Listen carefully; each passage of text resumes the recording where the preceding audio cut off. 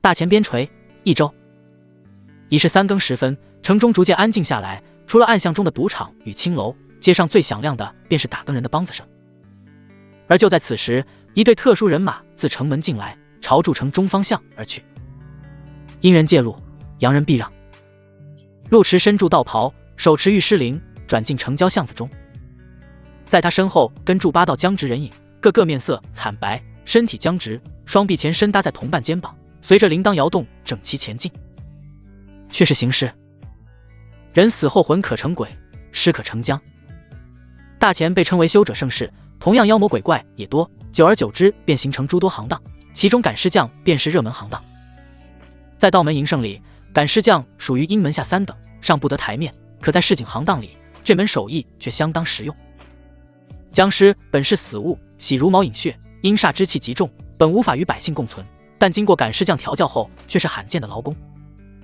一不会说话，这便少了抱怨；二力气大，能做常人不能做之事；三是最重要的，不要工钱，每3日用尸香喂食1次即可，省时省力又省心，简直是天选牛马。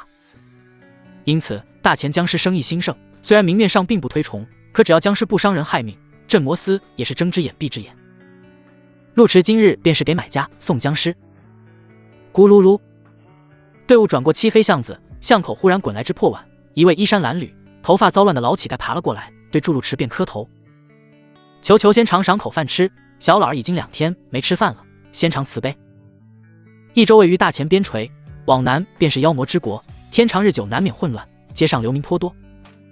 陆迟不语，蓦然从怀里掏出一张胡饼，塞到老乞丐的手里。多谢先尝。老乞丐接连磕了数下，才抱住饼子狼吞虎咽起来，眼底上有几分绝望，是道：“人活着还不如一头尸。”陆迟没有接话，安静的等他吃完后，才开口问道：“吃饱了吗？”老乞丐打了个嗝，咧嘴露出一口黄牙，嘿嘿笑住：“先长慈悲，小老儿吃饱了，祝先尝福如东海。”既然吃饱了，陆迟盯住老乞丐，那就不能再吃他们喽。老乞丐顿时一愣，浑浊双目眯起，抬头看向面前的年轻道士。陆迟仍旧面色含笑，浑然不惧跟其对视，仿佛跟邻居村民闲谈。咯吱，磨牙声骤然响起，惨白月光下，只见面前的老乞丐身形骤然拔高，本该佝偻的身躯竟逐渐延伸成1丈，身上那张人皮变得扭曲，一道生有3臂的尸怪从皮下钻了出来，露出肉帘般的诡异脑袋，呼吸间臭味喷洒。后生，你怎么认出老夫的？先前没认出，不过现在认出来了。陆迟丢掉御狮铃，袖口抖出一把软剑，真气灌入之后，软剑迅速变得硬长，青色剑光激射，径直将3臂尸怪劈碎。咕叽，尸怪被劈碎之后，却并未消亡，腐臭血肉在地面蠕动，凝聚成黑色的肉沫浓液，朝着地下蔓延。想跑！陆迟中指划过长剑，以精血隔空画符，血符青光大作，形成朦胧光影，笼罩住这片土地，形成结界。血符咒！啊！尸怪发出凄厉惨叫，浓液冒出漆黑浓烟，竟然化成一道鬼影，张嘴便喷出浓郁黑雾，黑雾恶臭无比，所到之处草木枯朽。与此同时，那3条手臂暴涨，犹如钢铁坚硬，朝住青色软剑抓去，试图钳制陆迟。砰！陆迟浑然不惧，身影如游龙腾跃，后仰避开尸怪攻击后，迅速移至尸怪背后，狠狠踹至其后心。尸怪倒飞数米，才勉强稳住身形，刚想张嘴喷洒妖物，却见那不起眼的软剑忽然光芒大作。诛魔剑法！陆迟停在半空，浑身真气狂涌，青剑陡然光芒万丈，激射出数道剑影，犹如流星飒沓，瞬间淹没高大黑影。轰隆隆，3臂尸怪骤然倒地，在剑光扫射之下，硬生生成了碎块，冒出缕缕黑烟。黑烟凝聚成丝线，瞬间没入陆迟眉心，涌向石海中的黑色古碑之中。古碑光芒显露，浮现出古状文字，关于尸怪的生平，犹如走马灯一般，在陆迟石海中飞速上演。3臂尸怪虽被称作尸怪，实则非尸亦非鬼，学名是食尸恶鬼。食尸恶鬼以尸体为食，善于伪装藏匿，表面跟常人无异，就算同等级别的修者，也很难看穿此物伪装。此怪名为莫无错，出身贫寒，父母早亡，是实打实的贫苦子弟。后来因缘际会，被镇上的大户小姐瞧上，受其资助，得以读书学医，最终成了一名医师，跟小姐喜结连理。成婚后2人育有1子1女，生活算是幸福美满。可偏偏城中闹了瘟疫。瘟疫来势汹汹，一时间尸横遍野。为了控制瘟疫蔓延，只能封住整座镇子，而后派遣医师医治。莫无错妻子不幸染疾，他生怕殃及自己，连夜收拾细软，抛妻弃子逃离乡镇。乱世中多枭雄，尸横遍野多鬼物。那些死于瘟疫的村民怨气不散，滋生出几头恶鬼。莫无错逃至山林破庙时，路遇吸食阳气的鬼物，最终因囊中羞涩而亡。他的尸身暴尸荒野，被秃鹫野兽啄食分吃，久而久之便形成一团怨煞之气，附在尸身之上，成了非尸非鬼的食尸恶鬼。此后，莫无错先是偷盗一桩尸体果腹，随助凶性渐长，逐渐开始杀人为食，再后来发展成劫掠行尸队伍。常言道，善恶皆有因果，莫无错名为无错，实则步步皆错，先是抛弃妻儿老小，后又害人无数。陆迟摇了摇头，便看到渡恶古碑碑文评价：八阶妖魔，食尸饮血，为恶煞也。如今渡恶，实也命也。碑文消散之后，陆迟掌心多了一枚8品灵药佛魔并蒂莲。佛莲金光璀璨，灵气四溢；魔莲阴煞滚滚，半如恶魔。正所谓一念神魔。陆迟将佛魔并蒂莲收起，长舒一口气，这次掉落品质还算可以，可惜不是修炼功法。半年前，陆迟身穿至妖魔横行的大钱，代替了原主，继承了师傅留下的道观，成了浮云关的关主。自那后，他识海中便多了一块支离破碎的渡恶古碑。每杀死妖魔，渡恶古碑便能读取妖魔记忆，并且随机掉落奖励。随着杀死的妖魔越多，石碑也在悄然发生变化，那些蛛网般的裂纹已经修补了许多，逐渐有些光泽。陆迟估计这便是他的金手指，虽然不知道完全修复后有什么用，但至少自己没有吃亏，也算是互相成就。便一直仰仗此碑斩妖除魔。哒哒哒，思绪间，奔走声忽然响起，一队人马掠过黑夜，飞速来到街口。为首的汉子身着黑袍，腰挂鹰隼令牌，当看到食尸鬼尸体时，沧桑面容露出喜色。果然是食尸鬼，这东西真是狡猾，这回多亏了陆少侠。陆迟站起身来，微笑道：赵大人客气了，若非镇魔司踩点，事情也不会进展如此顺利，我不过捡了便宜罢了。来人便是镇魔司捕头赵文峰。食尸鬼狡诈多端，镇魔司虽然能摸清此怪路数，但因为此怪善于伪装，又神出鬼没，著实不好抓捕。本想用行尸钓鱼，可惜镇魔师身上正气太重，经常作案的妖魔一眼就能辨出，根本不会咬钩，以至于此案拖了3天。益州秩序本就偏乱，3天捉不到妖鬼本属正常，可偏偏恰逢端阳郡主来此历练，这事就变得紧张起来。端阳郡主虽然年轻，可到底是圣经贵人，镇魔司总要做出个样子来。而陆迟跟镇魔司本就有些来往，便顺理成章的合作共赢。陆少侠谦虚了。赵文峰爽朗笑道：义庄的人说了，只要能抓住这头尸怪，便拿出2头行尸作为额外报酬，眼下便由少侠处置了。陆迟拱了拱手，多谢，那陆某就先告辞了。叮铃铃，陆迟招手捡起玉尸铃，挑选了2头品相不错的行尸，随着清脆声音响起，2头行尸乖巧跟在后面朝筑城外走去。咕噜噜，就在陆迟离开时，一辆马车从街边驶来，悄然停在街边。枣红马车外设低调，但车身颇为宽敞，前头又有2匹骏马拉住，车门前雕刻孔雀纹，瞧住便不是一般人家能用的。一道纤细手腕挑起车帘，露出张清秀圆脸，朝着赵文峰招呼道：赵大人，郡主有话要问。赵文峰暗道晦气，急匆匆来到马车前，恭敬行礼道：卑职赵文峰参见郡主殿下。一道清脆又不失柔媚的嗓音响起：赵大人，方才那位郎君是谁？赵文峰出身贫寒，全靠拳头爬到今天位置，深知官场险恶，对汴京贵人没什么好感。那些人富贵惯了，根本不知民间疾苦。比如马车里端坐的端阳郡主，父亲是雍王，兄长是玉衡剑宗掌教，首席弟子。他自幼便受到剑宗指点，年纪轻轻便是7品境界，履历令人艳羡。可这位姑奶奶不在京城享受荣华，非要千里迢迢来到益州，美其名曰历练。益州这座小庙哪里装得下这尊大佛？这几日镇魔司几乎跑断腿，江城门楼子、马路牙子都擦得干干净净，为的就是恭迎这位郡主娘娘。赵文峰心底有些怨气，但面上并未表露，回应道：回郡主，那是城外浮云关的关主陆迟陆少侠。端阳郡主端坐车中，声音里明显带住几分赞赏。没想到在这边陲之地还有如此俊美的道士，本郡主瞧他有些本事，至少是7品巨灵境，为何不招入镇魔司？嘿，真当镇摩司是什么香饽饽？在京城那确实是响当当，在边陲就是负责擦屁股的衙门罢了。赵文峰觉得好笑，如实道：陆少侠乃方外之人，平日自在惯了，不喜官场约束。再者，他是服云关关主，身上背着传承。原来如此。端阳郡主闻言没有继续追问，淡声道：退下吧。赵文峰如临大赦，当即滚回捉妖现场。比起来跟贵人们说场面话，他更喜欢跟尸山火海为伍。咕噜噜，马车继续行驶，车厢内檀香袅袅。国色天香的端阳郡主跪坐桌前，淡黄色长裙材质柔滑，勾勒出沉甸甸胸襟，腰肢纤细柔韧，丰盈圆润压住玉足，弧度惊人。丫鬟绿珠剪掉烛火灯芯，笑嘻嘻问道：郡主是起了爱才之心，还是单纯瞧上人家少侠俊美，想掳进后院欣赏？那陆少侠确实够俊，放在汴京城也能排上名号，看得奴婢心都酥了。端阳郡主抬起桃眸瞧了一眼，语气懒洋洋的：爱才与爱美之心皆为人之常情，我来一周，一是历练，二是帮长公主殿下网罗英才，找个又俊又有本事的，两不耽误。绿珠喜笑颜开，汴京小姐们皆玩得开，谁家后院不养几个俊俏书童？偏偏郡主娘娘一心向道，急得王爷团团转，生怕郡主自输不嫁。眼下听到这话，绿珠小声道：郡主说的极是，可就怕如赵大人所言，人家少侠不愿意跟朝堂扯上关系，到时候岂不尴尬？年轻人心高气傲是常有的事，若他真的能用，我自然有办法劝他。端阳郡主随口道：不过浮云关是什么关？倒是没听说过，待奴婢明日去打听打听也好。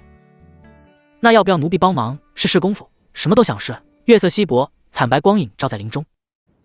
浮云关坐落在城外半山腰，早年间香火鼎盛，可随着正统道门的崛起，野关也就逐渐没落了。5年前，浮云关师兄弟散尽，皆去江湖，各奔前程去了，只留下师傅一人。直到半年前，师傅寿终正寝，将浮云关托付给陆池。哒哒哒，陆池带助行师回关，刚刚开门，便有一只小老虎迈住优雅步伐过来，好奇地围助行师转圈，时而抬腿挠挠。小老虎长约1尺，通体雪白，双眸漆黑如玉石，圆滚滚的脑门上有些黑色纹路，歪歪扭扭，像是个王字。因身材颇为富贵，遂取名发财。2个月前，陆池下山除妖，见小家伙跌落山崖，奄奄一息，便带了回来医治，一直作伴到现在。陆池从怀里掏出2颗丹药，放在白虎面前，后者鼻翼翕动，犹如嚼豆般吃掉，身上溢散出几缕灵气。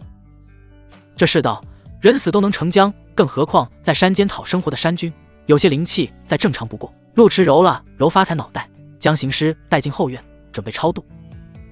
超度分为物理超度和经文超度。物理超度直接斩了，丢进火炉焚尽即可，此法简单快捷。缺点是僵尸喉咙含住一口怨气，强行超度后，那股怨气便会泄出，污染周遭环境。经文超度麻烦些，需要默念渡人经，也就是太上洞玄灵宝无量渡人上品妙经，佐以符箓消散僵尸那口怨气。上品妙手10回渡人，百魔引运，离合自然，魂动赤纹，无无上真，原始祖劫，化生诸天。陆池诵读渡人经，蘸取朱砂绘符，待经文默念完毕，2张消怨符便无风自动，掠至2头僵尸脑门。哈！僵尸蓦然张嘴，喉咙剧烈松动，喷出一口黑气。这便是成僵的关键所在。这口怨气没了，僵尸也就不再是僵尸，当即倒在地上，彻底没了声息。渡恶古碑蒙阴云，前尘过往皆如云烟，2头僵尸的过往汇聚成绮丽画卷，在陆池脑海之中浮现。2头僵尸生前是父与子，老汉出身淮江，自幼吃水上饭，前的是捞市生意。江边每逢盛夏酷暑，总免不了戏水者，常言道淹死的都是会水的，一来二去总免不了出事。老汉靠此攒了些许家业，前搭上了曹帮路子，干起了漕运生意，因为熟悉淮江，倒也做得红火，发了笔横财。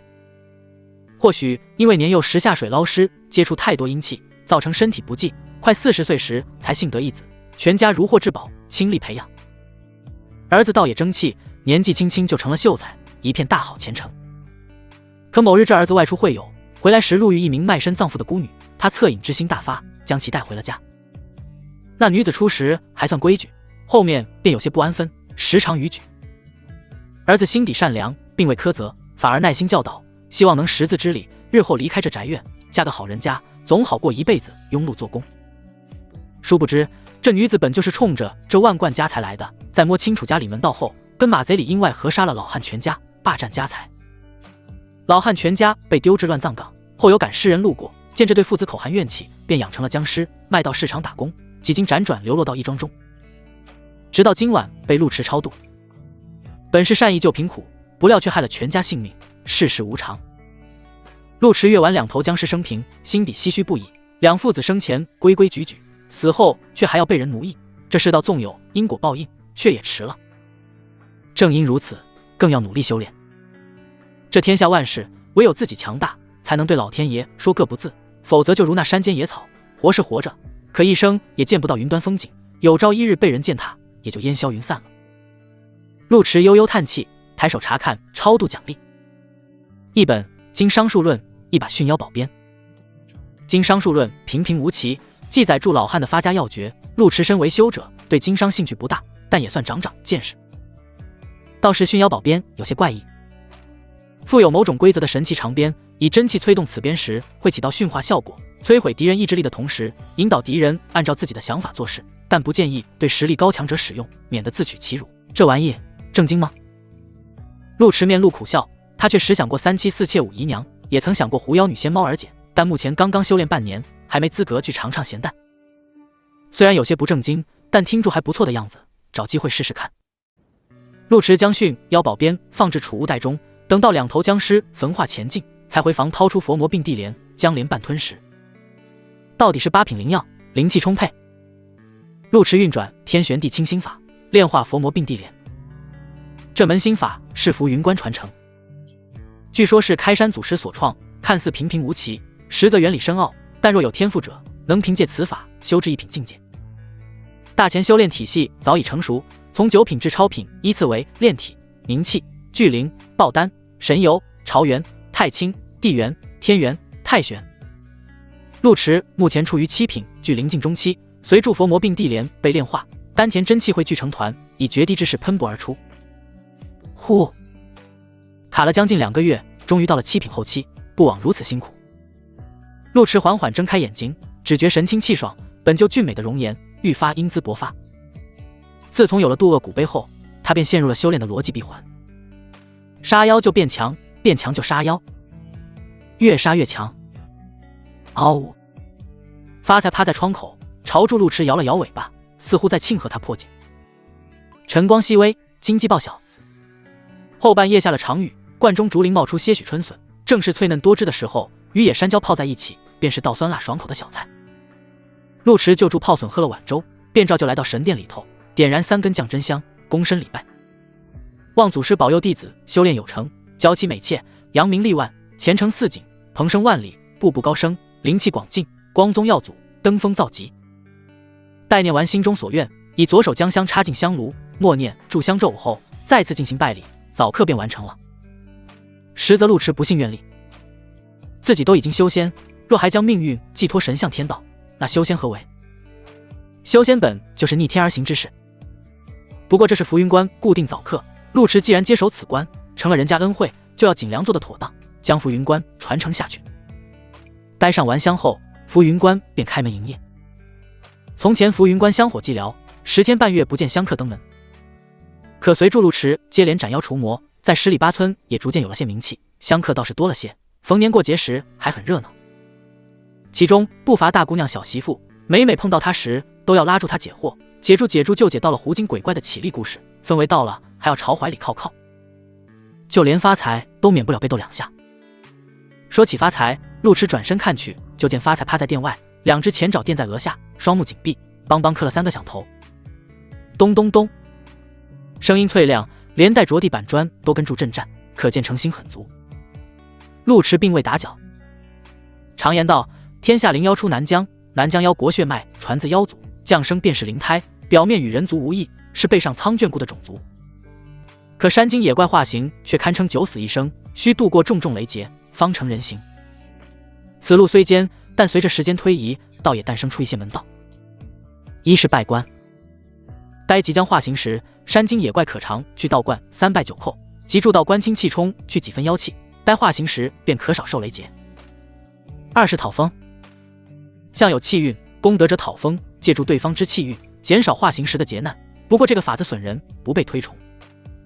可惜许多妖魔历尽千辛万苦才得以化形，却不思来路之苦，为祸一方，最终烟消云散。陆池不禁感慨，发财灵智尚且不多，但在道观生活久了，拜官也就逐渐成了一种本能，若来日真能化形，也是桩机缘。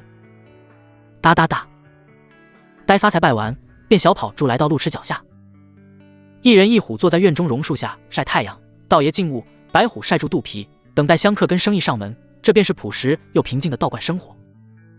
踏踏踏，待日上3竿时，道观终于迎来了今日第一位香客。来人身着红色锦服，露出大半胸脯，可惜年华老去，此番打扮不觉诱惑，倒显著艳俗。好在风韵犹在，勉强能看出年轻风华。小道长，你师傅呢？半老徐娘急色匆匆，进关没有上香，反倒是直奔陆池。陆池看住这身打扮，就知道这大姨来历有些说法，如实道：说来伤怀，师傅已于半年前仙逝，不知夫人找我师傅有何贵干？半老徐娘微微一怔，下意识喃喃道：难怪上次见面时体力不济，坚持不到半盏茶便虚弱无力，原是身体不成了。这话的信息量有些大呀。陆池眼皮子一跳，脸色有些微妙，原是师傅故人。半老徐娘叹了口气，摇头道：我是醉香楼的管事娘，不堪称故人，不过是给你师傅布施过几回罢了。今日前来，本有要事求助，没想到，醉香楼。若陆池没记错，那可是一州最大的青楼。据说里面的姑娘都经过专门训练，每位魁都是从众多练习生中选拔出来，吹拉弹唱样样精通。师傅路子还挺广啊。陆池稍作琢磨，便知道生意上门，当即严肃道：我是师傅亲传弟子，接了师傅衣钵传承，一若有需要，尽管直言。娘稍作思索，也懒得再跑2家，便道：我家魁娘子出了事，你若真有本领，可跟我去瞧瞧。我事先说好，事情有些棘手，你若不成，便不要逞强，耽误我的时间。陆池点头，姨只管放心，师傅本领我都会。陆池对本地青楼始终心怀敬意，在边陲糟乱之地，还能屹立10数年不到，培养出艳名远扬的专业魁，足见功力。魁明月便是本地青楼的代表，本是官家女或坠落风尘，既有大家闺秀的端庄典雅，又有青楼培养出的妩媚，甫一出道便成了无数书生的婕妤，深受才俊追捧。可近日魁娘子却突发恶疾，原是一州知名富商陈老爷豪掷千金成为魁榜1，获得跟魁娘子倾谈的机会。谁料魁娘子忽然性情大变，关键时刻咬了陈老爷一口，断了。陆池都跟住幻痛。姨微微一怔，旋即苦笑道：小道常想哪里去了？明月咬的是陈老爷胳膊，陈老爷虽然没追究，但明月却越来越不正常，时而疯癫，时而正常，就连娘都被咬了2口。明月是我一手培养起来的丫头，来历身家都清楚前进，如今忽然反常，我怀疑被邪祟附身。娘忧心忡忡，这事本该禀报镇魔司，可官家流程繁杂，动辄还要查封醉香楼，娘实在消耗不起，这才去了浮云关。姨放心，是不是邪祟附身，届时一看便知。陆池扛住发财，跟住娘乘车来到巷，便见前方绣楼恢宏，栏杆处坐住诸多衣衫褴褛的姑娘。好家伙，不愧是一州第一青楼，姑娘们的质量着实不错，个个妖是妖，凶是凶。陆池微微感慨，挑开车帘跳下去。甫一下车，满楼的姑娘便是一怔，随后下意识站起身，齐刷刷看了过来，相怕被风吹走，仍不觉，皆痴痴地看住那道身影。娘好俊的郎君，这么俊还逛青楼，真不怕吃亏啊！看得奴家腿都酥了。小浪蹄子，快收收你的口水，丢人现眼的玩意。彼时，醉香楼对面的明德楼中，明德楼是一州知名茶肆，茶品齐全，不仅有本地风情，就连京城的富贵茶团也能卖上鸡块。就是位置不佳，开在青楼对面。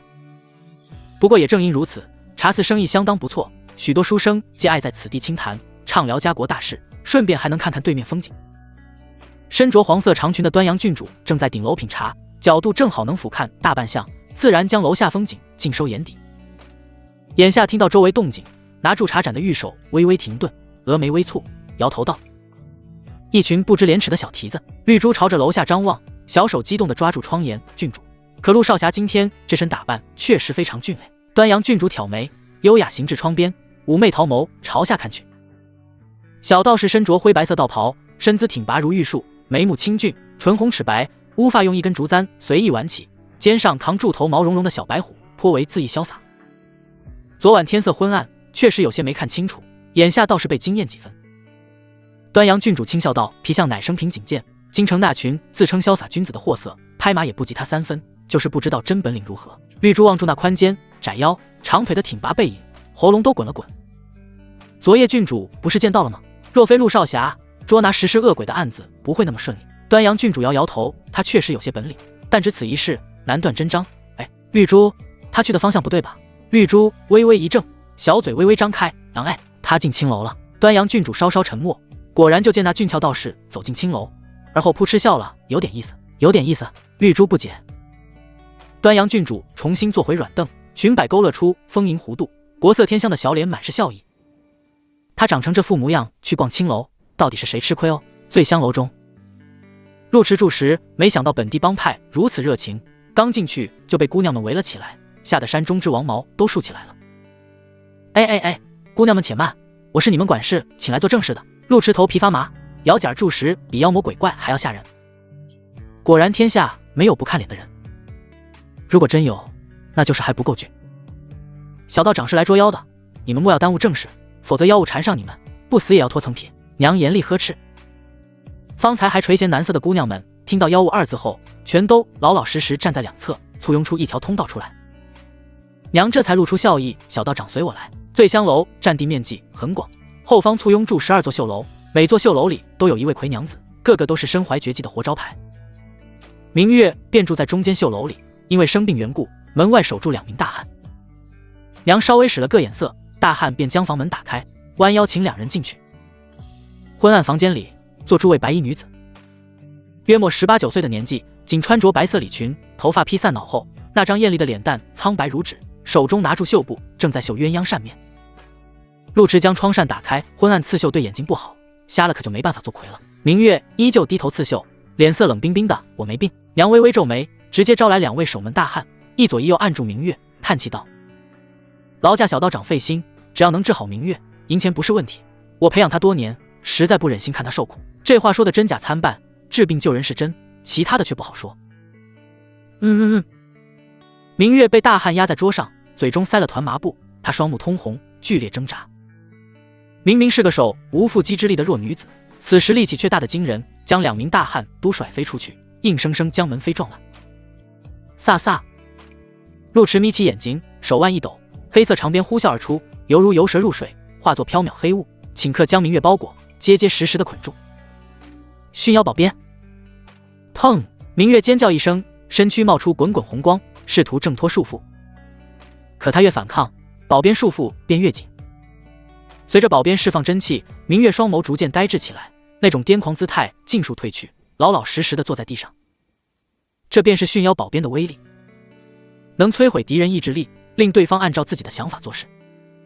呼！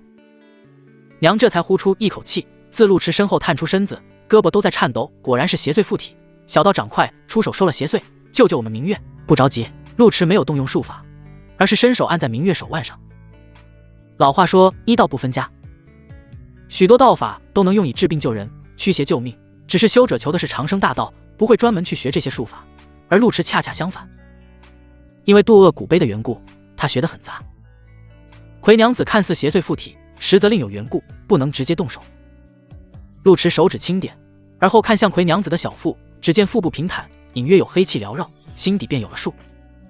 他确实没病，也没有被邪祟附身。娘愣了愣，下意识道：这怎么可能？若无邪祟附体，好端端的一个人怎么会变成这样？陆小道长，我跟你师父有救，你可不能诓骗我。陆池站起身来，但他肚子里有只妖。娘脸色大变，啊，她怀了妖胎。陆池若有所思道：凡人怀妖胎会受到妖气影响，逐渐妖化，所以他才会控制不住的癫狂。不可能啊！娘斩钉截铁道。一若不相信，可禀报镇摩斯。陆池道：这只是初期，等到后期时，他的元气也会被妖胎吸潜。小道长误会了。娘急得脸都红了，急声道：他从来都是卖艺不卖身的清官人，以诗词歌赋雅学闻名，自入楼从未接客，如何怀孕？自古以来，名妓皆有绝学，虽以色示人，却不卖身。正因如此，深受读书人追捧，也不乏留名轻视者。可身在淤泥之间，又有几人能真正出淤泥而不染？陆池看向明月，这就要问当事人了。明月被捆得狼狈，鸭子坐在地上，双目赤红，明明已经清醒，却仍旧不肯说出真相，冷冷道：“你休要妖言惑众，我的孩子怎会是妖胎？若再胡言乱语，我必报官抓你。”陆迟皱眉，常言道良言难劝该死的鬼，他是捉妖道士，不是解决矛盾的老娘舅，当即摇了摇头。哦，既然如此，那姑娘且等死吧。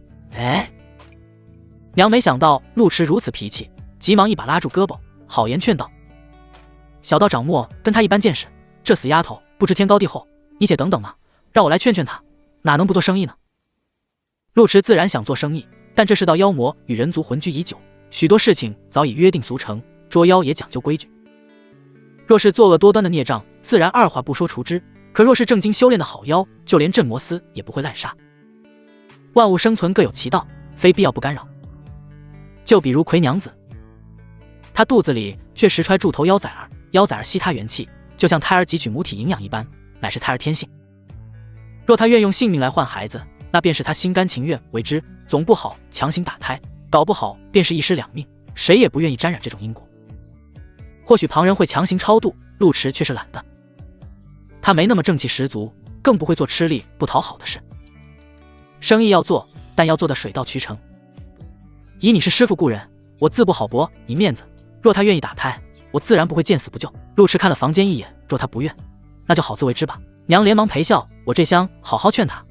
你们两个快带到长去喝茶。陆迟想到姚姐儿们的热情，当即摇头，喝茶倒也不必，我在院子里逛逛，半个时辰后若没有结果，我便回了。劳驾。娘连连点头，急忙进房去劝魁娘子。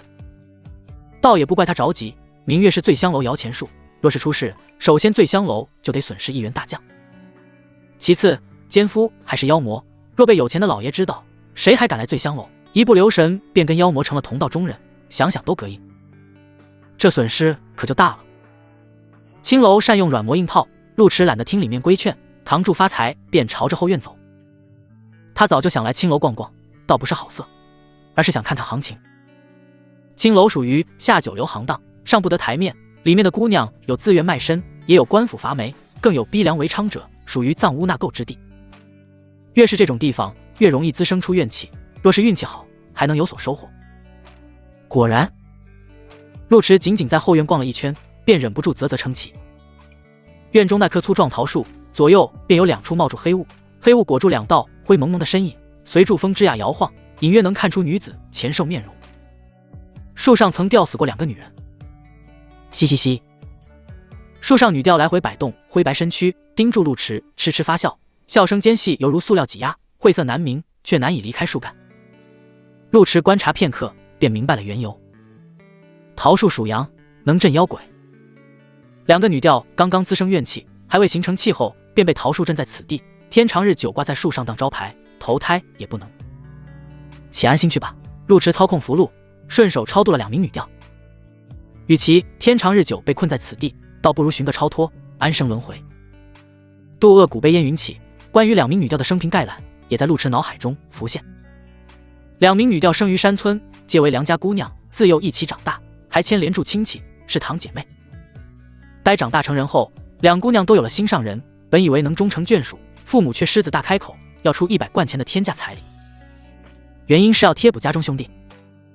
对贫苦百姓而言，就算出去卖身为奴，都卖不到100贯，这可愁杀了2对痴心人。4人稍微一合计，便决定私奔。私奔前夕，2姑娘进山采药，为家里尽最后一份力。谁料待2姑娘下山，却见村子里尸横遍野，血流成河，原是遭了马匪。村里人被屠个前进，官府也查不出所以然，这案子就一直积压住。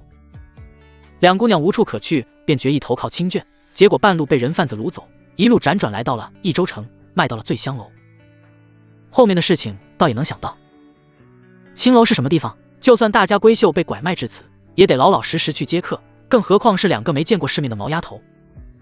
先是打骂训斥，后又关在柴房挨饿，18般武艺各来一通，手段堪比大牢逼宫，想死都不成。说来可叹，这2姑娘虽然出身不高，倒也是有些脾性。2人被折磨得痛不欲生，只得先假意答应，规规矩矩接受培训，直到青楼管事放松警惕后，2人就双双在这树上掉了脖子。虽是农家女子，却有青山气节，可惜可惜。可惜这世道本就是弱肉强食，普通人想求个公平，实在太难。话又说回来，虽是边陲之地，可马匪也太多了些。那对僵尸父子便是遭了马匪算计，这对姐妹也是被马匪屠村。这世道不好混呐！陆池感叹一声，便见渡厄古碑烟消云散，掉落了2粒清心丹，服之可玉气长舒，神清气爽，心中畅快。服下丹药后，陆池心底沉闷一扫而空，识海中清光灌顶，一身自在。1粒清心丹，扫去多年怨。嗷呜！发财嗅到丹药清香，伸出毛茸茸的爪子，挠了挠陆池胳膊，又做了2下白白姿势。好端端的母老虎，为了口吃的，竟成了招财猫。陆池觉得好笑，便丢给他1粒清心丹。小老虎嘎嘣嚼住，跳到面前转了个圈。将来你若化形，再记起今日模样，不知作何感想？陆池摇摇头，扛住发财离开了后院。刚刚来到楼前，便见方才那2名大汉小跑住过来，急匆匆道：“道长，娘请您过去。明月娘子已经想明白了。”陆池微微挑眉，哦，姨真是好手段，这么快就说通了。2名大汉讪笑2声，神色有些怪异，但没多说，只是弯腰请陆池过去。直到走进屋里，陆池才明白他们为何那副怪异神色。明月，你竟敢偷偷接客，甚至还是免费布施，你知道外面那些老爷少爷跟你轻谈一次要多少钱吗？你坏了规矩啊！暖香融融的房间里面，娘揉住脑门，涂脂抹粉的脸皱成局，一双眼睛盯住明月，愤怒中夹杂住几分狠戾，边骂边哀叹。青楼虽然上不得台面，但也有自己的做事规矩。莫说魁，就算普通继子接客，也有办法保证出入平安，否则动辄怀胎8月，青楼便要改行了。结果魁娘子不仅私下接客，甚至暗结珠胎，若被老爷们知道，醉香楼的信誉可就没了。这就是你们推出的清官人。明月被驯妖宝鞭捆住，却依旧不肯低下脑袋，颤声道：“我跟李郎是真心相爱，李郎值得我托付终身。昔年他跟老母相依为命，生活艰苦，却依旧不愿受我帮扶，破庙苦读才得中秀才。中榜后第一件事便是想帮我赎身。”娘气的眉头直突突。好，既然你爱慕李郎，为何又怀了柳郎孩子？陆池啊，这瓜属实有些离谱。陆池端起茶盏，没有打搅，默默听2人辩解来龙去脉。明月轻咬下唇，眼底流出2行清泪，半晌才开口：“李郎愿娶我进门，可他老母却宁死不肯点头。不过若我怀了李郎孩子，他老母也得咬牙认下。可李郎读书时受罪太多，身子骨羸弱多病，努力半年都未曾怀上身孕，我不得已才另寻他法。好一个不得已！”陆池端住茶盏的手微微停顿，有些如鲠在喉。魁与书生之事自古便广为流传，不管是《警世恒言》还是《聊斋志异》，皆记录住不少书生与魁的佳话，也曾引起后世效仿。然则没有一桩佳话能跟眼前这桩相比，离谱到姥姥家。莫说陆池愕然，就连身经百战的娘都瞠目结舌。你为了嫁给李郎，便向外人借种，给他戴了这么一顶帽子。我们青楼女子虽然卑贱，却不能自甘卑贱。明月你实在糊涂。明月红住眼睛，痴痴道：“妈妈，你懂什么？当初我外出礼佛，是李郎救我于危难之间，这才有了这桩缘分。我是真爱李郎，为了嫁给他，我什么都愿意做。”娘捂住心口，已然懒得跟他辩驳，只是咬牙道：“你这死丫头，真是脑子坏了！凭你如何说，你那李郎也不会再要你。没有哪家男人愿意戴这种绿帽子。不信你问陆小道长。”陆池正在默默看戏，冷不丁被点名，只得搭腔：“确实，老话讲，戏子无情，婊子无义，说的便是风尘女子普遍没有情义。这魁娘子口口声声为了李郎，实则是为他自己。要说那李郎也是倒霉，落难时不用魁钱财，发达了也不忘旧情，可见人品不俗，是个值得托付的好人。结果魁却给他戴了这么一顶帽子，还美其名曰是为了李郎。若非腹中是妖胎，还不知道这顶帽子要戴多久。这世道就如此欺负老实人。陆池越看越觉得那貌美魁犹如一只顽劣猴子，怎么看都不像人，实在滑稽可笑，惹人憎恶。就算李郎不要我，我也认了。有些事情一步错不错。明月眼底充满悔意，但很快又变成恨意。妖魔定是那柳郎，我看他面容俊美，这才委身与他，没想到居然是妖，还请道长原谅明月的冒犯，救我一命。陆池冷眼望住这幕，只觉青楼女子当真可怕，淡声道：“姑娘方才骂我胡言，现在又为何愿意相信了？”明月惭愧道：“实不相瞒，我自从怀孕后便开始有些反常，但我没想到会这么严重，还请道长原谅明月的不懂事。说到底，还是心存侥幸。”明月本打算嫁入李家后，再设法留掉孩子，哪怕是妖胎，只要能助他成事，便是好胎。这才排斥陆迟。可方才娘将事情轻重告知，明月冷静下来后，也惊了一身冷汗，再也不敢心存侥幸。陆迟瞧不上明月这种行径，但本就是继子，做出这种事情似乎也不奇怪，便道：既如此，我便为你打掉妖胎。至于你那位妖魔情郎，最好禀报镇魔司，免得他事后找你算账。娘不想劳驾镇魔司，下意识道：道长，能不能？不能。陆迟前脆回绝。妖魔虽能在人间生活，可到底人妖殊途，想怀孕并不容易。那柳郎轻易便让葵怀孕，或许有其他缘故。陆迟虽是道士，但总不能住在青楼等那柳郎过来。若是人家来了还好，若是10天半月都不见影，他浮云关还要不要了？这种蹲点的事儿，还是交给人手充足的镇魔司比较靠谱。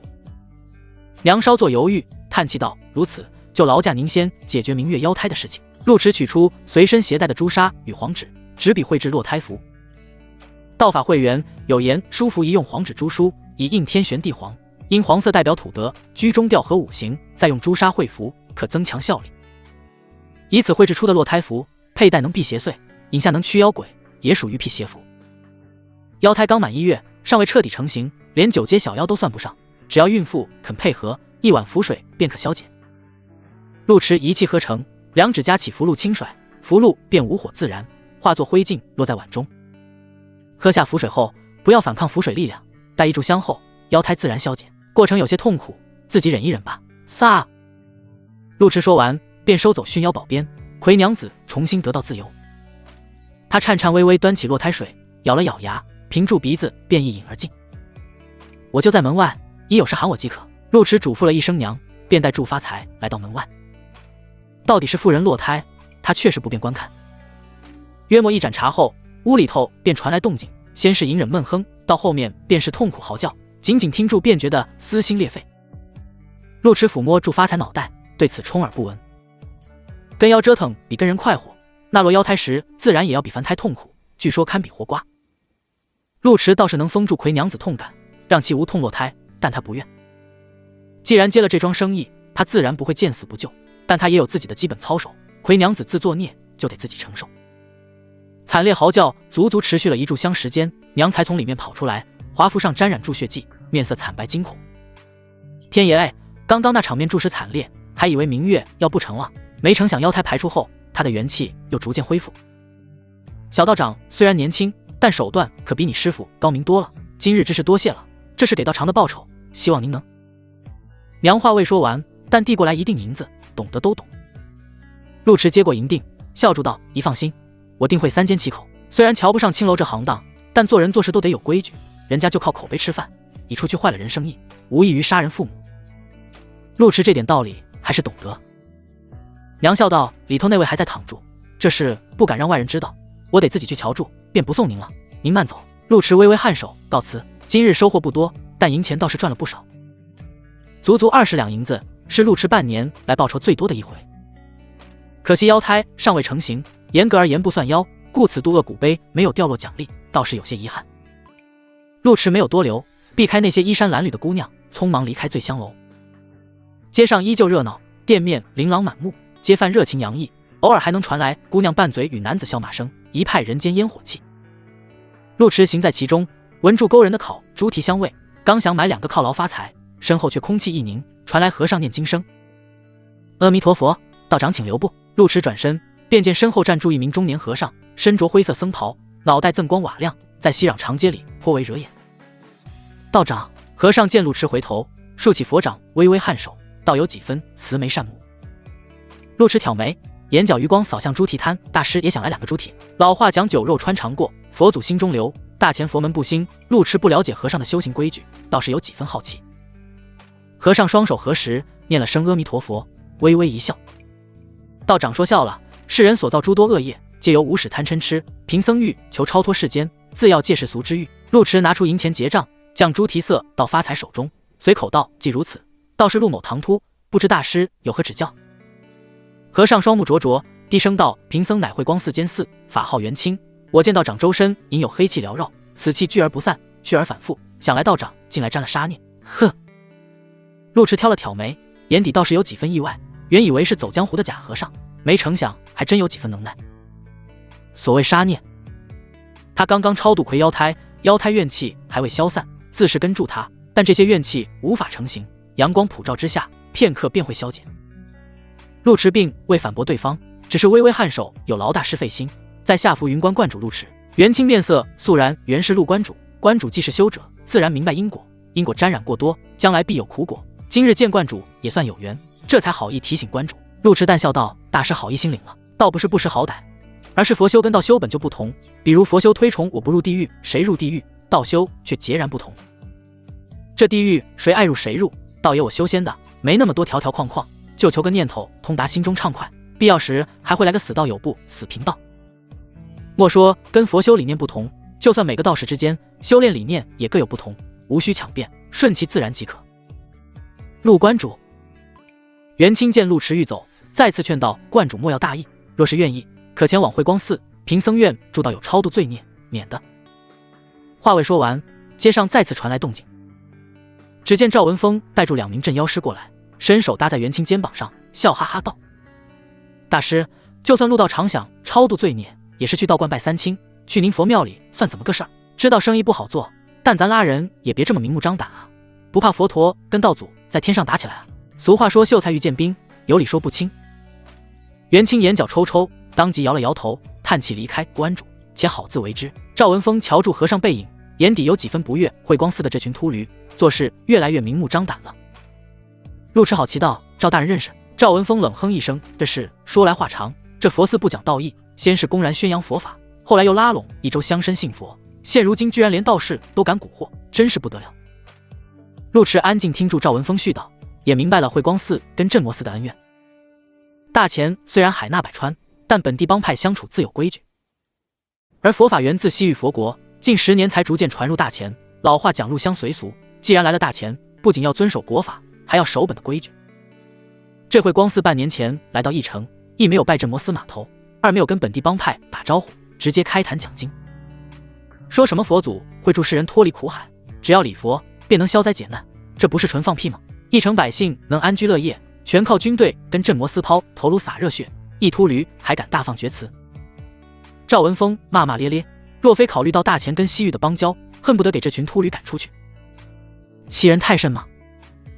陆池苦笑道：“原来如此，不过我看那间寺有点能耐，难怪传到这么快，也就他有点本事了。不说这晦气事。”赵文峰呲了呲牙子，目光看向捧住猪蹄吃的发财，眼睛一亮：“哼，好俊的小白虎，不过放在肩上可不安全，这一口下去还得了。”呜！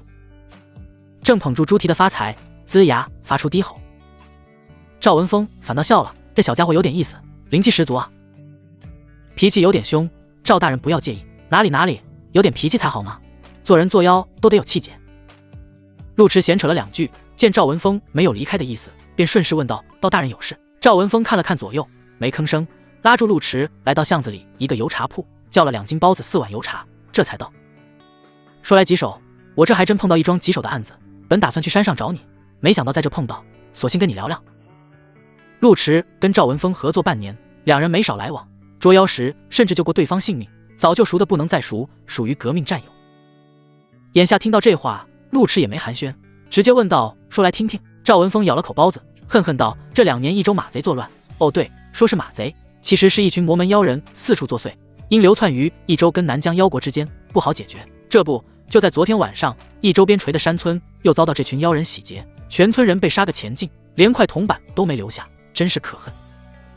郡主娘娘发话了，她要亲自督查此案，必须将这群妖人斩草除根。但话说回来，我们跟妖人纠缠2年有余，要真的好抓，早就抓前尽了。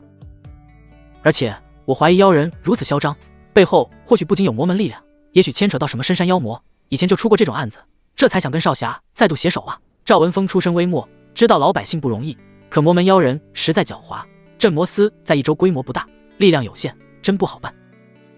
眼下连连叹气，只把包子当马贼，吃得咬牙切齿。陆池却心神一动，僵尸父子、青楼女调姐妹的遭遇皆跟马贼有关，原以为是世道太乱，如今看来也不尽然。这群马贼若是魔门妖人，如此大规模烧杀抢掠，事情估计就没那么简单，背后搞不好藏住其他谋算。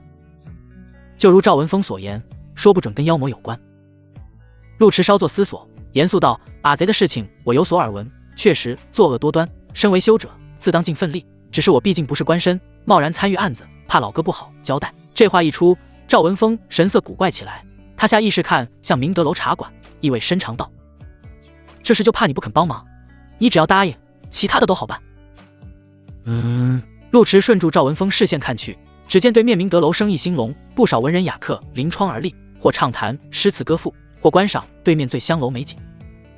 赵文峰没有挑明，只是压低声音道：“当今郡主娘娘爱财，你上回怒斩石狮恶鬼，恰好被郡主娘娘碰到，觉得你英姿勃发，很有潜力，有意提拔呢。”陆迟神色微微一怔，他知道端阳郡主来益州历练，其父为当今圣上胞弟雍王，其母为江门虎女，其兄为玉衡剑宗掌教首席弟子，有如此深厚背景，动辄便是朝堂漩涡。真要接受提拔，指不定还要被郡主娘娘开油，这提拔陆迟真不敢承受。陆某一介闲散人，让我喝酒捉妖还成，干其他的真难胜任，况且我还承祝福云关传承，只能辜负郡主好意。赵文峰非但没有觉得辜负，反而高看陆迟一眼：“我就知道你是个有气节的，既然如此，马贼妖人这桩案子，咱们还像从前那么查，真能查出什么，少不了你的好处。”陆迟端起油茶碰了碰：“赵大哥客气，为百姓除害，应该的吗？”明德楼雅间内，端阳郡主茶过3巡，撑着手儿坐在窗前，望住街角油茶铺，妩媚桃眸眯起。他在醉香楼里待了将近1个时辰，看来是去除妖啊。绿珠掰住手指头算，狐疑道：“1个时辰足够了呀，郡主为何觉得他是去除妖，而不是快活？”端阳郡主摇住团扇，笑眯眯道：“楼里姑娘活儿多得很，莫说1个时辰，就算2个时辰，估计才刚开始上正菜，哪能这么快？”郡主说的就跟去过似的。绿珠小声低咕住。端阳郡主瞟了他一眼，天天听京城那群小蹄子念叨什么佛前坐莲，西施浣纱，听都听明白了，还用得住亲自去？绿珠登时哑口无言。京城那群小姐在外人面前个个端庄贤淑，实则私下什么骚话都敢讲，她身为丫鬟，有时都听得面红耳赤。绿珠怕郡主越说越来劲，有损用王府风范，急忙转移话题：“郡主觉得赵大人能说服陆少侠吗？”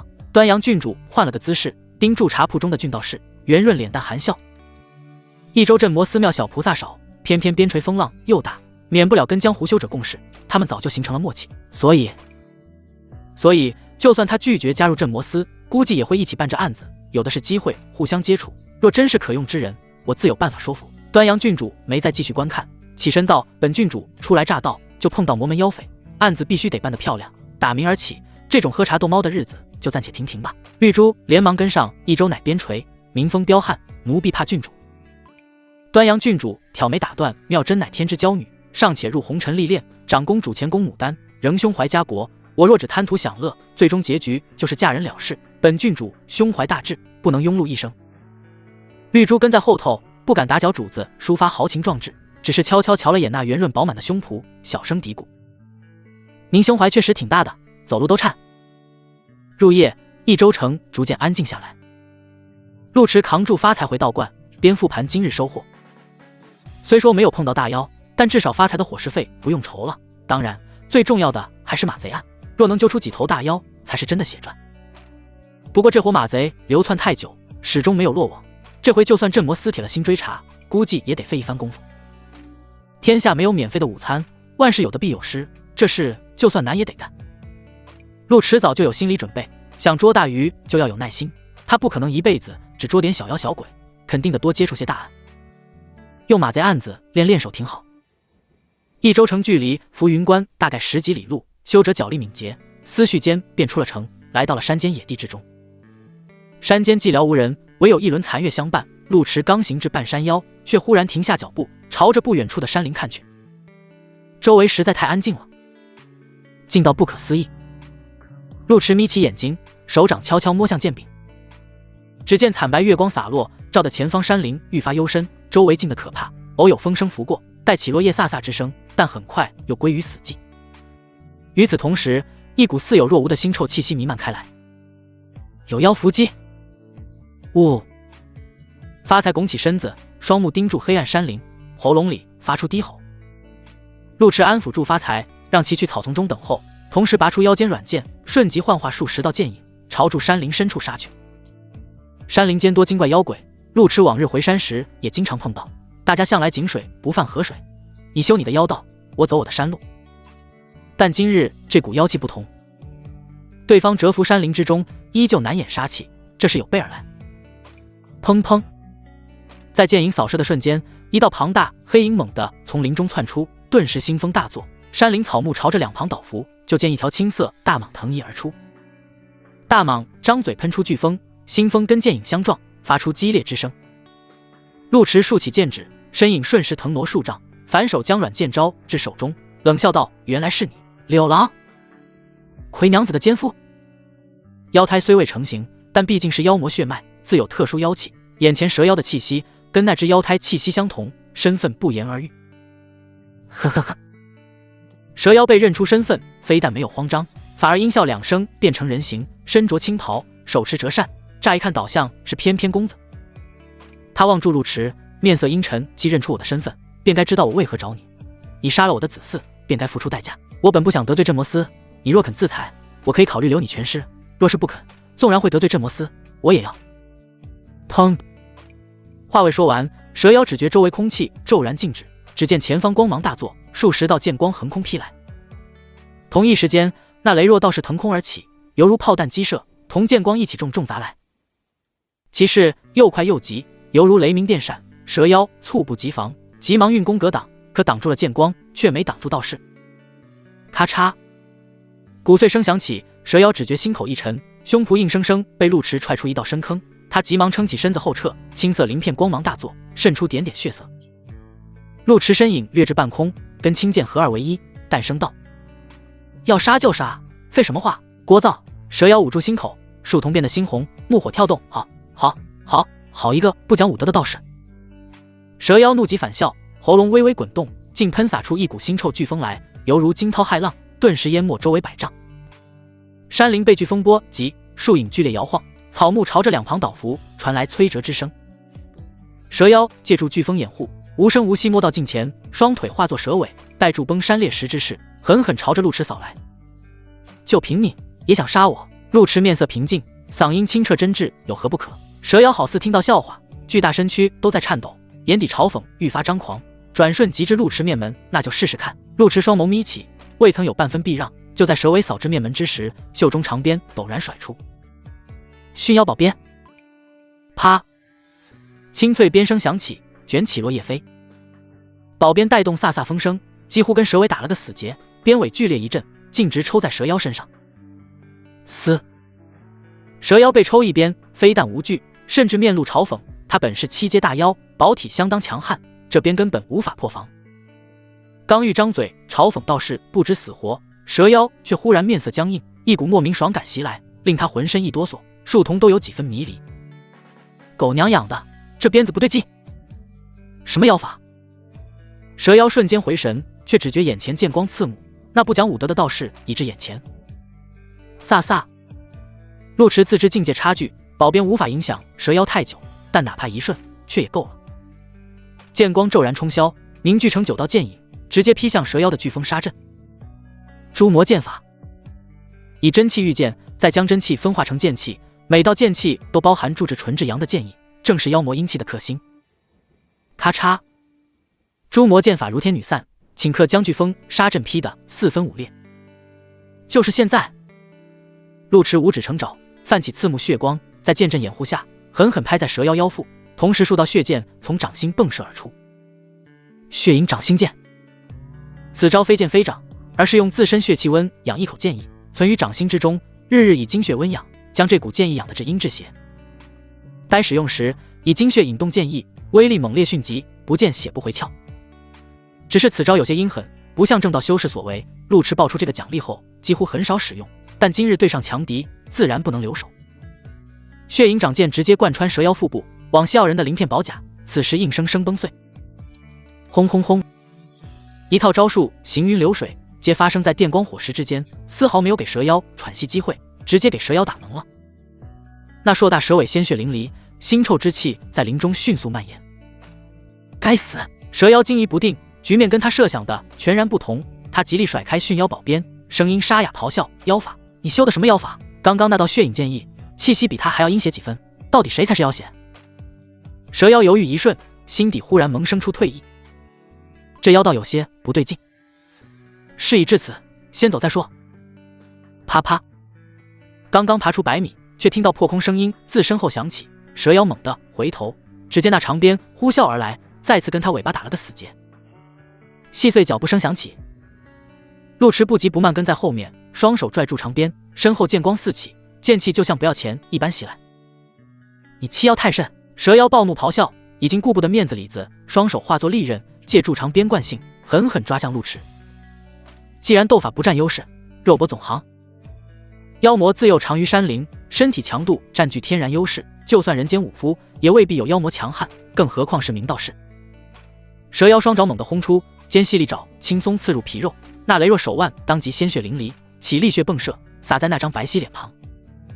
并非欺你，若不斩你，我寝食难安。陆池勾起唇角，似乎察觉不到疼痛，漆黑双瞳竟浮现出癫狂之意。他方才恨不得将毕生所学都打给蛇妖，为的就是镇住场子。两军对峙，气势尤为重要。蛇妖示弱，以陆败相。陆池忍住刺骨剧痛，化拳为掌，双手反握住蛇妖手臂，身体猛地腾空而起，将其狠狠被摔在地。同时双腿骤然发劲，以雷霆万钧之势狠狠踹向蛇妖心窝。该死，你该死！蛇妖咆哮如雷，本就伤痕累累的鳞片朝着四处崩飞，树丛满是金句。他怎么也没想到，看似弱不禁风的道士，体魄竟然修到这种程度，足以跟大妖媲美。这也是陆池学得太杂的缘故。常言道杂而不精，不如专精一门，可陆池拥有渡厄古碑，难免会得多些。古碑掉落了太多零碎玩意儿，其中不乏练体诀，虽然不是上品功法，但练得多了总有些门道。咔嚓，蛇妖自知无路可退，抬起被踩碎的双臂，猛地抓住陆池脚踝，脑袋化作狰狞蛇头，张开血盆大嘴猛地一吸。妖道，今日我便吞了你！惊变陡升，巨大吸力犹如深海漩涡，如此近的距离简直避无可避，那羸弱身影猝不及防，转眼就被吸入莽腹之中。呼！蛇妖吞掉陆池，靠住老树坐下，呼吸粗重如雷，眼底满是仓皇。这妖道注视有些手段，若非他抓住机会拼死将其吞吃入腹，胜负还真难料。不知所谓！蛇妖痛骂一声，猩红长舌探出，舔舐破碎伤躯，稍稍恢复元气。可就在这时，腹部却忽然一颤，蛇妖瞳孔骤然收缩，不等他做出反应，剧痛便如潮水袭来，只觉体内翻江倒海，钻心剧痛传遍四肢百骸。妖道，滚啊！蛇妖意识到陆池意图，狰狞面庞惊惧万分，癫狂滚到地上，人身跟蛇影重复变换，不消片刻就变回了青色大蟒模样。巨大蛇身在林间翻滚挣扎，咆哮连连。一缕霞光从他喉间闪烁，短短几个呼吸间，霞光便蔓延至全身，照得蛇妖鳞片闪烁，光芒乍现。下一刻，蛇妖腹部高高拱起，漆黑深夜还忙一点，一道剑光犹如银龙出世，猝然冲破蛇腹，好似大日高悬，激起刺目寒光。山林瞬间死寂，就连萧萧落叶都静止于空，直至那霞光落地，叶片才簌簌而落，风声骤起。陆池浑身浴血，右手挽动剑，3尺青剑便利落归鞘。他低头看向蛇妖，握拳狠狠砸向硕大脑袋。方才不够致命，那现在呢？事实上，早在跟蛇妖对上时，陆池就知道此妖不好对付。老话讲，动物活得久了才会生灵，可蛇类天生就有些灵气，在坊间甚至颇受尊崇，不乏信奉蛇仙者。更有甚者，将其称作小龙，见之庇护，不能打杀。所以蛇在修炼初期便颇占诸多优势，若是运气够好，还能吃点民间香火。蛇妖能长成今日这幅光景，不知在山中度过多少岁月，吸食过多少日月精华，生命力极其旺盛，就算砍他几刀也很难致命。陆池这才顺势入腹，从内部一击必杀。呵呵，蛇妖腹部破出大洞，奄奄一息躺在地上，脑袋被砸得血肉模糊，艰难挤出尴尬笑容。那个能讲和吗？陆池眯起眼睛，好笑地看住蛇妖，你觉得呢？蛇妖喘住粗气，顾不得尊严傲骨，急忙道：我巢穴里有不少宝物灵药，只要你肯放了我，皆可免费赠你。噗嗤，蛇妖话因为落，陆池掌心血箭击射爆了那颗硕大心脏，摇头道：愚蠢，杀了你，连你都是我的，更何况是那些宝物。夜色渐深，山林中逐渐起了灰白雾霭，朦胧间有鸟雀振翅，隐约可见远处飘荡鬼火，阴森忧虑。山间又重新热闹起来。陆池湾出蛇妖内丹，血腥气息随之弥漫，引来不少异类关注。不过碍于残存剑气震慑，并不敢靠近此地。嗷呜！发财从树后探出脑袋，望住蛇妖血肉，吞咽口水。相较普通野兽，妖魔血气对兽类有致命诱惑。据传，坊间丹师常用妖肉炼丹，经常会大量购买妖尸，价钱相当可观。而妖骨坚硬是优选炼器材料，当今神兵榜排名前10的法器，便有3个是由妖骨打造，可见市场行情。陆池稍作思索，索性出剑将蛇妖皮肉划开，将蛇脊骨整齐抽出，再将妖丹周围的蛇肉挖出。妖丹乃妖气汇聚所在，妖丹周围血肉也是血气精华所在，如此也算是取其精华，去其糟粕，不算浪费。这场变故来得突然，结束的也非常利索。等到残月西斜时，道人与虎早就走远，唯剩林间细碎咀嚼声。有蛇妖作为警醒，接下来的路风平浪静。半炷香后，陆池便远远看到一盏孤灯在风中摇曳，那便是家的方向。道观坐落在山林之间，白日红瓦飞檐，颇为肃穆，但此时夜色如墨，仅有残月余晖，反倒是有几分幽寂森然。失去吧。陆池推开灌门，将蛇肉精华丢给发财，自己则是带住妖丹回房。渡恶古碑碑文秘，皆是蛇妖生平事。蛇妖是条翠青蛇，生于益州边垂白水湖，白水湖灵气足，水质好，当地的青鱼远近闻名，蛇妖便吃住湖水跟青鱼长大。普通翠青蛇寿元约莫5载，或许这白水湖真有灵气，蛇妖过5载非但没死，甚至越长越大，身躯足有1丈。蛇这物种特殊，衡量方式多用丈量，3尺为1米，3米为1丈。老话讲，蛇若是过了1丈，那便不是蛇了，而是要成精化蛟了。蛇妖长到这种地步，自然而然就开了灵智，开启了修炼之路。蛇性本淫，待修炼成人后，蛇妖便自封河神，威逼附近村落每年供奉少女，日子相当逍遥自在。后来镇魔司成立，益州精怪得到约束，蛇妖只得避其锋芒，拖住被酒色掏空的身体，投靠隔壁妖友。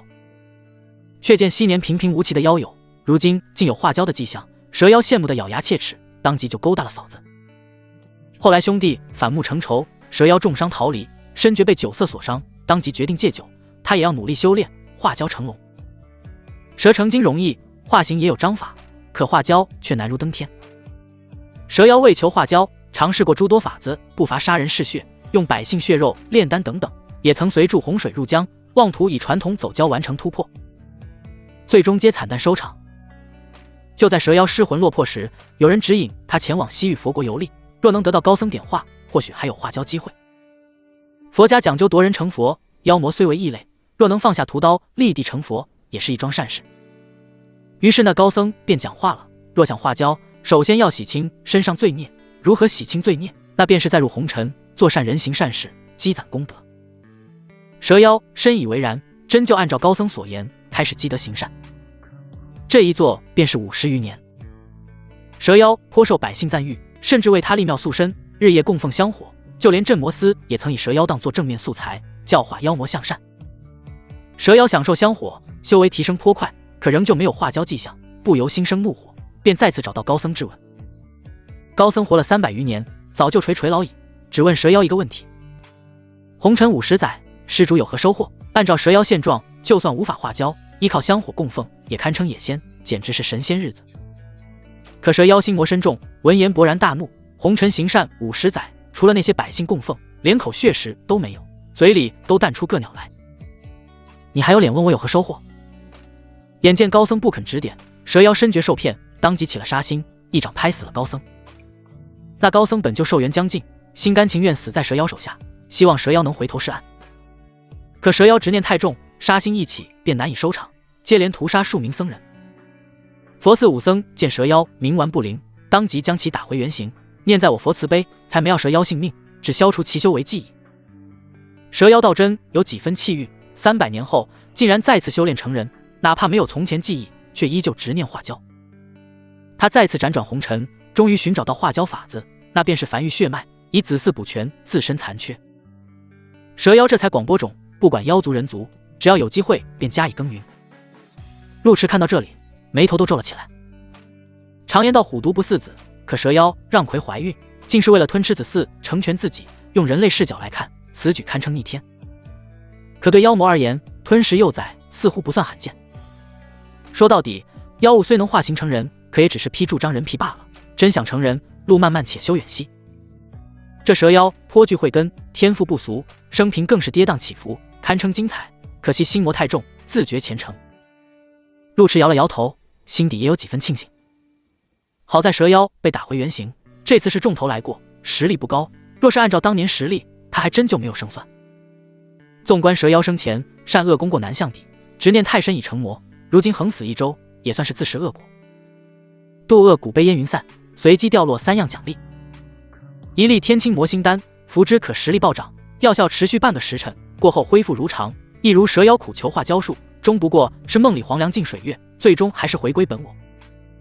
一本由蛇化风阵，能换风起阵，以风御敌，摧折万物。一门囫囵吞枣术，修炼之后吃东西不用嚼，如蛇妖那般囫囵吞枣，还不伤胃。嘿，陆池望住这回奖励，忍不住啧啧称奇。渡恶古碑奖励，当真妙在。每样物品都跟蛇妖息息相关，既是奖励，也是警醒呢。陆池稍作斟酌，将天青魔心丹收起。此丹虽然剑走偏锋，但关键时刻或许有大用，需好好保存。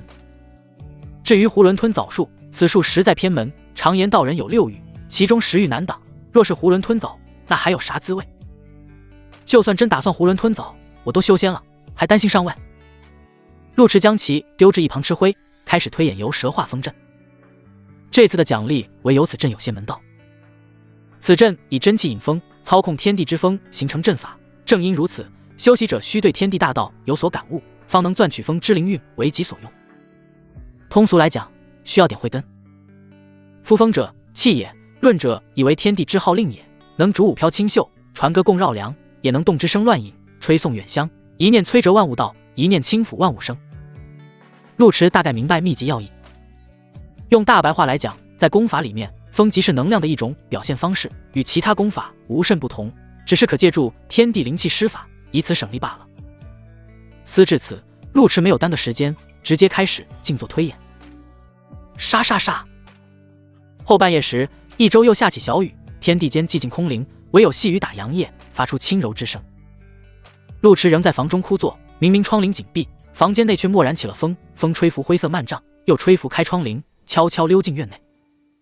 此时正是早春时节，院内那株苍劲梨树已经结出苞，绿色萼裹住白色冠，含羞挂在枝头。这股暖风一起，春雨下的梨树沙沙作响，那一束雪白竟悄然绽放，满树梨纷纷扬扬，围绕院落旋转，犹如落雪飘洒。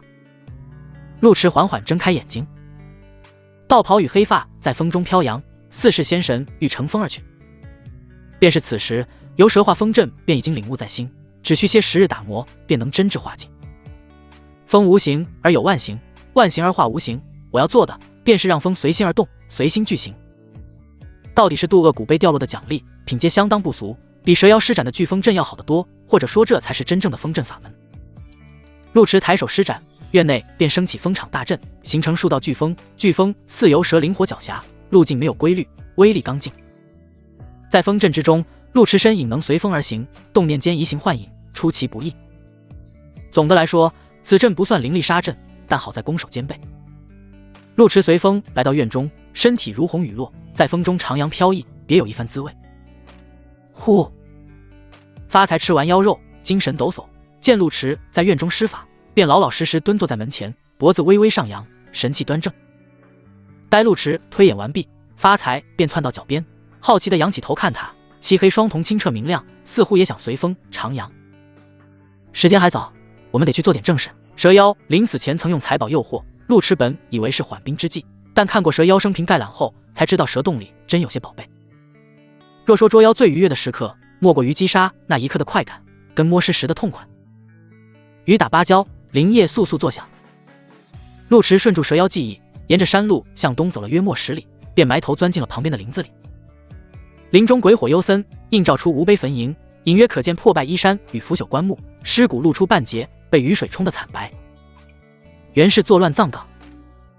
滋滋，几头硕大老鼠从尸堆下窜出，见到道人与虎，毛发当即耸起，急吼吼窜进林间草丛，时不时探出脑袋，发出尖细笑声。叮铃铃，熟悉铃铛声音响起，陆迟顺助动静看去，远远就见一名赶尸人披住蓑衣，带住几头僵尸下山去了。那些僵尸衣着破烂，跳动时还有些踉跄，显然是刚出炉的物件。陆迟忽然有些敬佩赶尸人，夜半三更穿灵摸坟，这活真不好干，一般人就算有道行在身，也会觉得晦气。正感慨间，身后风儿一凉，陆迟回头便见树上倒挂住一只女鬼，面色惨白，嘴唇血红，正痴痴对住他笑。官人要去哪？陆迟见其鬼气纯粹，显然没有害过人，便没有坏他道行，微笑问道：附近可有妖窟？虽然看了蛇妖生平概览，可这就像是看游戏攻略，就算标记了地点，真到地方也得费点功夫摸索。眼前山林茂密，乱石堆砌，不好分辨。女鬼舔舔红唇，惨白手指顺住前方一指，那边的林中有个地穴。陆迟微微一笑，我谢。女鬼脸色微红，痴痴笑了两声，便自顾自地飘向了山下。陆迟摇摇头，难怪大前妖魔魂居仅仅是一处乱葬岗，便有这么多妖鬼，更遑论其他的地方。不过妖鬼自有其道，若是摸到修行门道，又不害人犯事，修者也不会强行诛之。顺住女鬼所指，陆迟穿过这片乱葬岗，果然就见茂密丛林中藏住一个洞穴，外观与蛇妖技艺一致。洞穴入口仅有水井大小，但越往下越宽敞，待落地后，面前便豁然开朗，露出高达3丈的宽敞巢穴。巢穴中腥味很重，散落住零碎尸骨。陆迟穿过地道长廊，来到巢穴深处，便见2头僵尸正在拉磨，不过磨出来的却是血浆。陆迟如鲠在喉，僵尸生前当牛做马便罢，死后不仅被人奴役，还要被妖魔奴役，这世道真是没得好了。顺手超度2头僵尸，渡厄古碑随即掉落了2粒清心丹，陆迟便开始搜刮洞穴。猎户的弓箭，行商的宝物，道士的修炼秘籍，和尚的经文，但最引人瞩目的还是成堆成架的书籍。仅仅是大前通史便足足40多本，其中包含野史等各种杂乱版本，更有四书五经跟诸多字帖。陆迟随意翻开一本字帖，便见上头写住：书中自有颜如玉，书中自有黄金屋。嘿，还是头爱读书的蛇妖。不过纵观蛇妖生平，他为了化胶几经辗转，读书估摸也是为了研究化胶的法子。陆迟将黄白之物装进储物袋中，就见角落里还放住一口箱子，刚想过去查看，身后却传出一道破风急响。飒飒，又来！陆迟眉头一皱，惊觉这次声势远远高于蛇妖，腰间软剑哐当出鞘，毫不犹豫画出数10道剑影，朝着身后击射而去。与此同时，陆迟双掌血光迸射，反手便劈向后方，真气形成，飒飒气响，裹起飞沙走石，犹如黄龙出海，招式凌厉。陆迟出招狠辣，是心知肚明不敌对方，若是气势再输人一筹，那可就真没得打了。可甫一转身，陆迟便觉不对。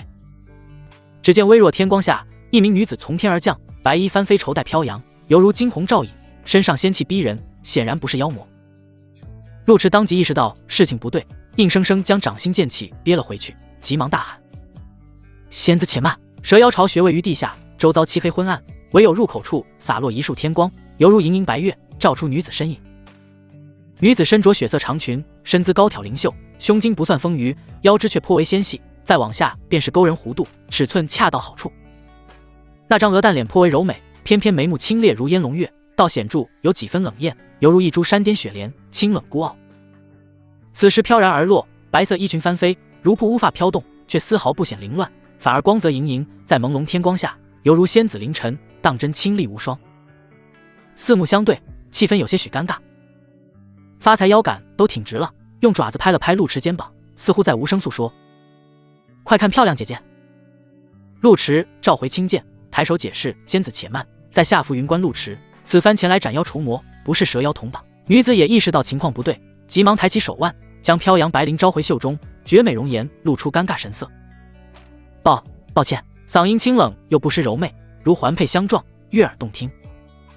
陆迟见危机解除，暗暗松了口气，却见女子站在原地，既没有离开的意思，也没有开口解释的想法，便主动问道：姑娘如何称呼？女子盯住陆迟片刻，美眸浮现思索之色，半晌才认真道：玉衡剑宗袁妙真。玉衡剑宗乃道门魁首，无论大前还是南疆妖国，都有很大的话语权。袁妙真方才迟疑，就是在考虑是否自报家门。玉衡剑宗家大业大，无论走到何处，都颇为引人注目。出门在外，他本想低调行事，可想想自己方才注视唐突，差点伤到无辜修士，若此时藏住掖住不肯言明身份，岂不成了鼠辈？袁妙真抿了抿唇，生怕陆迟在得知他身份后对他谄媚。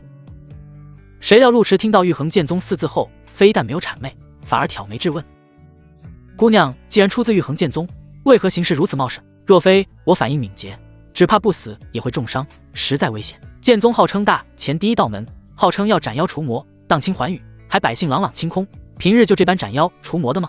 袁妙真闻言，眉头都皱了起来，生怕累积师门声誉，急忙解释：不是的，是我太过冒失了。他年纪虽轻，可根骨极佳，自幼便开始修炼，如今不过桃李年华，却已经是6品爆丹境中期。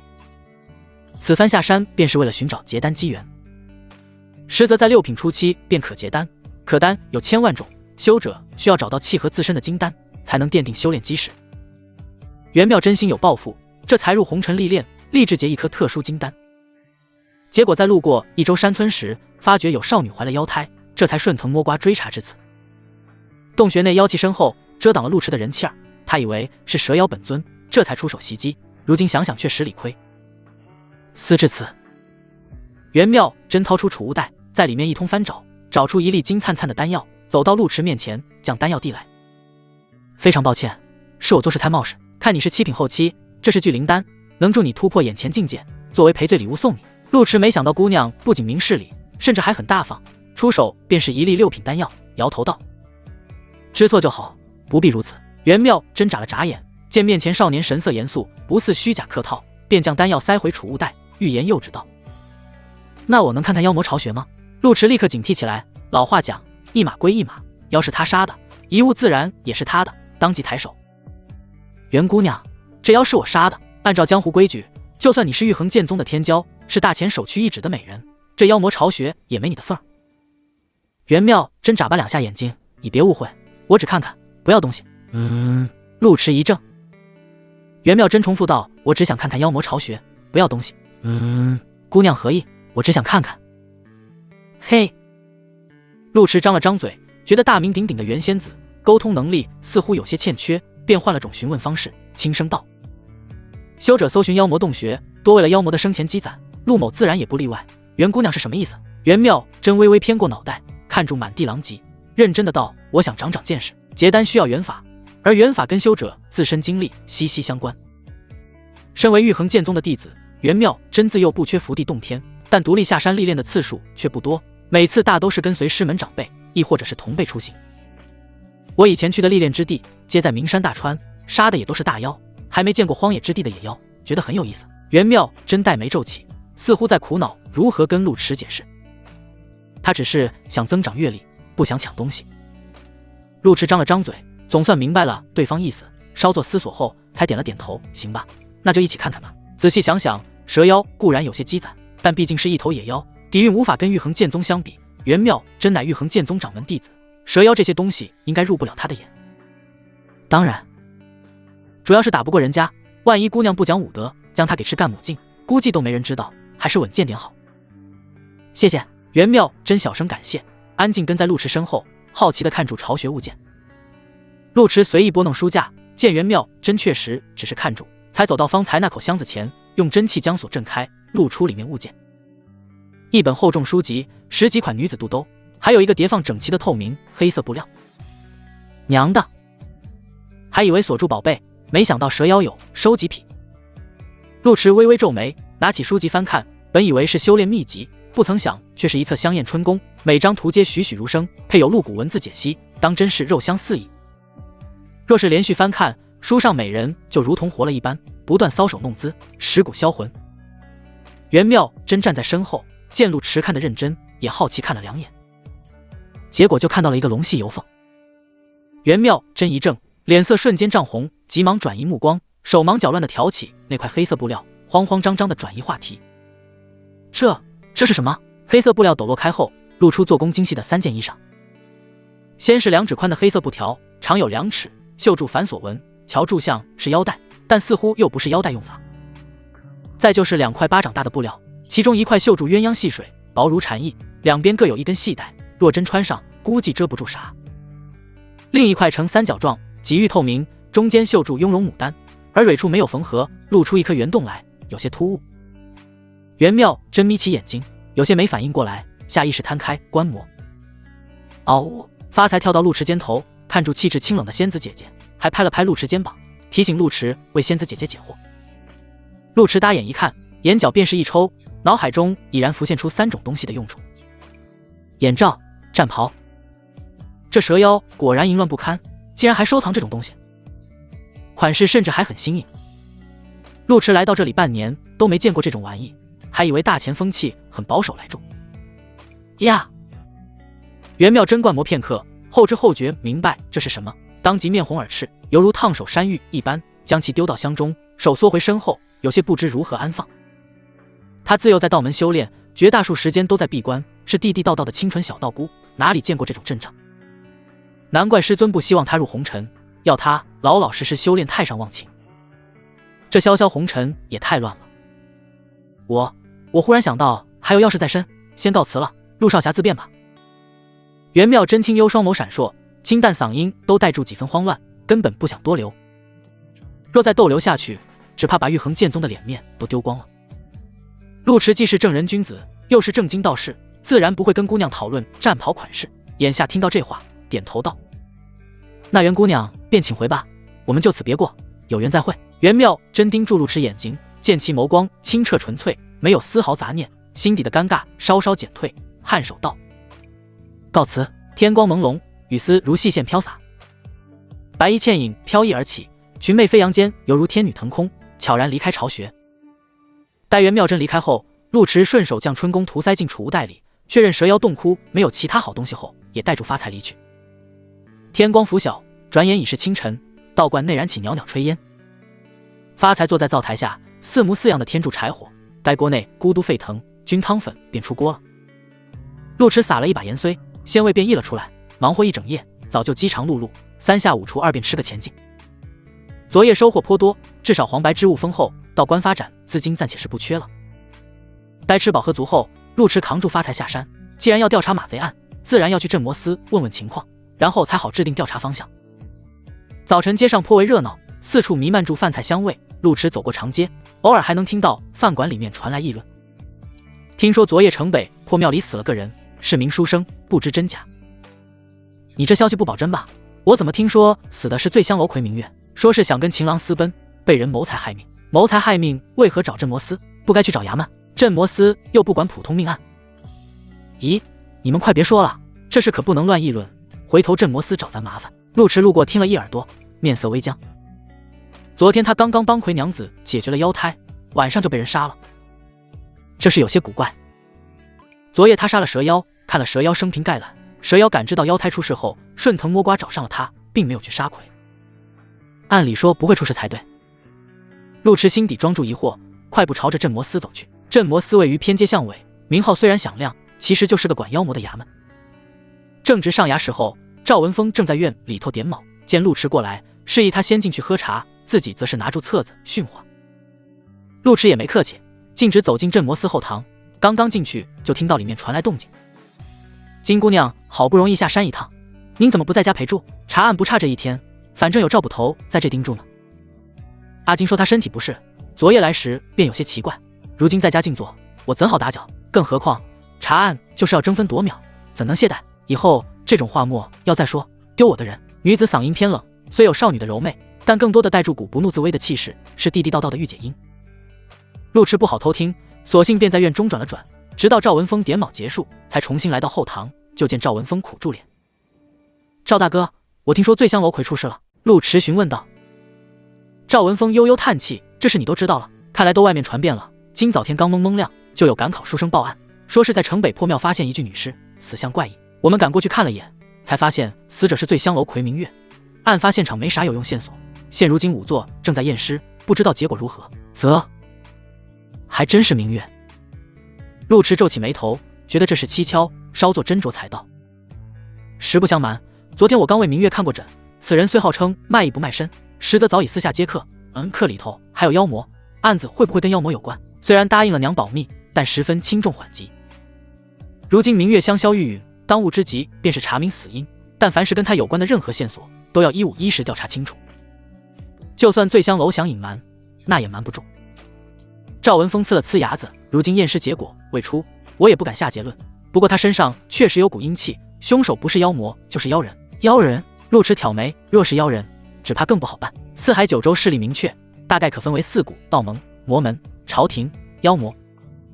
其中道盟以玉衡剑宗为首，魔门则是以太阴仙宗臭名昭著。这些年魔门妖人四处作乱，犯下诸多大案。相较妖魔而言，魔门妖人更加狡猾难抓，因为他们不仅能操控妖魔鬼物，还更善于伪装藏匿。这也是一州马贼没有落网的原因。赵文峰叹气，最近一州不太平，先是马贼，又是命案，罢了，咱们先去瞧瞧，应该有结果了。陆池点了点头。确实，最近半年来，益州城的妖魔案件越来越多，看似朗朗乾坤，实则总感觉蒙住一层阴霾，藏住阴谋。两人没走出2步，身后却忽然传来女子一道嗓音：“赵大人，是不是忘记了什么？”嗓音清脆悦耳，陆池当即辨出是刚刚在里面谈话的姑娘。益州镇魔师皆为男子，冷不丁出现姑娘，乔柱还颇有话语权，其身份不言而喻，大名鼎鼎的端阳郡主。赵文峰一拍脑门，脸色颇为无奈，急忙转身相拜，卑职参见郡主，郡主且安心休息，查案的事情交给我们这些粗人就好，一旦有任何情况，我会第一时间告知郡主。看来赵大人对我有误会，我来益州不是为了享福的。莫说现在这个年纪，当年还未及时，本郡主就已经下过刀山，趟过火海了，这点案子算什么？话音还未落地，早红门帘自里面挑开，走出一位高挑女子。女子身着黑色劲装，佩戴黑玉小冠，乌黑长发绑成飒爽马尾，打扮虽然平平无奇，腰上弧度却颇为惊人，将胸前团绣撑得鼓鼓囊囊。那张脸更是容月貌，桃眸柔情似水，高挺鼻梁却平添英气，红唇艳丽如龟，脸颊柔婉娇媚，但气质却颇为端庄持重，犹如一株怒放牡丹，一而不妖，国色天香。陆池早就知道郡主前来益州历练，但还是头次见到本人，果真跟传闻中一样，是个绝色美人。不过作为江湖修者，无需朝廷大礼，陆池只是微微颔首，算是打声招呼。端阳郡主桃眸扫过陆池，眼底盛注惊艳，抬手道：“陆小道长不必客气，叫我齐昭即可。当今国号为前，皇族姓氏为魏，魏齐昭便是端阳郡主归名。”陆池从善如流道：“魏姑娘，端阳郡主是真心历练，不想走到哪里都被人敬住恭住，可偏偏权力地位在这摆住，一般人不敢跟他平等相处。”眼下见陆池不卑不亢，不由面露笑意，笑盈盈道：“既然要查案，自是认真查，若在这里干坐住喝茶等消息，我来益州作甚？赵大人且带路，不必拿我当郡主。”赵文峰确实瞧不上京城贵人，但不可否认，端阳郡主这番话说得相当敞亮，他无法反驳，更没资格反驳，当即点头。郡主请。魁娘子尸身就停在镇魔司，仵作研究半晌，除了死亡时间等常见结论外，终于有了额外发现。我在死者口中却发现一枚铜钱，经过我的检查，铜钱被人下了咒术，死者便是死于铜钱咒术。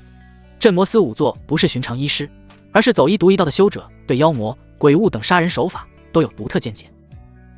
端阳郡主接过铜钱端详片刻，莫非是买命钱？仵作点了点头，铜钱被下了鬼咒，凡是捡到这枚铜钱者，皆会被施咒者所命。南疆妖国常见这种手段，坊间称之为买命钱。这枚铜钱阴气很重，杀死魁的应是鬼物，背后凶手要么养了小鬼，要么他本身就是鬼物。陆池掀开白布，昨日还活色生香的魁娘子，今天已成清白死尸，眼睛瞪大，嘴巴张住，但表情却没有京剧模样，反而带出一丝诡异笑容，有几分癫狂之色。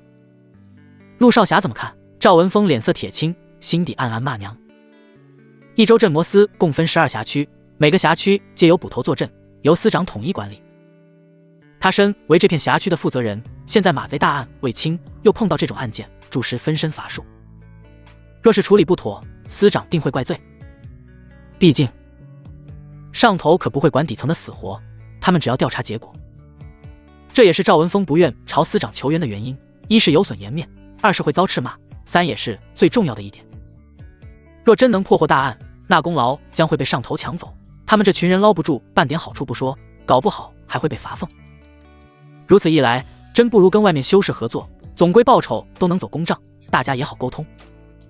陆池思索道：买命钱虽能杀人，却不能隔空搬尸，得先去醉香楼问问，他为何会去城外破庙。买命钱虽然不能搬尸，但却能影响心智。端阳郡主道：也许魁心智被影响，这才出了城。陆池点头：有这个可能，但总要亲自走一趟，问个清楚明白。关于买命钱，民间颇有说法。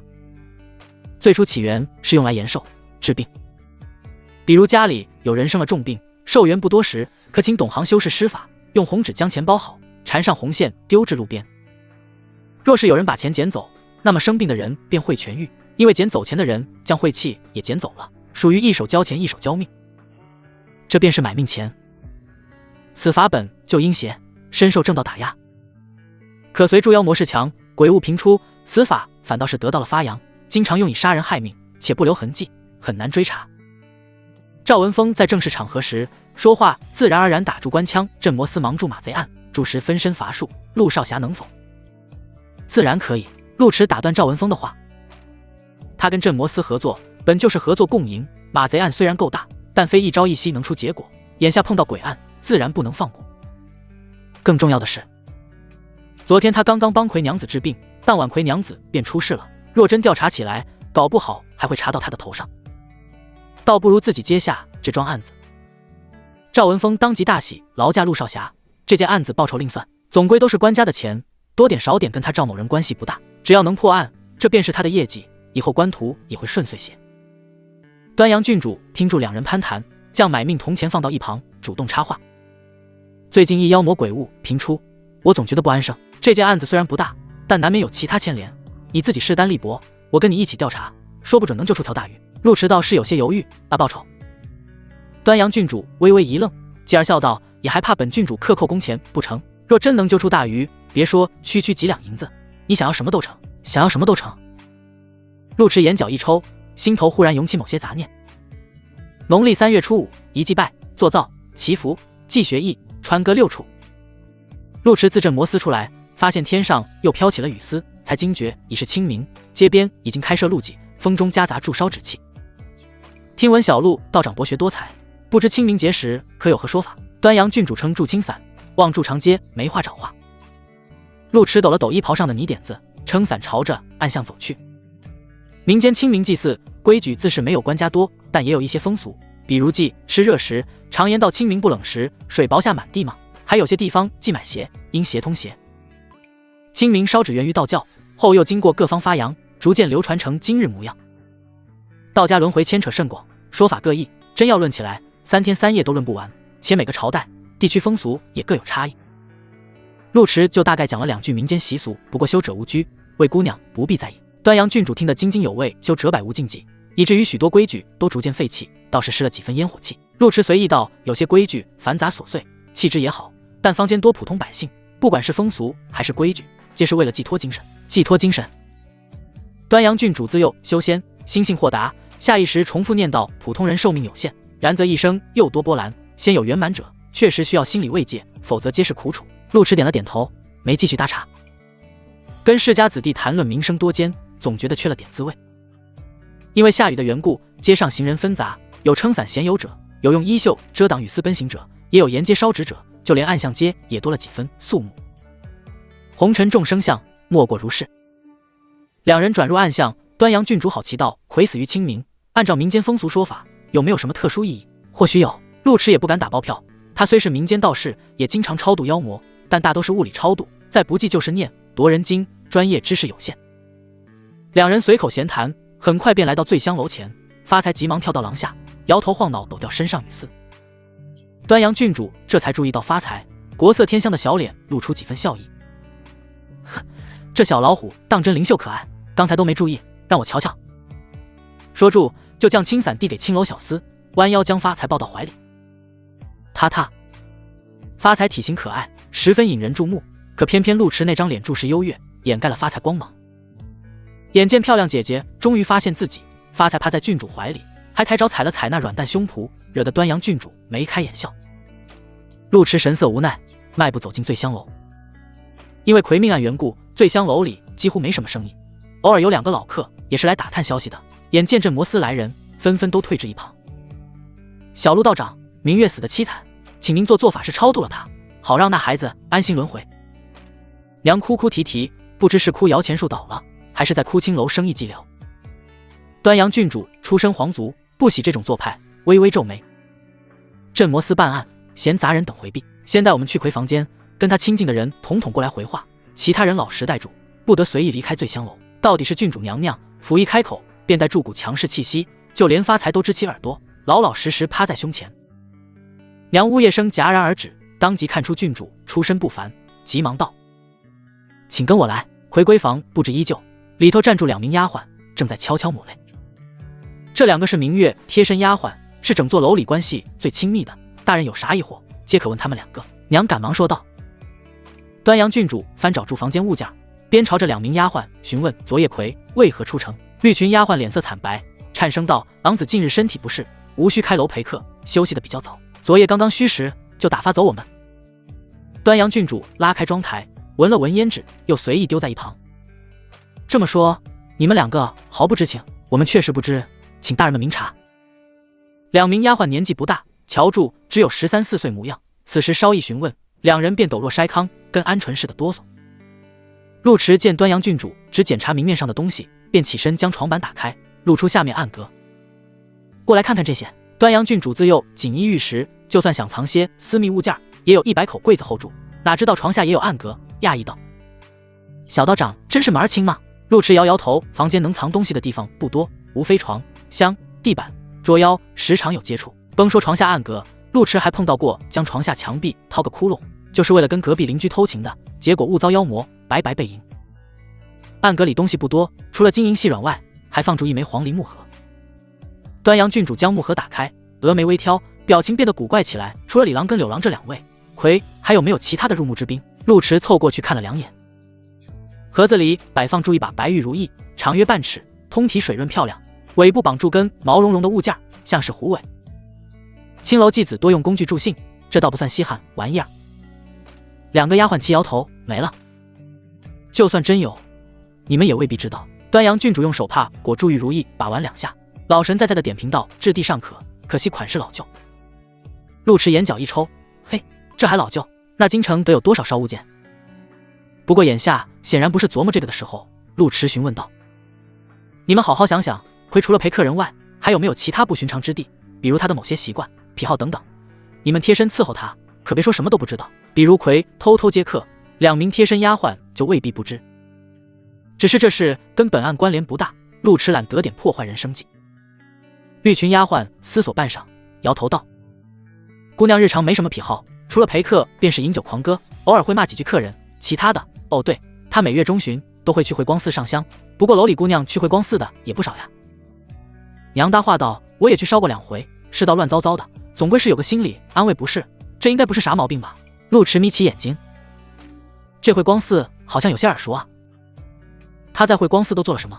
小丫鬟摇头道：“有烧香拜佛，吃些素斋，偶尔天色不好，也会在佛庙留宿一晚。”端阳郡主将玉如意连同手帕一同丢下，案子比想象中复杂些，看来咱们得去惠光寺瞧瞧。紫阳山惠光寺。陆池望住巍峨庙宇，红墙黄瓦，匾额高悬，2旁古树参天，簇拥出幽静古道，隐约传来木鱼泛音。这地儿住时比浮云关繁华不少，山腰处停住几辆豪华马车，显然不是平头百姓所有，出入的大都是富豪乡绅。端阳郡主抱住发财，笑盈盈道：“羡慕了，若能查清楚马贼案，除报酬之外，我从司库拨笔银两，保证将浮云关建得比这还恢宏，到时你只管开坛接客就成。”陆池眉头一挑，说好听叫立功受赏，说白了就是郡主娘娘的软饭，关键是郡主软饭能乱吃，保不齐就让他改行做面首，过上1生1世1双人的无趣生活，到时3妻4妾5姨娘可咋整？陆池赶忙道：“这事回头再说，咱先进寺瞧瞧，我寺里有人。”端阳郡主调侃道：“你一道士，跟和尚还有来往，向道之心不坚啊。不过你长成这样，佛寺也不敢收你，不然的比醉香楼还热闹。长相俊美，体态清贵，气质超然，关键啥都能唠2句，但凡改行做面首，这资质高低是大前头牌。”陆池自知相貌俊美，真要毅然下海，保不齐比现在都滋润，但毕竟是修者，基本节操还是有的。正色道：“齐昭姑娘此话差矣，佛教虽然起源西域，但其实没少借剑道家、儒家文化，真要论算起来，道佛之间没有往来，只有指教。”这话倒是不假。2人随口闲谈间，便进入惠光寺内。惠光寺香火鼎盛，院内禅香浓郁，纵是清明细雨也挡不住香客。端阳郡主桃眸掠过一缕金光，轻声道：“气势虽大，佛气却不多，甚至有几分浑浊，这佛寺没有真本事。陆池猜到这是道法旺气术，问道：“有鬼气吗？”这倒没有。端阳郡主摇头，不过若是对方实力深厚，能遮挡天机，那我肯定也看不出来。不过我看这佛寺没这实力。思索间，寺内小沙弥已行至近前，朝着两人行礼：“两位施主，上香请随我来。”陆池背负双手，笑住道：“元清大师在吗？我前几日受他点拨，如今醍醐灌顶，特来当面拜谢。”小沙弥面露喜色，原是监四师叔的友人，两位请去大殿稍后，我这边请监四师叔过来。陆池微笑颔首，转身跟端阳郡主相视一眼，朝住佛殿走去。这佛寺乔柱没啥本事，但名气可不小，前来往香客大都是乡绅富商，可见颇得民心，有些势力根基。若是直说前来查案，就怕人家不想趟浑水，找借口避而不见，派2个小沙弥就打发了。镇魔司总不好直接查封寺庙，先把人诓出来再说。两人刚行至佛殿不久，便听到里面传来对话声音：“受我点拨，长什么样？挺俊的，怎么是他？”厚重佛脸挑开，袁空从里面走出，相较上次见面，他今天打扮得格外隆重，脑门锃亮，红色袈裟光芒灿灿，手中拿住一串枣红佛珠，一副德高望重的高僧模样。见到陆池便露出笑意：“我正道是谁，不曾想却是道长，道长怎么来了？”陆池微微挑眉，意味深长道：“当日大师好意点拨陆某，陆某却目中无人，辜负大师好意，以致当晚便遭了因果，这才恍然大悟，特地来添几枚香火钱。”说住，陆池掏出几个铜板，丢进功德箱里亲情意重，想必佛祖不会嫌弃。老话讲，道佛本一家，大家还要常来常往才是。元清看住陆池丢铜板到功德箱，眉头微不可察的皱起，但几乎瞬间便恢复如常。“我佛慈悲，道长有心即可。”陆池微微颔首，说来巧合，我们还真有一事想请大师解惑。元清看了眼端阳郡主打扮，稍作思索后，将两人请至内堂，才道：“道长尽管开口，贫僧会尽力而为。”陆池抖落开明月画像，大师可曾见过此女？元清笑容凝固，仔细端详画像许久，才斟酌开口：“慧光寺香客众多，若贫僧没有记错，这位女施主每月都会来寺中上香，这有何问题？”陆池问道：“8月内可有僧人或者香客与这位女施主有来往？”据我所知，她偶尔会留宿寺庙。元清面色一变，似乎受了奇耻大辱，厉声斥道：“道长请自重，我们是正经佛寺，传自西域佛国，乃无上大乘佛法。”啪！元清话未说完，内堂忽然传来一声脆响，硬生生打断了对话。陆池摸了摸被拍碎的桌案，眼看屋内安静下来，微笑道：“桌子质量一般，大师回头换换，画上女施主名叫明月，是醉香楼当红魁，昨夜忽然横死。我们调查过她的行踪，发现她每月必来慧光寺上香。慧光寺号称佛法高深，意在普度众生，不如先普度一下魁娘子，好好想想她都在寺庙都做过什么。”空气似乎停滞一瞬，元清眼神微变，继而变得痛惜：“阿弥陀佛，原是如此。两位稍等，容贫僧去问问其他僧人。”片刻后，元清带住一名小沙弥进来，这是慧远，那位女施主便是由他接待。小沙弥急忙道：“这位女施主月月都来，且出手大方，来10回有4回都要留宿。头次我夜半出宫，发现她似乎跟慧空师兄来往甚密。当时我问过慧空师兄，他说这位女施主是他俗家表妹，我便没有多想。”端阳郡主眯起眼睛：“慧空呢？”元清接过话茬：“慧空自昨日便不见人影，至今未归。既然僧人失踪，为何不报官？慧空出家前是本地人，回乡探亲是常有的事，我们并未多想。僧人探亲不用告知监司，慧空尘缘未了，时常做出离经叛道之事，如此也不奇怪。既然尘缘未了，为何不让他还俗？既已出家为僧，是否还俗，还当尊重他的想法。既如此，他家住何方？”慧空不曾细说，入了空门，前尘往事皆跟佛寺无关。端阳郡主炮语连珠，几乎没给对方思索时间，高耸胸脯似乎都随着气势攀升，颇有种女判官架势。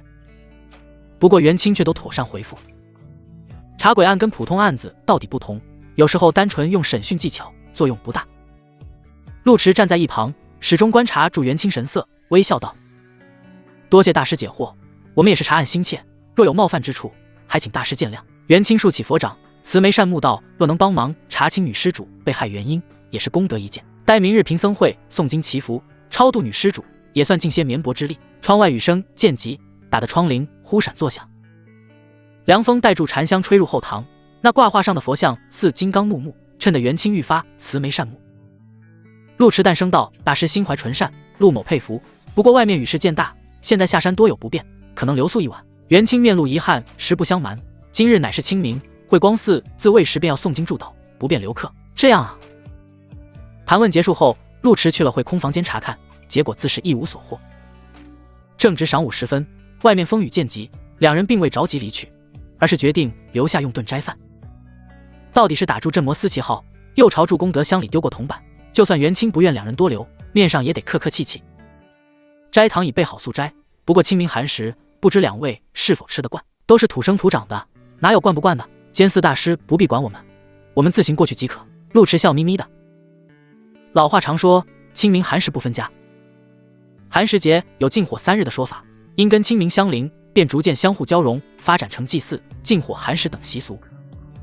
青团、艾角等物便应运而生。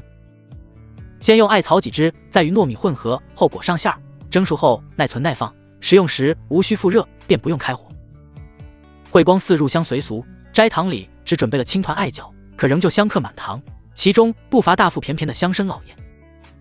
陆迟尝了2口，觉得味道酷人，便朝着斋堂的小沙弥打去：“咱寺院把脉的绑来了。”小沙弥竖起佛掌：“阿弥陀佛，素斋难调众口，却能净化尘心，百利无害。”嘿，这些和尚还真有些门道。陆迟扫过斋堂，只见香客们捧住青团，肃穆庄重，吃得格外虔诚，就好像真能净化尘心似的。端阳郡主姿态优雅金贵，抿了一口便放下，似无意间问道：“先前我来寺庙上香，一位小沙弥曾捡到我的荷包，我一直想谢谢他，不知道他今日在不在？”小沙弥礼貌问道：“敢问施主，可知他的佛号？”好像是叫慧空。小沙弥面色一变，支支吾吾道：“慧空回乡探亲，还未归来，然出家人慈悲为怀，一切皆是分内之事，施主不必挂心。”哦，端阳郡主面露遗憾。小沙弥离开后，两人也没有用饭的心思，主要这口斋饭真不咋地。端阳郡主捏住青团喂发财，发财脑袋摇得像是拨浪鼓，表示自己不吃素。下午雨势渐小，两人离开慧光寺，途中见不少香客也陆续离开。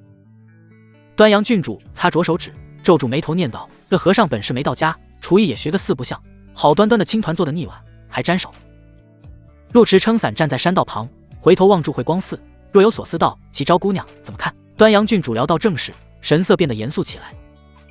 监寺回答的滴水不漏，可沙弥们反应却漏洞百出，再加上慧空忽然失踪，这慧光寺8成有问题。陆迟想到斋堂香客，点头道：“方才斋堂香客也在念叨，说慧光寺从前天开始便闭门不再留客，还是自开寺后头一遭，事出反常必有妖。”端阳郡主稍作思索，既然有问题，自然要查。那我们回去做什么？真要查慧光寺，至少得等到夜深人静，那才是干坏事的时候，大白天肯定不成。陆迟话没说完，但意思非常明显：您这金尊玉贵的郡主娘娘，能蹲在老林子里淋雨，这不开玩笑吗？端阳郡主猛地顿住脚步，继而昂首挺胸，胸前团袖都被撑得紧绷，桃眸眯起，眼神儿协助陆迟：“你是怕本郡主吃不了苦，还是怕本郡主拖后腿？郡主修为不俗，怎会拖后腿？那就是觉得本郡主吃不了苦。不过你这话没说错，本郡主以前确实吃不了苦，后来被我母亲抡起来大棒子抽了一顿，就再也不矫情了。”端阳郡主伸手比划了一下，这么粗的棍子打折了3根。陆迟眼角一抽，看来这棍子质量不太行，回头我给王妃娘娘物色个能打的。端阳郡主胸前一鼓，陆迟见郡主娘娘胸都气鼓了，急忙助补：“开个玩笑，齐昭姑娘出身皇族，皆以为是千恩万宠，泡在蜜罐子里长大，哪曾想也经历过棍棒教育。端阳郡主面色稍霁，越是身份贵重，肩上责任也越重，难免辛劳，不过比普通百姓仍要好上100倍，倒也谈不上吃苦受罪。总之你犯不住担心本郡主，想怎么查就怎么查。”陆迟稍作思索，给发财顺了顺毛：“慧光寺晚间闭门谢客，若真有问题，8成便在晚上，让发财去里头盯住。我们2个在附近林子蹲一晚，先看看情况。不管鬼案、妖案还是人案，无非都是这些路子。验尸、走访、排查。”端阳郡主明白这些路数，涂住豆蔻的指尖摸向发财，让他盯住：“嘿，你可甭小瞧发财，常年在山里讨生活的物件，估计比我们都警惕。”发财急忙昂首挺胸，双爪插在腋下，神气地望祝香软姐姐，一副你别小瞧我的模样，转身就窜进山林，留下道白色残影。端阳郡主双手环胸，桃眸含笑，有点意思。时间飞逝，转眼夜幕降临。夜晚的山林昏暗无光，再加上斜风细雨，更显幽森，唯有远处寺庙灯火通明。庄严肃穆的神殿中，诸僧皆跪在蒲团叩拜佛像。那高大佛像屹立在黑暗中，佛面随柱烛火忽明忽暗，白日离宝相庄严的神态兀自多了分诡异。监寺师叔，这样真的行吗？僧人们面色虔诚，重重磕了几个响头后，才战战兢兢地问道。元清闭住眼睛，敲住木鱼，转动佛珠，沉声说道：那东西最怕飞蜈蚣，只要他今夜赶来，定教他有来无回。更何况慧光寺有佛光普照，妖邪岂敢放肆？岂敢放肆？小沙弥们浑身哆嗦。最近3天，寺庙已经接连失踪3位僧人，这也是慧光寺晚间谢客的真正原因。僧人是自己人，不管是失踪还是死亡，只要瞒得好，这寺庙就还能开下去。可若死了香客，这寺庙保不准就要关门大吉。慧远跟元清时间最久，鼓起胆子问道：支书，白天镇魔司来人，我们为何不将此事告诉他们？元清睁开眼睛，对住宿木方向又是一拜。慧光寺能有今日成就，住持不易，绝不能轻易损其根基。若是告诉镇魔司，此事必将会闹大。如今主持云游未归，慧光寺不能在我手中出事。你等且随我念金刚经，佛祖自会庇佑我们。众僧张了张嘴，话都到了喉咙，最终还是应声憋了回去。监寺说的不错，慧光寺如今香火鼎盛，僧人生活滋润，皆因口碑立得住。倘若慧光寺遇妖的事情传出去，只怕那些香客要跑个前进，佛祖连弟子都无法庇佑，遑论他们这些普通香客。那妖物固然危险，可好歹能设法对付。若是仰仗镇魔司，那眼前的富贵名利可就全都成了云烟。老话讲得好，名利最为服侍众，古今能有几人抛？众僧稍作犹豫，便捻珠敲动木鱼，专心念起金刚经。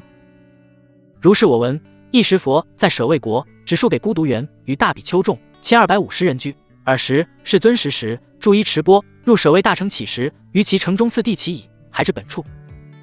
金刚经全称能断金刚般若波罗蜜经，佛家有云：诵读此经可驱邪避灾，百邪不侵，消灾解厄，度人平安。据说诚心向佛者聆听此经时，还会心中明澈，开智明慧。然则发财是头老虎，听住里头的木鱼经声，枯燥的打了个哈欠，竟有些昏昏欲睡。呼呼，想到路池发配的任务，发财只能用爪子撑住眼皮，老老实实盯住远处大殿。3更天，雨丝间歇，山林间似是起了风，一道轻柔风声传入耳间。沙沙沙，声音由远及近，犹如夏夜风吹杨树叶般沙沙作响。发财顿时精神抖擞，圆滚滚的身躯贴住墙壁，前身微微下压，四爪牢牢抓住地面，做出警惕姿态。佛殿之中，元清骤然睁开双眼，看向窗外漆黑山林，他来了。众僧面色惨白，急忙站起身来，将佛像下2口大箱子抬出，小心翼翼来到窗前，屏住呼吸等待。慧远，深夜万籁俱寂，庙中忽然传来一道尖细声音，雌雄莫辨，像是有人捏住嗓子说话，不断喊住慧远名字。那声音近在咫尺，似乎只有1墙之隔。众僧不由哆嗦，闭住眼睛，大声念经，渴望用金刚经吓退墙外妖物。别怕，继续念经。元清有些道行，闻言定了定神，透过窗子看去。只见暗淡天光下，殿外转角处探出半截身影，黑影身材细高，前身拱起，紧紧贴住墙壁张望，露出一张美人面孔。唇似朱砂，眉似翠玉，手臂如藕，食指似葱，胸脯高耸，肌肤雪白，披住头乌黑长发，风姿柔媚动人。慧远，那美人再次喊道，声音靡靡，引人阴沉。孽畜！元清佛珠脱手而出，猝然打向墙壁身影，同时将2口箱子丢出窗外，继而自己也跳了下去，关上窗子。小沙弥顾不得其他，急忙将窗户关闭。元清跳到外头，伸手拍碎2口木箱，里面的东西一股脑倾泻而出，沙沙沙挤作一团，却是2箱蜈蚣。民间时常有蛇人传闻，蛇人非蛇非人，上身是美丽女子，下身是蛇尾，经常夜半现身，呼名唤姓，引诱僧侣或者书生。但凡响应蛇人呼唤者，便会成为蛇人盘中餐。而据传飞蜈蚣能吸食蛇人脑髓，为蛇人天敌。慧光寺找不到飞蜈蚣，便上山捉了2箱普通蜈蚣对付。飒飒，元清僧袍鼓荡，褐色粉尘从袖口呼啸而出，顷刻洒了蛇人一身。那些蜈蚣闻到粉尘味儿，便迅速朝着蛇人爬去。老秃驴，就凭你还想坏我修行？那蛇女非但无惧，张嘴竟喷出一口黄气，黄气腥臭无比，隐约带住火星，顷刻便将周围蜈蚣烧死。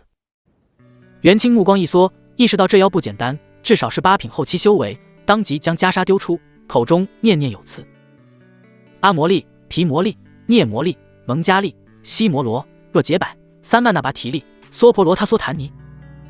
随着咒语催动，袈裟光芒大作，隐约有梵音响起，笼罩蛇女上空。撕拉，蛇女却浑然不惧，长尾一扫便掀起飓风，将袈裟吹至一旁，双爪如同利刃，朝祝元清抓来。眼看即将抓破元清心口，黑夜中忽然白光一闪，蛇女只觉尾巴一痛，转身便发觉一头圆胖老虎正死死咬住她的尾巴。区区小妖，牙都没长齐，还敢造次！蛇女猛地甩尾，便将发财甩飞出去。发财在地上滚了2下，急忙扬起脖颈，朝着天空吼笑。嗷呜！山林中，陆池跟郡主娘娘谈经论道，琢磨助修行法门。眼看天色渐晚，也没见妖鬼之气出没，正兴致缺缺。跟大奶姐姐露宿在外固然惬意，但跟捉妖相比，还是差了点意思。更何况这大奶姐姐身份特殊，轻易还不能撩拨，说话多少得注意点分寸。冷不丁听到发财嚎叫，陆池立即精神抖擞，噌一下就站起身，朝着寺庙飞去。终于来了！端阳郡主跟陆池聊了半夜，正感叹这小道士博学多才，眼下骤然被打断，也急忙紧随其后。两人都是7品修士，转眼便飞至寺庙，进院就见元清正跟蛇女斗法，元清被打得节节败退，就连发财都被踹了2脚，缩在墙角疼得哆嗦。陆池跟发财相依为命，平时都没让干过重活，当场火气直窜。敢打老子的白虎！哎！端阳郡主眼角抽抽，总觉得这话有些不对劲，但也没工夫瞎琢磨，忙道：难怪察觉不到妖气，原来是蛇人。陆池，我有办法收他。天地雷德，万法震荡。端阳郡主有心在陆池面前显摆实力，当即手掐雷诀，催动他目前最强的道法雷霆万钧。结果雷诀还没念完，旁边的陆池就已经动了。院落里不知何时起了风，只见陆池身影跟狂风4融为一体，几乎瞬息间便至蛇女跟前，冲着那双大胸脯便是一掌。咔嚓！这一掌下去，蛇女直接倒向佛殿墙壁，掌法携带的强大气劲，硬生生将墙壁砸穿，轰向殿内佛像，将佛祖金身都撞得摇颤。噗！蛇女从佛祖金身滚落，高耸胸脯被拍得血肉凹陷，当即奄奄一息。端阳郡主眨了眨眼，小嘴微张，手掌还冒住滋滋雷光。佛寺内刹那寂静无声，那一掌声势浩大，似乎将天际乌云都震散，一轮残月悄然浮现。青年静默而立，慢条斯理地将手掌猩红擦拭前进。一招都扛不住，也敢抽拂云关的虎！蛇女狼狈滚落到佛像脚下，嘴里喷出浓稠血浆，蛇尾微微颤动，眼神怨毒，夹杂住几分匪夷所思，发出呵呵之声。变故来得突然，佛殿内诵经声戛然而止，众僧瑟缩睁开双眼，只见慈眉善目的大佛眼下一抹猩红，犹如佛祖气血。佛殿墙壁被砸了个蛇形窟窿，依稀可见外头夜色浓浓，黑衣道人肃穆而站，气势强如浴血修罗。而蛇女倒在面前，腥臭蛇血蔓延，污染佛祖精身。娘哎！众僧呆滞片刻，继而尖叫出声，顾不得是否惊扰佛祖，纷纷四散奔逃，生怕那蛇女回光返照。端阳郡主上站在原地，手掌滋滋冒住雷光，眼时而轻颤，小嘴微张，神色又惊又尬。惊的是陆池出手迅疾，杀伐果断，方才那身法掌风气劲绝对不输武夫，若是气道从武，估计都能靠武正道。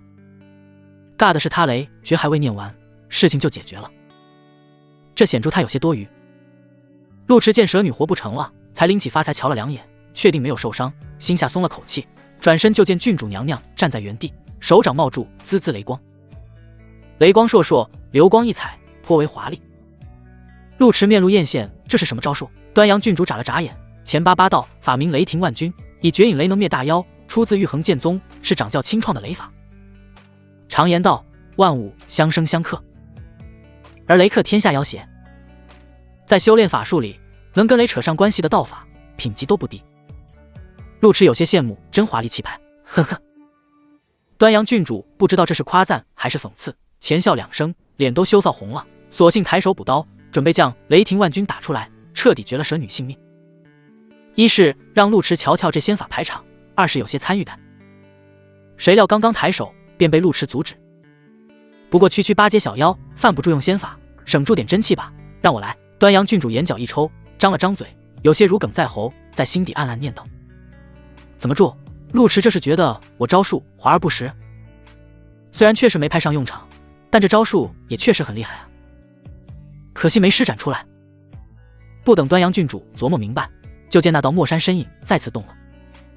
飒飒，陆池身化清风，在原地留下数道残影，转瞬便冲至佛殿之中，单手拎起蛇女，手腕猛地用力，咔嚓，清脆骨碎声响起，蛇女表情瞬间呆滞，美丽的头颅软绵绵耷拉下来。陆池手腕一甩，便将蛇女尸身甩至元清脚下，俊美脸庞含笑：“大师，聊聊。”端阳郡主又是一震，桃眸隐隐颤动，忍不住赞叹：“难怪天下修者皆酷爱修剑与身法，身法练出门道，注视俊的眉边，操作行云流水，前脆利落，哪个大姑娘看了不眯瞪？”今晚变故接连不断，元清尚且没反应过来，直到蛇女尸体滚到脚下，他才猛地回神，下意识往后跳了一步，喃喃道：“阿弥陀佛，阿弥陀佛。”陆池见状，以为元清不想配合，要讲慈悲为怀那套，不由皱起眉头，手中长剑寒芒骤现。今晚若没有我们出手，你们8成也活不了。我们没计较大师隐瞒案情不报，大师莫非还不想配合？实不相瞒，魏姑娘身份贵重，莫说查封慧光寺，就算今日我将你们都宰前境，明日传出的消息也是你们死于蛇女之手。我劝大师不要敬酒不吃吃罚酒。端阳郡主还沉浸经验中，闻言稍稍一愣，继而昂首挺胸为陆池撑腰，随手丢出一枚腰牌，冷声道：“没错，自己瞧瞧吧。”腰牌通体黑灰色，款式平平无奇，中间刻住端阳2字。元清大师瞳孔骤然收缩，急忙清醒过来，弯腰道：“误会误会，两位贵客请随我来，贫僧必当知无不言，言无不尽。”陆池这才露出笑意，捡起地上袈裟，贴心地披在元清身上。“大师有劳了。”元清大师努力扯起嘴角，露出人情世故的笑容。宝香庄严的佛殿内，元清点燃烛火，重新燃起禅香，将事情一五一十说个清楚。端阳郡主眯起眼睛，所以白天你含糊其辞，不愿配合，追根究底是不愿让镇魔司知道蛇女之事。元清面露惭愧，正是如此，往昔所造诸恶业，皆由无始贪嗔痴，贫僧修佛数年，仍魔障入心，羞愧至极。陆池抬了抬手，没工夫听元清打佛偈，那慧空呢？事情已经暴露，元清无意得罪官家，只能和盘托出。慧空昨晚便离奇失踪，贫僧以为是死于蛇人之手，这才没有声张。白天又得知慧空又跟命案扯上关系，自然不想多生事端，这才没说实话。事情至此，已经非常明白。慧光寺为了维护声誉，赚取香火钱，这才将诸多事情压了下来。外人只觉佛门高僧、菩萨圣地，哪知里面早就成了血窟。陆池面露讽刺，大师自称高僧，这贪嗔痴劲犯了一遍，今晚若非郡主娘娘慈悲斩妖，只怕你们全寺都要遭殃。端阳郡主正在琢磨老和尚的话，冷不丁听到这话，脸都臊得慌。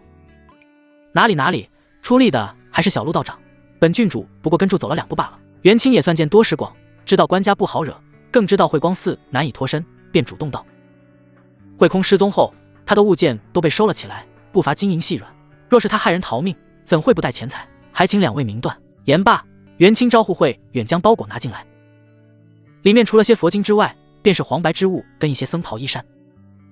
慧远经过蛇女之事，尚且心有余悸，哆哆嗦嗦道：“慧空最是爱财，平日就喜欢接触有钱香客，若是离开寺院，肯定不会舍弃银钱，8成是真被蛇女吃了。”陆池翻了翻包裹，确实没啥线索，便问道：“慧空平日里有没有提过家住何方？”慧远摇摇头，他只说父母被马贼所杀，为了谋生才出家为僧，不过他时常下山，有次回来后倒是提过一个地方。小沙弥欲言又止，脸色通红。元清训斥道：“贵客面前莫要支支吾吾，有话直言。”慧远这才小声道：“他提到过几句红衣房，说里头的姑娘很漂亮。”端阳郡主挑眉：“红衣房？小和尚你没记错吧？”“没，肯定没记错。”慧远声若蚊蝇，面红耳赤。作为出家人，无心修行念经，终日惦记住美女画皮，注视羞骚。也正因如此，慧远将红衣房的事情记得清楚，还想助攒够钱财，还俗去那里瞧瞧，谁料慧空没了。这事有损慧光寺，也有损自己名声，故此白天时候慧远并没有提起。元清当即怒目圆瞪：“红衣房乃尘世俗欲之地，你等身为出家人，怎能犯此淫戒？”慧远小声道：“慧空说搂住媳妇念住经，不负如来不负亲。”元清眼皮一翻，捂住胸口怒骂，一派荒唐言。陆池不语，只觉得众生万象。他抬头看向肃穆佛像，普贤菩萨的金身慈眉善目，端坐6牙白象普照人间。当真是我佛慈悲相。在看台下，众僧叩拜高呼，个个身披袈裟，诵读真经，心底却藏住七情六欲嗔痴恶，端视红尘众生相。小小慧光寺亦如潇潇红尘。如今魁娘子横死，作为表哥的慧空离奇失踪，不管是不是蛇人所为，这事都说不清楚。端阳郡主起身，玉面冷肃，查案期间，慧光寺需随时配合，若再像白天那般信口雌黄，本郡主就封了你这破庙。陆池收回目光，点了点头，没错，郡主娘娘真能干得出来。端阳郡主。元清连连称是，点头哈腰的模样，哪还有半分德高望重？陆池走出佛殿，微微叹息一声，自古人心复杂，不能用黑白简单评判。元清沽名钓誉，追名逐利，为了私欲漠视性命，此举断然算不得的道高僧，称得上自私自利。可就是这般人物，又能独占蛇女，庇佑一众僧侣。神本无相，人有千面。两人皆有些唏嘘，并未在佛堂多留，准备下山查查红衣房，看看能不能找到有用线索。待路过庭院时，却见几名小沙弥围住蛇女尸身，小声议论，个个面色惨白。端阳郡主站定脚步，出言询问怎么回事。小沙弥们急忙回神，跑到两人跟前，急声道：“真是奇怪哩，蛇女死后竟变成了人，不是蛇哩。”陆池眼睛一眯，快步过去，果然就见蛇女的尾巴消失不见，变成了一双女人腿。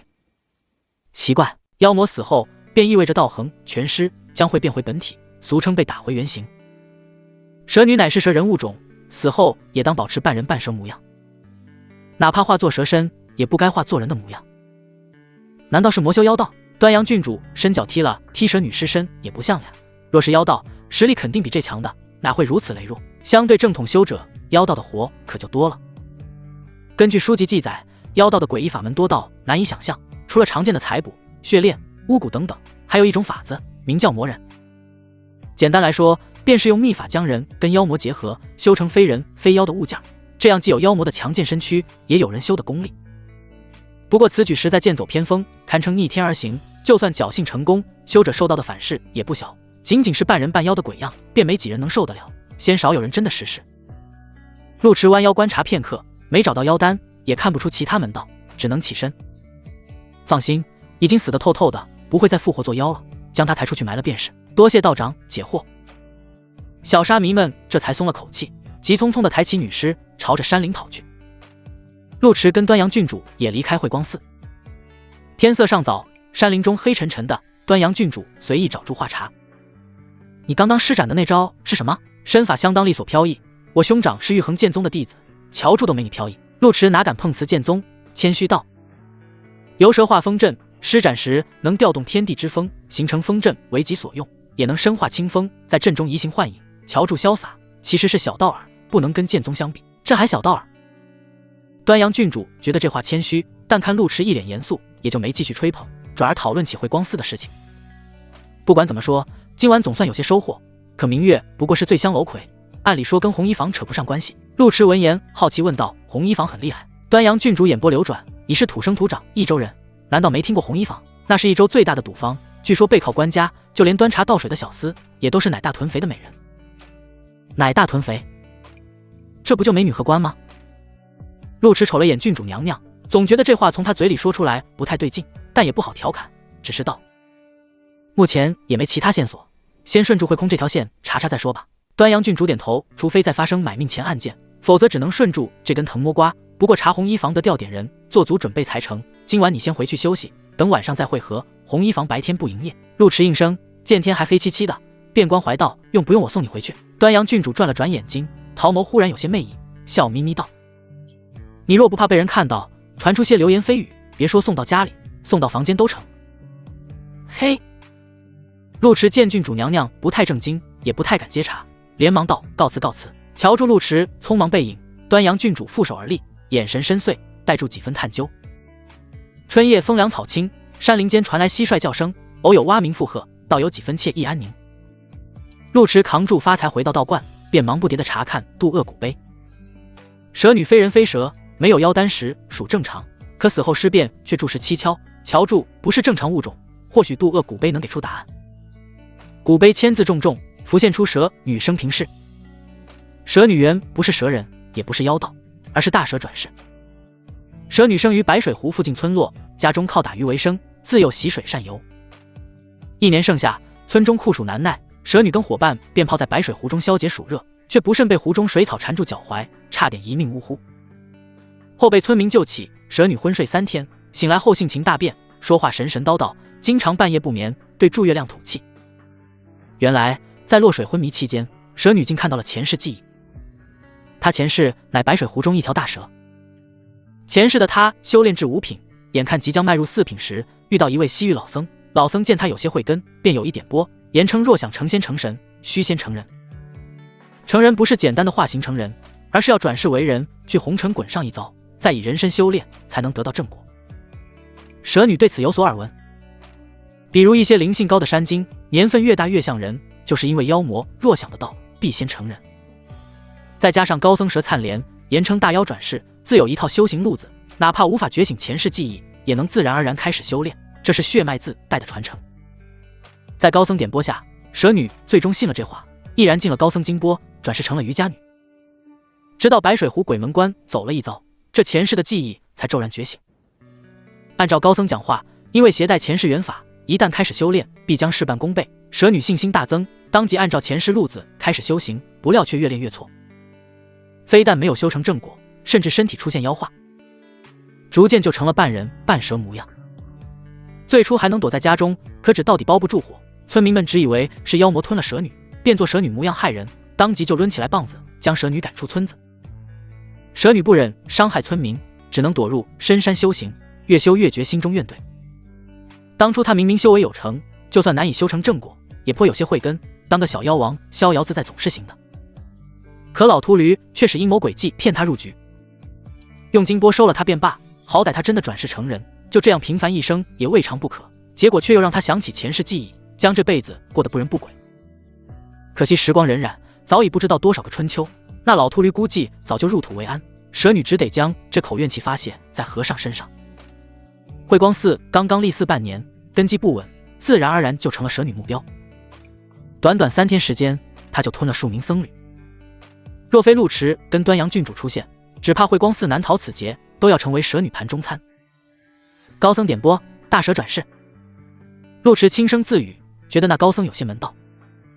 太上老君须无自然本起经有载：一道者，神上天为天神；二道者，神入骨肉，形而为人神；三道者，神入禽兽，为禽兽神；四道者，神入臂力，臂力者恶鬼名也；五道者，神入泥犁，泥犁者地狱人名。此外还有道教6桥之说，讲的便是轮回转世之道。那高僧未必诓骗蛇女，大妖转世修行确实是正经路子。这也是许多人天生带住兽相的原因，比如有人面相似猴，有人五官如鼠，还有人长相艳丽，一副蛇精脸、狐妹子的模样，皆是因为沾了前世元法。只是转世修行等于弃掉前世，其中变数颇多，谁也不能保证。有人顺风顺水登高望远，有人如蛇女这般误入歧途，最终烟消云散。一卷生平书，字字皆是命。渡恶谷碑烟云散去，掉落一颗碧玉蛇胆。蛇胆可是好东西。陆池看过《本草拾遗》，知道蛇胆功效颇多，能明目退翳、驱风止痛等等。不过渡恶谷碑掉落的蛇胆自然不止这些功效，服用后不仅强身健体，还有辟蛇毒之效，甭管将来碰到什么毒蛇，都难伤身体分毫。这效果著实霸道。陆池面露喜色，将碧玉蛇胆吞吃入腹，一股寒意顺住四肢百骸游走，最终凝聚在丹田一点，气血明显充盈许多，就连血肉似乎都坚韧3分。哐当！陆池没有使用真气，随手打出一拳，仅仅是拳风便将窗外木摧折。果然能强身健体，而且还是无痛淬体。陆池心满意足。寻常五夫淬体最直观的方式便是打碎重塑，简而言之，需要经受痛苦磨练，才能使血肉强度提升。有渡骨碑存在，陆池甚至无需专门淬炼体魄，不知不觉就能更上一层楼。虽然比不上午休宝体，但要比正常修者强一点。服用蛇胆后，陆池又想到上次剖取的蛇妖丹。修者虽能汲取妖丹提升功力，但妖丹污浊，吸收其力会污染自身法力，日积月累会使人妖化。陆池没敢贸然使用，而是翻阅《修行者记》，里面记载著诸多修行禁忌。修者不可直接服用妖丹，但可炼成丹药服用。可惜丹师难求。陆迟思来想去，决定回头问问端阳郡主，雍王府里定有御用丹师，到时蹭蹭郡主娘娘的软饭。话说回来，蛇女出自白水湖，上次偷袭的蛇妖也是出自白水湖，看来这湖真是人杰地灵啊。接连养育出2头大妖，可见灵气充沛。陆迟思绪纷杂，待马贼案结束后，倒是可以去白水湖瞧瞧。总的来说，今晚收获颇丰，不仅获得碧玉蛇胆，也窥探到魁岸一隅。根据蛇女生平概览，她确实吃了几名僧侣，但其中并不包括慧空。慧空此时失踪，著实巧合。夜色渐深，万籁俱寂。位于益州关巷的某座豪华大院，依旧灯火通明。此宅乃早年修建的皇家庄园，现如今拨给端阳郡主使用。端阳郡主回家没走正门，顺手就越过宅院高墙，刚准备回房休整，就听到院落里面传来动静。咦，你说阿昭看上了明道士？嗓音清冷又稍显柔媚，显然是名端庄持重的女子。继而便传来绿珠声音：没错呀，那小道士真俊美，都说咱家大公子是汴京首屈一指的儿郎，但跟小道士比起来也相当逊色。郡主回来了。绿珠声音戛然而止，老老实实退至一旁。端阳郡主飘然落地，便见自家闺蜜坐在梨亭中，头戴连冠，身着月白华裳，唇红齿白，眉间点一抹朱砂，模样气质比满园里还要清冷3分。却是袁妙真。端阳郡主受过玉衡剑宗指点，跟袁妙真是儿时情分，更是闺中姐妹。袁妙真来到益州，自是住在闺蜜家中。端阳郡主拨弄2下白鹤香熏炉，瞟了眼自家奴婢。聊什么呢？绿珠被当场逮住，心里头发虚，讪笑道：郡主回来的正好，袁姑娘正关心您呢。那个2位姑娘先聊住，我去催小厨房上点夜宵过来。端阳郡主坐在长案对面，捻起李软膏尝了尝，笑盈盈的打趣：阿金，昨夜你来的匆忙，我还没来得及问你，当时为何那般心神不宁？莫非被哪家少年郎轻薄了？桌案对面，袁妙真正襟危坐，小脸紧紧绷住，认真措辞半晌，才道：我没有被轻薄。端阳郡主只是随口打趣，眼见自家闺蜜如此认真回应，倒是真有些怀疑了。袁妙真卿幽眸光坚定，拿起旁边长剑，抿唇道：我有剑，会杀坏人。端阳郡主莞尔，知道自家闺蜜常年深山修行，不通人情世故，便提醒道：有些坏人表面正派有理，实则内心龌龊，是实打实的浪荡公子，专门坑骗你这种不谙世事的少女，最后被骗了身子，哭都找不到地方。袁妙真盯住茶盏，蓦然想到蛇窟所见所闻，轻轻开口：我都懂，他们不仅好色，还喜欢收集银剑之物。想想那套黑色战袍，袁妙真手指悄悄收紧，耳朵悄悄红了。端阳郡主微微挑眉，敏锐捕捉到闺蜜情况不对。哎，你怎么耳朵都红了？难不成真有情郎了？长得俊不俊？腹肌大不大？袁妙真自幼深山修炼，是地地道道的清纯小道姑，哪听得了这种荤话，急急解释道：我常年深居简出，怎会有情郎？端阳，你的嘴巴真坏。端阳郡主半信半疑：哦，那你此次下山所谓何事？袁妙真捧住茶盏喝了口，压下心头羞涩，如实道：我已是爆丹境，结丹迫在眉睫，师傅想让我结一颗无情金丹，好修炼无情道，但我不愿，这才涉足红尘，想结一颗红尘丹。端阳郡主出身富贵，自幼不缺资源，自然知道结丹之事。修者到了爆丹境时，都能结出金丹，这也是修者分水岭，关乎以后修行。而金丹品质有高下之分，但凡有些志向的修者，都会想方设法结出极品金丹。无情丹跟红尘丹皆属于极品金丹，不同的是，无情丹结成之后，修者将断情绝欲，一心向道；而红尘丹则需经受红尘滚滚，锤炼道心，一步一步问鼎山巅。此境算不得高深修为，但犹如基石，对以后的修行路颇为重要。若我没记错，你的师尊青云长老修的便是无情道。端阳郡主桃眸眯起，若有所思道：他希望你继承他的衣钵，也在情理之中。而且你结无情丹，可比红尘丹简单得多。袁妙真自幼不问世事，不通世故，拥有一颗纯粹琉璃心，结无情丹水到渠成。青云长老将他保护的这般好，无非就是想传承衣钵。袁妙真轻轻点头，美眸轻轻垂下，犹豫道：可我不想。端阳郡主见闺蜜有自己主张，心底颇为高兴，笑眯眯的：如此也好，像你这般美人，天下才俊趋之若鹜，修炼无情道确实可惜，好歹得尝尝男人滋味不是？袁妙真面若红霞，急忙别开视线，小声嗔道：要尝也是你先尝，这我哪会啊？端阳郡主生在皇族，自幼家教虽严，但性格却颇野，跟京城小姐们厮混时，经常说些骚话玩笑。但这种闺中浪荡话，京城小姐们非但不会当真，甚至会说点更骚的回应。眼见袁妙真如此认真回答，端阳郡主沉默一瞬，继而笑得支乱颤，那副活色生香的模样，跟清冷仙子形成鲜明反差。待半晌过去，端阳郡主才干咳两声，轻抚心口刻制住笑意。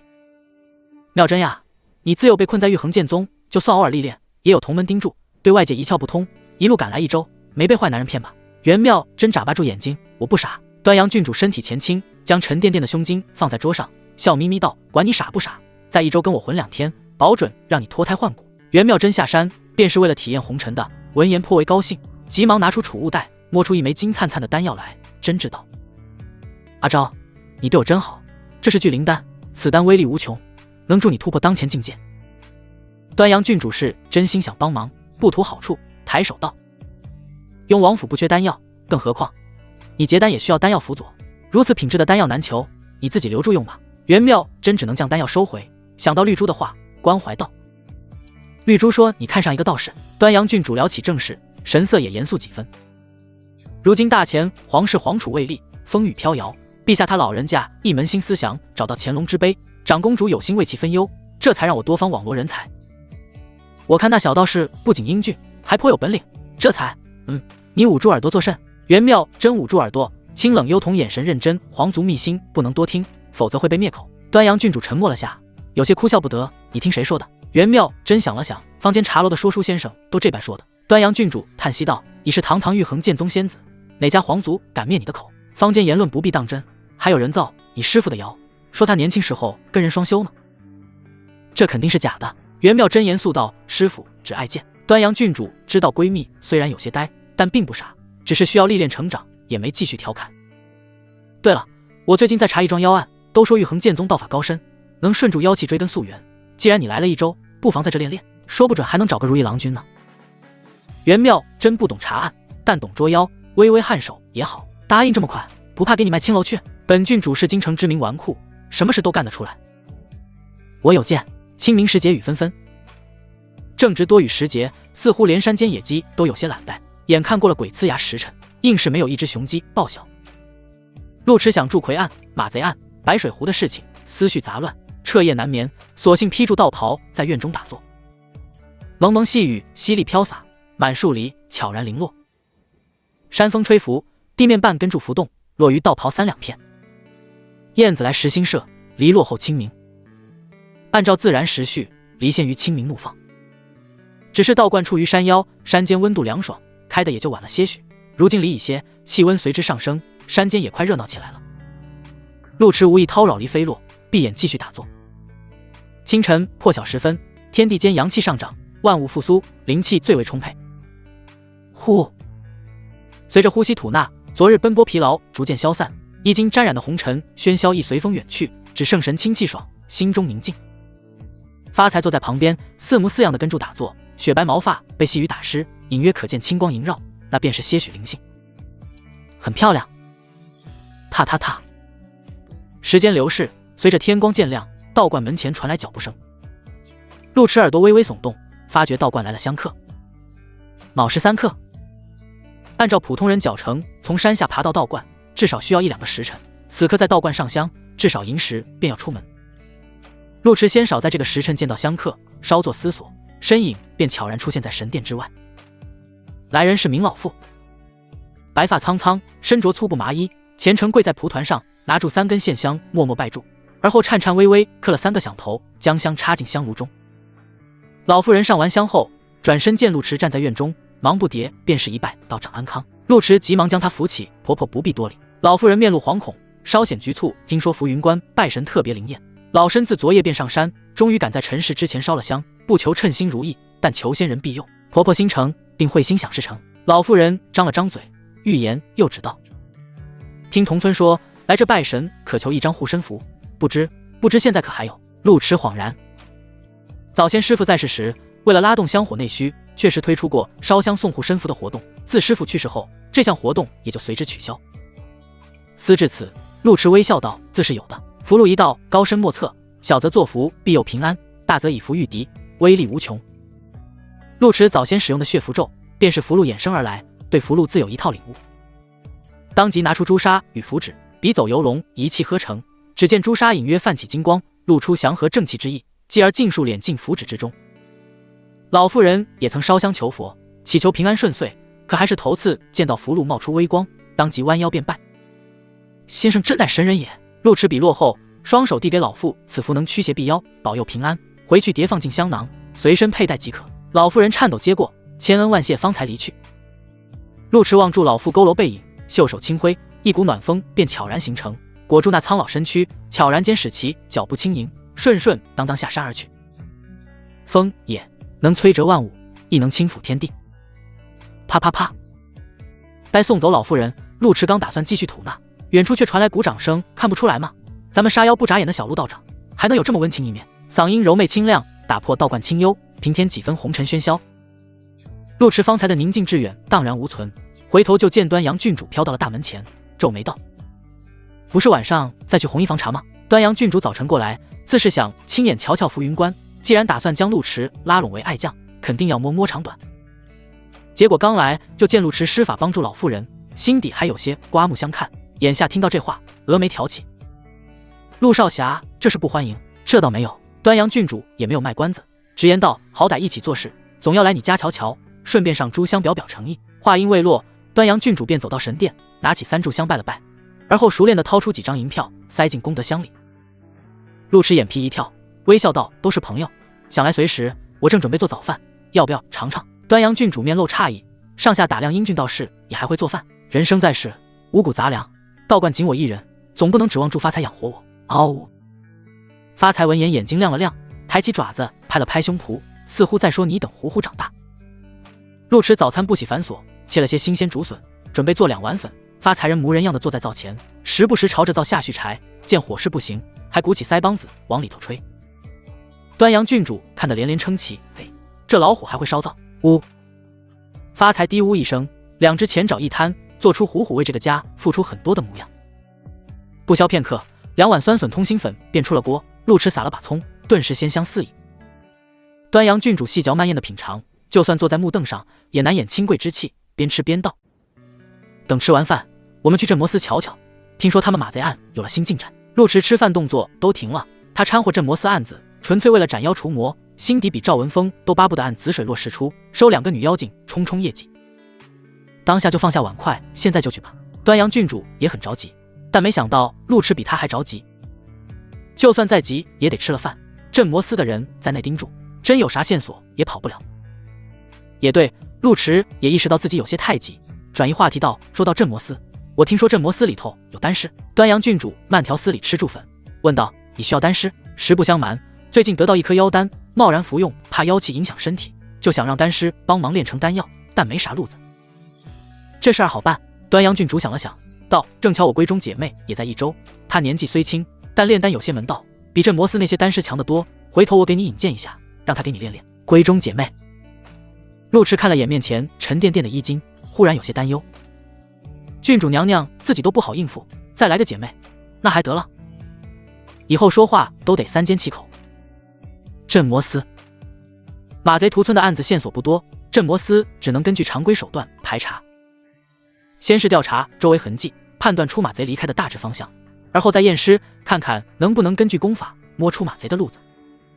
村落尸体太多，也不好都积在镇魔司里头。镇魔司先是大概判断一遍，而后挑选几具特指鲜明的尸体用以查案，其他的入土为安。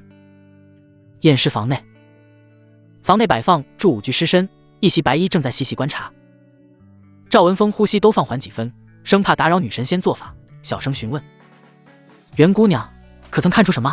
袁妙真白衣胜雪，手持5道符纸，符纸微微摇晃，便溢散出缕缕青烟，青烟朦胧下，原本僵硬惨白的尸身竟然缓缓冒出黑气。这是玉衡剑宗的符箓道法，能令妖邪手段显露。袁妙真丢下符箓，拿剑挑开死者心口，剑刃锋芒一闪，竟从里面挑出一道血光。八戒，那血光落地显形，却是一条红色肉虫，约莫升力大小，此时已经没了气息。赵文峰面色一变，这是蛊。袁妙真蹲下看了看，清幽双眸神色认真，半晌才道：“是蛊，但我不知道是什么蛊。赵文峰早就听过玉衡剑宗大名，更知道袁妙真被称作御剑仙子，是誉满天下的美人天骄，还以为是孤傲凌人之辈，没想到如此实诚，忙道：天下蛊虫千万种，此地又毗邻南疆，那是蛊虫的老家，其中门道5、8门，咱们这些正统修者哪懂这些邪魔手段？袁妙真微微颔首，没有言语，只是默默站在一旁。赵文峰见状，更觉到门弟子平易近人，忙道：李不安，你来看看。李不安是镇魔司御用仵作，年仅27、8，长相端正，身姿挺拔，师从南疆古师，擅长此道，普通尸体都懒得出手。上次帮魁娘子验尸的仵作，便是他一手培养的徒弟。眼下见到尸体里面藏住蛊，立即就来了兴致，一马当先来到跟前。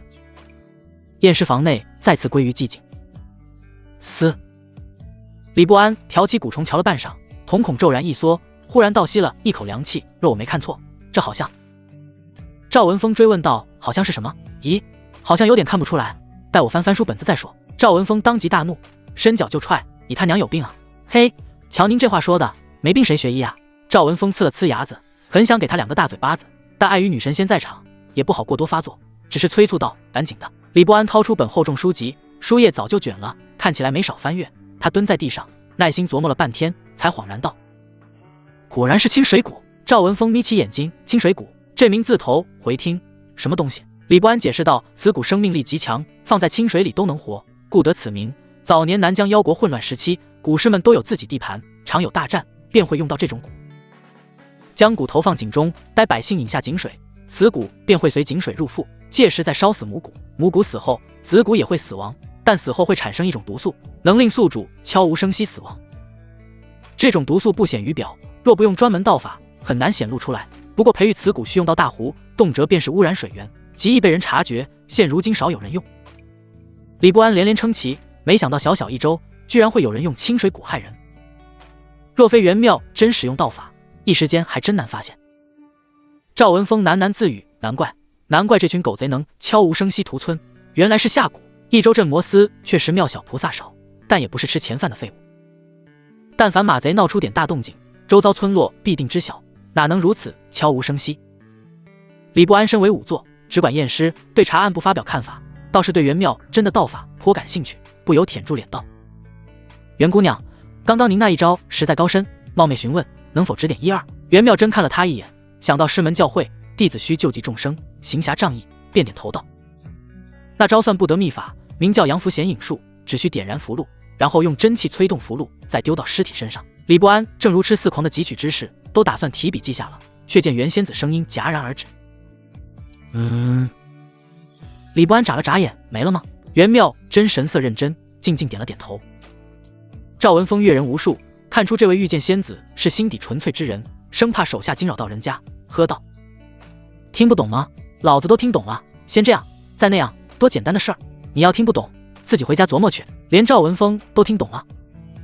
李不安一脸怀疑人生，失魂落魄地走出验尸房。刚出门便见陆池跟端阳郡主走来，李不安更觉心口独挺，悠悠叹了口气，总觉得自己迟早的下岗。品貌不如陆道长，专业知识也不如里头的袁仙子，镇魔司8成也没他容身之地了。李不安长吁短叹，拱手拜道：李不安见过郡主。端阳郡主了解镇魔司人员安排，知道李不安是仵作头子，微微颔首道：李先生何故这副神色？唉。李不安强颜欢笑道：郡主娘娘请来好厉害的帮手啊，那仙子年纪轻轻，道法真是厉害，3两下就挑出了尸体里头藏的蛊虫，真是令李某汗颜。端阳郡主有新带闺蜜历练红尘，一早便让其来镇魔司熟悉情况，眼下听到这话，颇为骄傲。阿金出自玉衡剑宗，那是天下道法大成之地，莫说这点小道儿，就连言出法虽也略有研究。李不安越听越觉得酸涩，果然天下万事皆看出身，就连修道也是如此。怪只怪自家师傅不争气，没能打下基础，看来以后不能给那老东西烧纸了，免得他在地府也不思进去。李不安拱了拱手，心不在焉地离开验尸房。陆池看住李不安背影，觉得此人有些意思，随口问道：你刚刚说玉衡剑宗？没错，我跟你提到过的闺中姐妹便出自玉衡剑宗，江湖名号玉剑仙子，不知道你有没有听过？不会是元妙真元仙子吧？哼，看来你也听过。陆池面色古怪，何止听过？清明多雨，地面枯叶潮烂，验尸房前的石板上被踩得泥巴满地。陆池跺跺脚上泥尘，才走进房内。嗷哦！发财府一进去便倏然瞪大眼睛，圆溜溜地盯住那袭白衣，还悄悄扯了扯陆池衣袍，似乎在提醒道士欣赏仙女姐姐。陆池用脚踢了踢发财，让他消停一些，自己则是跟赵文峰打招呼。赵大人。赵文峰正在琢磨追查蛊虫的事，眼见郡主娘娘来了，连忙拱手行礼。两位来得正好，马贼案刚查出了些苗头，袁姑娘从尸体里找出了清水蛊，我们正在琢磨能不能从蛊入手。端阳郡主有心弦百闺蜜，当即抬了抬手，示意无需多礼，主动介绍道：陆少侠，这位便是本郡主提到的闺中密友袁晶，道号妙真，师从玉衡剑宗的青云长老，道法卓著，修为高深，倾慕者无数。郡主娘娘本意是想让陆池瞧瞧自己人脉，日后拉拢起来也方便。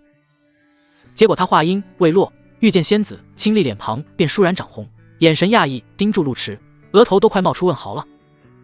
你怎么在这呀？我也不知道呀。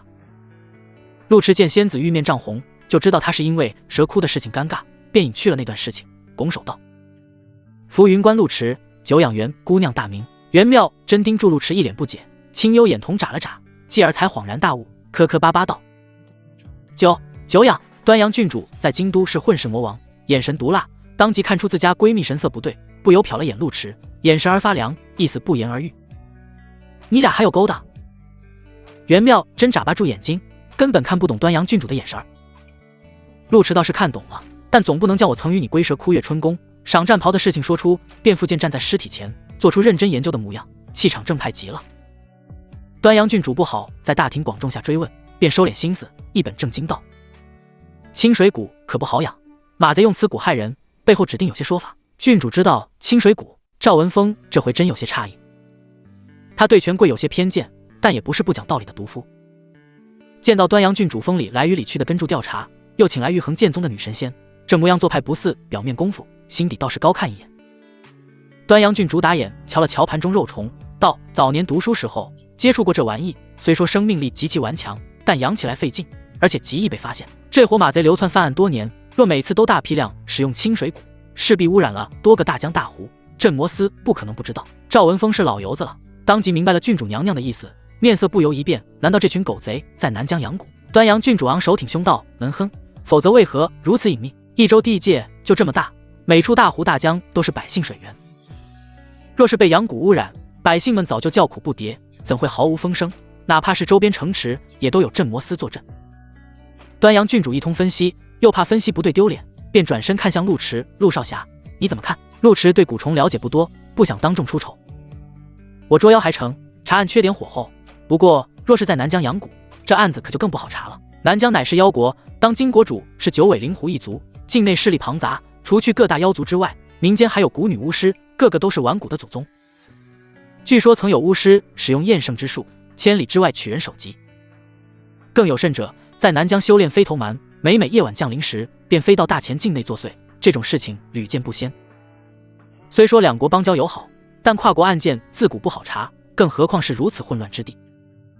赵文峰勃然大怒，在南疆养蛊，害我大前百姓，这群杂碎就是故意钻空子。不过南疆虽然混乱，也不能公然利用大湖养蛊，他们在南疆八成也不好混，主要据点应该在益州，而蛊虫从南疆运过来也得用水养住，我派人查查边境有湖有水的山沟子，看看能不能摸出线索。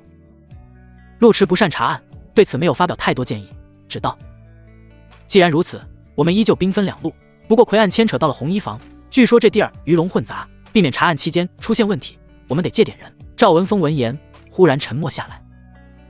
端阳郡主挑眉：赵大人不方便。赵文峰咧了咧嘴，面色跟便秘似的，倒不是不方便，而是没必要。没必要？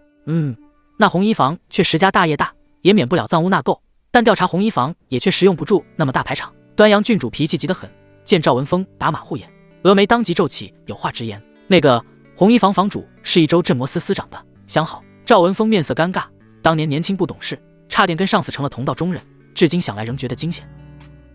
啊！陆池当即精神一振，江湖人谋生不易，为了混口饭吃，只得各展所长，除去常见生计外，还有许多偏门行业，大概被称作江湖八门。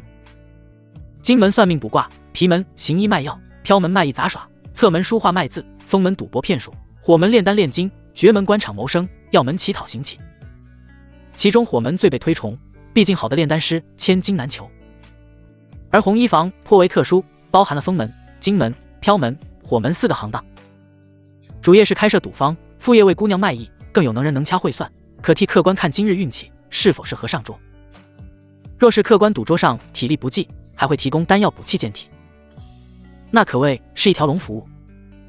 红衣坊的坊主江湖人称红娘子，早年是青楼魁，后来觉得魁没啥前途，便自赎自身干起了赌坊。要说这红娘子也有点门道，将赌徒心思看得清清楚楚。出入赌场的人物，要么是异想天开，要么是追求刺激，再不济就是破罐子破摔。红娘子直接将青楼、算命、赌坊3合一，依靠著作魁时的老主顾，硬生生将红衣坊做大做强。再后来，红娘子带住万贯家财，投奔了益州镇魔司司长马承渊，言称每年愿拿出30%收益赈灾，从此2人细水长流。陆池3人若想问事，都不用亲自去红衣坊，人家红娘子听说镇魔司需要帮忙，直接就在后堂候主。端阳郡主没想到小小益州镇魔司司长居然还能跟民间赌坊勾扯上，当即怒火攻心，胸脯高涨。大胆赵文峰，岂敢越过流程，直接招人过来，万一此事跟他真有牵连，此举不就打草惊蛇？赵文峰自然知道事情轻重，急忙解释。郡主息怒，那红娘子每月都会来镇魔司送药，今日正是送药的时辰，卑职只是留他喝盏茶，并未多说。若郡主觉得他反应不对，直接扣下便是。送药，益州镇魔司有1半金疮药、养血丹都是红衣坊捐赠。端阳郡主听到这话，倒不好继续发作，追根究底还是朝廷制度问题，高层层层剥削，导致底层举步维艰，不得不另寻其他路子。思至此，端阳郡主只能按捺住火气，带我们去见他。好。赵文峰松了口气，心道这郡主娘娘看重年轻，没想到发起脾气真有气势，不由看了眼陆池，眼底有些怜悯。待端阳郡主跟袁妙真过去后，便一把拉住陆池。有事？陆池低声道。赵文峰抬了抬下巴，指了指里头的人，低声道：我看郡主娘娘不好招惹，你要是不想跟她掺和，就找个借口脱身，就算是郡主娘娘，也不能强压百姓做事，不是？陆池还想蹭郡主的丹师，闻言摇头，多谢老哥提醒，我心底有数。赵文峰越看越觉得陆池没数，叹息道：罢了，你们这些年轻人，等你到了我这个年纪就知道，女人如虎，轻易不能招惹，根本喂不饱，更何况还是这种强势女人。棒棒！一直老老实实蹲住的发财，闻言敲了敲肚子，急急忙忙解释：糊好味。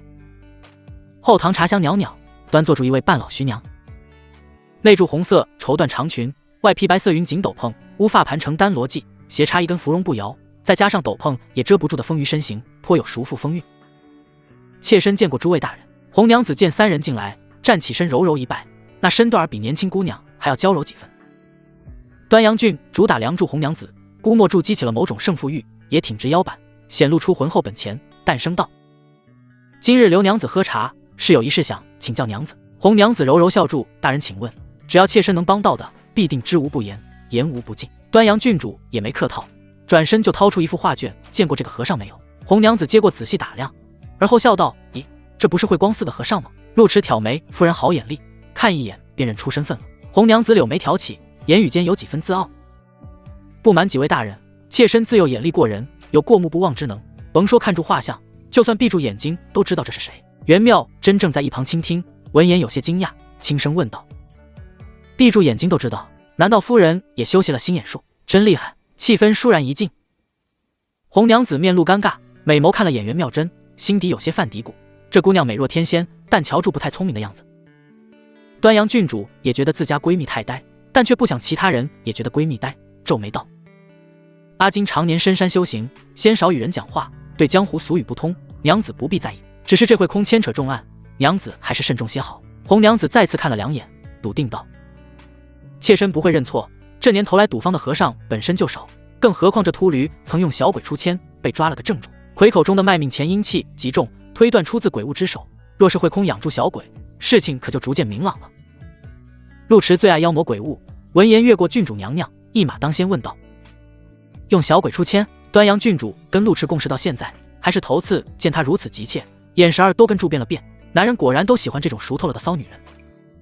陆少侠急什么？让娘子细细说来。红娘子出道多年，一眼就看出氛围不对，不住痕迹后退半步，才道：“大人有所不知，赌钱看似简单，实则颇有门道。首先负责赌桌的掌局人就得眼观六路耳听八方，防止有人出千，但这种事情防不胜防。大钱赌方颇为少，但最受欢迎的还是打会，又称赌会。此玩法赔率高，来钱快，方式也不难，颇受赌徒热衷。大概就是预设36个名，然后由赌桌掌局人先筛掉4门，而后再选出一个名盖在赌筒里。赌徒只需从剩余的名里随机选择一个，若选中名的跟赌筒里的一样，那便是赢了。赌方虽然对出千防备颇多，但架不住出千手段更多，其中就包括洋鬼。天下修者派系繁杂，除了主流派系外，近期最热门的便是赶尸匠跟洋鬼人。实则洋鬼一脉早就没落，最近也是吃了赶尸派的红利，模仿人家将小鬼也训练成免费打手、杂役等等，卖给主人家出力。凡夫俗子看不穿明，小鬼却能。然而红衣房能开这么大场子，自然不是吃素的。会空小鬼刚刚出来就被逮了个正主，当场就要剁手。后来这和尚将小鬼留下了，算是抵消了这事儿，我们也没再追究。这小鬼还关在瓶子里，若是几位大人有需要，可随妾身去拿。红娘子将事情始末说个清楚明白。袁妙真听不明白赌场门道，但对养鬼之事却了如指掌，自语道：养鬼需要签订血气，每日用精血喂养。慧空既然养过小鬼，必定签过血气，哪怕事后解除，小鬼也会熟悉对方血气，应该能凭此追查到慧空位置。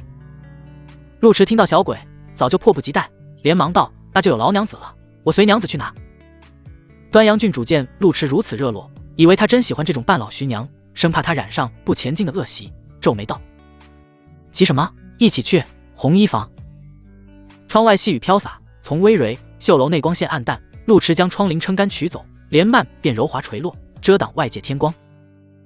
房间内灯是漆黑寂静，红娘子搬来个青瓷瓶放在桌前，低声介绍住：“这就是和尚养的小鬼，自收缴后一直封在此地，还未来得及调教，妾身先去除瓶口封印，诸位稍后。”青瓷瓶约莫2尺，瓶身滚圆，瓶口细长，牡丹纹稍显暗淡，瞧住有些年份，是装鬼物的好玩意儿。袁妙真出身道门，最懂道法修行，葱白手指围住桌子画了2下，桌上便金光灿灿，隐约可见符箓浮现。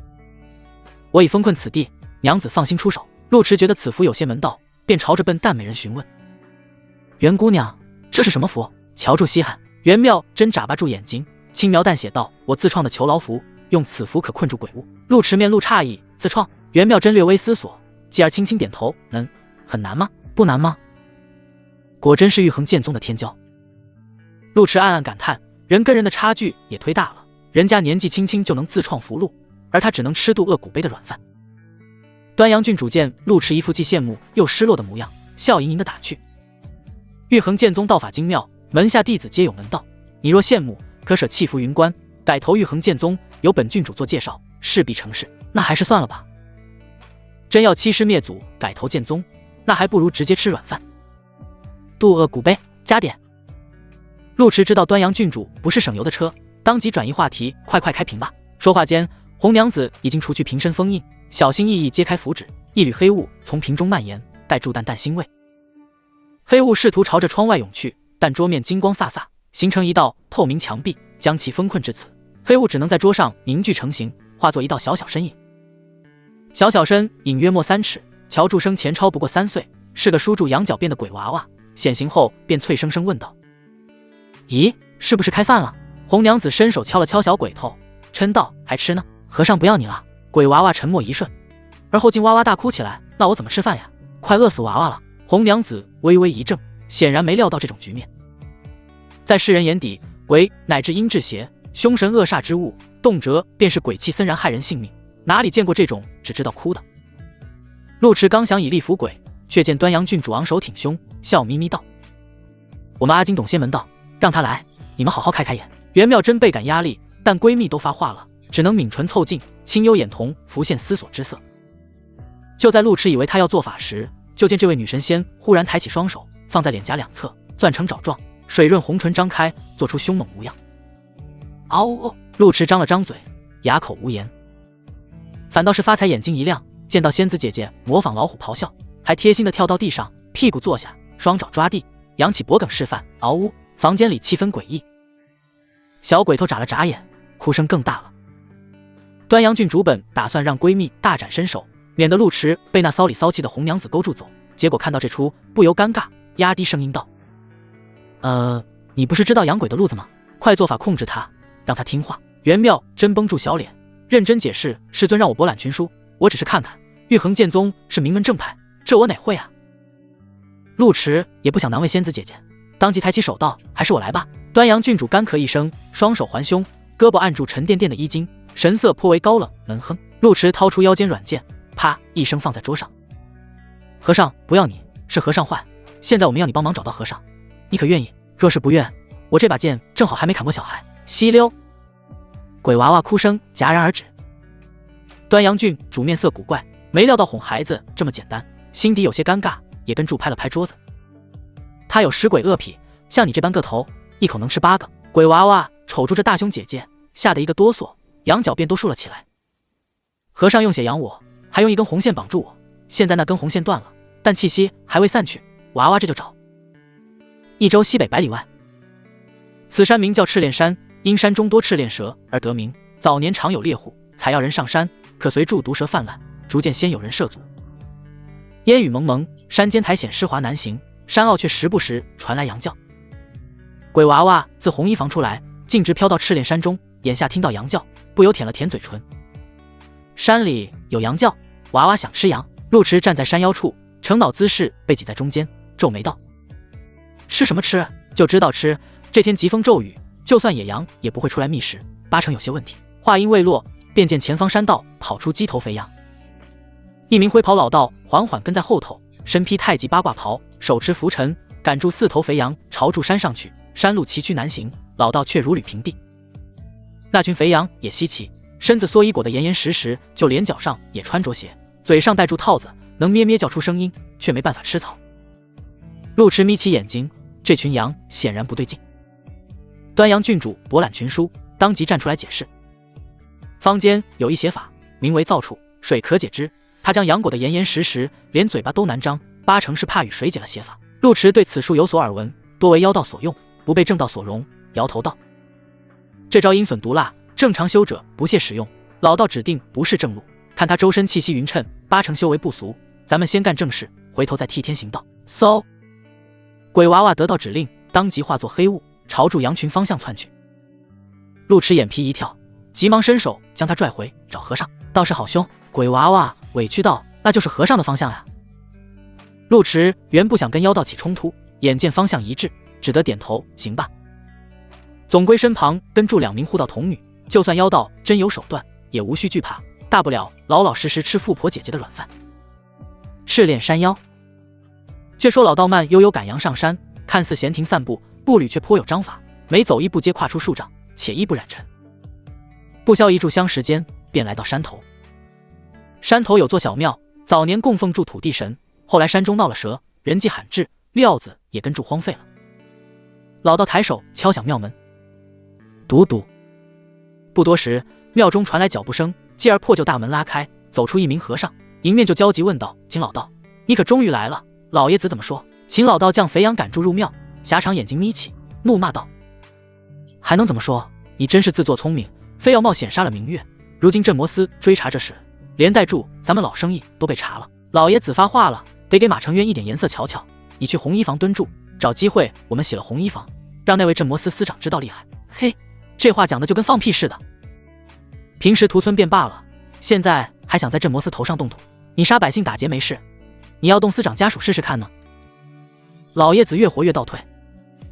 和尚瞪大眼睛，甚至怀疑自己听错了，半晌才出枪：这是忒冒险了，况且我在红衣房露过脸，过去岂非自寻死路？你可甭忘了，若不是我及时出手，明月8成就给咱们都卖了。秦老道雨天赶羊，心底本就不快，闻言冷声道：老爷子让你钱在慧光寺，你贪心不足，非要去红衣房赌，怪得了谁？连老夫炼制的小鬼都交代了。和尚自知理亏，当即换上一副笑面，低声下气道：是某家不懂事，老哥哥莫要计较。不过红衣房不好弄呀，若想给镇魔司上眼药，我倒是有个更合适的法子。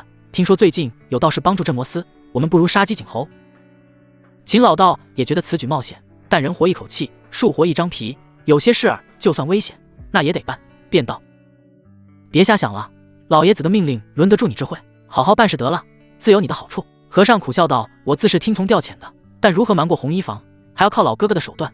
这不，最近物色到几头好品相的僵尸，哥哥看看喜不喜欢。秦老道面色这才舒缓，若不是为了这几头僵尸，哪用得住雨天赶羊，累死道爷了。两人骂骂咧咧进庙。而在庙外山坡处，陆池隐匿林中，蹙眉望住庙中身影。鬼娃娃路没带错，那脑门锃亮的光头，赫然是慧空和尚。至于那妖道，多半是同伙。不过妖道修为不俗，高低是6品，避免被老道察觉，三人并未靠近庙子，而是紧紧挤在石头后面。老道与和尚的对话声不大，断断续续传入耳中，依稀能辨认大概内容。端阳郡主腰身前倾，风鱼臀儿翘起，悄悄探出脑袋。这回收获大了，听动静不仅跟魁案有关，还牵扯到其他案子。那秃驴也不长眼，还敢打陆池注意。陆池先少跟妖道交手，不太了解行情，但料想邪门歪道不少，正想住怎么对付，便觉腰间传来温润触感。低头就见郡主肥臀翘起，天青色劲装绷紧，勾勒出圆润紧实的弧度，正紧贴她的侧腰，隔住布料都能感到紧实弹性。陆池正值血气方刚的年纪，哪敢被这玩意乱蹭，急忙撤了撤身子，结果就撞到左侧仙子姐姐的细腰。干！陆池被夹在中间，也不好继续动弹，只能老老实实半趴住，轻声道：真真姑娘是6品中期，由她对付妖道，至于和尚跟僵尸就交给我，尽量抓活的。端阳郡主见陆池没给他派任务，当即不满：那我呢？陆池将发财塞到他怀里，你暂且别现身，暗中为我们护法。我估计老道会有邪法，万一招出小鬼偷袭，你正好出手。叮铃铃，小庙虽年久失修，但因为背靠山体，支撑还算稳当。慧空摇动玉狮铃，后院地窖便传来咚咚声响，5头僵尸接连跳出，动作熟练，眼底血红，都是老僵。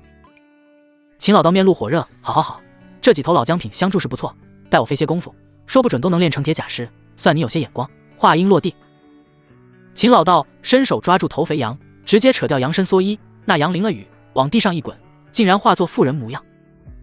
老道又一抬手，5头僵尸便朝妇人跳去，妇人惊慌失措，却叫不出声来。眼看僵尸即将咬破其喉，庙门忽然传来气息波动。老道猛地转身，只见庙门嘎吱作响，院中铃木摇摇晃晃，竟是突然起了大风。随着风声渐急，一道边影猛地出现，飓风卷起落叶飞，遮蔽视线。那边影像是条硕大黑蛇从庙口长驱直入，径直将那妇人卷走。与此同时，庙门见光大作，烈烈剑影好似雷霆，铺天盖地砸向院中，刹那剑波横起，覆盖方圆数10丈，威势又猛又急。乾坤一剑，秦老道剑多识广，当即认出这剑法门道，不由吃惊。做他们这行犹如刀口舔血，被人伏击乃是常事，但被人用乾坤一剑伏击，还真是始料未及。慧空知道老道多疑，生怕对方误会，急忙解释：老哥哥，这事可跟我没关系，我在这猫2天了，都没事。秦老道怒声打断：少给自己脸上贴金，这是玉衡剑宗的乾坤一剑，出手者必定是内门嫡系，跟你有鸡毛关系。言罢，秦老道衣袍鼓起，袖中飞出一口钵盂，直接将自己罩在其中，挡住汹涌剑意，同时大喊：外面可是玉衡剑宗的道友，老道早年跟剑宗有些……砰砰砰！话未说完，便被数10道剑影打断，那钵盂摇摇颤颤，竟有些皲裂。慧空没想到秦老道如此不讲道义，关键时候居然只顾自己，当即吓得满院子乱窜，防身法宝都碎了2个，抬脚就踹那金钵。这剑宗弟子个个正义凛然，肯定不会跟咱们这些邪魔外道为伍，套近乎没用，你倒是先让我进去啊！秦老道不想跟道门嫡系爆发冲突，但见对方一言不发，只哐当攻击，也只得心一横，咬牙道：若是再不收手，可别怪老道不讲道义。待会咔嚓，金钵碎了。秦老道有心讲和，没想到对方不仅不讲道义，甚至打碎他的金钵，当即大袖招展，背后黑伞哐当撑起，飒飒，黑伞撑开旋转，2道黑雾喷洒而出，凝聚成2道鬼影。2道鬼影都是今年老鬼，拍拍屁股就知道要做什么，当即吐出数团鬼火幽焰，直冲破庙门外。慧空见状，急忙躲到僵尸后头。秦老道已是6品后期，又擅长赶尸养鬼，路数也得很，连他的金钵都被打碎，可见对面实力不俗，急忙劝道：哎呀，都到这种地步，老哥哥莫争一时意气，先跑为敬呀！秦老道被人当面打脸，怎甘如败犬逃窜，更何况跑得了吗？冷哼道：“老道虽半截入土，但也不能被人骑住脖子拉屎，否则传出去还怎么混？你姥姥的，大家本身就是妖道，这是你装傻呀？”慧空左看右看，想寻找跑路法子，然而就在这时，院内忽然起了飓风，呼呼，一道黑影踏风而行，犹如狂龙出海，一边就抽了过来。慧空脸色巨变，急忙捏诀念咒，腰间玉狮铃急促响起。叮铃铃，陆池急助由龙巨风阵，疾驰摸到院中，越过秦老道的鬼火封锁，直奔几头僵尸跟慧空。慧空自然不会坐以待毙，当即催动五头老僵，僵尸力大无穷，直接迎面攻来。嗖嗖，陆池见状没有后撤，身后真气涌动，形成数道剑影，直接朝着老僵砍去。轰隆隆，诸魔剑光爆射，剑气轰鸣，激起飒飒声响，周遭桌椅板凳被剑气搅成齑粉，犹如天女四散开来，瞬间淹没五头僵尸。飒飒，天地间猛然一静，似乎连飘然细雨都静止下来。慧空瞪大眼睛，只见那剑影先是如萤火一瞬，而后铺天盖地席卷而来，耳畔破空声轰鸣，眼前灰白一片。等到风声再起，雨丝再见，五头僵尸脑袋已经滚落在地，腥臭脓血喷洒而出，混合雨水蔓延。哐当，慧空下意识后退，却见眼前黑影闪过，连对方如何出手都没看清，便被踹飞出去，身体撞碎磨盘，当即鲜血直喷。嗖！与此同时，驯妖宝鞭呼啸而出，将慧空捆成麻。嘶！秦老道住时没料到慧空交代的这么快，当即操控一头恶鬼朝着陆池而去，咬牙道：“不过毛都没长齐的娃娃，就算一打二，老道也不怕。”陆池袖中飞出数道符箓，符火暴涨如瀑，涌向狠厉恶鬼，同时退至袁妙真跟前。这老道不过6品后期，竟然能养出7品恶鬼，手段不俗啊！我来对付这2头恶鬼。袁妙真是6品爆丹境中期，但毕竟出身剑宗，确实不怕老道。可听见陆池语气艳羡，生怕他误入歧途。以自身血气养鬼，固然能得到助力，可对身体消耗十分庞大，无异于饮鸩止渴，自毁根基。陆池面色冷肃，放心，我是正道。袁妙真点头，当即掏出一枚八卦镜，重重朝着地面拍去，地面光芒大作，形成阴阳八卦图，将老道跟2头恶鬼隔绝。咔嚓，袁妙真运气凝冰，八卦阵内寒气逼人，随着他身影浮动，天蓝色冰莲在阵中怒放，看似纯粹轻柔，实则暗藏杀机。老道横走江湖多年，也是有头有脸的人物，本不欲跟你们这些后辈计较，既然你们咄咄逼人，莫怪老道无情。秦老道怒骂连连，灰袍翻滚之间，10几只青色鬼爪狰狞而出，直冲袁妙真脖颈。袁妙真握剑飞起，右手捏出法诀，天蓝色长剑光芒大作，剑芒与鬼爪相撞，将地面震出一道深坑。陆池见仙子姐姐说话不利索，打架却相当凌厉，也就放下心来，当即挥手空出一排符纸，朝着2头老鬼打去。鬼物阴邪，最具雷法与火威，陆池没有合适的雷法，直接祭出符箓，符箓无火自燃，凝聚成火焰符剑，狠狠刺向右侧老鬼心窝。吃啦！老鬼虽然阴狠，但到底不如妖魔体魄，哪怕迅速闪避，可还是慢了一步，被符剑砍掉了胳膊。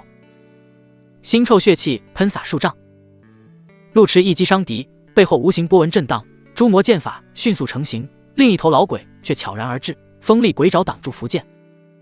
啊！符剑天克鬼物，老鬼当时惨叫一声，不再跟陆池对轰，而是喷出滚滚黑雾，周围景象骤然大变。幻境。按照陆池修为，真想杀2头老鬼用不了几招，但鬼物狡猾，善用幻术藏身对战，更会利用人心弱点。面前古庙消失不见，周围成了一片乱葬岗，森森白骨从地下钻出，刺耳鬼叫扩散，犹如人间炼狱。破！可惜炼狱刚刚形成，陆池手中符剑便剑影大作，咆哮冲散这片幻境，如暴雨离刺入2头老鬼身躯。诸魔剑法本就为邪魔而生，幻境瞧住逼真，实则皆是虚妄，立刻破之。啊！刺耳鬼叫响起，2头老鬼被符火包裹，一股恶臭在雨中蔓延，夹杂住草木潮湿气息，极其难闻。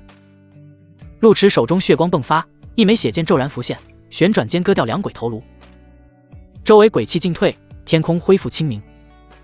陆池超度2头老鬼后，没有耽的时间，血影掌中剑劈开雨幕，朝住秦老道狠狠砍去。姥姥的，你小子这血剑显然不是正道，既是同道中人，不懂得高抬贵手的道理吗？秦老道在心底怒骂，偏偏这玉衡剑宗弟子也不是省油的灯，他他境界虽然高过一截，但也只能保证不被乾坤一剑劈死。眼下2头老鬼被诛，2打1更是毫无胜算。秦老道顿时心生退意，袖口抖落出一把紫色长笛。嘟嘟，随着悠扬笛音响起，空气好像静默一瞬，继而林木摇晃，嘈杂沙沙声响起，如小雨敲打落叶，又似爬虫在背，令人毛骨悚然。陆池头次跟妖道交手，见其手段少，不仅养鬼御尸，甚至还有其他后手，比正道修者难缠得多，不由称赞。阁下真是好手段。秦老道眼角抽抽，不觉得这话是夸赞，身影如苍苍大鹰，朝着后方飞掠，笛音愈发高昂诡谲。下一刻，一条紫色巨蟒骤然自林中窜出，狠狠扫向袁妙真后背。无数小蛇紧随其后，发出嘶嘶之声，庙中涌起蛇潮，腥臭气息扑面而来。趁着这个档口，秦老道转身就跑。他法门虽多，但都不精，操控的妖兽皆是低级，只能阻挡片刻。啪！老道刚刚冲天而起，半空雨丝突然骤停，继而破空声响起，一把紫鞭携雷带电，搅碎雨幕，朝着老道抽来。还有其他人？老道猝不及防，眼见紫鞭直奔面门，只得挥洒浮尘，缠住紫鞭，同时朝着下方落去。紫鞭被拽入院中，露出端阳郡主身影。端阳郡主早就迫不及待，可又不好煽动，始终在等待时机。眼见老道使出御兽之术，他终于能公然参战。砰砰！端阳郡主储物袋飘出药粉，他单手聚集雨幕，雨水跟药粉混合之后，狠狠拍向地面。我来对付蛇，你们去捉老贼！药雨轰然洒落，地面蛇群拥挤逃窜。紫色巨蟒缠上端阳郡主，狰狞蛇头咆哮如雷，喷出粉雾。陆池眼见秦老道飞速逃遁，毫不犹豫御剑追去。叮叮！老道见陆池穷追不舍，袖口再次挥洒，飞出数根黑钉。黑钉迅疾猛烈，转瞬便至近前，等闲修者很难避开，更何况陆池境界差了一截。可就在黑钉即将冲进陆池心口刹那，陆池却身化清风左右闪避，硬生生从数道黑钉中穿行而过，手中长剑猛地劈出。轰隆隆！剑气沿着山峦扫过，犹如狂龙出海，将雨水轰然炸开，水幕朝着两边斜扫，似将天地一分为二。一剑解雨。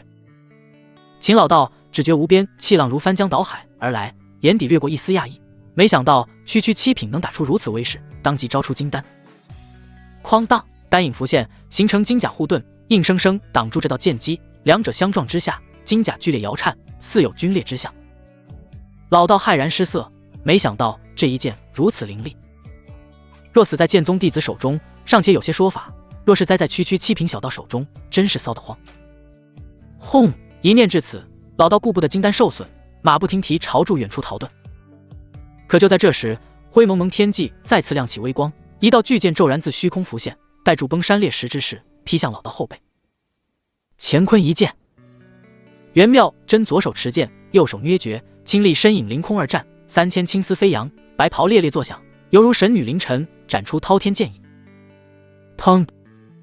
老道只觉空气静止，身躯好似陷入泥泞，那一点寒芒自背后劈来，转瞬便将他吞破，硬生生劈落在地，鲜血狂涌。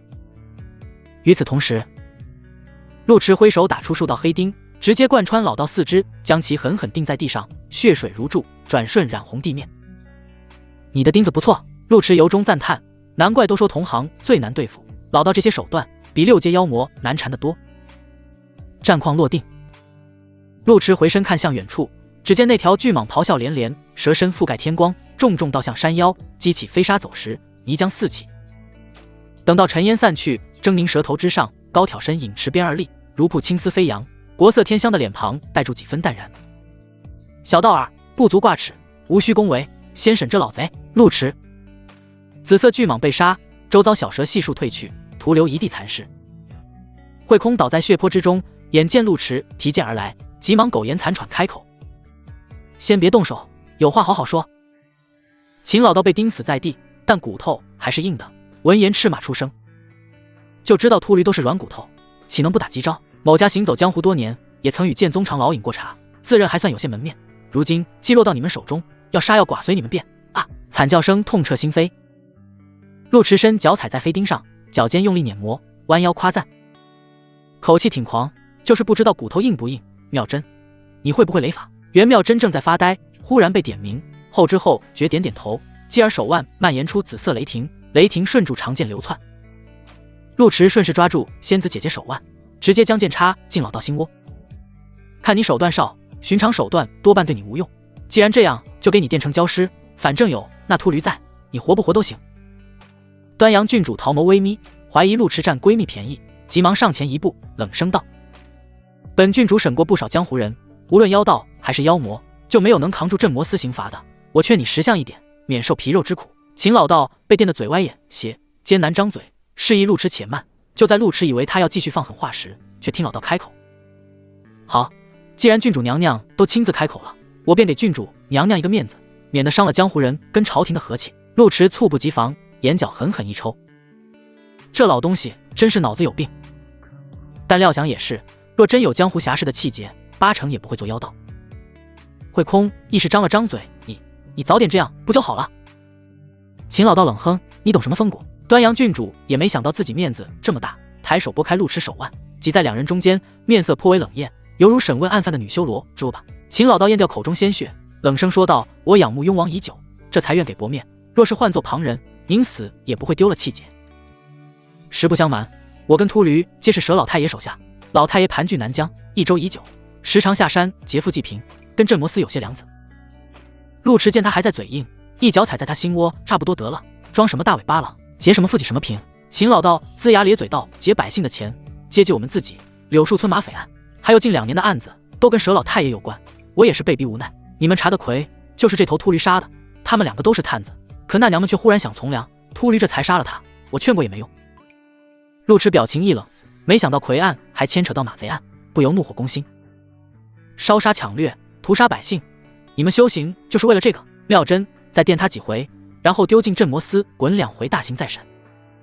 端阳郡主也玉面铁青，马贼案恶劣程度能载入1周史册，这群混账死不足惜。刚想亲自电一电，心口却忽然发闷，一股躁动自丹田蔓延。端阳郡主峨眉紧皱，后知后觉问道：“等等，刚刚那条巨蟒是什么品种？”秦老道都准备好友问必答了，冷不丁听到这话，还有些愕然。紫玉春灵蟒，没毒。赤炼山特产紫玉春灵蟒，品性相对温和，常被修者训为妖兽，也确实无毒，但却是蛇中火兽，喷洒的口气中含铸造火，可使人精血沸腾。这火气倒不棘手，温泉谁可破之，所以算不得毒，但中招了也不会太舒坦。端阳郡主意识到自己大意，当即将会空跟老道抽晕，取出信号弹燃放。陆池见郡主娘娘忽然乱了章法，不由问道：“怎么了？”端阳郡主本想让闺蜜带自己离去，可想想闺蜜智商8成还得让她指路，只能道：“镇魔司的人很快就到，阿金你在此等候，陆池赶紧带我回府，有话路上再说。”陆池也没啰嗦，抬手又补了2刀，确信老道跟慧空彻底没有反抗能力后，才道：“真真姑娘，发财跟鬼娃娃就先交给你了，先行一步。”料子坍塌大半，残尸七零八落，与诸魂和血水泥浆流淌，腥臭与潮湿腐烂气息搅在一起，刺鼻难闻。元妙真白长刺目，好似灰蒙蒙天地间唯一亮色。他眨了眨眼睛，绝美无瑕的脸庞有些许茫然。啊！不等他追问清楚，就见陆池抱住自家闺蜜离开，速度相当快。元妙真风中凌乱，望住院中尸堆半晌，才默默站起身来，将老道赶来的羊群跟那位昏迷妇人拖到破庙避雨，而后又找到藏在山石后的发财与鬼娃娃。嗷呜！发财见到仙子姐姐自己过来，朝着左右看了看，眼底还有几分疑惑：我家道士呢？元妙真知道发财有些灵性，但不多。此时见他手舞足蹈，以为他在耍宝，便也微微歪住脑袋看他。天色灰青，树叶哗哗作响，一人一虎相视半晌。发财见仙子姐姐有点呆，索性放弃交流，直接躺在大石上，无语凝望苍天。元妙真半晌都没琢磨明白意思，也没有继续强求，弯腰将发财捞进怀中，严肃道：“他让我看住你们，我得为你们负责。”鬼娃娃瞅住那把天蓝色长剑，硬是不敢吭声，老老实实跟在后头。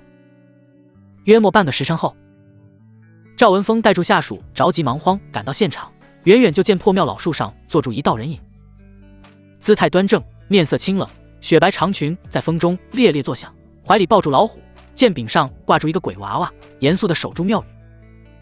赵文峰稍稍一怔，落地后看向院中一地残尸，眼底疑惑更甚：元姑娘、郡主娘娘呢？陆少侠呢？这是怎么回事？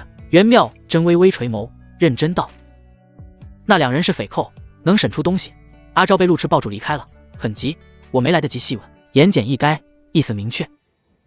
赵文峰眼角一抽，意识到事情没那么简单，当下没敢多问，急忙招呼下属清扫现场，解救被造处术残害的百姓。另一边，陆迟看端阳郡主方寸大乱，意识到事情不对，当即吩咐袁仙子留守破庙，自己则是随郡主娘娘离开。可两人刚刚走出破庙，就见郡主娘娘玉面通红如霞，白皙额头冒出细密汗珠，双眸含醉迷离。陆迟略通医术，看到这幕便猜出几分，不由皱眉。那老道竟敢偷偷下毒，可我跟珍珍姑娘怎么没事？罢了，你站在此地不要走动，我去砍他2剑，看看有没有解药。端阳郡主见陆迟拔剑就要去砍人，急忙拽住他的手腕，解释道：“是那头紫玉春灵蟒，此蟒无毒，但却属火，若不慎沾染它喷出的粉雾，则会热血沸腾。不过问题不大，温泉水可解之。”陆迟对妖兽了解不多，但听郡主娘娘描述，不由眉头一跳。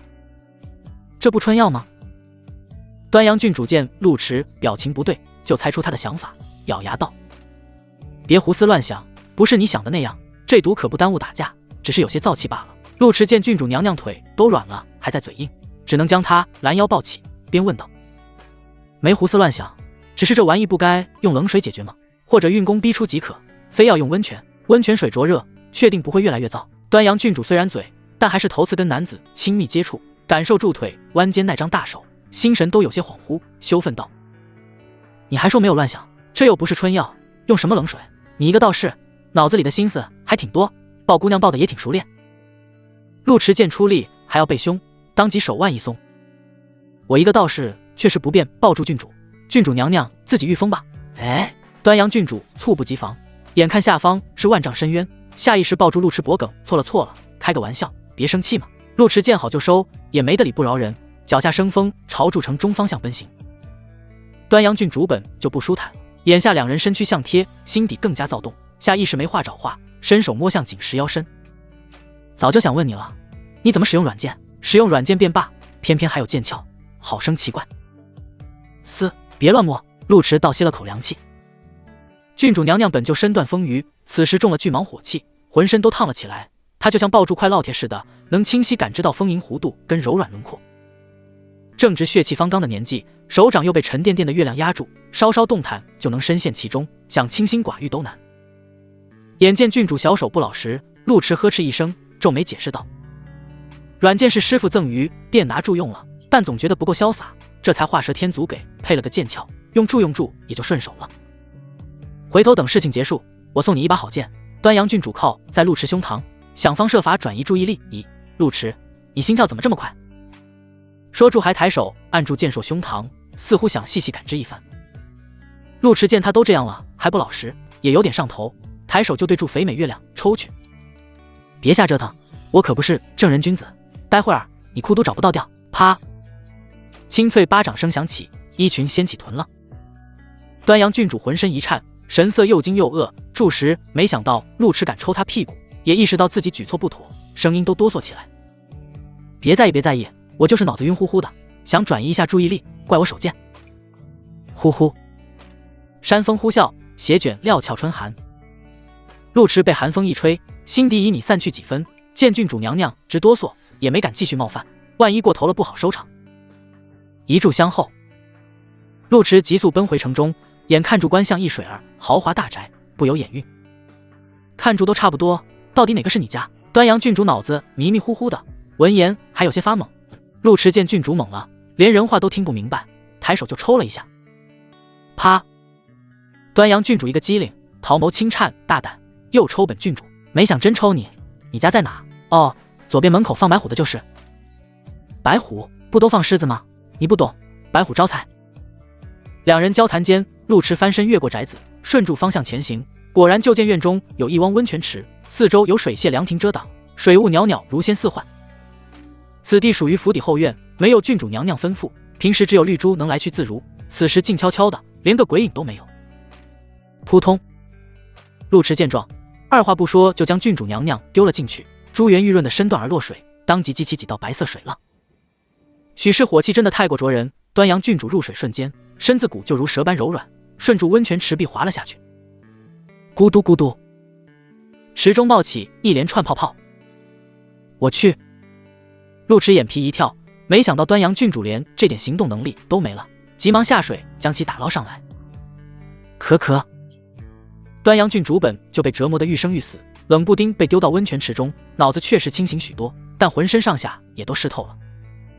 天青色劲装紧紧贴住丰腴身段，隐约可见圆润弧度，乌发湿漉漉披散脑后，那张国色天香的脸庞红如云霞，整个人就像一株水润粉牡丹。眼见陆池将他捞上来，端阳郡主羞愤抱住前胸，银牙紧咬。陆池，你想淹死我？我也没想到火气这么顶，你坐都坐不住。陆池有些无奈，现在感觉如何了？若能自主，我就先回去了，发财还在真真姑娘那边记住呢。端阳郡主见陆池在这种时候居然还惦记自家闺蜜，轻哼道：你现在折返过去也是白费功夫，不如在府中等候。阿金跟我住在一起，他回城也是来这里。陆池稍作思索，也好，那你姐你的，我在旁边等住，若有需要随时喊我。哼！端阳郡主板住脸，但因为面颊粉红，此时非但没有威势，反而像是颗水润蜜桃。见陆池去往凉亭打坐，端阳郡主不再多言，当即坐在泉中运功，随着手捻法诀，并肩白雾蒸腾，一股灼热缓缓溢散，与温泉水流相融，滋养身躯。这也是紫玉春灵蟒的妙处，虽然火气躁动难耐，但若用温泉水解之，亦能淬炼体魄。陆池见郡主娘娘情况稳定，也就放下心来，准备奖励一下自己。渡恶谷被烟雾散去，关于几头僵尸妖鬼的生平概览便一一浮现。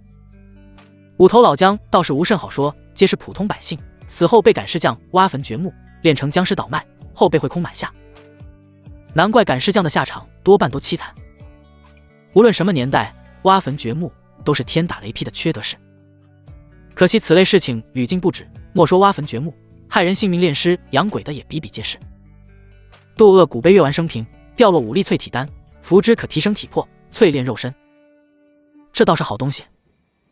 修者修术重要，淬体同样重要。陆池将丹要收好，看向另外2头老鬼的生平。老鬼经历到是有些出人意料。2头老鬼生前是夫妻，出身东域道门，夫妻2人男修大六人，女修奇门。这2术出自一经一道，高深莫测，跟太乙神术并称3式。其中奇门以地缘为主，体系精妙玄奥，9宫8卦变幻无穷；以空间为主，时间为辅，可测及体势。而大六人以人缘为主，类象众多，取向立体灵活，仅12神，12将变深奥难测，可测人事。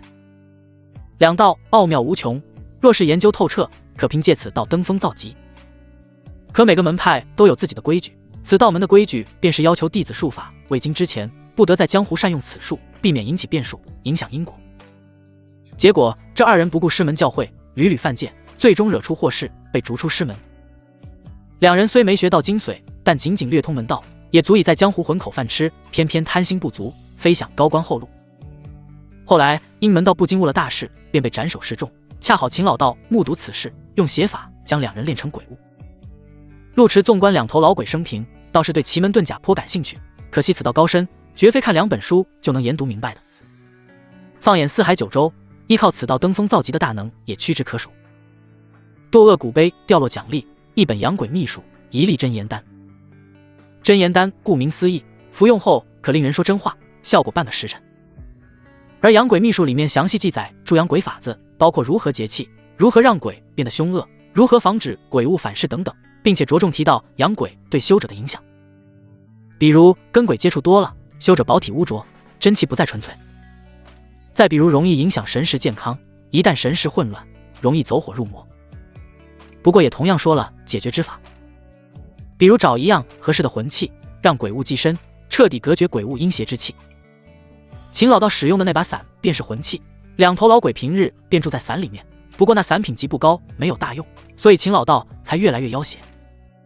若是找到合适魂器，未尝不可一试。陆池身为正道，虽然十分唾弃妖道之法，但如果是他来用，那自另当别论。妖法之所以被称作妖法，那是因为使用的人不正经。若是使用的人是正道侠士，那妖法还能叫妖法吗？与此同时，赵文峰带队将破庙处理前进，又派人将被造处术所害的百姓送回家中，这才捆住秦老道跟慧空回城。可瞅住怀抱白虎、剑拴小鬼的女神仙，赵文峰稍作思索，开口道：此地已经清理前进，审讯的事情交给我们即可。袁姑娘不如回去歇歇，我看捆秃驴的鞭子像陆少侠的东西，劳驾姑娘一同带回。袁妙真也担心闺蜜出事，闻言轻轻点头，也好。赵文峰连忙将训腰保鞭解下，亲自双手奉上，斟酌提醒道：郡主娘娘忽然离去，其中必有缘由，姑娘快回吧，若是有事，尽管知会镇莫司。袁妙真接过保鞭，抱住老虎，翩然离去。赵文峰望住女神仙背影，龇牙咧嘴半天，心底有些发苦，道神保佑，那姑奶奶可千万别出事啊。李不安正在旁边研究僵尸尸体，闻言就道：能出什么事？首先郡主定有随身法宝，其次袁姑娘和陆池跟住，还能受伤不成？赵文峰觉得李不安只长年纪不长脑子，没好气道：怪不得你去趟青楼都能被骗，你脑子里除了尸体之外还有什么？他担心的是郡主受伤吗？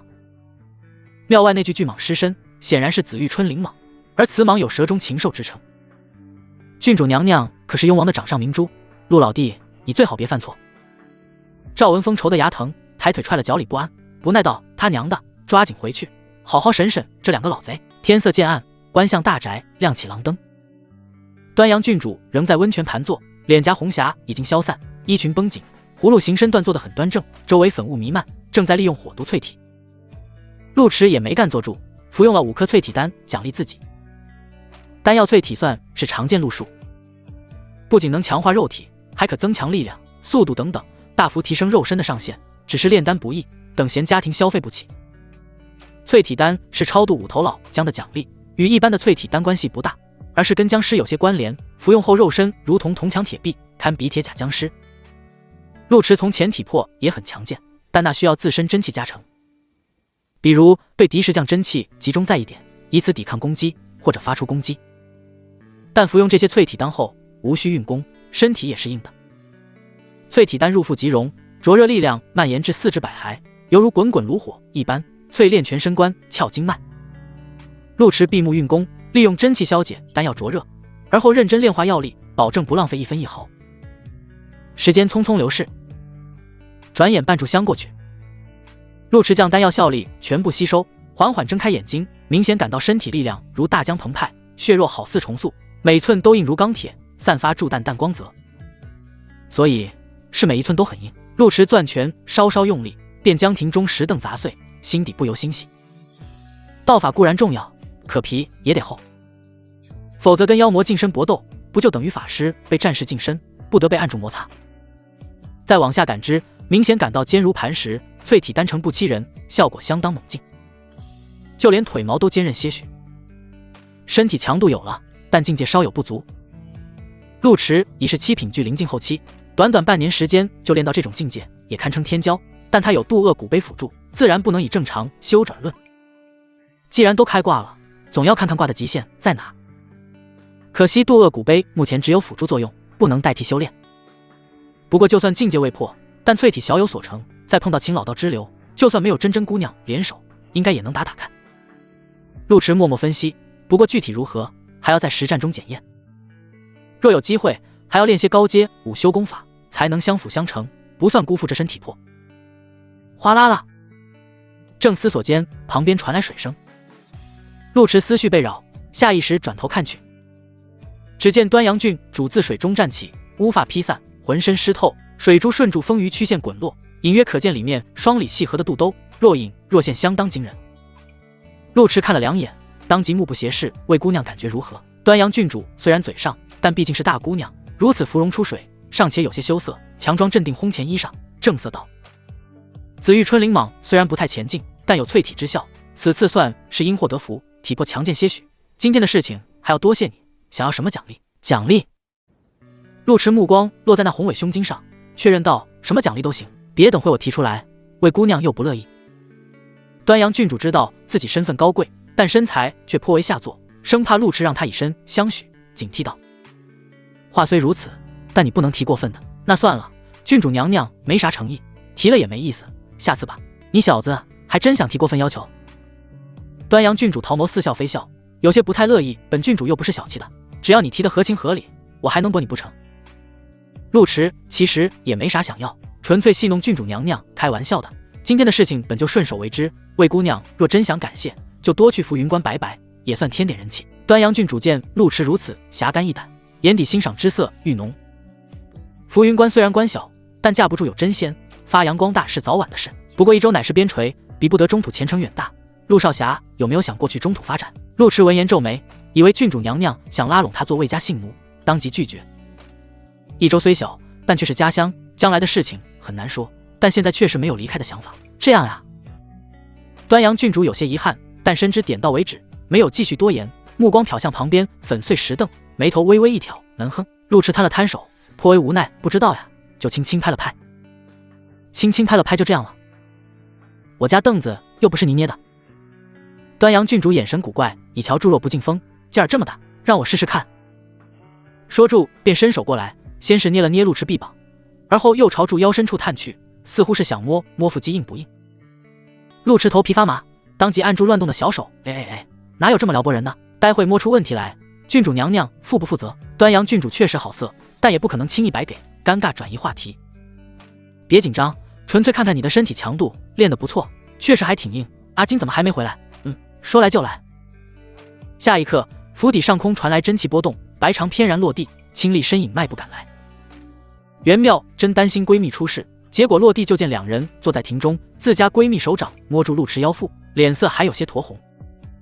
袁妙真水眸轻眨，微微歪了歪脑袋：“你们在双休？”陆池脸都绿了，心道这女神仙真是语不惊人死不休，当即出言打断：“袁姑娘，这话可不能乱说。”端阳郡主如鲠在喉，庞大胸襟都气得颤了颤，揉住脑门叹息：“今日对付巨蟒不慎受伤，多亏陆少侠将我送回。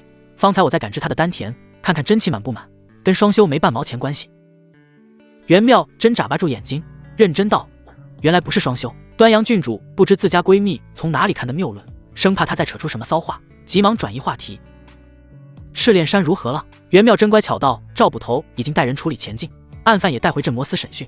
这是发财跟鬼娃娃，我都看得好好的。”陆池伸手接过发财，心底还有些不好意思，总有种自己跟郡主娘娘腻歪，骗真真姑娘看门的感觉，忙道：“今日事急从权，我跟郡主走得匆忙，没来得及交代清楚。总之多谢真真姑娘了。”袁妙真摇摇头：“陆少侠是阿昭恩人，是我们感谢你才对。我这里有一客。”陆池怕他又要送单，连忙抬手：“真真姑娘不必客气，我们都是朋友，互帮互助是应该的。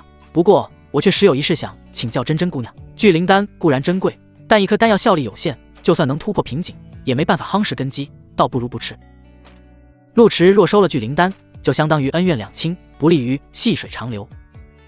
袁妙真送丹3次未成，都有些怀疑丹药行情是不是飘起来了，讷讷道：“那好吧，陆少侠需要我做什么？”陆池也没含蓄：“我这有一颗妖丹，想将其炼成丹药。听郡主说真真姑娘对炼丹有些门道，这才想请教一二。”袁妙真微微歪了歪脑袋，美眸浮现疑惑，似乎没想到陆池会请教这么简单的东西，半晌才道：“这个简单呀，我可以帮你炼丹，还可以教你。”陆池本身只想借手炼丹，没想到真真如此大方，纯属意外之喜。多谢真真姑娘，那炼丹材料你统计出来，我来准备。袁妙真点了点头，转身看向鬼娃娃：“那他怎么办？”陆池稍作思索：“养鬼不利修行，对鬼物自身也是折磨，交给我超度吧。”获得养鬼秘籍后，陆池对养鬼知识多了层了解。修折养鬼是为提升实力，多会选用恶鬼、厉鬼进行饲养，像这样的童子鬼并不受欢迎。其一，童子鬼心智不够，就算怨气深重，做事时也不如老鬼圆满，拍拍老鬼屁股，老鬼就知道干啥，但童子鬼你得调教。其二，童子鬼为3岁前夭折，虽有怨气，但没被红尘捶打过，尚且纯粹，穷凶极恶者少，养之只能玩些小把戏。当然，不乏有邪道用阴毒之法激发童子鬼恶性，但这需要耗费的材料足以养头之冷之热的老鬼了。鬼娃娃闻言一个哆嗦：“别打娃娃。”陆池将他从剑上取下，轻声道：“放心，待超度后，以便可重新轮回，好过被困在魂气之中。”端阳郡主双手环胸，挤压出夸张弧度，看不出来吗？陆少侠还有颗慈悲心肠，若换做旁人，碰到这种小鬼，直接打杀便是。陆池倒不算慈悲，只是尚有底线，若是恶鬼自然死不足惜。他为人所害，能超度还是超度。东向镇摩司。赵文峰自赤炼山回来后，第一时间就想审讯犯人，结果两人受伤太重，虽然不至于嗝屁，但也爬不起来，正让医师处理。李不安从大狱出来，想想方才的治疗场面，啧舌道：“这陆池瞧住斯斯文文，下手是真狠啊！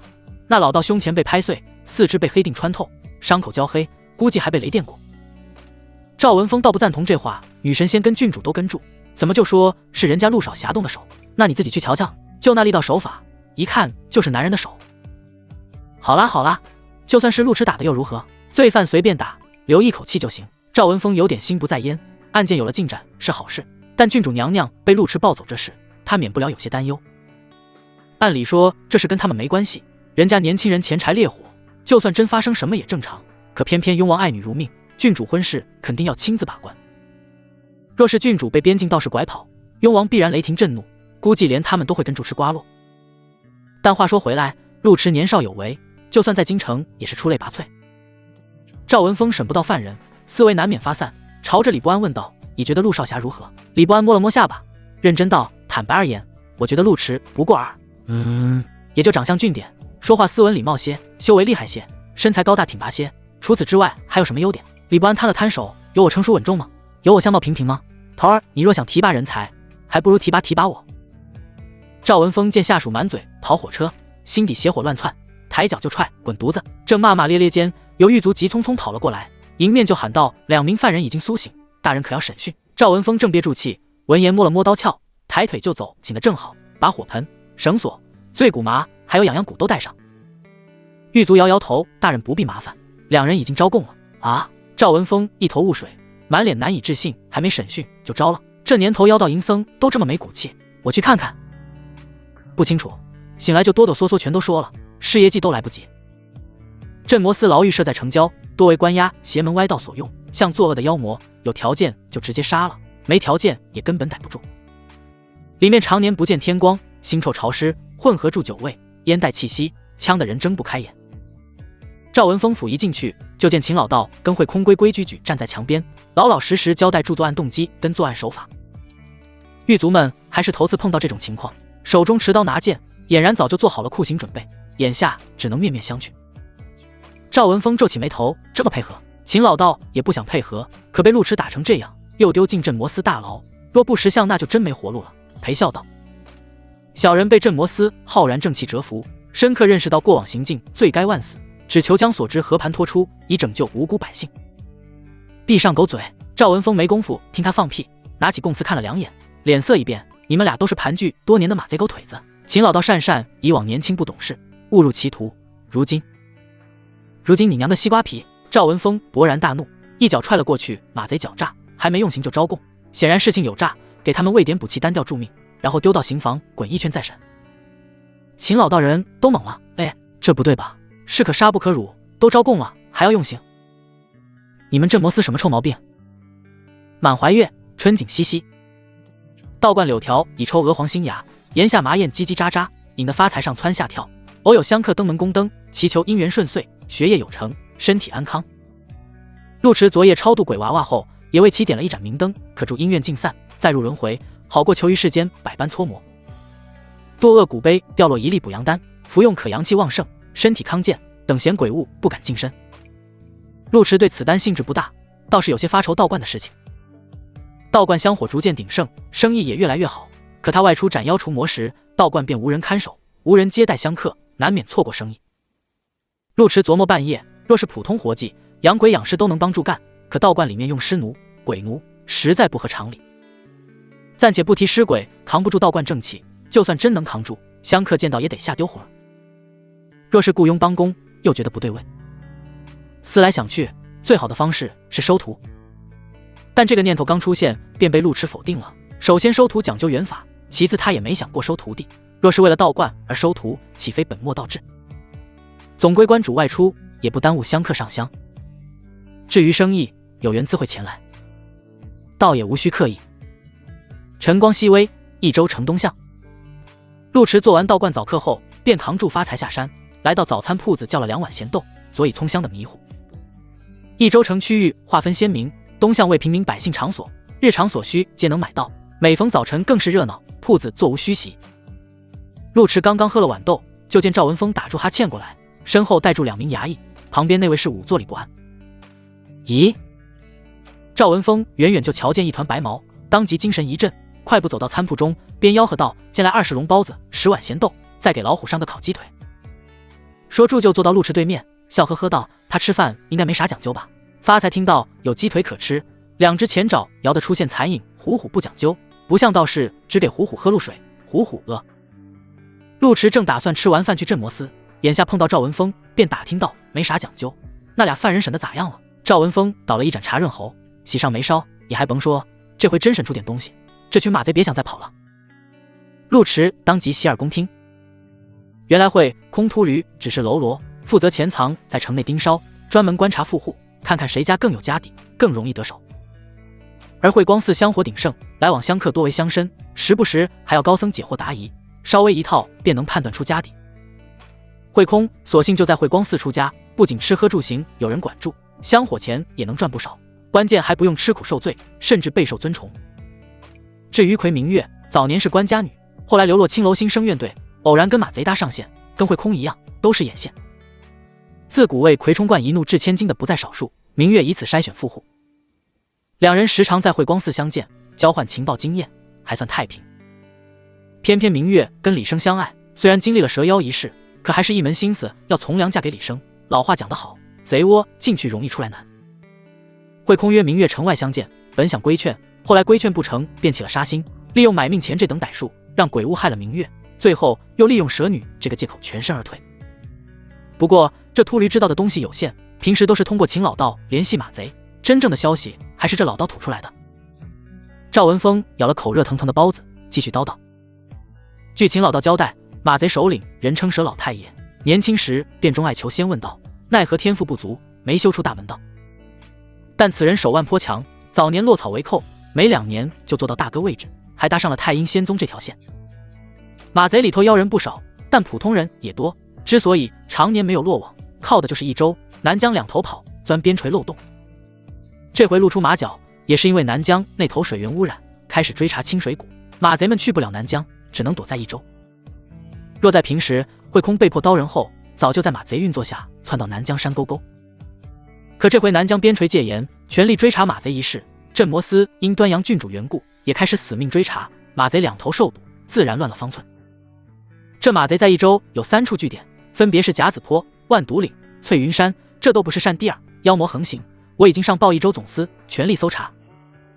赵文峰本不想报告上头，可如今盘子太大，他这边几个人手根本吞不下。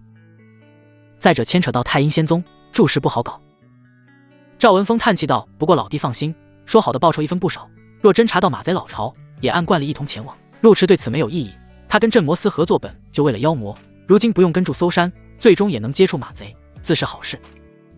那就祝镇魔司旗开得胜。赵文峰举起弦豆碰了碰，不过话说回来，我倒有一事想不明白。你说马贼盘踞多年，捞的钱财可不少，按理说南疆开始严查，他们退回一州应该消停点才对吗？好歹等局面稳定再做打算，何必铤而走险？李不安吃饱喝足，在旁边接话：养蛊要钱，吃饭要钱，玩女人要钱，8成还跟太阴仙宗有点勾扯，哪都用钱，不抢不行呗。赵文峰将弦豆一饮而尽，也对，太阴仙宗臭名昭著，跟他们合作无异与虎谋皮，估计也得付出不少。众人又唠叨几句，便都吃饱喝足。赵文峰付账就走，但走到门口又折了回来，低声问道：烈了，听说昨天郡主……陆池明白此话深意，严肃道：郡主安康无虞。赵文峰这才松了口气，那就好，少侠慢慢吃，丈夫过了，多谢。吃完早饭，陆池扛住发财来到官巷，凭借记忆来到郡主府邸，门前左右摆放住白虎雕像，门扉贴住楹联，上联是金殿玉阶成日月，下联为朱门紫气绕乾坤。再看横批福禄寿喜。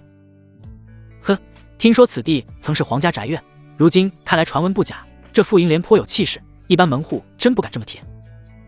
陆池刚欲登门拜访，便见端阳郡主从里面出来，打扮得颇为潇洒，身着黑袍，头戴玉冠，黑袍以金线滚边，纤腰盈盈一握，身材高挑，双腿修长，瞧住颇有气势，倒是胸前8成裹了束胸，团袖没有昨天那般鼓鼓囊囊。端阳郡主瞧见陆池，打量楹联，随口道：这对联写得老气横秋，没什么意思，回头我让人换些风雅婉约的。陆池笑了笑：招姑娘要去哪里？端阳郡主背负双手，昂首挺胸走到近前，镇魔司那边有结果了，马承渊亲自赶来，带住术士搜山，本郡主案子跟到这里，总要去瞧瞧，走吧。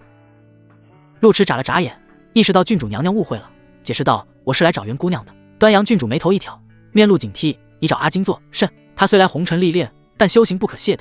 再者，你不跟住上山搜山，这事用不住我。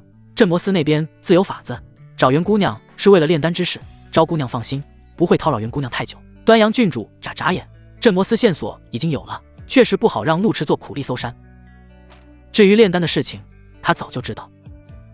既如此，端阳郡主嘱咐道：“炼丹高深莫测，阿金未必能讲明白。若有不解可问我，我可安排其他丹师解惑。”陆迟拱手，那就提前谢过齐昭姑娘。眼看陆迟转身进府，端阳郡主稍作思索，并未前往镇魔司，而是折回府邸，找到绿珠一通交代。绿珠眼睛滴溜溜一转，奴婢明白，郡主是怕袁姑娘跟您抢陆少侠。端阳郡主皱起眉头，什么决词？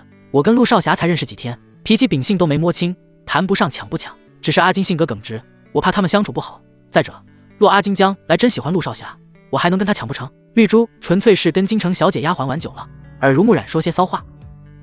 眼见郡主板起面孔，当即收起嬉笑之态，老老实实道：“奴婢这就去丹房门前盯住。府邸后院颇大，分为日常住宿、修行进士、丹房等区域。丹房坐北朝南，顺应天地之气。紫金炼丹炉坐镇中宫，下方设有火塘，用以生火炼丹，跟上方烟道相通，可及时排除烟气跟多余热气。丹炉旁边摆筑祭坛，供奉出一颗拳头大的金丹。袁妙真身著血色长裙，款式简单，袖口收紧，墨色长发高束，露出光洁额头，打扮前进利落。此时正手持3炷香，跪在蒲团，口中念念有词，因衣裙修身，正好勾勒出柔美臀形，如青桃婉约。陆迟进门便看到这幕，当即目不斜视，没有打搅。待供奉结束，袁妙真将3炷香插在坛中，这才起身看向陆迟。昨夜我稍作统计，郡主府材料齐全，无需再采买置办，炼制妖丹比寻常炼丹简单。我先跟你讲解炼丹基础论解，若能有所领悟，日后便可自己炼制妖丹。袁妙真坐到左边长案后面，小脸紧紧绷住，颇为严肃认真。陆迟学习成绩向来不够理想，眼下摆正态度，真请说。袁妙真正襟危坐，将面前一摞书籍递给陆迟，边道：乾坤者，一之门户，众卦之父母，坎离匡郭，运谷正轴，聘母4卦，以为驼月，复茂阴阳之道，由功御者，准绳墨，执贤配，正规矩，随轨辙。简而言之，外丹以乾坤为顶炉，坎离为药物，模拟天地炼丹；内丹以身体为顶炉，坎离代表肾精与心火，通过驼月导引精气循环。而我们要练的属于外丹之道。陆迟抱住书籍，以为袁妙真会稍作暖场，没想到如此单刀直入，张嘴就是炼丹论解。袁老师日常虽不善言辞，但讲起课来却口若悬河。此时端坐讲堂，细碎朝霞自窗棂洒落，映照他身就如霞龙白眉，清幽美丽。陆迟凝神静听，初时还能听明白原理，可袁妙真一念便是小半时辰，到后面住时越听越迷糊。就连在门外守住的绿珠都靠住门槛睡了过去，呼噜声震天。陆迟考虑到袁老师面子，悄悄打出一道真气，将外面呼呼大睡的丫鬟打醒，能听就听，不能听去房间睡。袁妙真头次开堂讲课，还有些许紧张，可见陆迟听得认真，才缓缓松了口气。讲完理论后，又补充道：五行虽相克，却又相辅相成，炼丹讲究阴阳调和，妖丹无法直接入体，就是因为阴煞之气太重，直接服用会影响修者纯正之气，而炼制妖丹便是利用阳火驱除阴煞之气。我们可用赤阳珠果做成，此物蕴含纯阳正气，至刚至阳，能中和妖丹阴煞，再以天雷烛作配，用雷霆之力净化妖丹杂质，配合离火炼制，便能成事。而离火之道颇为深奥。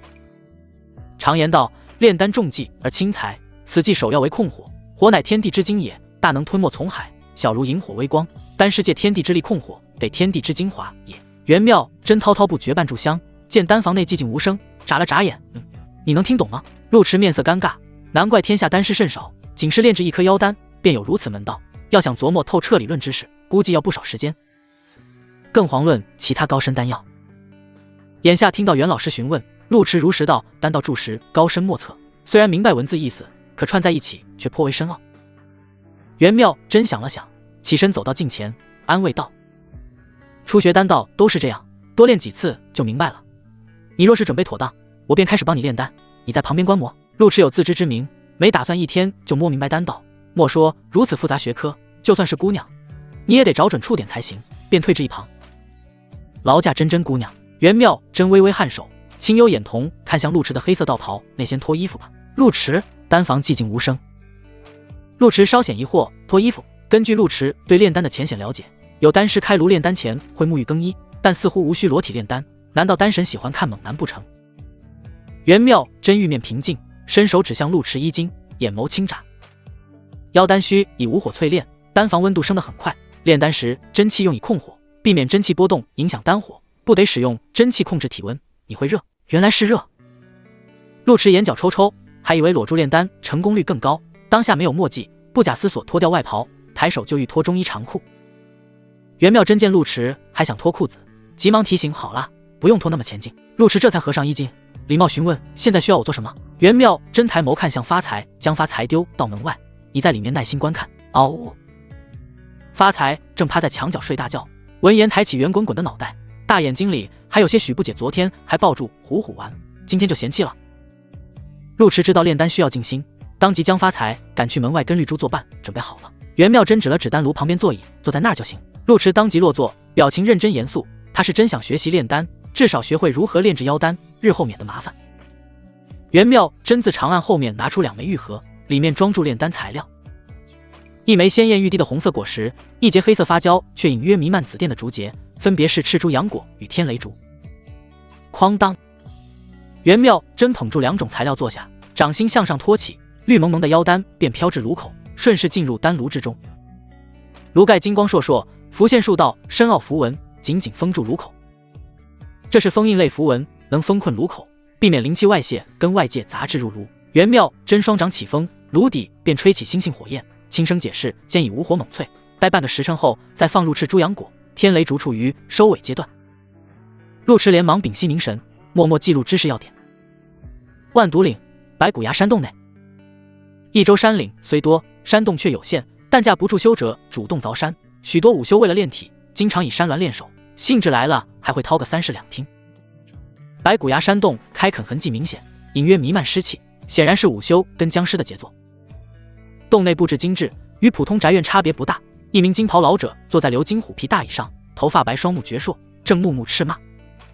都怪你们做事大意，引得南疆追查便罢，就连镇魔司也像疯狗一样咬住不放。如今秦老道迟迟未归，只怕凶多吉少，一个个只知吃喝玩乐，让你们低调做事就是不听。如今2头受堵，处境艰难，好好想想该怎么办吧。台下站住2名大汉，分别是佘老太爷左右护法，以青龙玄武命名。2人低住脑袋，眼皮却悄悄瞥向佘老太爷，到底是谁做事不低调啊？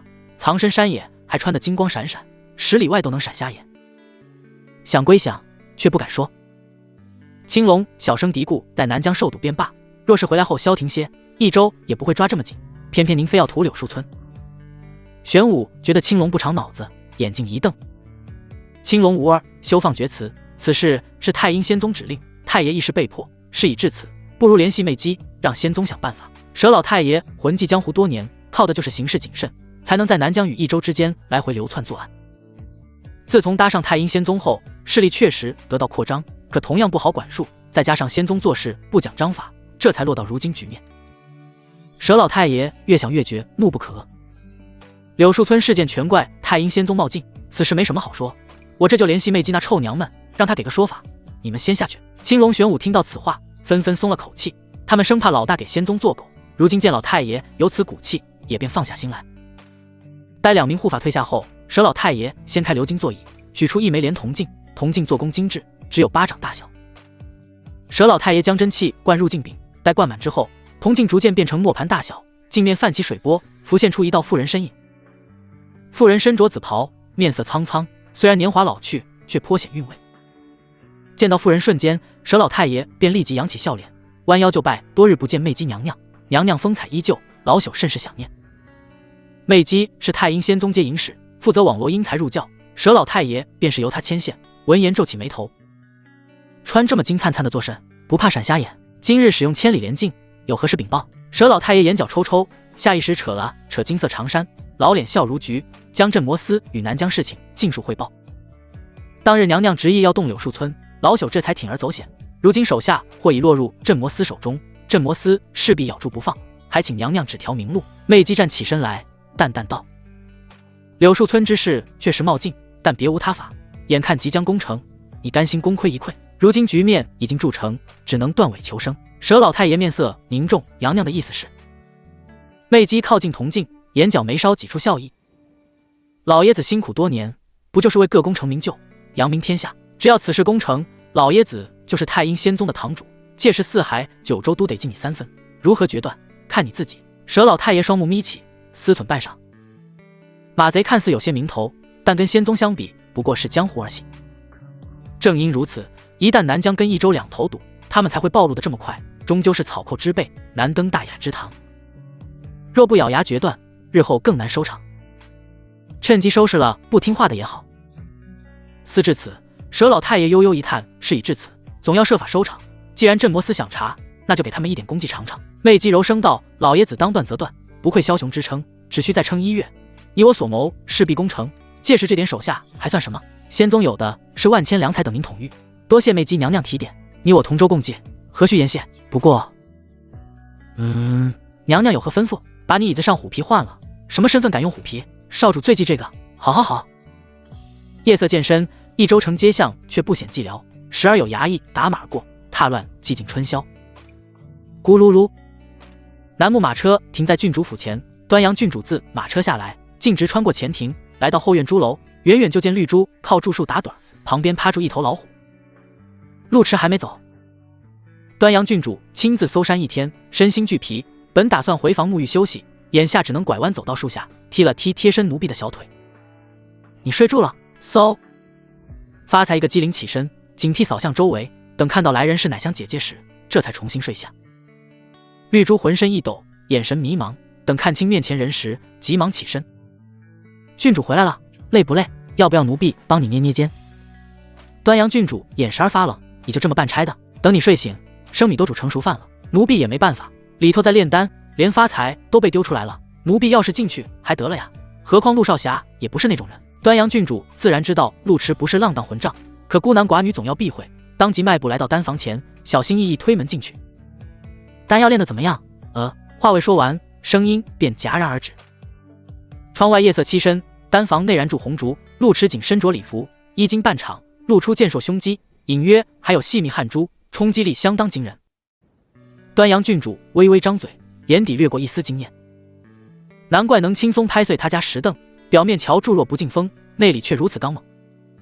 陆迟见郡主娘娘非但没有露出女子娇羞，甚至还直勾勾盯住，急忙披上外袍，解释道：“丹房太热，这才脱掉外袍。齐昭姑娘回来的正好，丹药刚刚出炉，一起瞧瞧吧。”端阳郡主猛地回神，嘴里还不忘夸赞：“呵，身材不错嘛，平时没少练体吧？还行。如果昭昭姑娘有兴趣，我也可以指点一二。指点一二。”端阳郡主面色古怪，下意识挺直腰背，彰显自己雄厚本钱，意思相当明显，本姑娘还用得住练。哐当，袁妙真心思都在丹药上，根本没管自家闺蜜，起身打开丹炉，金灿灿丹药飘出，馥郁丹香扑面而来，颇为诱人。此丹品质上乘，还有一道丹纹环绕，十分难得。陆迟接过丹药打量，原本阴邪森森的妖丹，此时已脱胎换骨，稍稍感知便能感觉到浩瀚凌厉，当下拱手。多谢真真姑娘。袁妙真香汗津津，额间乌发微湿，闻言摇头轻笑，不必言谢，只是费些时间罢了，你可懂了？我这就该懂了吗？陆迟张了张嘴，有些如鲠在喉。劳驾真真姑娘费心，待回关后势必细细研究，绝不辜负姑娘苦心。噗嗤。端阳郡主知道闺蜜讲课水平，抬手拍了拍陆迟肩膀。哼，本郡主看好你，丹房里的书籍全都送你，带回去好好研磨，不要辜负袁夫子的栽培。可。陆迟浅咳两声，不动声色转移话题，搜山结果如何？端阳郡主面色微变，急到这事就发愁。镇魔司几乎倾巢出动，但山也太大，需要些时日。那我就先回去了。陆迟本就为了炼丹而来，眼下事情结束，也不好多留，免得打搅人家姐妹叙话。端阳郡主也没挽留，目送陆迟离开后，才回身看向闺蜜，你俩就衣衫不整的在丹房待了一天。袁妙真边运气清除丹炉残渣，边回应道：“炼丹需一气呵成，自是如此。话虽如此，可你不觉得她那副打扮很影响心神吗？我炼丹呢，没看陆少侠。”端阳郡主原本担心自家闺蜜被陆迟三言两语忽悠走，眼下听到这话，悬柱的心算是彻底死了。她想过许多可能，唯独没想过自家闺蜜如此刚直。这就好比绝色美人摆在眼前，男人却知道练剑一般。呵呵。月色皎皎，山林却漆黑难行。许是因为镇魔司搜山缘故，往西游荡的鬼修精怪今夜都少了些许。陆迟踏过田埂，穿过山路回关，关内安静寂寥，唯有檀香袅袅。他将大门拴上，来到院中打坐。修者讲究晨修晚练，晨修靠金乌之气，晚练则依靠太阴之华。难得月色皎洁，陆迟掏出蛇丹，直接吞吃入腹。轰！随着丹药化开，磅礴灵气自丹田蔓延，犹如惊雷奔行。妖修日月，采天地之灵气，久凝成丹，为其法力之源，性命之本。蛇妖这颗妖丹品质不高，但却凝聚了蛇妖毕生妖气精华。如今经过淬炼，妖气悉数化作灵气养料。陆迟双手结印，默念天玄地清心法，心诀炼化丹药之力。天玄无极，的清无垢，阴阳相生，玄清同流，纳天地之灵，化万物之机。天玄之气刚烈，而地元之气柔和，需用真气引导炼化，使玄清之气在丹田交汇互补，化为己用。此法炼化灵气速度颇快，不消半炷香功夫，那浩瀚丹力便被炼去大半，化作养料游走4至100骸。待全部吸收，丹田之气忽如江水奔流，似要破障奔腾，可每到达顶峰之时，总有一缕气弥漫阻挠。陆迟稍作感悟，发觉这缕气虽弱，却如静水月，始终无法抓住，不由静心思索。修道者当法心并重也，然法力易得，道心难修。陆迟心有所感，他本就是7品后期修为，而蛇妖为7品巅峰大妖，他服用蛇妖内丹后，体内真气澎湃，已达破境资格。可真气来得太快，他的神识力量尚未跟上，还需顿悟。老话讲，力量好修，道心难成。法力为外物也，可借天地之力，丹药之助，见此而成。道心者，内修也，须立红尘之劫，悟天地之道，方得圆满，绝非一日之功。陆迟缓缓吐出一口浊气，并未强求，总归力量日益强盛，只需静待机缘顿悟。飒飒，有风吹拂入关，夜色中响起轻微腾挪之声。陆迟似有所感，转身朝着西方望去，只见到关西边高墙趴住一道黑影，黑影约莫3尺，褐色毛发，尾长如毛胆，脸瘦嘴尖，见陆迟看来，急忙高喊：仙师且慢，在下黄九，绝无恶意。夜凉如水，山林寂静，空谷足音格外清晰，犹如林木轻晃，窸窣作响。月色照在高墙，映照出那东西身影，却是一头黄皮子。他小心翼翼站起身来，弯腰便是一拜：小妖黄九，今夜贸然登门，实属唐突，还请仙师勿怪，饶小妖一命。陆迟在山野早就见惯精怪，见这头黄鼠狼浑身清气缭绕，便按住龇牙咧嘴的发财，似笑非笑道：你倒真是好胆色，提住脑袋冒险登门，是有何事？黄九面露惶恐，弯腰又是一拜：仙师莫怪，小妖苦修500载，不伤生灵部造杀孽，只求一线仙缘，奈何根骨愚钝，大道难窥。久闻仙师声名，想求仙师指点1、2，小妖必感激不尽。说完此句，黄九连拜3下，那双眼睛清光熠熠，很是清澈。修行者记有载，黄皮子狡黠灵慧，一生灵，然则性子亦正亦邪，极易走了歪路，一旦伤人，双目便会血红狠厉，自此绝了仙缘，变成害人恶妖。坊间常有传闻，有黄妖躲在坟圈伏击过往路人，其速度似风，能迷人作舞，又被称作白毛风。也有黄妖修炼小有所成，想走捷径，时常拦住过往路人讨风，最终害人害己。总之黄妖风评不佳，不受欢迎。可眼前这头黄鼠狼浑身清气，非但没有杀气萦绕，反而灵气十足，举手投足间人模人样，颇有礼数。陆迟见过精怪拜月，但还是头次见精怪登门问道，有心指点，便做出高深莫测模样。老神在道：夫妖族欲证大道，非为炼气修法，更当积善累功，吞霞采露以炼行，即适度恶以明心。天律昭昭，无德不登真路，玄门荡荡，有功乃不摇阶，二者兼备，方得霞举云生，脱胎换骨。黄九闻言一怔，竟跪倒叩首，声音带住几分哭腔：仙师一言，真是醍醐灌顶。小妖自诞生灵智起，便严以律己，戒贪戒杀，然如此苦修，仍难避有人。那白水湖妖魔不过300年道行，却凶狠异常，小妖这才心有不解，半夜求道：若非仙师指点，小妖只怕心生魔障，害人害己。陆迟算不得仙师，只是见他颇有道行，这才指点向善。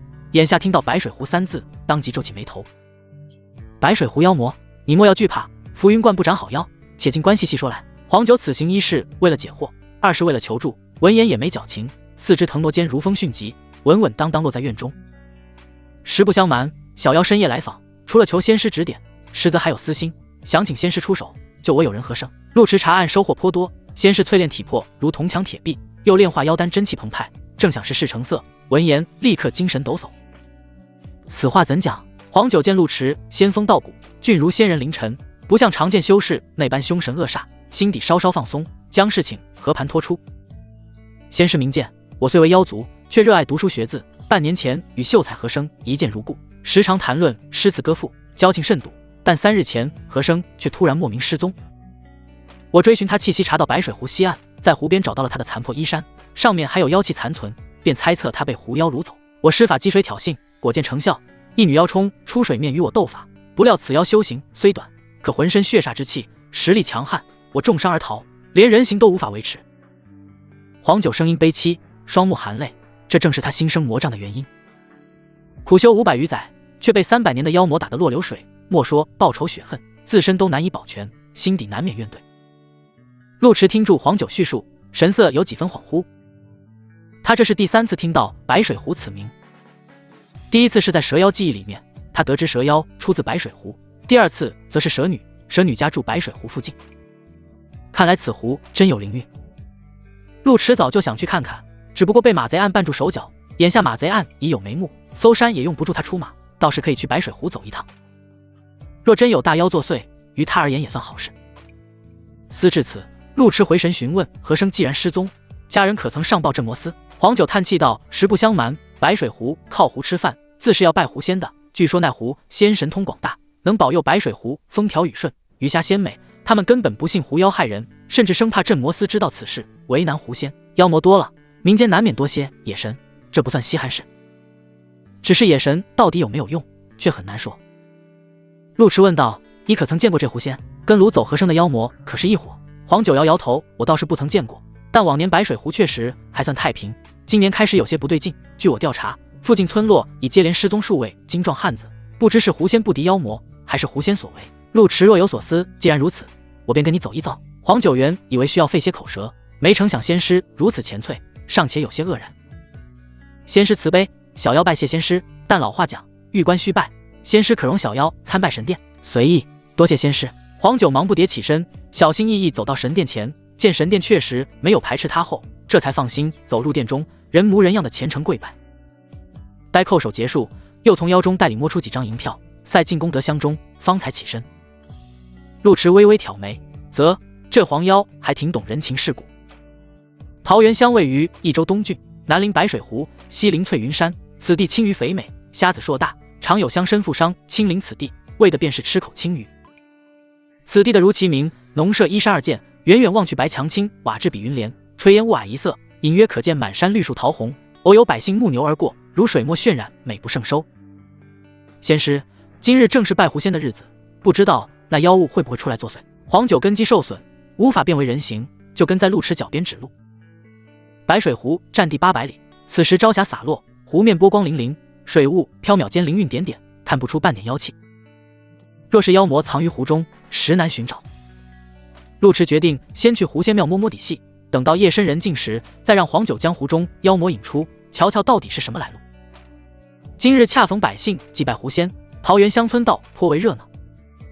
百姓们敲锣打鼓，热闹非凡，街道茶楼酒肆免费不施，凡祭拜狐仙娘娘者，皆可免费饮茶听书。其中不乏文人骚客，赞美狐仙贤德。新鲜出炉的驴肉包子卖没了。陆池附近走过闹市，商贩热情吆喝，隐约传来茶楼金堂木声音。狐仙庙坐落在村子中间，背靠一株粗壮桂树，庙宇不大，中间摆筑一尾青礼雕像，香火鼎盛，门前已经排起长龙。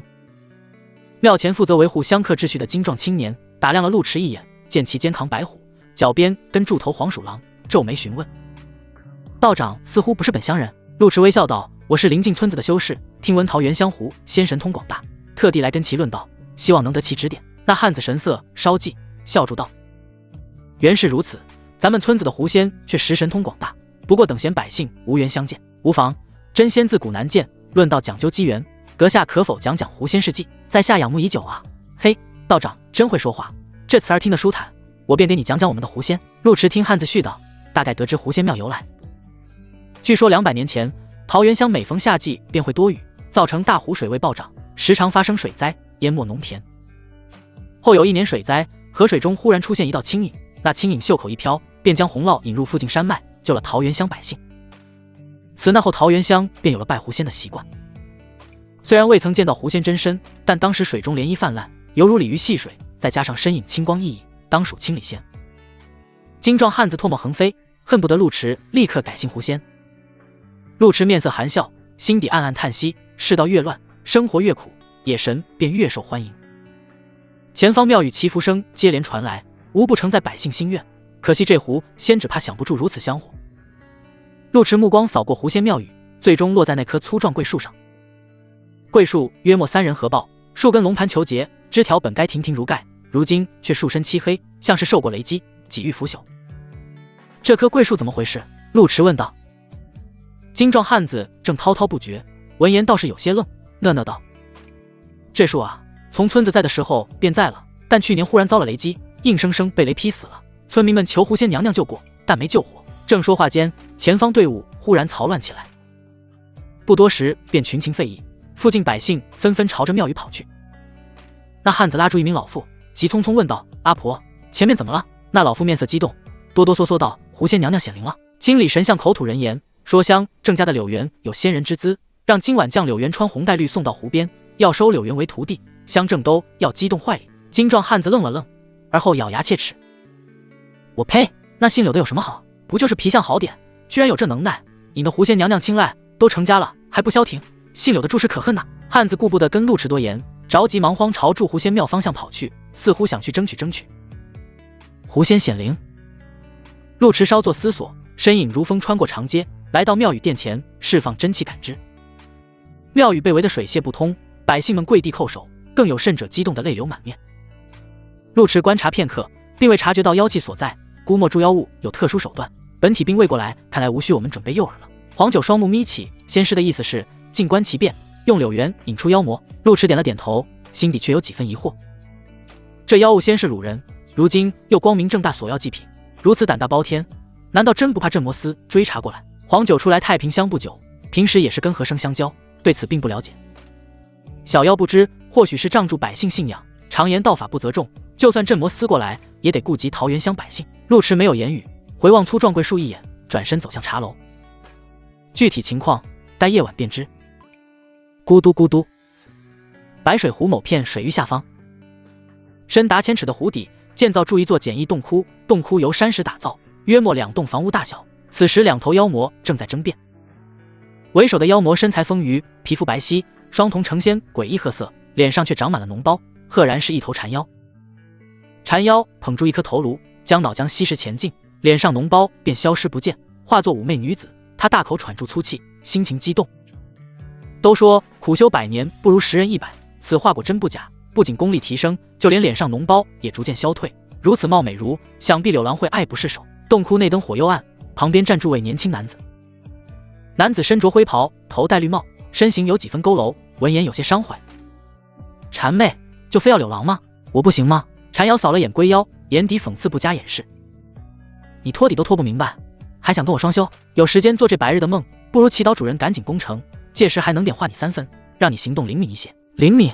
老龟迈出一步，犹如80老者，我不灵敏吗？再者那柳园已经婚配，你就算骗来又有何用？那岂不是更好？连调教都省了。老龟见缠妖屡劝不改，只能搬出背后靠山，严肃道：最近处于非常时期，就连万毒岭那边都小心谨慎。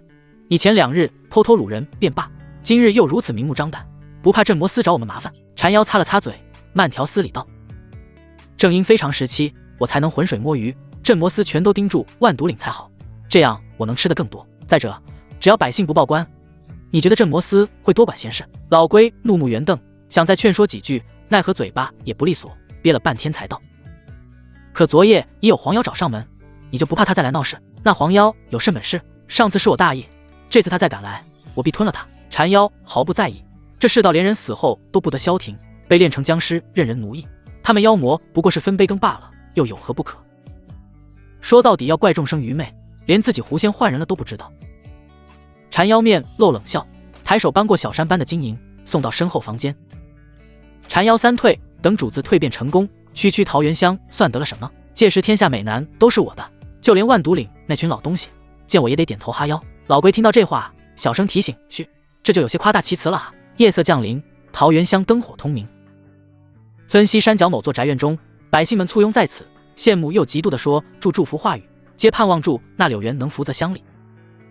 乡正满脸红光，将过年时才舍得穿的锦袍都拿了出来，大腹便便跟百姓们寒暄，言语间仅是低调的炫耀。元哥儿能有这福分，那都是祖坟冒青烟，赶明儿我就给老祖宗烧点纸，祖宗庇佑咱，咱也得敬祖宗，不是？乡正这话不假，都说鲤鱼修炼可跃龙门，说不得哪日狐仙娘娘跃了龙门，元哥儿不就成了龙娘娘的座下童子了？要说老柳家运气就是好，八成真跟祖坟有关系。我听说浮云关有个道士灵验，回头请他看看风水，找个宝地迁坟。夜色栖身，火把在风中摇曳，映照出村民黝黑脸庞，忽明忽暗。陆池静静站在人群中，避免打草惊蛇，他特地换了身衣裳，但就算粗布麻长，仍难掩神仙气质。旁边大姑娘含羞带怯的搭话：小哥好像不是咱们村里人，是来瞧热闹的吗？有兴趣了解一下咱们桃源乡的狐仙娘娘吗？陆池微微笑住，礼貌摇头。姑娘羞答答的补充：送鸡蛋的哦，那了解一下。陆池边跟大姑娘拉扯，边看向前方人群。夜色如墨，村落安静矗立，远处是高耸山脉与缥缈大湖，晚风灌进村落，吹得衣衫猎猎作响，百姓们状若癫狂，簇拥出一道人影。那是柳园。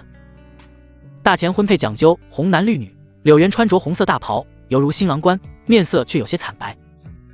爹，我已经娶妻生子，无意求仙问道，能不能让狐仙娘娘另选他人？我若投了湖，无妻可怎么活啊？乡正本在接受村民祝贺，闻言面色发冷，皱眉训斥。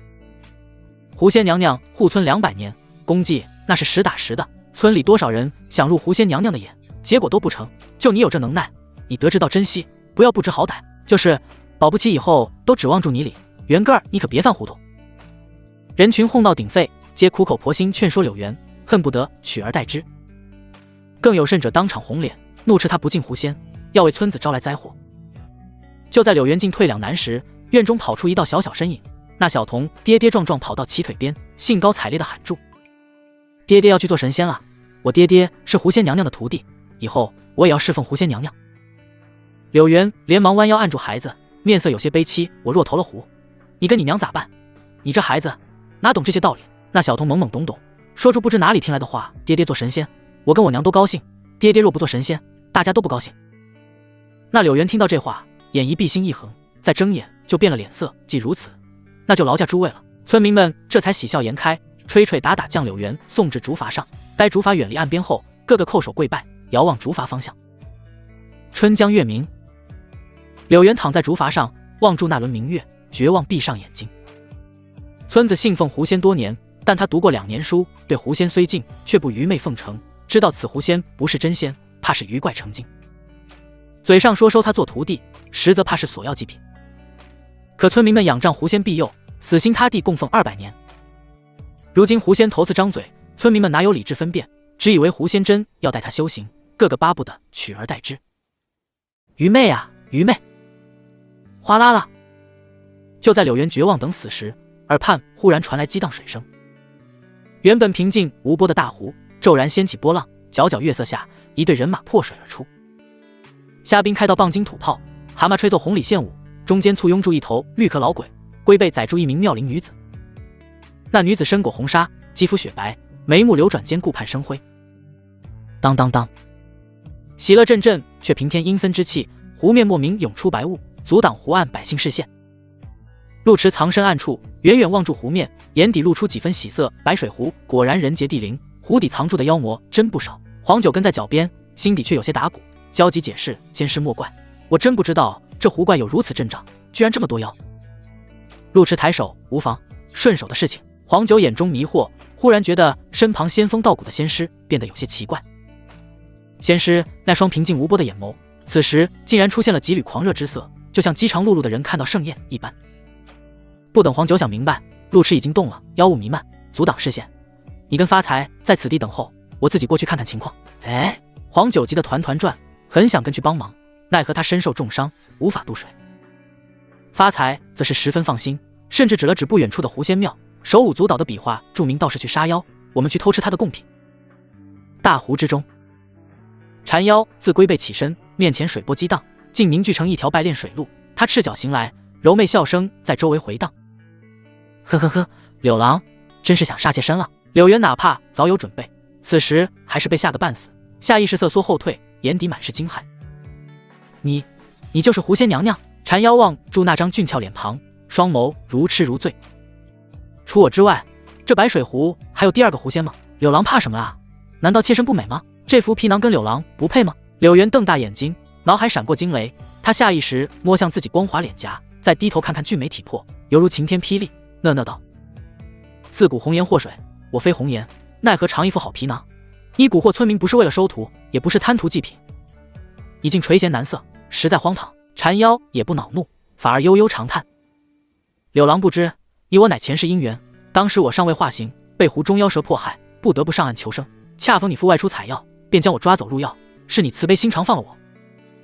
柳原面色惊恐，他终究是普通书生，前世的事情哪里记得，更何况如今已有妻室，眼下听到这话，急忙哀求：前世过往种种皆如云烟，娘娘不必挂怀，如今我已有妻儿，还请娘娘高抬贵手放我一马，事后我必日夜为娘娘祝祷。缠妖皱起眉头，抬脚踩在柳原腰腹，你以为我在跟你商量？柳原面色惨白，心知无法善了，不由急速思索破局之法，比如假装委身缠妖，待他不知天地为何物时，趁机扭断他的脖子；再比如活活捅爆缠妖。但这些念头仅仅一闪而过，便被柳原否定。他读圣贤书，虽然也看春宫图，但绝非浪荡之人，如此龌龊手法，想想也觉羞臊。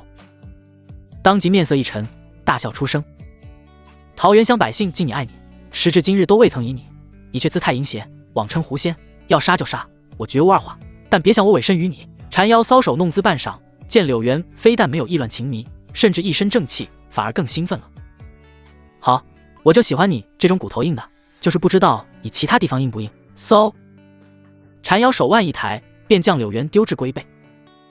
众妖急忙转身，按照往日惯例，缠妖每次与男子洞房都要老龟托底，此时这一行径便是要洞房了。然而就在这时，湖面忽然亮起一道微光，飒！那微光初时如银，在夜色中逐渐放大，等众妖察觉到不对时，那光已经凝聚成一道白芒，犹如横劈黑夜，带起飒飒破空之声，骤然袭至近前。虾兵蟹将稍稍一怔，而后骤然张大嘴巴，连呼救都没来得及叫出声，便被斩于剑下，当场被剑光剁成虾滑。哗啦啦，水面登时掀起波涛千重，暴鸣惊跃。啊！缠妖反应很快，急忙避开剑芒，可还是被灼伤半边身子，洁白肌肤腐烂开来，流出褐色脓液，当即惨叫出声。呵呵！缠妖颤抖低吼，眼看住好事将成，冷不丁被人打断，不由怒火中烧，妖气腾腾。本仙必诱桃源乡200年，这群渔民竟敢让修者夜袭，真是不可饶恕。柳原双手抓住衣襟，眼底尚且有些愕然。他了解桃源乡村民，村民们尊敬狐仙入骨，绝不可能请修者捉妖，除非有修者路遇此地，察觉妖气，这才出手相助。思至此，柳原急忙喊道：仙师救命，仙师救命啊！呼呼，湖面清风拂过，吹散迷蒙白雾，只见月色潋滟之下，一袭黑衫凌波而来，青年面如冠玉，身如松柏，双眸带住几分凉意。缠妖看到黑衫，瞬间双目便是一怔。好！老龟如临大敌，当即化作人形御敌，眼下听到这话，还以为缠妖有了打算，忙道：好什么？人间修者可不好对付，若有计策你速速说来。好俊俏的男人！缠妖修行300载，祸害美男妖魔无数，平生最爱男色。原以为桃源乡柳原已是人间罕见，没想到眼前这位更是风姿绝伦，犹如天人临尘，几乎是本能赞叹。老龟当即大吼一声：莫要发春了，此人来者不善！缠妖一个机灵，心中春意尽数褪去，方才那一剑来势汹汹，若非他及时躲避，只怕没了性命，眼下不敢大意，尖叫道：一起上！好！老龟行动速度虽慢，但真打架时候绝不含糊。只见他身体迅速膨胀，脖梗猛地伸长，那张年轻脸庞撕裂，变成一颗圆润光滑的粉色龟鳖头。陆池方才遥遥一剑，避免波及柳原，并未用尽全力，只是斩杀了周围小妖。眼下来到近前，看到这么一大颗鳖头，当即认真起来。龟类修行不易，想修炼到这般体型，少说500-600年，再加上此妖煞气浓厚，估计没少害人性命，已是7品巅峰的大妖。7品巅峰妖物不算什么，但龟族防御能力颇强，比一般妖物难对付。嗖！陆池见状，连忙捞起柳原，随手将其丢了出去。柳原只觉风声呼啸，继而天旋地转，如炮弹一般朝着湖边击射。确定周围无人碍事后，陆池再看向老龟，却见那老龟慢吞吞张大嘴巴，似要喷出妖气。吃！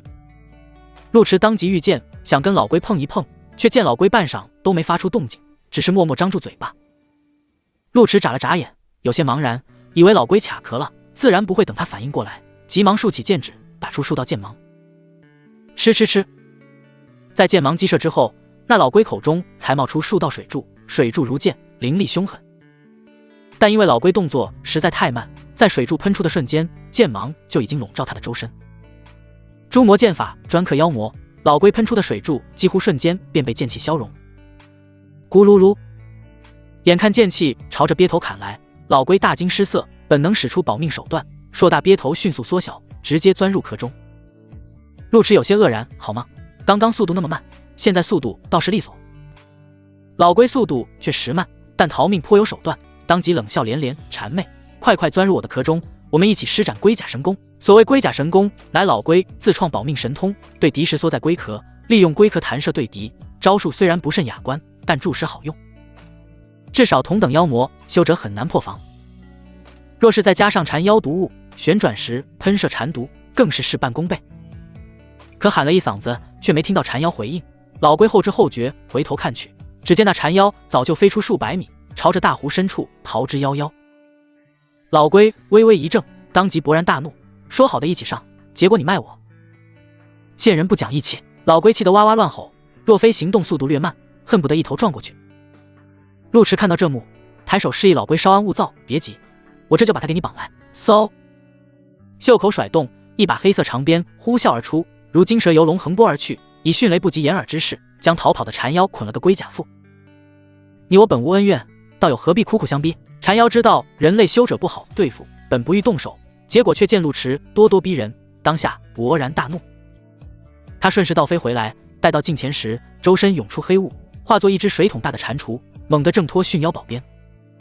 与此同时，缠妖凌空一跳，又化成美艳娇娘模样，食指暴掌朝住陆池抓去。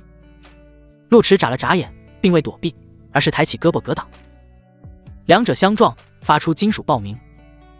砰砰砰！陆池衣袖被抓烂，胳膊却安然无恙，连点白痕都没留下。反观缠妖倒飞出去，食指剧烈颤抖，哆哆嗦嗦吐出2字：好硬。此疗身体硬得超乎想象，还好是用爪子，若用牙齿，以后吃饭都是问题。缠妖修行时间不长，食人却多，一身皮肉柔韧耐磨，食指修得如同利刃，切人臂膀如切萝卜。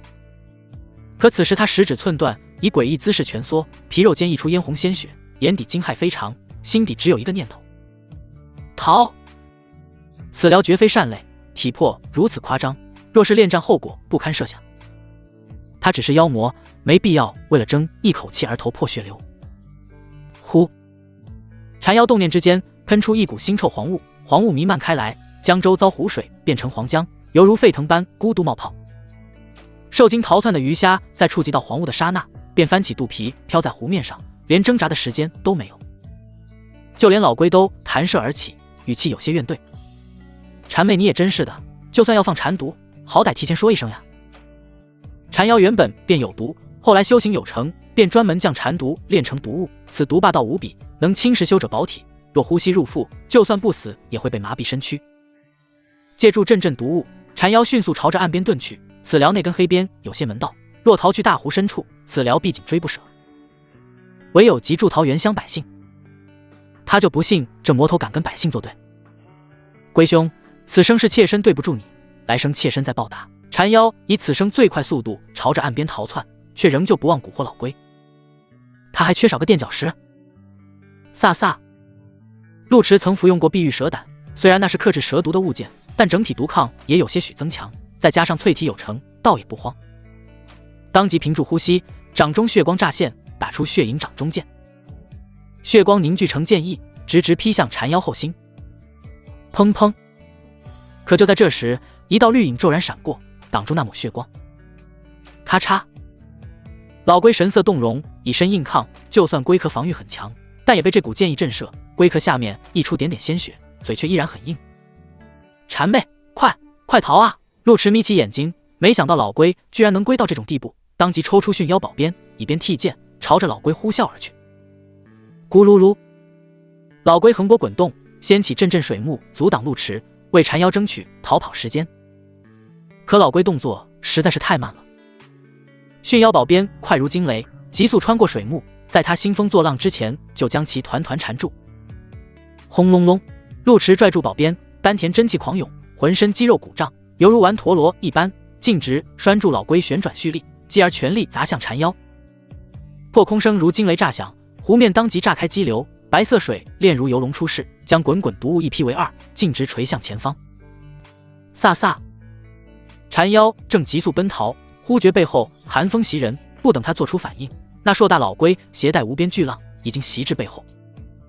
虽然老龟极力反抗，不愿伤害缠妖，可那黑边不仅裹得严实，还带住几分妖邪之力，他只觉精神荡漾，甚至有些诡异爽感，无法控制心神。砰！缠妖眼底露出惊恐神色，下意识催动妖气对敌。可那长鞭实在迅猛，缠妖妖气顷刻被打散，继而腰间传来锥心刺骨之痛，当即倒飞了出去。丑陋身躯犹如水漂，激起一道水链，狠狠撞向岸边巨树。血雾飞溅，巨树拦腰折断，但那股冲劲却仍未泄去，硬生生将岸边祭台砸碎，在地面留下一道深深沟壑，才狼狈滚落在虔诚跪拜的百姓面前。救我！缠妖喉咙滚动，吐出浓稠血浆，朝着自己信徒艰难伸出手掌。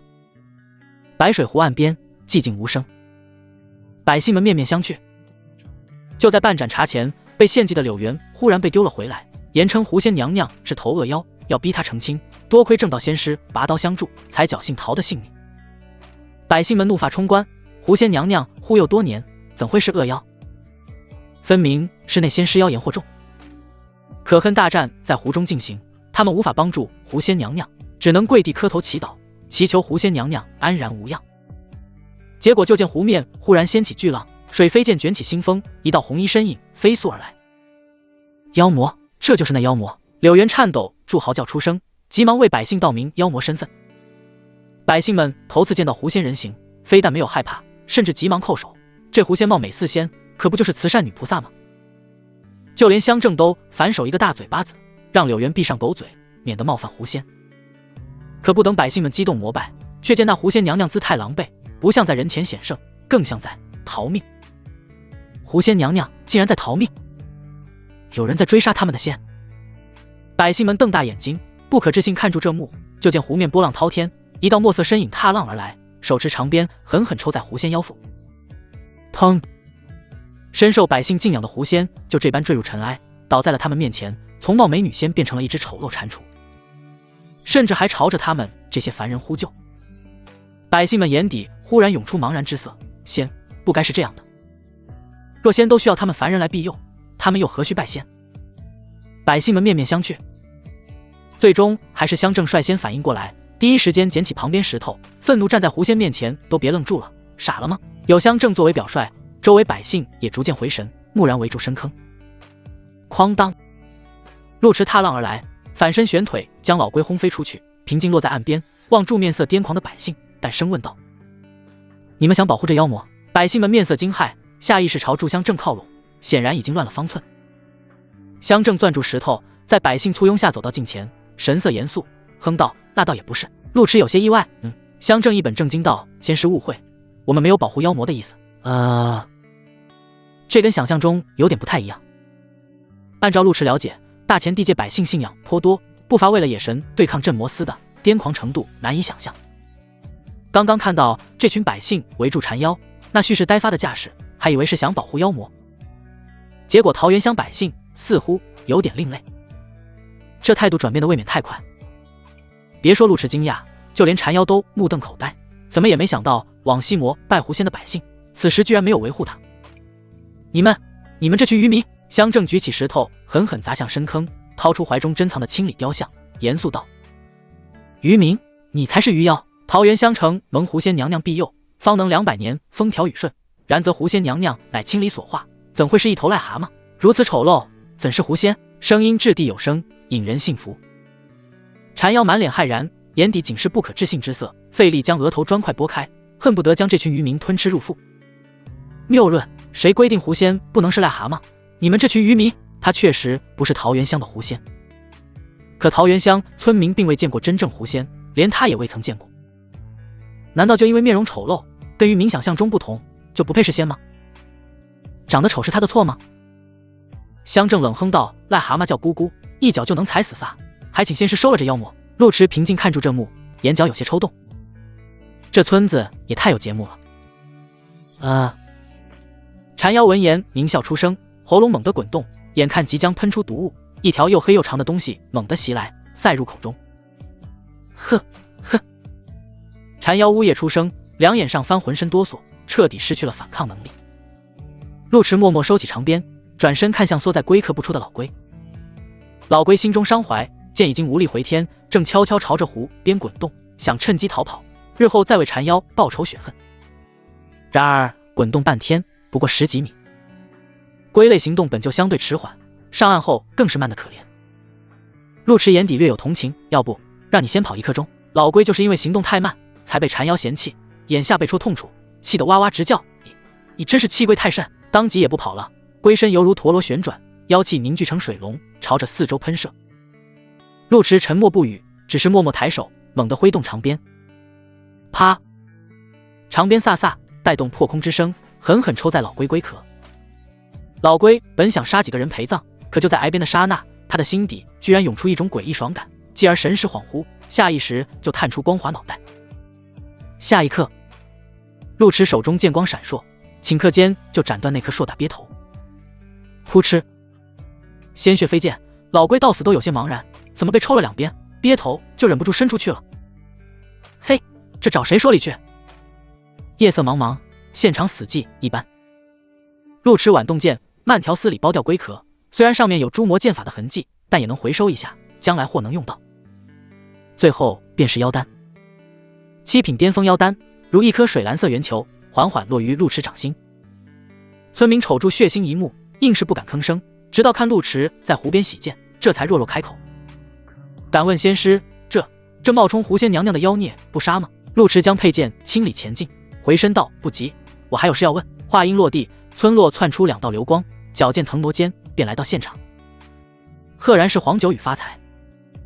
黄九先是朝住陆池一拜，而后望向奄奄一息的缠妖，木木问道：“和生呢？和生可还活着？”围观百姓见黄鼠狼口吐人言，下意识后退几步，躲到陆池身后，见黄九没有伤人意思，这才松了口气。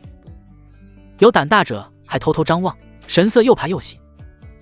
缠妖此时才明白，这魔头是黄九搬来的救兵，当即露出狰狞笑意，嘶哑出声：“你问那书生，他的脑浆可真不错，哼，你这卑劣畜生，就算搬来救兵又如何？他的血可真甜呐！”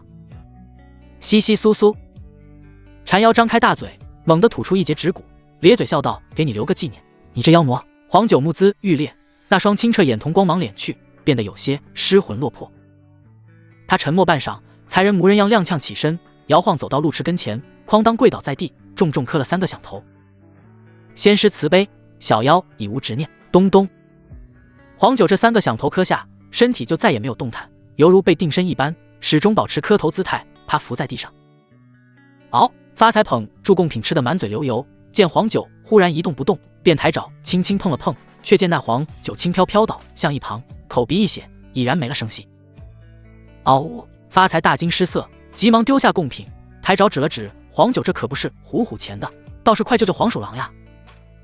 陆池弯腰将发财抱起，叹息道：“山河不足重，重在遇知己。纵是妖魔，也有赤心。他自毁根基，已无力回天。”言罢，长剑青光大作，彻底斩碎缠妖，一颗褐色妖丹漂浮而出，落到陆池手中。白水湖波涛渐停，重归风平浪静。一轮明月跃出云层，照亮湖面。香正哆嗦嗦问道：“仙师，这妖魔死绝了吗？要不要烧了？”小老儿听说这种恶妖怨气重，死后也会变僵尸里。陆池收起长剑，看了眼狐仙庙方向，无需焚烧，将他们尸骨埋在狐仙庙那棵桂树下即可。再者，你们村有狐仙镇主，还怕僵尸啊？经此一事，再提起白水湖狐仙，百姓们面色复杂。乡正善笑连连，急忙挥手，愣住干什么？没听仙师说吗？赶紧将这脏东西埋到老桂树下，让狐仙娘娘镇住。夜露凝珠，晶莹剔透。已是3更，路迟打发走热情百姓，来到和生家中。和生孤苦无依，家中没有老小，他死后这宅子便荒废下来。路迟推门进去，只见房屋布置简单，却前进整洁，墙壁挂住颇多画卷、诗词，桌上堆满书籍，还有一张没绘完的扇面。扇面是水墨山水，尚未完工，角落写住一行小字：我见君来，顿觉无如，西山美哉，故聊表春色，以赠挚友。路迟将此扇面收起，又拿了2件衣衫跟那个破旧砚台，跟黄九衣同葬在后山。正值春日夜晚，微风拂过，山腰红粉瓣簌簌而落，衣冠冢转瞬红柳绿。桃园无所有，聊赠满树。路迟安葬完和生与黄九后，便来到狐仙庙桂树下。树根泥土松软，是村民为了埋骨妖魔新挖。路迟望柱因雷击而焦黑的粗壮树身，抬手拍了2下，没死透，还差一场雨。发财为祝桂树转了2圈，手舞足蹈的比划注明，似乎在说妖魔也埋了，狐狐也吃饱了，咱们什么时候回关？路迟看向远处漆黑夜色，眉头舒展，不着急。有人来访。话音落地，细碎脚步声便由远及近。不多时，脚步声便来到狐仙庙旁，见庙前蹲住一头白虎，那人面露喜色，急匆匆来到桂树下。桂叶早已凋零，徒留枝干参天。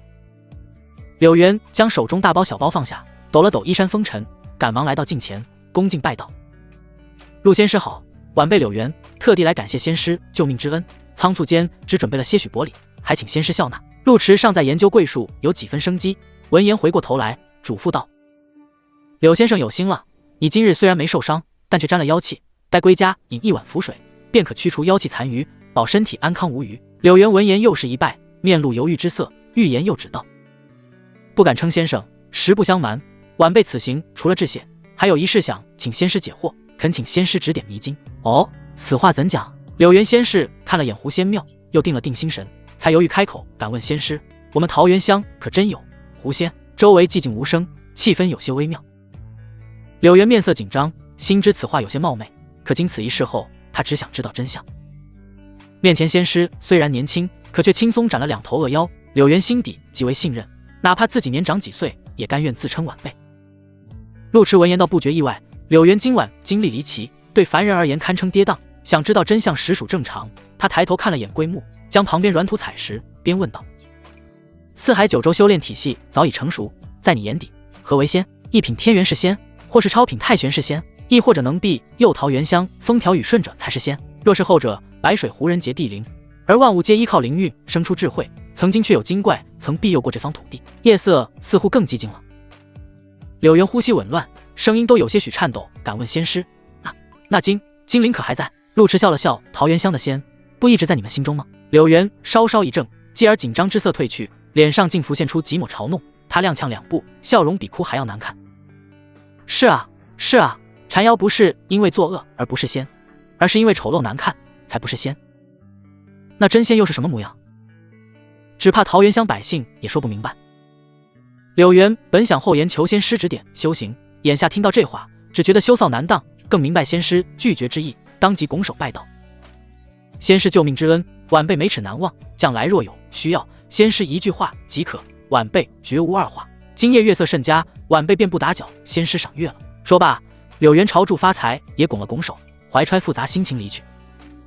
待远离此地后，柳原才停下脚步，望住逐渐厚重的云层，喃喃自语道：读书能明志，读书能知理，桃源乡缺的是夫子。天将破晓，明月被厚重云层遮蔽，湖面起了凉风，簌簌细雨悄然洒落，将前枯桂木冲刷前进。暗雨敲，柔风过柳。路迟端坐桂树下方，正闭眼打坐。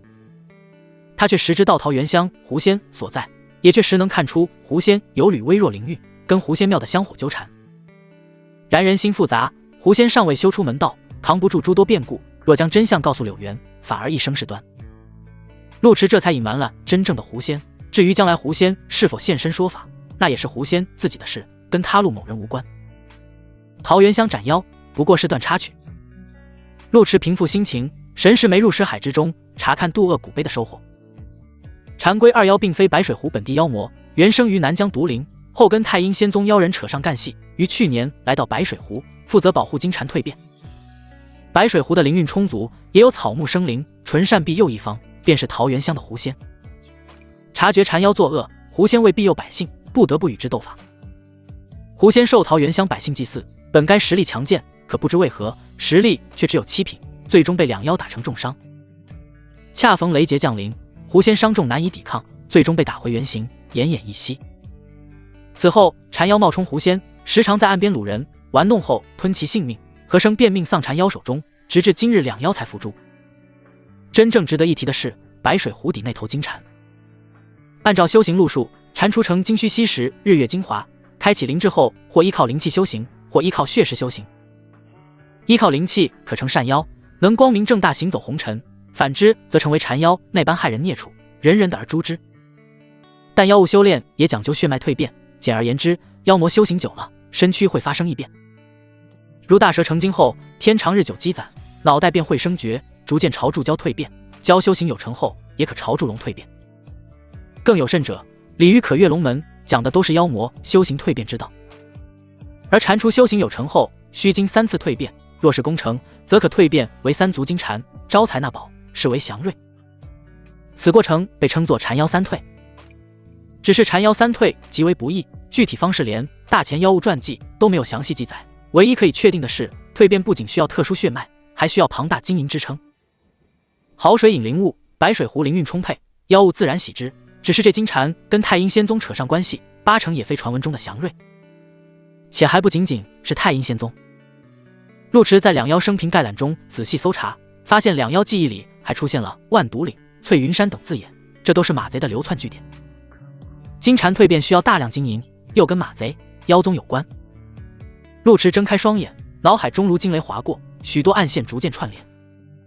马贼劫掠财宝无数，在这种节骨眼上，本不该冒险在柳树村犯案，应当谨慎行事，等风头过去再做打算。可马贼非但没有低调做事，甚至作案屠村，这才露出马脚，引得镇魔司警追不舍。先前赵文峰便有此疑惑，如今看来，若是马贼跟禅妖3蜕有关，那事情就说得通了。但陆池不了解禅妖3蜕的具体方式，两妖也只是狗腿，生平概览提到的消息不多，只能去湖底看看再说。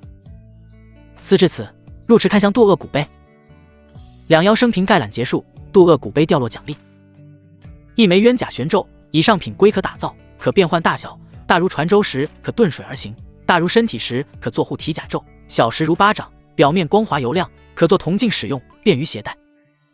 一枚万丈毒蝉丹，捏碎后释放蝉毒，气味恶臭，具有强烈腐蚀性，触之血肉溃烂，5品以下修士妖魔皆难抵挡。嘿，这回奖励倒是不错。陆池面露喜色，不管是冤甲、玄咒，亦或是万丈毒蝉丹，都是不可多得的宝物。他的体魄虽然强劲，但也是相对而言，若真碰到境界高出一大截者，体魄优势也就没那么明显了。眼下有了冤甲玄咒，倒是双重保障。唯一遗憾的是，毒丹是一次性的，不过只要斩妖除魔，就有机会开出各种宝物。如此想想，倒也无需刻意计较这些。思至此，陆池起身来到湖边，将冤甲玄咒丢到水中。玄咒入水变大，如舟艇大小，可盛4人左右。陆池抱起发财落到上面，玄咒便无桨自动，径直沉入湖中。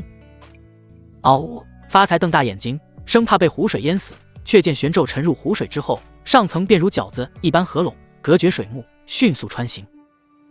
陆池按照两妖记忆，朝住金蝉洞府而去。一炷香前，白水湖的斗法阵仗不小，引起湖底的暗流激荡。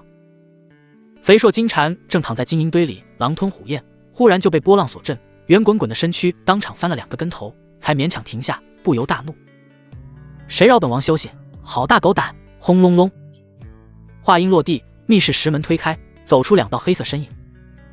2名黑衣人裹住黑袍，戴住恶鬼面具，全身上下只露出一双眼睛，周身黑气缭绕，就算修者也难窥探真容，唯腰间腰牌能证明身份，乃太阴仙宗弟子。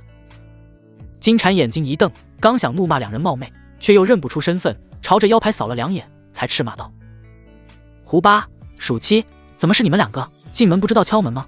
太阴仙宗的家伙真没礼貌。胡八面色不佳，冷声道：此地已不能久留，劳驾三足金蝉随我们去其他巢穴。金蝉虽被称作三足金蝉，实则距离蜕变成功还有一定距离，此时正处于褪去凡皮的时候，不好轻易挪动。闻言，阴沉开口：“本王在这都住习惯了，搬家作甚？”暑七冷声道：“那还要问问大王是如何管教手下的？在这种节骨眼上，就连佘老太爷都要暂避锋芒。你手下常规二妖竟敢多次害人性命，如今二妖被正道修士逮住，正在斗法，多半是回不来了。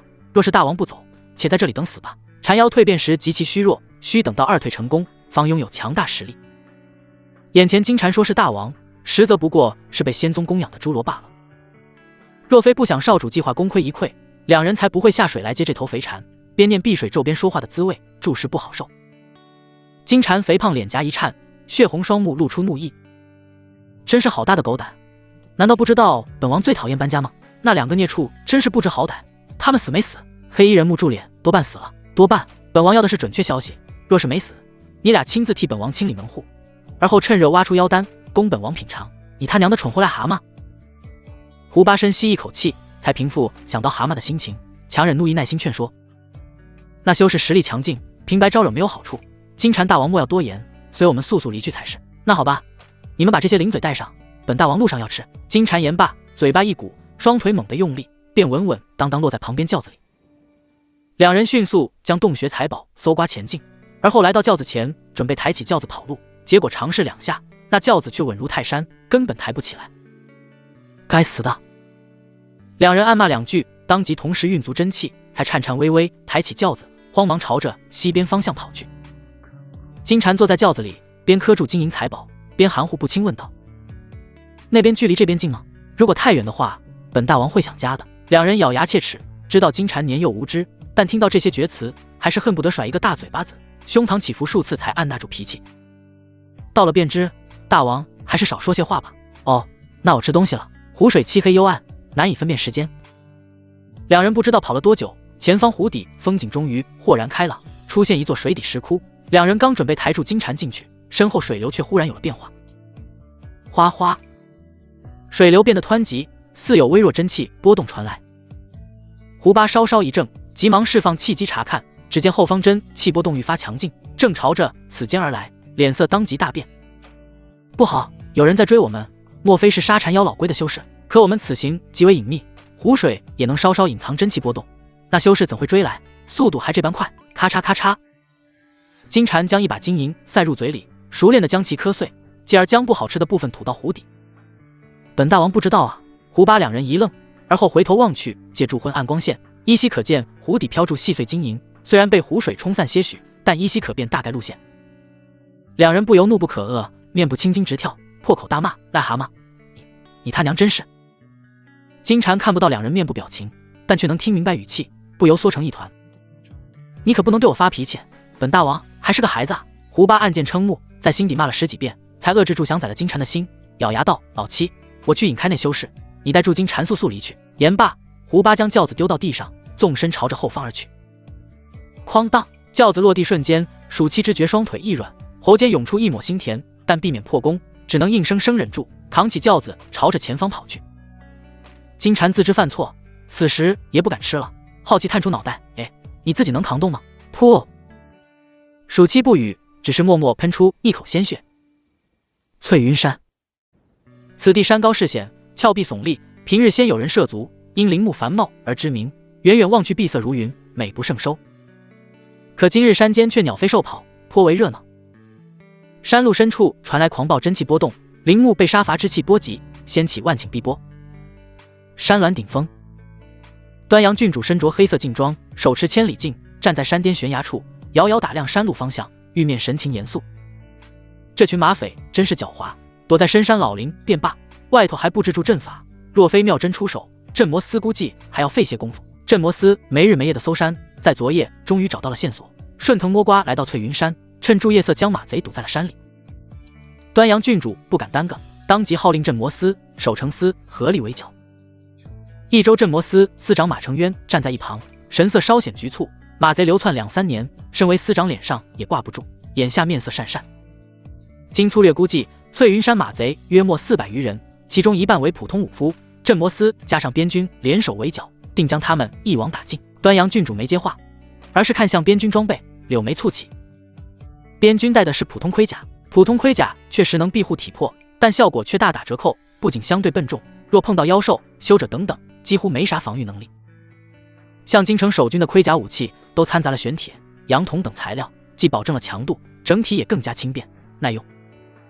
马承渊面色发苦，又不敢公然说朝廷的不是，便含蓄道：“郡主放心，红衣坊去年赞助不菲银两，守城司已经着手打造新的装备，只是全部替换还需要些时间。端阳郡主知道一周不复，但没想到穷成这样。朝廷每年拨下的银两虽然有限，但也不至于如此，可见此地积弊已久。不过他来一周是为历练，不是钦差大臣，这事还得禀报长公主。”思至此，端阳郡主放下千里镜，走到石头旁坐下。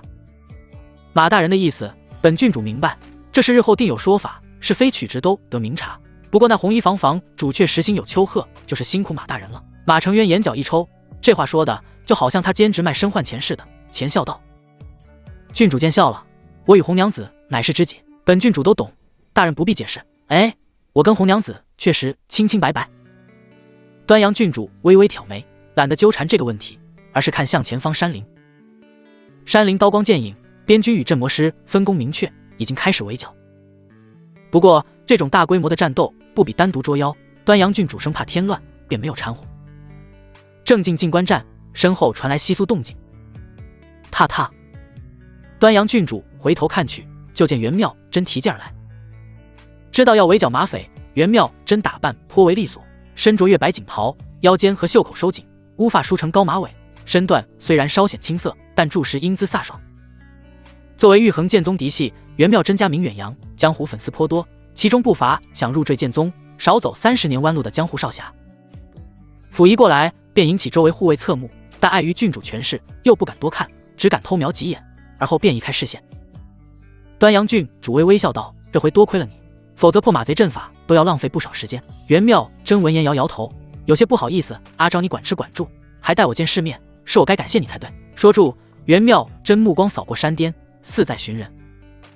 端阳郡主对闺蜜心思了如指掌，能哼，在找人。袁妙真稍作犹豫，点了点头：“陆迟还没来啊？”端阳郡主桃眸眯起，意味深长道：“昨晚半夜我便派人给他送消息，但道观没人，不知道跑哪里修炼去了。我留了消息，也用灵法传了信，不知道能不能赶来。你很关心他吗？”“不是，我只想问问他的丹术掌握如何，有没有学会。”“啧，咱们袁夫子这么称职，师傅说过做事不能半途而废，是吗？”端阳郡主觉得闺蜜太过主动，但转念想想，袁妙真虽然来头不小，但自幼山中修炼，心思纯粹前进。冷不丁见到陆迟这种英俊，嘴甜，功夫还好的顶配郎君，动了心思也很正常，便嘱咐道：“陆迟长得好嘴也好，估计被不少姑娘惦记。你性子单纯，我怕你把握不住呀。”袁妙真面色微红，认真解释：“我只想问问炼丹情况。”“哦。”山巅后方，郡主跟闺蜜说私房话，马承渊自然不好在旁边站住，便走到后方，拿出腰间千里镜观看战况。山路战斗已至白热化，边军训练有素，对付普通马贼不在话下。倒是镇魔师对上马贼妖人，战况有一些棘手。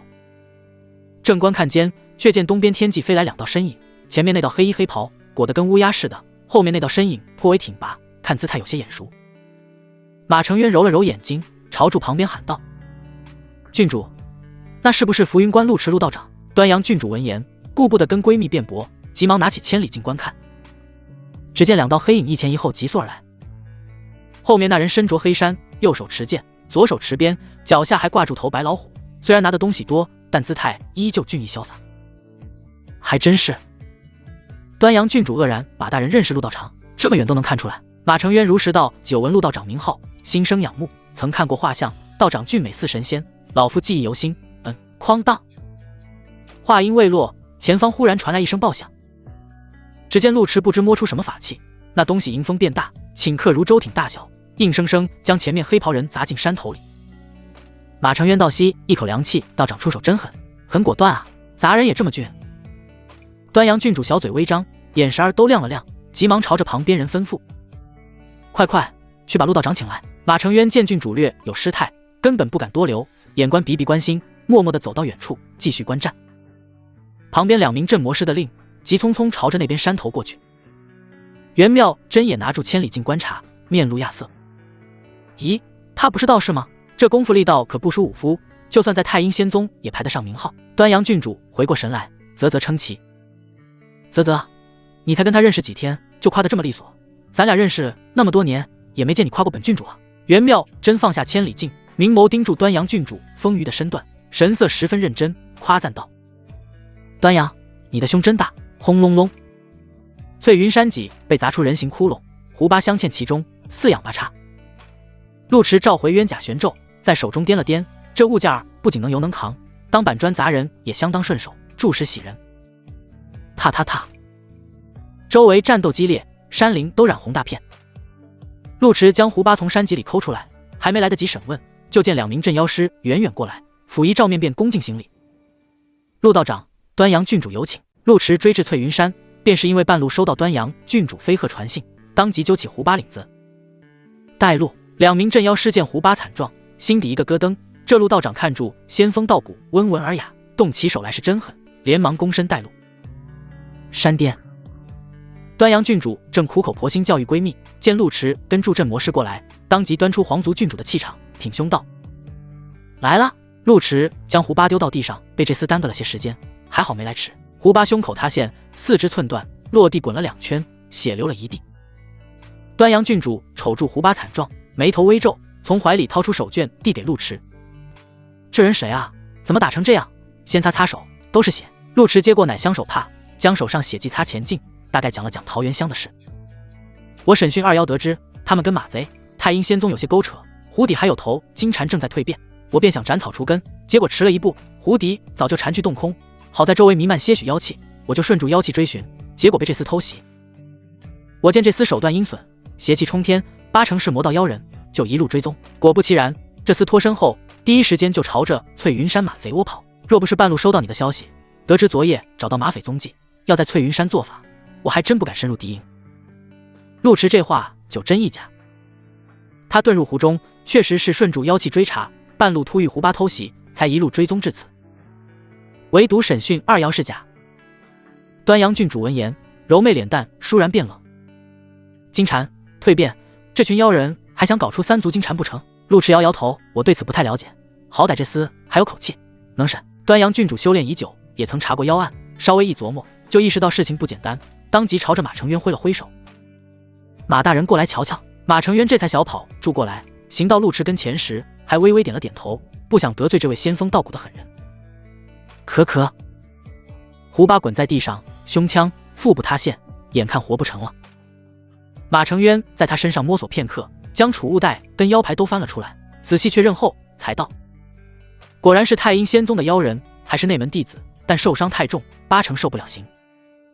袁妙真安静站在一旁，闻言摸出一枚丹药，轻声道：我有回元丹，应该能救一救。胡巴躺在地上，双目充满绝望，他只想将陆池引走而已，可没想到这小子紧追不舍，他血遁都没甩开。好不容易跑到翠云山，又被板砖拍到山脊上，经脉都断了不少。胡巴心知活不成了，心底反而有些放松，总归死得痛快。眼下听到这话，胡巴眼皮直跳，哆哆嗦嗦看向袁妙真方向，气得发晕。这就是你们正道侠士所为，死了救活，再丢进镇魔司大牢折腾。呵。胡巴咧嘴笑出声，血沫子直冒，没用的，我说不出东西的，何必浪费丹药？马成渊跟太阴仙宗弟子打过交道，当即听出弦外之意，皱眉道：太阴仙宗为保证弟子忠诚，会在弟子体内下禁制，就算弟子被抓，也不会供出有用的东西。胡巴喘住粗气，狼狈不堪的补充：哼，就算没有禁制，我也绝不会背叛宗门的。马成渊正踌躇，闻言就是一脚：差不多得了，在这表什么忠心？你们当家的也看不见。况且就算身体里有禁制，也未必挖不出东西，那就多谢袁仙子赠丹了。袁妙真微微颔首，默默将丹药递了过去。马成渊强行将丹药塞到胡巴嘴里，而后丢给旁边镇魔师：帮他疗伤，别让他死了。言罢，马成渊又将储物袋双手递给陆池，微笑道：说起来，这事还要多谢陆道长，道长若有兴趣，可一起审审。虽说陆池跟镇魔司合作，可妖贼终究是人家自己抓的，按照江湖规矩，贼子的战利品肯定属于陆池。马成渊魂技官场多年，自然明白这个规矩。陆池只对妖魔感兴趣，况且镇魔司审讯犯人确实有一套，闻言将储物袋接了过来，微笑道：“马大人客气，魔道妖人作恶多端，我备义不容辞。今日剿匪事大，可需要帮忙？听说贼子擅长养鬼养将，要不我去看看？”端阳郡主知道陆迟一身正气，可著实没想到能正到这种地步，急忙道：“剿匪跟单打独斗不同，镇魔司跟边军将士自有方法策略。我知道你正气凛然，但你刚刚对付贼子，想必消耗不少真气，快歇歇吧。”话音未落，负责汇报战局的镇魔师急匆匆赶来，远远便喊道：“回禀郡主，马贼大都伏诛，但还剩数十棘手角色，特别是护法青龙，此人力大无穷，修为不俗，善养鬼邪术，已连伤10几名镇魔师。”袁妙真面色一变，提剑就走：“那我去瞧瞧吧。”真且慢！袁妙真回头，就见陆迟神色严肃，郑重其事道：“我近日小有所成，正缺魔刀10练练手，让我去会会这厮。真姑娘且在此地休息，若我不敌，再请姑娘出手。”端阳郡主想拉都没拉住，眼看住陆迟将发财丢给他，飞速朝着山腰疾驰，那激动之色堪比升官发财娶媳妇。马承渊也没料到陆迟如此侠肝义胆，悠悠感叹：“陆道长真乃豪杰也！”翠云山山路边缘，青龙身材健硕魁梧，身披厚重甲胄，握住一杆火龙枪，枪意如火龙咆哮，威风凛凛，等闲无法近身。“你们这群黑皮狗，粘上就甩不掉！”青龙咧了咧嘴，黝黑脸庞狰狞可怖。马贼原本躲在万毒岭，因镇魔司咬得太紧，这才被迫转移。青龙便是负责转移阵地的人。益州大型山脉就这几个，按照以往规矩，说是转移，无非就是来回流窜，跟镇魔司打游击战。待风头过去也就算了，可这回镇魔司就像打了鸡血似的，效率也推高了。青龙带住下属刚刚安营扎寨，还没来得及迎接佘老太爷跟玄武护法过来，居然就被镇魔司逮到了踪迹。这群黑狗联合城防边军，又请来玉衡剑宗弟子，轻松破了山路阵法，将400多号人围在山中。青龙天生神力，修为又是6品爆丹境初期，好斗好战，自然不肯服输，奈何朝廷人多势众，鏖战半天，终究独木难支。眼下唯剩他们20多号精英，青龙仍旧不肯后撤，目光如饿狼凶厉，猛地横扫长枪，朝着距离最近的镇魔师打去，低吼出声：“来啊！”砰！赵文峰亲自上场，自枪下就走那名镇魔师，却被枪意所震，握刀手臂都些颤抖，眼底充满怀疑人生之色。这厮牛筋转世吧？不仅力大无穷，又擅长养鬼邪术，可谓攻防兼备，就算想跑也有机会。可这厮非但不跑，反而一副死战到底的模样。赵文峰呼吸微滞，朝着后方挥了挥手臂，大喝道：“8品撤离，换7品上来，用车轮战轮他，老子倒要看看他能撑多久。”镇魔师办事向来能群殴就群殴，不能群殴也得创造条件群殴。就算青龙实力雄厚，可真气跟体力都有限，一旦被耗前进，也不过是菜板上的鱼，蹦跶不了多久。剩余的马贼精英对此心知肚明，凑到青龙面前小声提醒：“护法，您实力高强，尚有1线生机，不如趁机杀出重围，去搬救兵过来。若是留在这里，迟早被这群黑狗耗干。”青龙握枪怒目：“老太爷没下撤退命令，我不能撤退。”马贼精英闻言张了张嘴，想想青龙护法平日做事风格，一直都是鸡大无脑，不懂得变通，眼底涌现出绝望，只能举刀冲了上去。周围再度陷入混战，青龙身影弹跳而起，枪法大开大合，直冲赵文峰前胸挑去。跟住老太爷行走多年，还没杀过黑狗，镇魔司捕头赵文峰，杀你也算赚了。轰！赵文峰连还嘴都懒得，这厮力大脑子却不多，嘲讽也是浪费唇舌，当即身影在地上一滚，避开凌厉袭击，反手朝着青龙腰腹刺去。砰砰！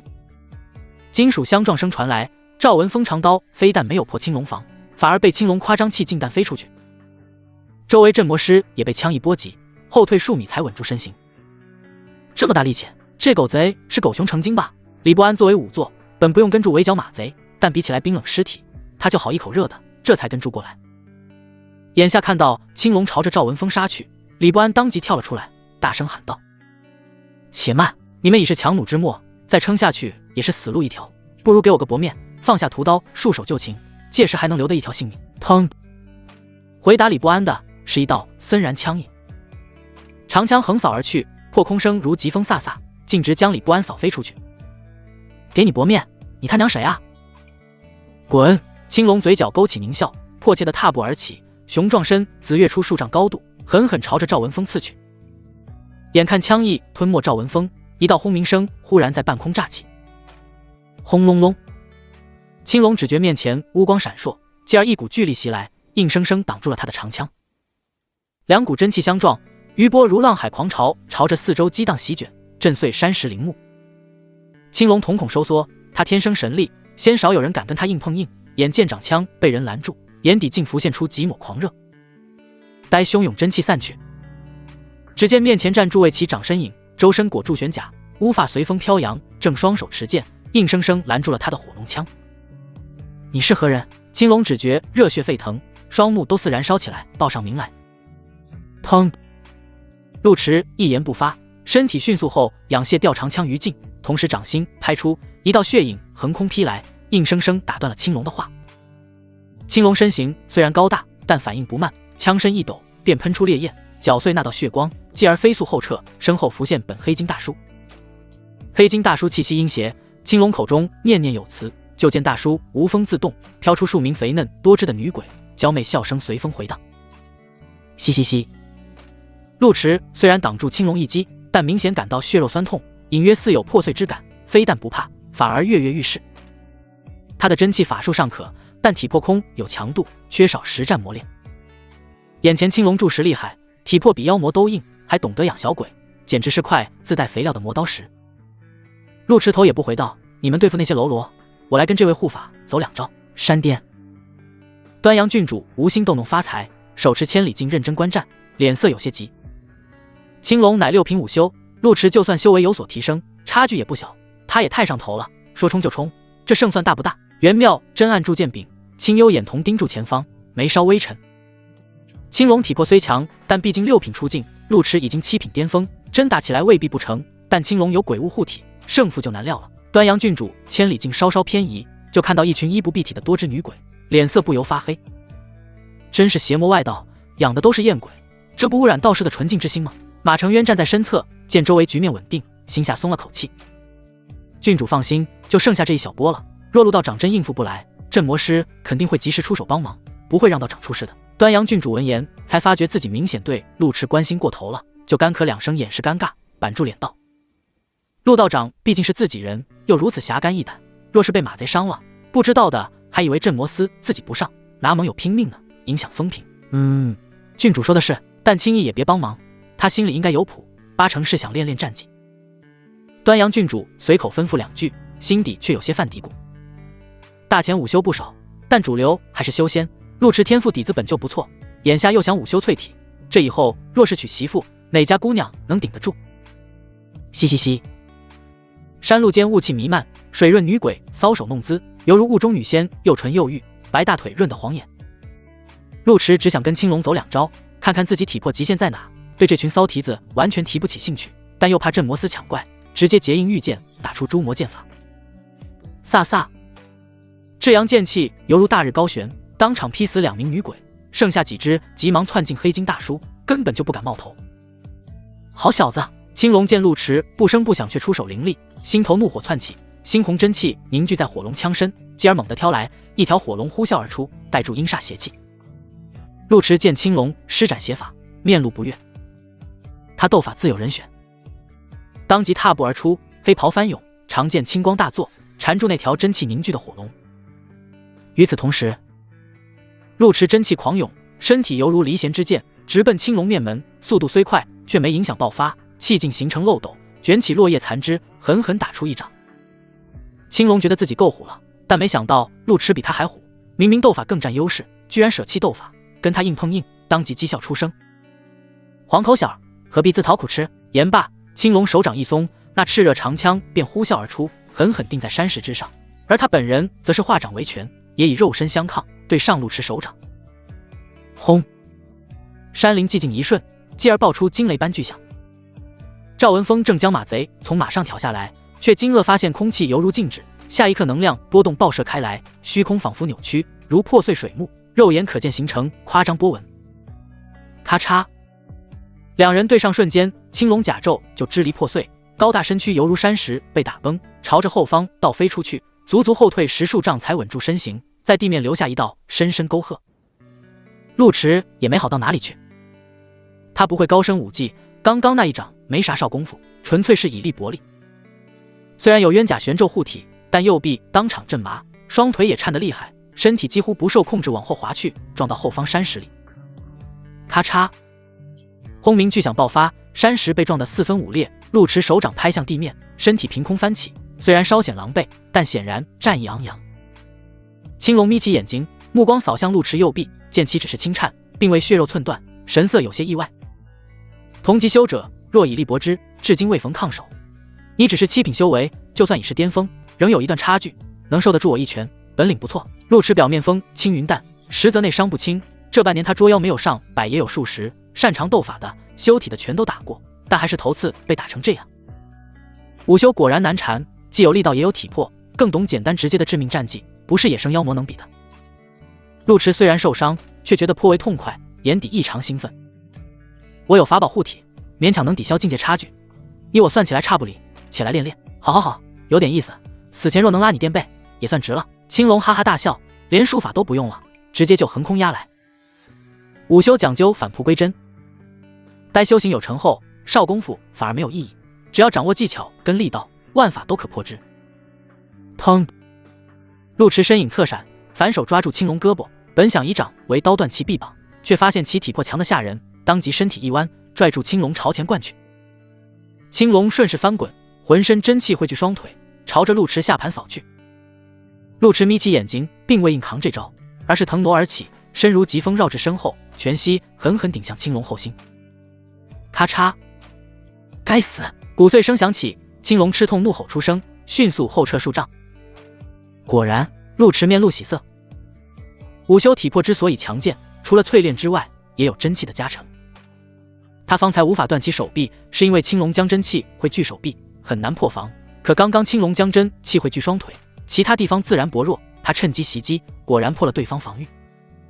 陆池找到路子，只觉全身血液沸腾，攻势更猛起来。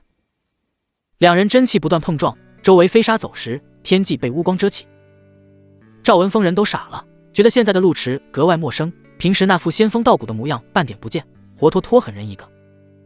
莫说赵文峰吃惊，就连被俘虏的马贼也都双目血红，恨不得一巴掌打醒护法。都到这种时候了，还跟正道拼什么肉体力量？直接拿出看家本领，能打赢才是正道。偏偏青龙是个武痴，平日就爱与人切磋，眼下碰到个血气方刚的沙包，比看到娘们都兴奋，只想痛快打一场，根本不想用鬼屋偷袭。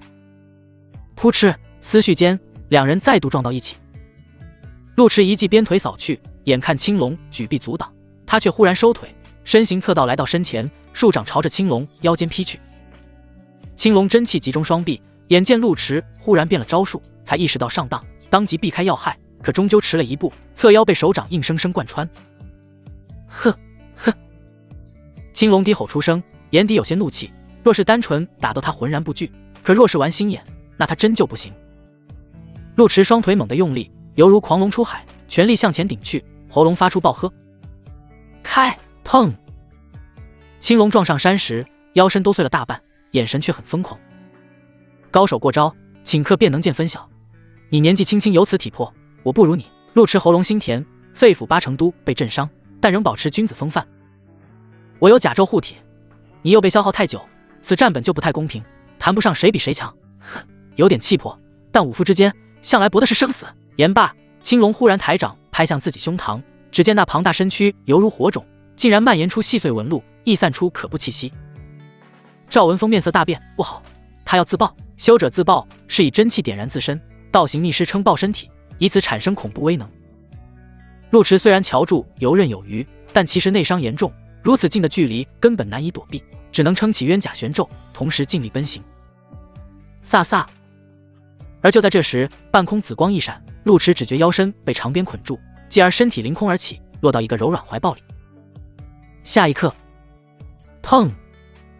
青龙身体四分五裂，强大能量波动横扫而来，将周围山石夷为平地。陆池只觉风声呼啸，耳边传来端阳郡主焦急声音：“哎，你没事吧？你说你跟他玩什么命呀？好好的身子骨给打成这样。”陆池强撑住睁开眼，只得深吸一口气稳住心神，才道：“你不是男人，你不懂。山路地动山摇，激起滚滚尘烟。醉云山像是一颗镶嵌大地的碧玉明珠，而此时明珠出现明显瑕疵。端阳郡主生怕被自爆波及，御风速度很快，但头次与人比翼双飞，身形有些不稳，丰润胸脯都在轻颤。呼呼，陆池气喘如牛，身体逐渐放松，连手指头都懒得抬起，脸依旧保持趴在怀里的姿势，随着御风颠簸上下起伏，弹度惊人。端阳郡主见陆池占住他的便宜，嘴上还要说他不懂，板起脸道：我确实不是男子，但这有什么不懂，无非是淬体有成，想找人过过瘾罢了。只是没想到你平时淡然出尘，骨子里却这么热血。只要是男人，骨子里大都藏住点劲儿，只是表达方式不同。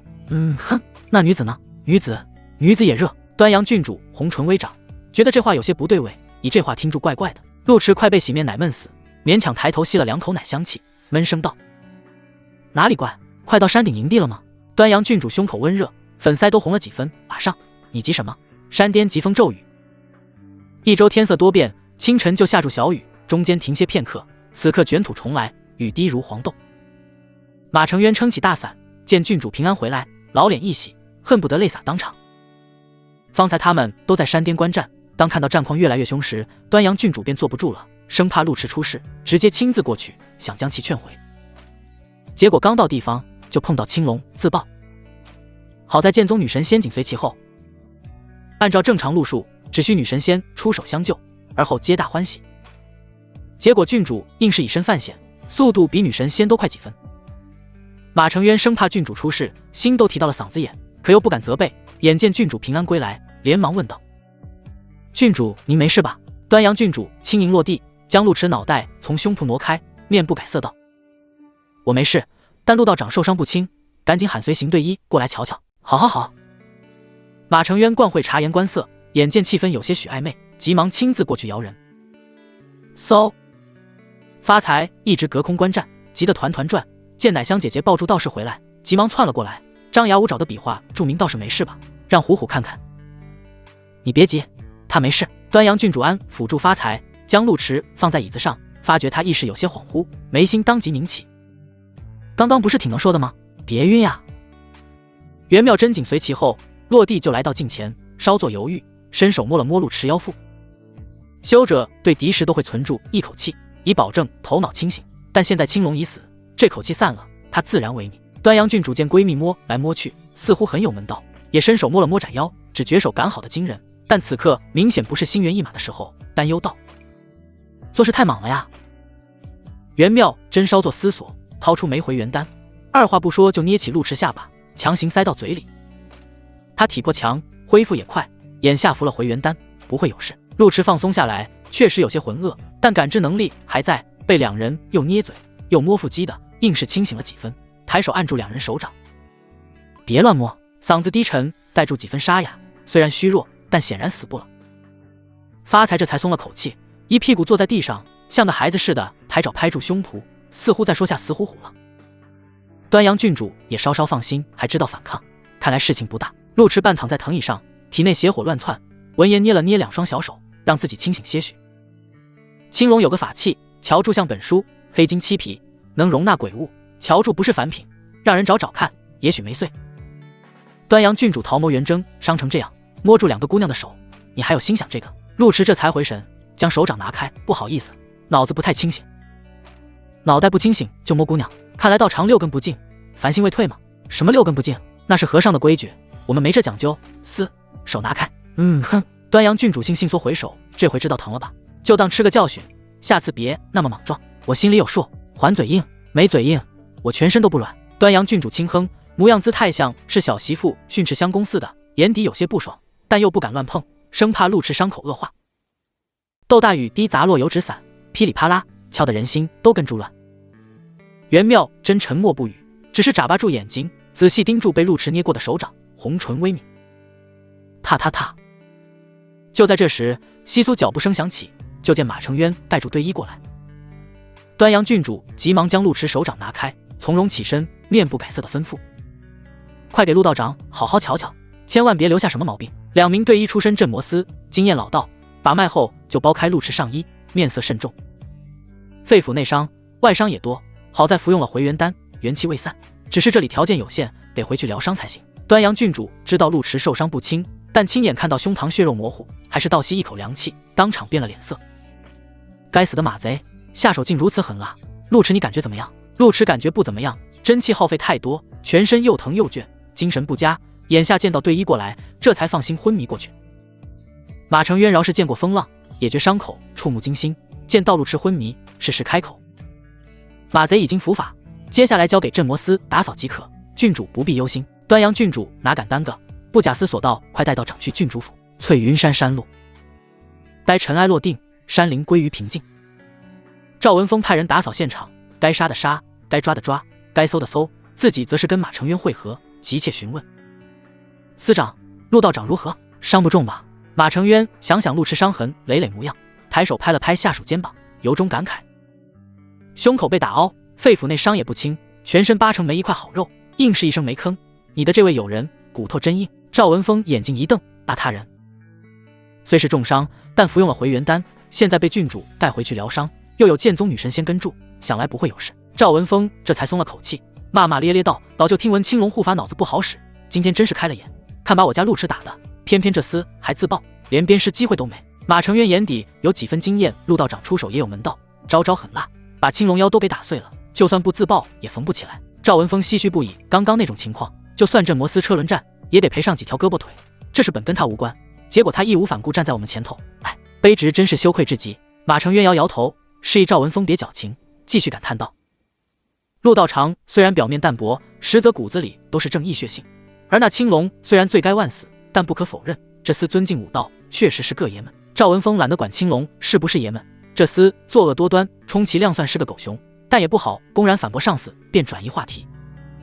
话说回来，这次马贼案能如此顺利，陆道长功不可没，咱们镇魔司是不是要表示表示？马承渊正热血沸腾，闻言想都没想，镇魔司人穷志不短，该表示就得表示，要是钱不够，走我的司库。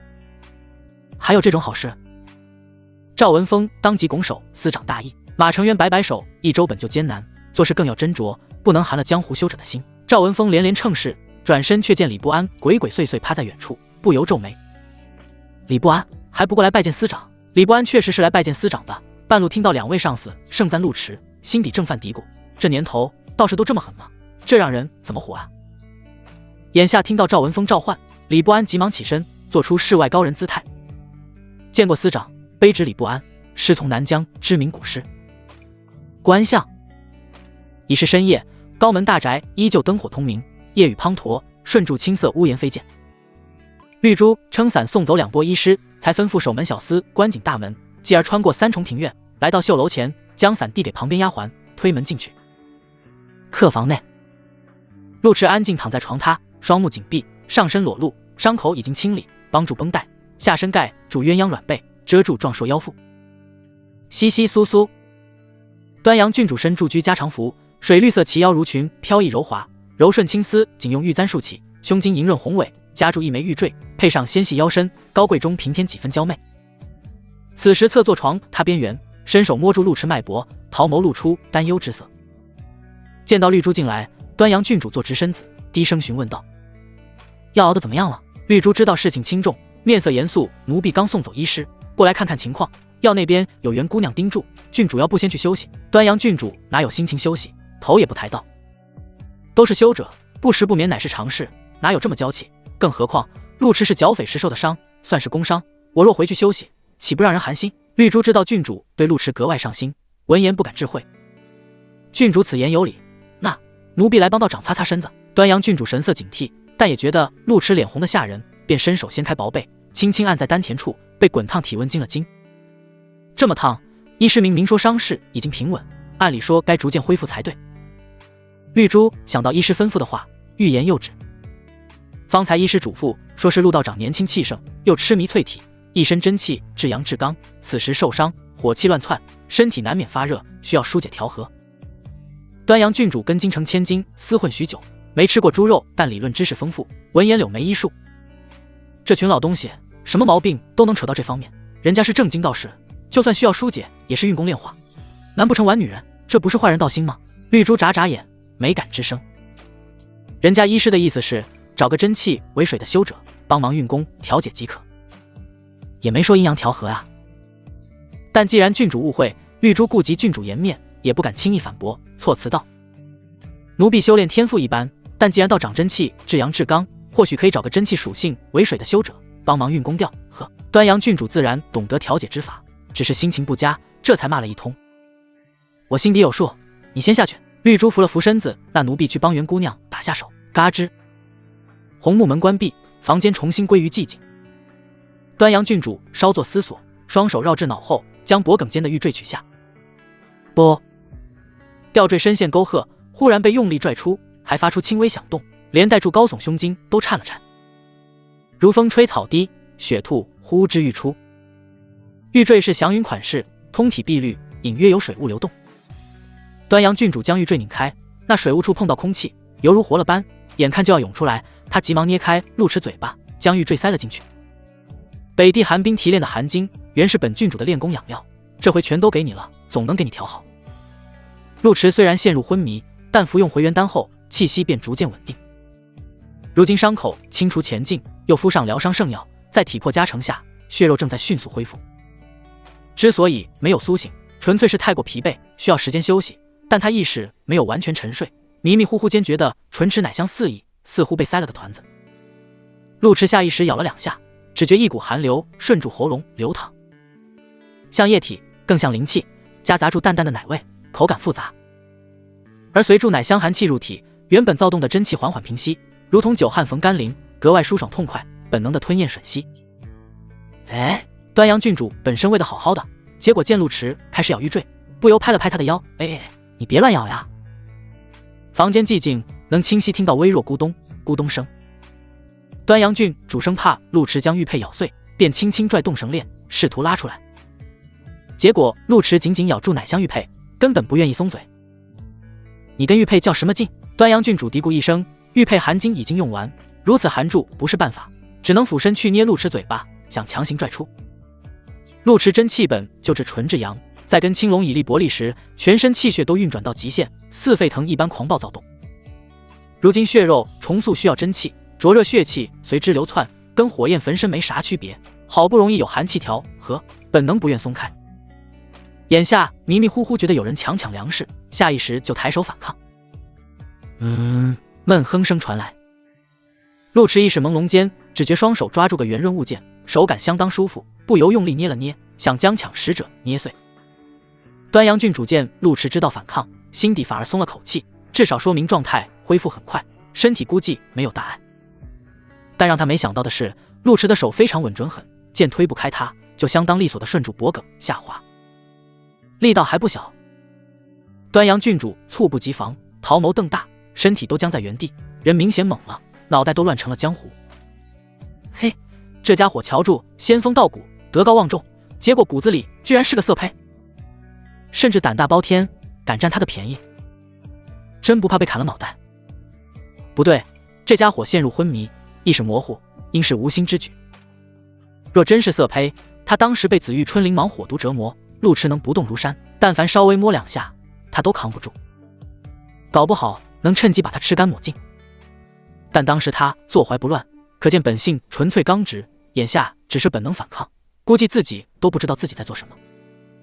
端阳郡主愣了一瞬，继而就像触电似的颤了颤，急忙将陆池手拿开，这滋味简直比修习雷霆万钧还刺激。脑袋空白一片，后知后觉冒出一句话：粉香汗湿瑶琴枕，春豆酥蓉绵羽糕，芳草萋萋鹦鹉洲，灵犀一点通。京城奈群骚蹄子唱的荤调子，原来是这种滋味。端阳郡主双腿并紧，粉嫩脚趾下意识抓紧绣鞋，深呼吸数次才敢看向陆池。见陆池也呼吸急促，似乎不太好受，急忙趁机将玉佩抽出，又赶紧将如裙往上提了提，玉面含怒。平时看住正经俊逸，一副世外高人风范，结果内里如此风流，昏迷了还不忘占姑娘便宜。你这做什么道士？娶几房媳妇潇洒自如得了，就刚刚那手法，说没练过都不信，2下就给。想想陆池平日模样，端阳郡主思绪乱飘，这不就是人前谪仙君子，人后那啥吗？说出去估计都没人信。房间里面静悄悄的，端阳郡主嗔怒骂了2句，见陆池消停下来，睡相逐渐安逸，估计根本听不到他的话，只能作罢。偏偏方才画面挥之不散，端阳郡主虽然嘴，但到底是个黄大姑娘，难免面红耳赤，犹如朝霞初升，艳若红梅。正细细回味间，门外传来脚步声，继而房门被推开。嘎吱，袁妙真端住汤药进来，发财跟在脚边，好奇探出脑袋，想瞧瞧自家道士怎么样了。嗷呜！端阳郡主心跳如肋骨，但到底跟京城骚小姐混得多，眼下正襟危坐，面不改色的抬起手扇风。房间里面有些热，袁妙真性子单纯，只以为闺蜜真的热，还贴心的用胳膊肘推开窗棂，边小声问道：她怎么样了？体魄确实挺强，恢复速度很快，估计明天就会醒来，都能摸姑娘了，一时8成都已经恢复。端阳郡主在心底嘀咕。哦，袁妙真点了点头，端住汤药来到床边，见陆池面色红润，但呼吸却仍有些紊乱，认真思索道：哎，他呼吸紊乱，似乎有些不对。端阳郡主知道陆池为何呼吸紊乱，纯粹是摸了不该摸的东西，忙道：刚刚医师提过，他体内热气过多，难免呼吸紊乱，不碍事。哦，袁妙真点点头，仍有些担忧，修者的伤只要不致命，丹田之气便会修复身躯，故外伤无需担忧，但内伤需要仔细注意，我先为他吃药。端阳郡主闻言，急忙接过药碗，还是我来吧。袁妙真眨巴住眼睛，可你是郡主，你会吗？我是郡主，又不是笨猪，为要多简单的事情。端阳郡主此时乃会顾及身份，满脑子都是路痴手不老实，她算是混世小魔王，都被两下黏糊糊，自家闺蜜常年清修，要是被路痴上手，不得当场道心崩碎。要用灵芝熬炼，蕴含充沛灵气。端阳郡主担心路痴故技重施，刻意用腿压住她的右手，跟她保持安全距离。结果喂药期间，路痴相当消停，别说上手摸摸，眼皮子都没动两下。端阳郡主有些犯嘀咕，这家伙刚才该不会是故意的吧？现在知道身边有人，不好轻薄他，所以才老实了。但这事又不能说给闺蜜听，只能暗暗吃个哑巴亏。喝了药就没事了。袁妙真默默坐在一旁，阿昭，你回去休息吧，我在这盯住。端阳郡主担心闺蜜被糟蹋，你跟她也不算多熟，帮忙煎药炼丹都算无私奉献了，没必要在这守住。袁妙真收回视线，看住国色天香的郡主闺蜜，一字一顿道：她跟我学习炼丹，我算她半个师傅，理应盯住些。端阳郡主眯起眼睛，桃眸闪烁微光，怀疑闺蜜看上路迟了，但见闺蜜神色坦荡，一副公事公办姿态，也就放下心来。那也行。夜色沉沉，端阳郡主观察路痴小半的时辰，见她确实消停下来，这才放心去沐浴，留下闺蜜陪床。避免就是重演，端阳郡主还特地提醒闺蜜，非必要就距路痴远点。道长好梦中杀人。天色微亮，一夜匆匆过去。昨夜惊雷暴雨，将窗外芭蕉冲得幽亮，此时雕木窗大敞，房间檀香弥漫，隐约混合泥土清新。沙沙沙，凉风轻轻吹拂，窗外树簌簌作响。路痴昏迷一夜，意识虽然逐渐苏醒，但脑海仍有些空白，双目更似被压住秤砣，难以睁开。好半晌才费力睁开双眼，入目是相接十字连云头纹饰的床顶，旁边挂住天青色山水床纱，床头架还摆住盆名贵牡丹。不是道观。路痴稍作停顿，思绪才慢慢回笼。昨天青龙那私自报后，山路被波及，他虽被端阳郡主及时抱走，但先前也受伤颇重，后面队医过来就昏迷了过去。昏迷期间似乎喝了些奇奇怪怪的东西，不仅中和了阳刚真气，甚至还拓宽了经脉，补充了灵气。路痴思绪混乱，下意识抬起胳膊，这才发觉身体酸爽的厉害。不仅仅是疼，更多的是莫名其妙的疲惫，像是人到中年被迫交2斤公粮，还要跟贵妇逢场作戏似的，空虚又难受。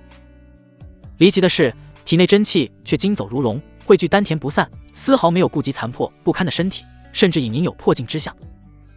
路痴不由一惊，他听说过绝地破镜的事迹，无非就是绝处逢生，在接触生死时忽然福至心灵，而后大彻大悟，于生死之际悟道。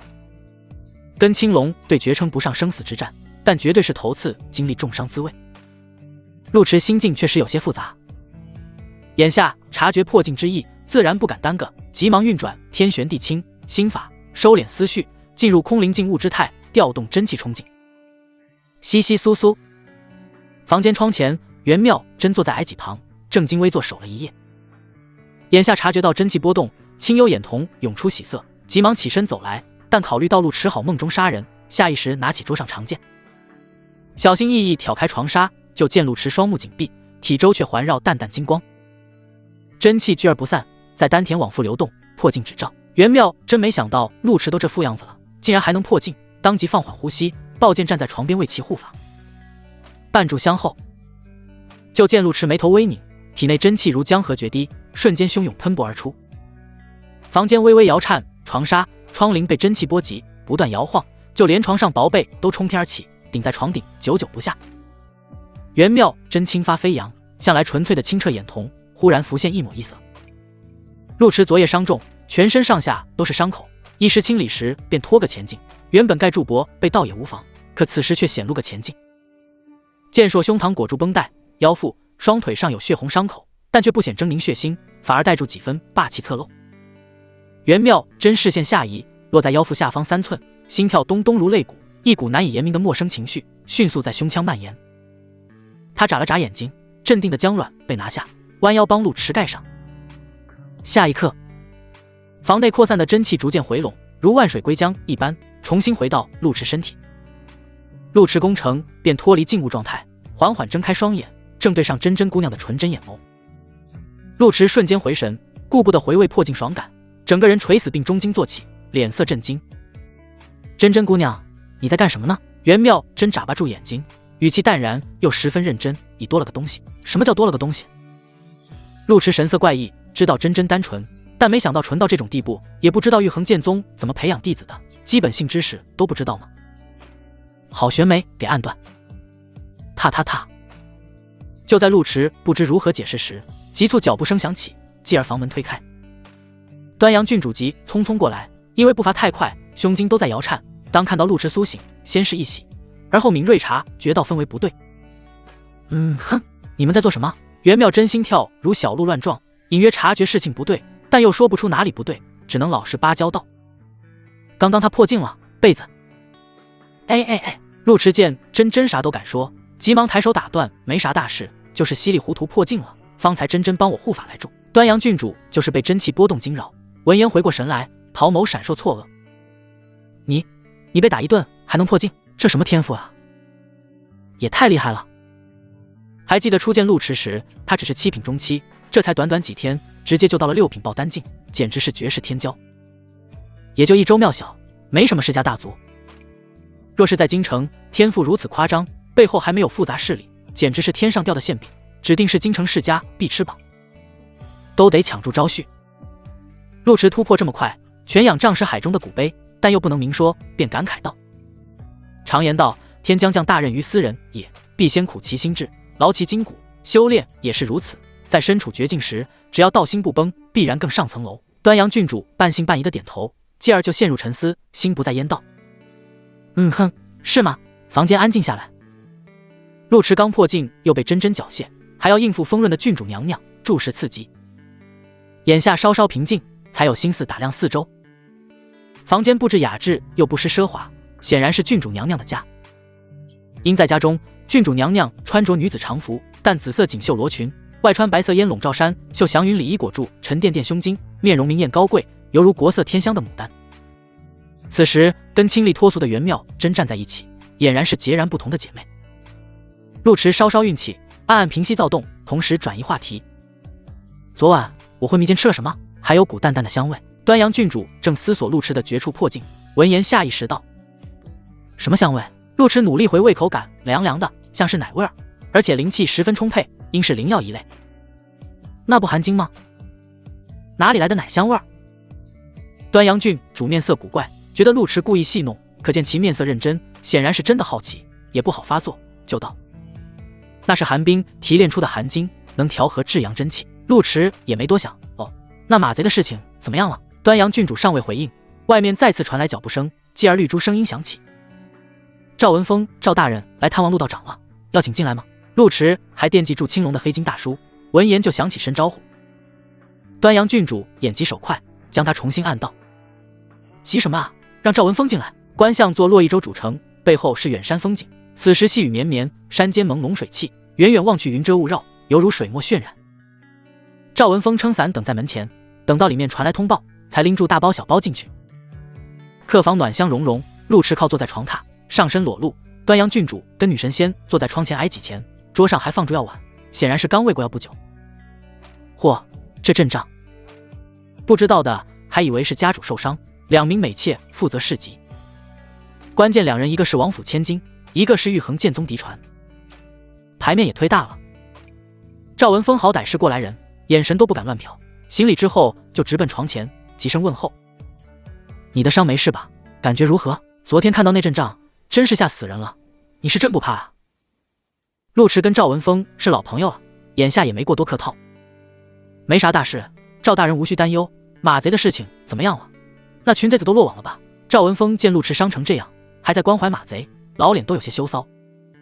该抓的抓，该杀的杀，翠云山400余号人全部落网，遗憾没抓到蛇老贼跟玄武狗贼，现已经全益州通缉。昨夜镇摩司彻夜审讯，可以确定马贼跟太阴仙宗有关，蛇老贼跟魅姬妖女合作饲养金蝉，妄求缠妖3退。胡巴就是负责转移金蝉，见你紧追不舍，这才现身拦你。说到这里，赵文峰后知后觉，意识到此举不妥，毕竟郡主还在这里，他得分清大小王，便转身道：“此行一是为了向郡主汇报情况，二是瞧瞧陆道长。”端阳郡主端坐桌前，吹了吹茶盏碧波，笑盈盈道：“哼，陆道长不是外人，赵大人有话尽管说。”赵文峰松了口气，继续道：“据我所知，魅姬是太阴仙宗接引使，此人手段狠辣，相当狡猾，是太阴仙宗少主的狗腿子。”端阳郡主凝眸，太阴仙宗少主，我在京城听过名号，据说血脉特殊，传承上古虎族，身负半妖血脉。郡主英明，可惜此人行踪神秘，据说没人见过真容，只知道是个女人，不知道古道金蝉为了什么。事情倒跟陆迟想的差别不大，诸多碎片串联，就算马贼们宁死不招，也能拼出大概。陆迟对仙宗了解不多，见赵文峰没有深说，8成知道的消息也不多，便没有追问。那胡巴身体里不是有禁制吗？如何招供的？赵文峰提到这事，颇为得意。确实不能张嘴吐露实情，但我们将猜测说出，让他点头或者摇头即可。陆迟挑眉，这确实是个好方法。赵文峰唏嘘道：“镇摩司不比普通衙门，接触的都是妖人或者妖魔，自然得有点审讯手段。可惜此人知道的也不多，而妖人狡猾，早就2次转移了金蝉。”陆迟听到这话也不觉意外，胡巴拦截对手未归，要么被抓，要么被杀，太阴仙宗自然不会坐以待毙。既然他们目的是金蝉，那只需找到金蝉即可。但缠妖3退颇为神秘，镇摩司对此了解多少？赵文峰面露苦涩，古籍对此记录甚少。目前镇摩司正在翻阅，希望能得出线索，同时也在重点排查各大水域。陆迟稍作思索，觉得用处不大。就算古籍真有记载，魔教向来剑走偏锋，未必会老老实实用这种法子，便看向元妙真。真真姑娘听说过吗？玉衡剑宗是道盟之首，想必见多识广。元妙真眨眨眼，我知之甚少，但昨夜已经修书询问师尊。赵文峰听到这话，不由面露喜色，牙子都露了出来。袁姑娘，师尊是青云长老，据传青云长老学识如渊似海，被称作剑宗智囊，定能给出答案。袁妙真诚实道：“那也未必。”赵文峰张了张嘴，被噎得猝不及防，一时间不知如何接话。端阳郡主本就担心陆迟身体，眼见赵文峰进来一顿滔滔不绝，隐隐有些不悦。赵大人，还有其他事情要汇报吗？赵文峰虽不善溜须拍马，但也懂得察言观色，当即暗道大意。端阳郡主明显对陆迟青睐有加，好不容易相处多点，他在这巴巴的横插一杠子，急忙开口：“郡主吩咐卑职寻找的黑金魂书，卑职已经找到，此物乃青龙法宝，品级估计不低。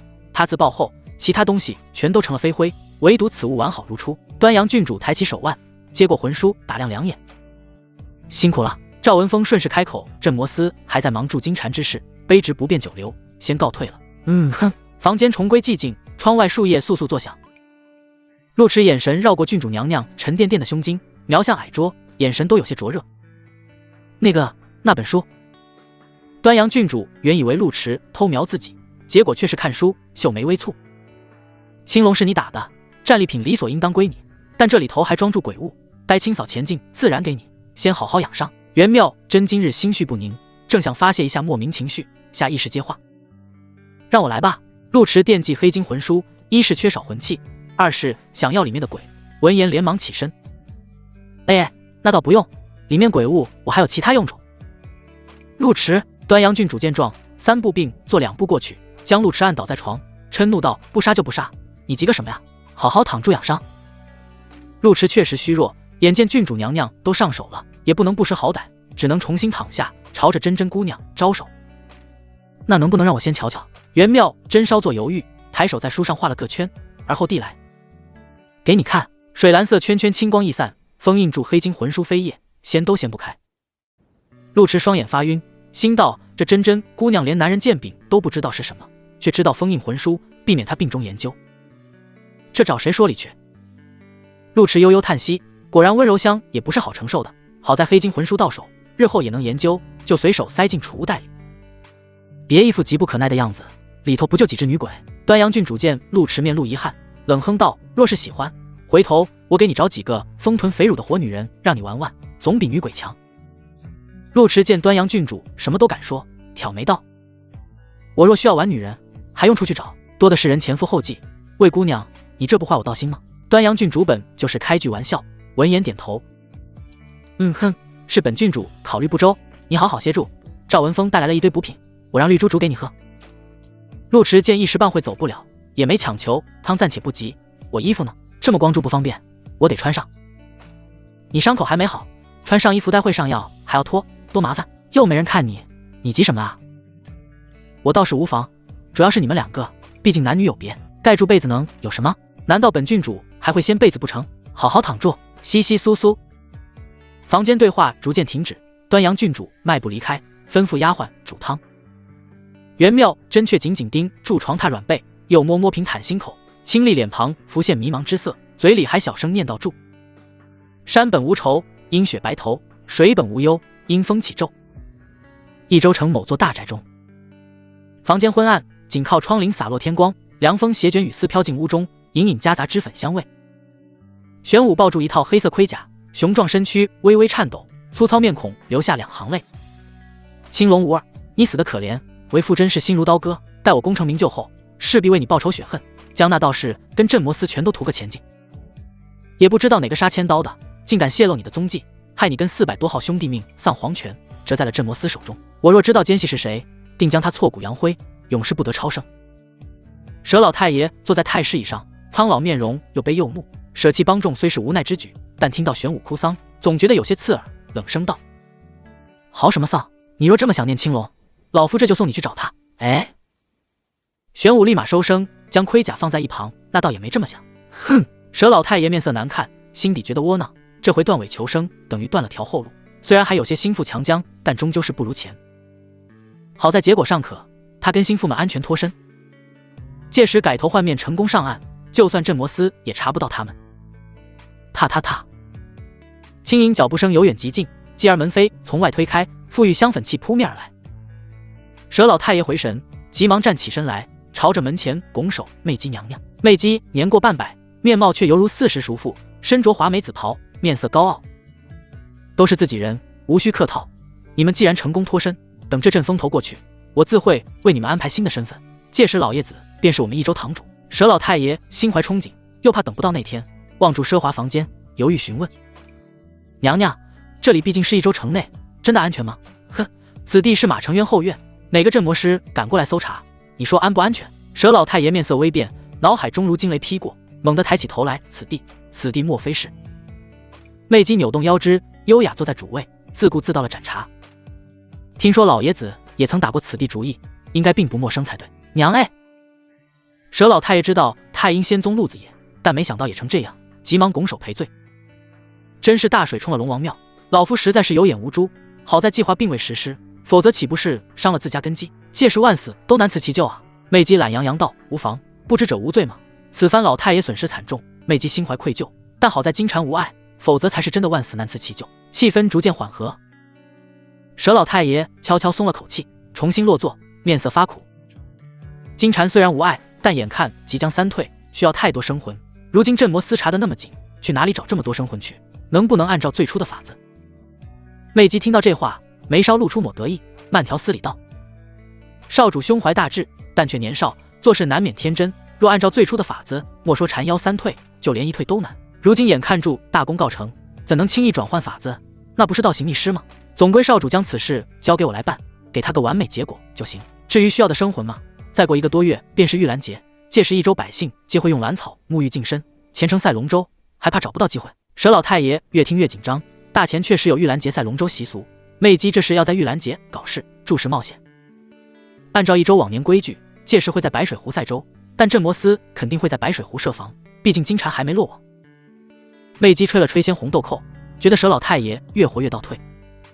白水湖乃一州第一大湖，在大前都是首屈一指的规模，足足深达1000尺。莫说镇摩斯这几个喽啰，就算来个3品高手，也未必能查清白水湖门道。更何况金蝉2退结束后，实力会大增，不仅无需我们保护，还会反过来保护我们。届时在水底布阵，神不知鬼不叫，怕什么？佘老太爷仍觉此举冒险，但既然是仙宗主场，他也不好过多智慧，当即点头。仙宗势力庞大，若真想跟镇摩斯斗法，镇摩斯这群喽啰指定招架不住，不知可有用得到老夫的地方。魅姬笑盈盈道：“老爷子只需好好休息，届时自有用武之地。为了恭喜老爷子加入仙宗，我特地为老爷子准备了全鸡宴，可要好好享用。”佘老太爷哪有心情前饭，唉声叹气道：“有劳魅姬娘娘安排，可老夫折损那么多兄弟，哪有心情吃鸡？”魅姬眨了眨眼，全都是丰乳肥臀的雏鸡，若使用得当，还能提升功力。佘老太爷一怔，觉得确实应该麻痹一下自身，不能沉迷悲痛之中，毕竟事已至此，就算伤怀也难改局面。忽然觉得肚子有些饿了，双修是阴阳调和之道，不管魔门还是正道，对此都各有领悟。佘老太爷领住玄武屁颠离开，全鸡宴不重要，重要的是仙宗肯为他心思，这就意味住他的选择目前没错。沙沙沙，房间重归寂静，唯有窗外细雨飘扬纷洒，铜鹤香炉飘出梨香冉冉，清新淡雅。魅姬手持白瓷茶盏，眉间含笑，似是自言自语：“小阁藏春，闲窗消皱，画堂无限深幽，篆香稍尽，日影下帘钩。红娘子的生活真是惬意闲适。”窸窣，后方屏风轻挪，竟走出道红衣身影。红娘子袅娜走来，绸缎红裙如湖水柔滑，紧贴丰腴身段，随着腰肢扭动轻轻摇颤。魅姬靠在太师椅上，见红娘子神色淡淡，眼底略有不悦。嚯，红妹面色不佳，看来是对姐姐我有意见呀。红娘子将魅姬与佘老太爷谈话尽收耳中，闻言淡淡开口：“少主确实需要3足金蝉，解决仙宗燃眉之急，但给出的法子是古妖3变：1用灵气，2用水泽，3用地精。你勾结马贼，用金银之物养之便罢，如今又要害上千百姓，若被少主知道，少主可会轻饶？”魅姬眨了眨眼，似乎听到笑话，面露讥讽之色。红娘子，你跟马成渊厮混几年，真把自己当好人了？太阴仙宗势力盘根错节，在各大城池都有隐藏据点，红衣房便是一州城的窝点。提到马成渊，红娘子眼底掠过异色，继而冷声开口：“马成渊看似无能，实则相当圆滑。红衣房虽受他庇护，但他把控得相当紧，每年6成纯利都要上缴镇摩斯，本就是与虎谋皮。若是魅姬姐姐觉得不服，你我可换换位置。”魅姬自然不想给镇摩斯当牛做马，还要挨凿，闻言态度柔软几分。说到底，你我都是为了仙宗做事，少主胸怀大志，可惜手腕稚嫩。若按照古妖3变，3足金蝉不知要养到何年何月，你我自然要为其操心。红娘子知道魅姬执拗，便没有多费口舌，只提醒道：“红衣房挣扎不易，你不该将蛇贼藏于此处。若是被镇摩斯察觉，红衣房多年努力将付之东流。”魅姬眯起眼睛，并未反驳。魔门被道门，朝廷排斥，想站稳脚跟格外不易。佘老太爷终究是条小鱼，确实不至于让据点冒险。思至此，魅姬起身朝着门前走去，声音悠悠传来：“最多3天，我便会转移他们离开，不会连累到你。红娘子，我知道你赞成少主主张，但仙宗终究是教主说了算，而你也别忘记自己的身份，更不要痴心妄想。魔门正道多年恩怨，不是一朝一夕能化解的。”嘎吱，关门声响起，魅姬脚步逐渐远去。红娘子站在窗前，望住窗外雨幕半晌，骤然抬手将寒梅盆栽扫落在地。莺歌怀月，芳菲已尽，陆池体魄恢复很快，因端阳郡主不放心，故在郡主府多住了几日，也趁机了解一番结丹之事。修者自进入爆丹境那刻起，便能尝试结丹，但若想结出极品金丹，则需天时、地利、人和。大前修士遍地开，致使金丹种类繁多，除去常见的下品、中品金丹，上品和极品金丹也有诸多分类，比如玄清少阳金丹、紫霞少阴金丹、浩然正气金丹、太上忘情金丹、万象红尘金丹等等，皆属于极品金丹。对于漫长的修炼道路而言，爆丹境只是修者脱离凡躯的开始，但对于修者而言，却是奠定以后的基石。比如太上忘情金丹，结出此丹后将斩尽尘缘，但这只是修习太上忘情的开始，能否成就大道，还需看修者天分与后续努力。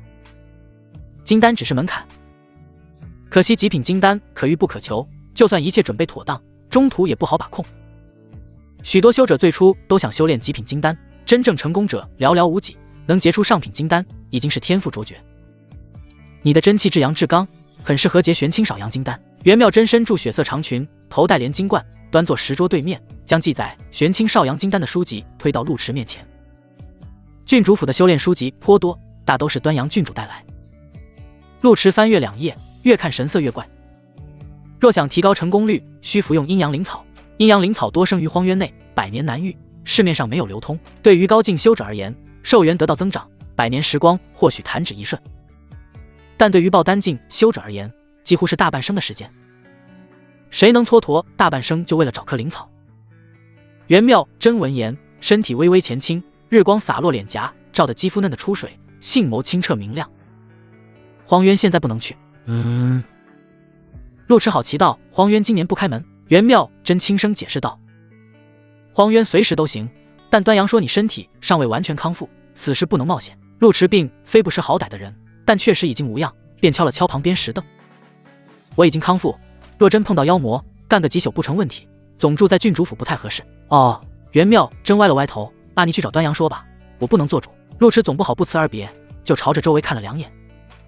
话说回来，今天怎么没见魏姑娘？她去镇魔司查金蝉了。哦，看来贵宗给出金蝉3退之法了。给了。元妙真思索道：师尊说按照正常法子，应是借助天地灵气、水脉之气、地精之气进行蜕变，又称古妖3变。陆池对此不甚了解，但一听跟灵气有关，就知道此法漫长。太阴仙宗8成不会用这个办法。元妙真皱了皱鼻子，师尊也这么觉得。恰逢魏怀瑾师兄在外历练，距离益州不远，所以特此让他过来瞧瞧。陆池听信就觉得不太一般。魏怀瑾，雍王长子，剑宗大师兄，也是阿昭的亲兄长。嚯！陆池听住这堆名号，摇头道：那我就更不能住在郡主府了。端阳郡主虽然嘴上骚话连篇，到底是黄大姑娘，回头大舅哥过来，指不定以为她想对自家妹妹能有好脸才怪。元妙真却道：无妨，魏师兄性格耿直，但极为温和好客，况且他目前尚在南疆，暂时过不来。陆池稍稍放松，但考虑到不能久住，便问道：真真姑娘对炼丹颇有研究，能不能帮我挑选个丹炉？总不能一直借用昭昭姑娘的炉子。元妙真稍作思索，将益州地图铺展，白皙手指指向西边某条街巷。这是益州城修者房室，虽然买不住上乘物件，但基础用材应有尽有。若想置办丹炉，应在此处。陆池知道修者房室，只是不会挑选丹炉。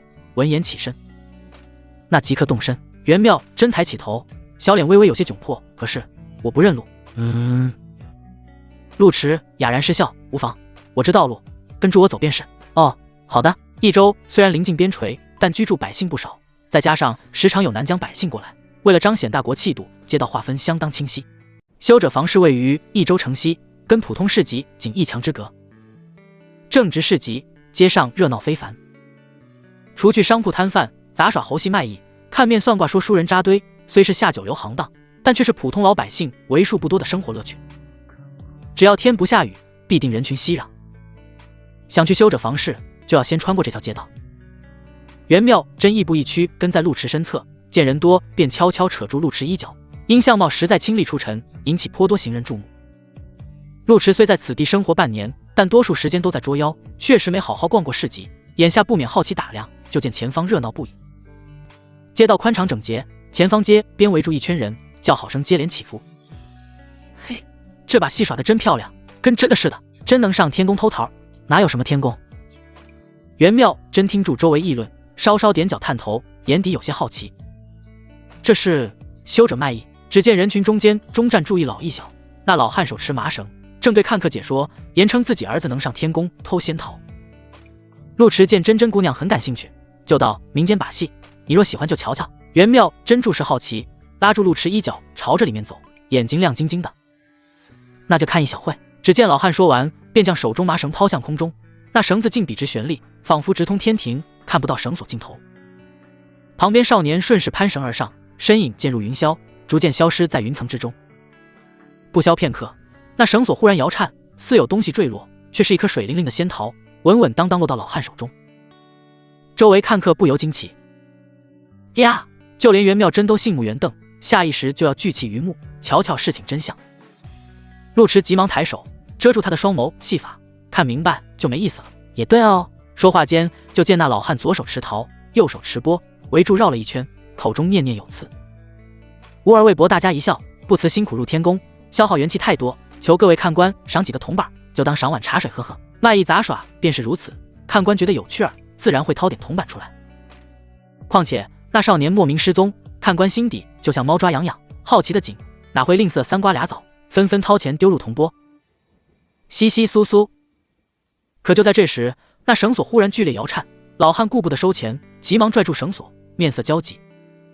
不好，吾儿被天兵发现，若是绳索斩断，吾儿可就没命了。扑通！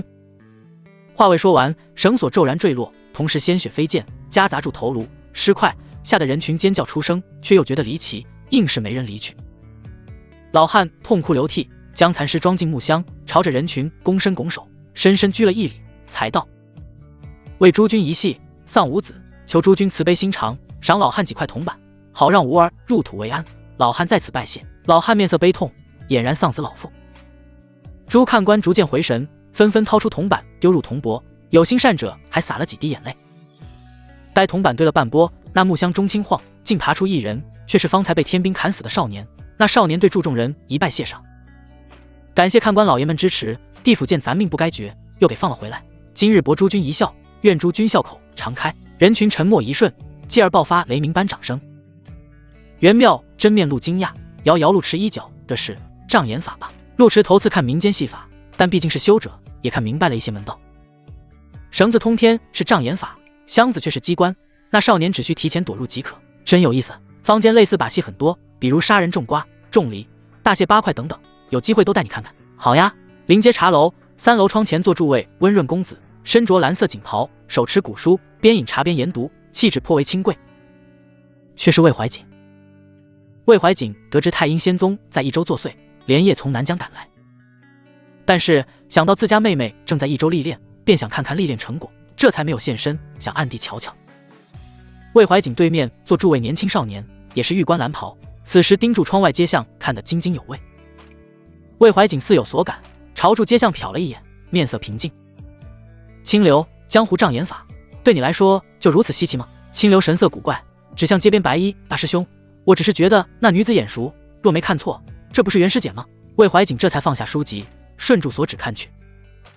熙攘长街边缘，少年悬衣黑发，身材高挑挺拔，似乎正在介绍戏法原理，而白衣少女面容绝丽，小心翼翼拉住少年衣角，犹如深山跑出的白兔，微微偏住脑袋，倾听灰狼蛊惑。真是天造地设的一对。魏怀瑾蹙眉，继而微微一笑，这可真是太好了。大师兄何意？剑宗门派大比，最有实力的竞争对手便是袁妙真师妹，若她沉迷情爱，疏于修炼，那我稳赢。清流觉得大师兄太过刚直，犹豫道：可是掌教师我想让师兄趁着年轻找位优秀伴侣，日后同修秘法，我没找吗？魏怀瑾拿起腰间长剑，面色严肃，我的道侣便是此剑，胜过天下万千女子。市集热闹，茶楼说书也有滋味。清流身份特殊，难得下山行走，本听得津津有味，结果却被魏怀瑾的话震了震。嘿，修者不乏一心求道，不问尘缘者，也不乏妻妾成群，逍遥快活者，但还是头次见到将配剑当道侣者。这事若是传出去，说好听点叫一心向道，说难听点就是玉衡剑宗教育有问题，硬生生扭转人性。清流面色古怪，半晌都不知说啥，就听楼下金堂木拍响，传来说书人抑扬顿挫之声。妖风凉载乱边城，关主横剑邪祟清，云散天开见明月，长街百里送君名。魏怀瑾扭头朝着楼下看去，就见说书人面色红润，唾沫横飞，正滔滔不绝讲述翠云山马贼事件，其中不乏赞扬浮云观主之言。魏怀瑾眼睛微眯，倒是有些好奇，浮云观路观主何许人也？清流磕住瓜子摇头，先前没听说过，但近2年佛寺道观越来越多，8成也是山中野官。非也。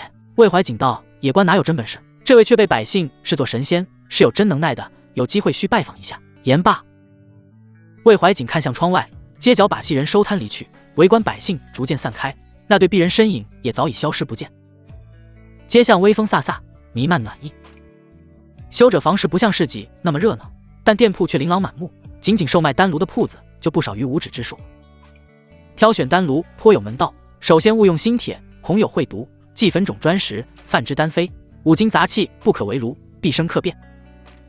其次形制也有讲究，古籍中曾有记载：八卦不列要，运一不失中。选丹炉当合阴阳之度，弃八卦之象。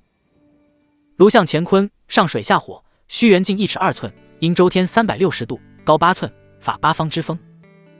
乾位射进火口，坤位置要门，乾刚坤柔，通气生药，炉复如釜，取水火，济己之象，炉角三足，应三才稳阵之理。至于材质，更是眼缭乱，铁、铜、陶、瓷、石或复合，皆为常见材质。陆池对此不太了解，全听真真姑娘介绍，最终挑了一款紫砂丹炉。紫砂丹炉乃阳现土烧制，此土共分5色：朱泥、紫泥、团泥、白泥、乌泥，以朱泥为单家上品，紫泥为次。袁妙真平时不善言辞，说起专业知识却侃侃而谈，但炼制低阶丹药，紫砂丹炉足够，若将来丹道有所成就，再换炉不迟。难怪剑宗嫡传，被江湖称作女神仙。不仅修为高深，涉猎也多，这也是道盟第一宗的底蕴，弟子自幼耳濡目染，知识涵养颇高。浮云观虽有炼丹书籍，但大都是杂谈，并没有真正的丹师传承。陆池受益匪浅，当下拱手多谢真真姑娘解惑，阳光洒落，更衬得陆池俊美无双。袁妙真脑海中蓦然浮现那天见闻，眼神下意识朝祝陆池腰腹乱瞟，忽然有些莫名羞臊，便转过身去。我们是朋友啊，不必客套。哼。陆池见真真羞涩，心下觉得古怪，但在街上也不好多问，只顺势道：那好，日后真真姑娘若有需要，尽管找我即可。袁妙真悄悄拍了拍自己脸蛋，又摸了摸心口，小声应承。陆池没有多言，付钱后便让人将丹炉送到浮云观，待根据阴阳五行方位摆放妥当，已经日暮西山。老鸭振翅，精怪冒头。陆池重回郡主府，准备跟端阳郡主辞行，他又不是郡主养的面首，一直住在那边不是个事儿。再者，跟肤白貌美耐大的郡主娘娘同居，能看不能摸，着实考验道心。陆池正值血气方刚年纪，虽然心境还算超然，但也不能这么考验。月上柳梢，郡主府邸。当当当，端阳郡主公事归来，听闻陆池辞行，特地在府中摆了歌舞宴席，还穿得颇为隆重。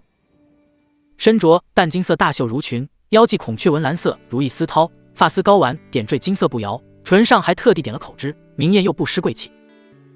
此时端住9盏青瑶，面色慵懒。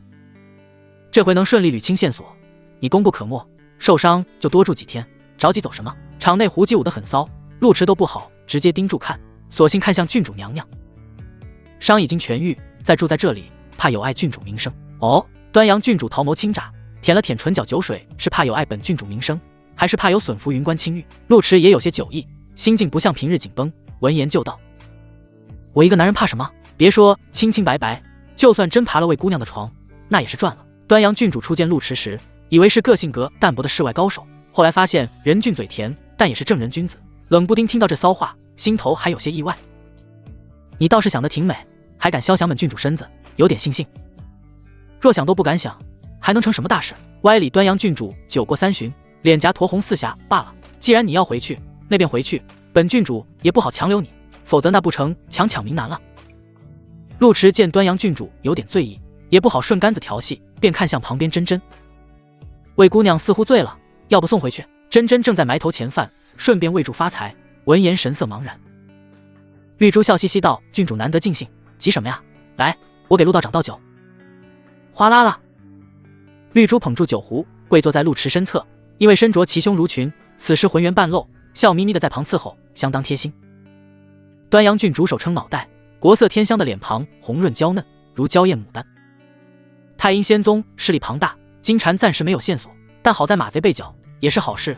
你也放松放松，别老紧绷住，还不赶紧唱首曲子给道长听听？陆池头次见端阳郡主这副模样，又娇又媚，还有点贵气，不等细细观赏，耳畔便传来柔媚歌喉。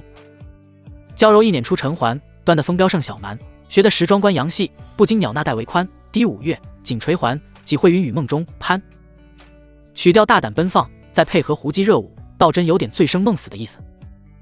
陆池虽是修者，但向来该清心寡欲就清心寡欲，该享受就享受，当即放松身心，看舞姬骚里骚气的扭腰。窸窣，风吹叶响，夹杂细碎声响。嗖！发财原本趴在袁妙珍怀里，享受女神仙味时，听到这细碎动静，当即猛地窜出，身化白影，朝着对面大树跑去。秘籍树关后方，清流抱肩望住郡主后院，眼都看直了。都是王府贵人，但郡主可比大师兄有趣多了。瞧瞧那吟词浪曲骚舞，清流住时大开眼界。去年他为了杀妖潜入青楼，见得阵仗都不如眼前华丽。这些狐姬个个漂亮丰腴，可比山间清修有趣多了。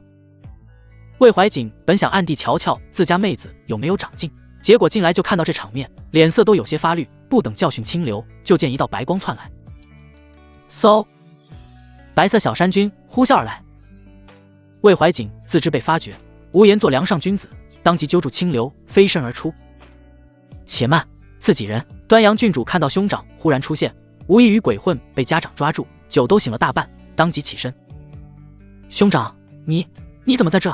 魏怀瑾落地便整理衣衫，一副翩翩君子模样。闻言回应：听师门说益州有人养金蝉，恰逢我在附近，便来瞧瞧。端阳郡主自然知道这事，只是没想到魏怀瑾来得这么快。再看看自家这大场面，神色有些古怪。绿珠见郡主神色不对，当即心领神会，介绍双方身份。这位是郡主兄长，也是雍王府世子爷，但因在外修行，不拘俗礼。这位是浮云观陆道长，在益州颇有名望。至于这位，清流闻言，兴致勃勃地自我介绍：我叫清流，家父是玉衡剑宗大长老，此番跟助大师兄下山历练，在此见过郡主，见过陆道长，见过袁师姐。嘿嘿，都是年轻人，别这么拘谨，都随意点。魏怀瑾白天还在茶楼听到陆池名号，当时还起了拜访心思，眼下见到真人，不由拱手示意。在下魏怀瑾，久仰大名。陆池见大舅哥突袭，酒也醒了大半，拱手回应：在下陆池，幸会。气氛倏然尴尬。这就好比带妹半夜酒吧蹦迪，结果对方七大姑八大姨齐出场捉奸。饶是陆池心情也有些微妙，魏怀瑾却不觉微妙，只觉得面上羞臊，叹息道：舍妹做事向来剑走偏锋，喜好也与旁人不同，竟在道长面前吟弄吟词浪曲，让道长见笑。待回头我亲自登门赔罪。陆池跟世家弟子接触不多，但对大舅哥第一印象却不错，当即摇头。郡主性子坦荡洒脱，不拘小节。魏怀瑾了解自家妹子，知道陆池是说场面话，但毕竟大庭广众，也不好继续揭短，便笑住道：今日茶楼听书都在谈论陆道长伟绩，说陆道长不仅道法高深，体魄也相当不俗，魏某仰慕至极，能否？端阳郡主却实懵了，但到底见惯风浪，很快便回过神来，眼下听到兄长这话，急忙打断：能否什么？哪有刚见面就约架的？我知兄长一心向道，但也不必如此着急，让人以为我们雍王府都是不长脑子的武夫。言罢，端阳郡主生怕自家兄长揭短，影响自己形象，忙地看向绿珠。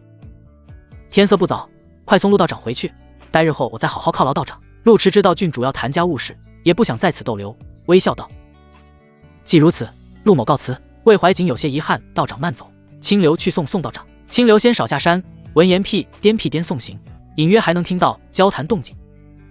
听闻陆道长是本地人，那道长可知道本地最好的青楼是哪？别误会，平时家副管教甚严，我纯粹是去见见世面。片刻后，郡主府舞姬散尽，重归寂静。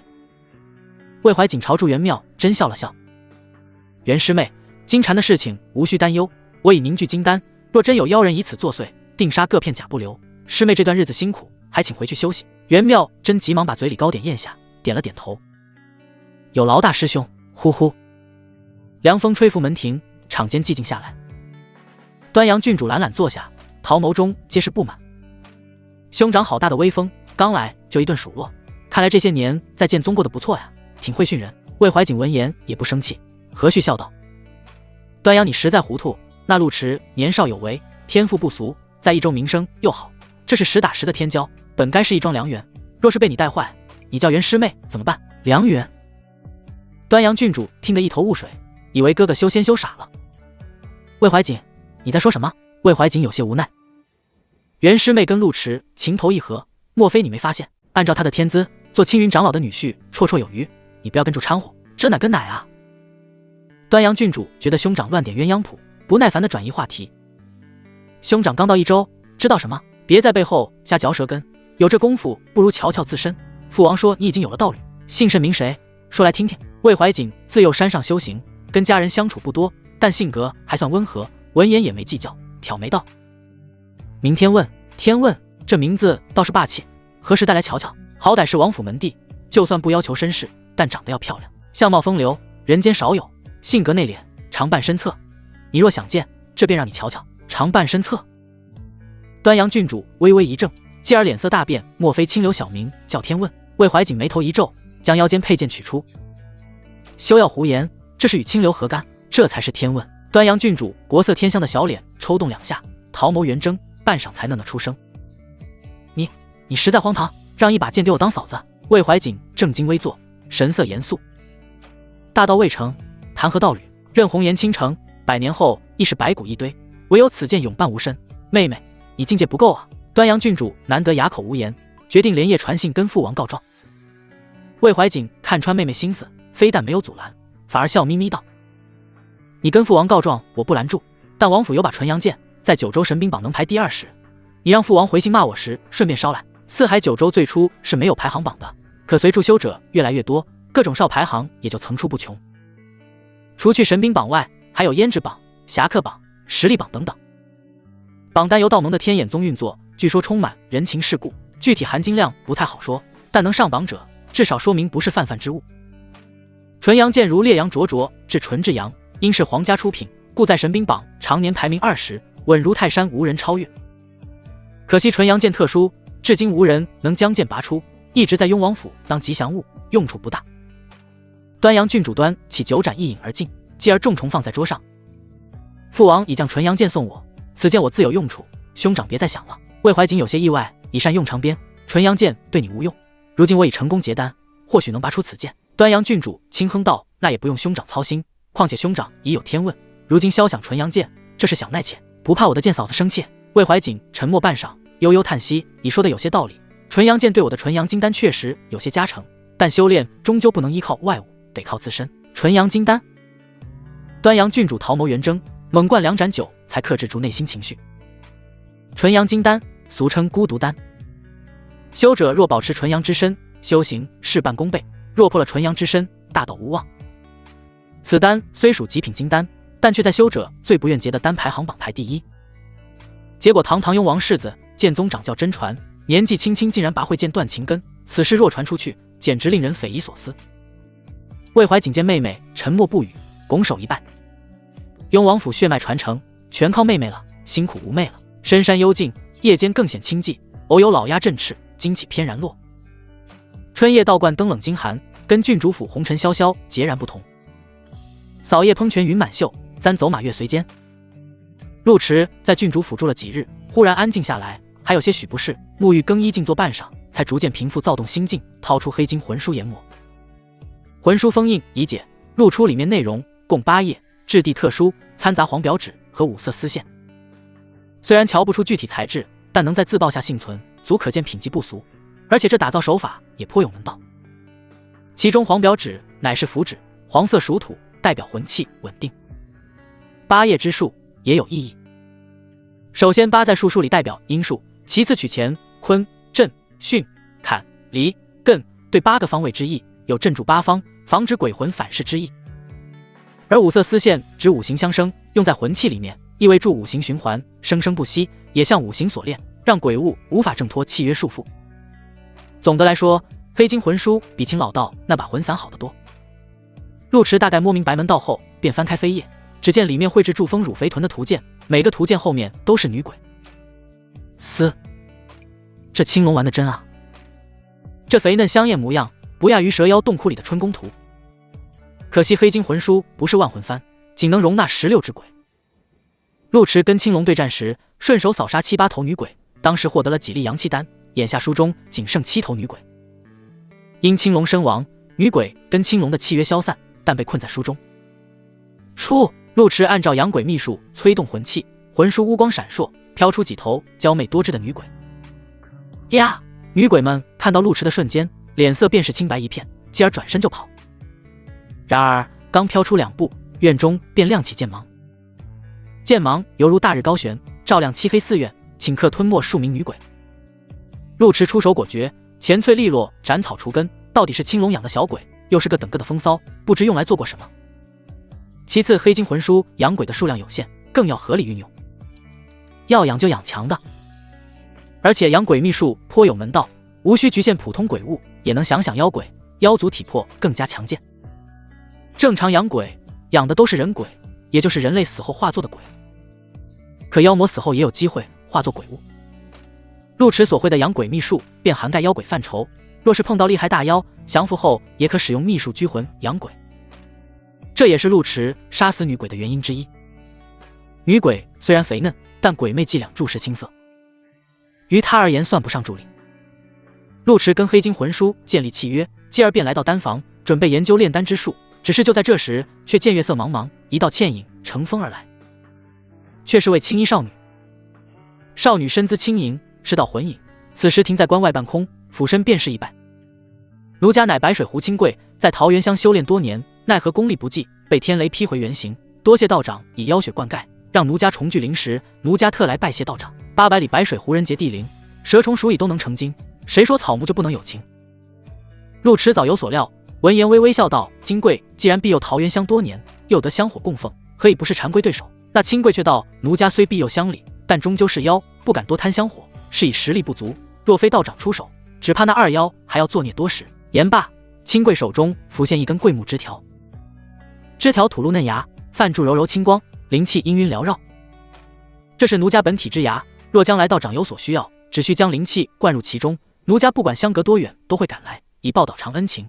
然则奴家灵石微弱，无法久留，这便告退了。飒飒，微风拂过，关外青烟袅袅，那青衣身影逐渐消散。随后罐中多了一根巴掌大的桂木枝，陆池将其收起，心底倒也没甚想法。他救了清贵，清贵聊表恩情，这是因果关系。他日若真有用到清贵之地，也算了结这段缘分。嘎吱，陆池关门闭户，闭关炼丹去也。五月流，又称流月。此时正值春末夏初，天暖风热，白水湖柳成水碧，湖中排住数10艘龙舟，岸边林荫人群熙攘，或吟诗作赋，或三两同游。微风拂过，衣带飘扬，一副欢歌盛景。而山中道观却依旧清凉，院内柳未放，柳枝尚显稚嫩。虽不知道观主何去何从，但道观香火却依旧鼎盛。自从马贼案后，陆池名号算是响亮起来，慕名而来的香客络绎不绝，其中不乏俊俏姑娘来道观求桃姻缘。可惜始终没能见到观主真容，姑娘们只能遗憾离去。踏，说来奇怪，时间匆匆过去大半月，道观山君个头却不见长，依旧是圆滚滚模样，倒是那双眼睛灵动不少，时常盘坐在摇椅，姿态慵懒似人。来往香客对山君也有敬畏之心，每每见到也诚心白白，偶尔还会拿些供果让山君美滋滋享用。陆池炼丹期间，发财生活相当滋润。嘎吱，这一日，道观后院丹房终于有了动静，黑色大门从里面打开，消失半月有余的观主终于现身。发财一溜烟跑过去，远远便闻到一股馥郁丹香。陆池将丹药取出，望住外界天光，还有些许不适。先前跟袁妙真学习炼丹，瞧住颇为简单，但真正上手才知困难。好在他行事谨慎，没敢使用妖丹练手，而是从最基础的补气丹开始。事实证明，炼丹果然博大精深。纵然有袁老师的贴心注解，陆池对注书本按部就班，仍旧炼毁20多炉丹药，才堪堪掌握控火之法。掌握基础后，陆池才取出妖丹，炼制过程有些曲折，好在结果不错。禅龟二妖内丹已经化作陆池养料。嗷呜！发财见陆池出关，先围住转了2圈，继而衔来一封书信，递到陆池手中。山中不知岁月，虽然才过去大半月，但道观明显绿肥红瘦。陆池打开书信看了眼，却是端阳郡主来信。首先告知马贼之事，虽然佘老太爷跟玄武没有落网，却抓住几个太阴仙宗的妖人，还算有些收获。其次知道陆池闭关学丹，让出关后去郡主府拿取特殊报酬。能有多特殊？陆池想到郡主娘娘的行事风格，脑子里涌出些乱糟糟的想法，但并未着急过去，而是走向神殿，检查一番功德箱，再跟今日香客聊聊，才得知已经是玉兰节，确定没有需要处理的妖案后，这才扛住发财朝住山下走去。清修大半月，陆池嘴里都快淡出鸟来，还有些回味山下的红尘生活，正逢玉兰节，益州城颇为热闹，家家户户门插艾草，街上粽子飘香，时不时还传来舞狮动静。5月5日，为知玉兰节，才爱以为人，悬门户上，以禳毒气。此节即是端午，大钱看重节日，有赛龙舟习俗。陆池倍感亲切，便买了2个肉粽，一人一虎，吃得有滋有味。待吃完，拐入官巷，远远就见郡主府前停住辆豪华马车。端阳郡主身着夏装，红色襦裙轻薄飘逸，并肩斜插一朵牡丹，身姿丰盈饱满，玉面明艳又不显艳俗。见陆池过来，端阳郡主抬起团扇招手，眼睛随之一亮。陆池依旧黑衫打扮，但气度却更加出尘儒雅，跟樊四锦的郡主府相比，就像山间松柏般傲然清雅。啧，每次见你都不忍喊你，总觉得劝高人还俗似的。端阳郡主摇住团扇，桃眸眯起，不过大半月不见，你气质仪态更胜从前，莫非道观里头有秘法不成？陆池打量驻郡主娘娘珠圆玉润的身段，随意道：山间能有什么秘法？无非是隔绝喧嚣，人的心境自然而然就静了下来。端阳郡主见陆池仍旧一副淡然姿态，便用团扇推了推他的肩膀。清修1月，难得下山走一遭，别紧绷住。今日玉兰节，白水湖有龙舟比赛，一起去瞧瞧看。嘎吱，陆池也没客气，推开雕小门进去，就见袁妙真已经在车里坐住。相较从前仙子打扮，今日也换上了紫色齐胸襦裙，并肩连冠被牡丹换掉，玲珑身段挤出些沟壑。袁妙真仙少如此穿戴，尚且有些不适应，见陆池过来，下意识朝着旁边坐了坐，捂住胸口道：你来啦。陆池坐在旁边，顺便感谢了一下炼丹的事情。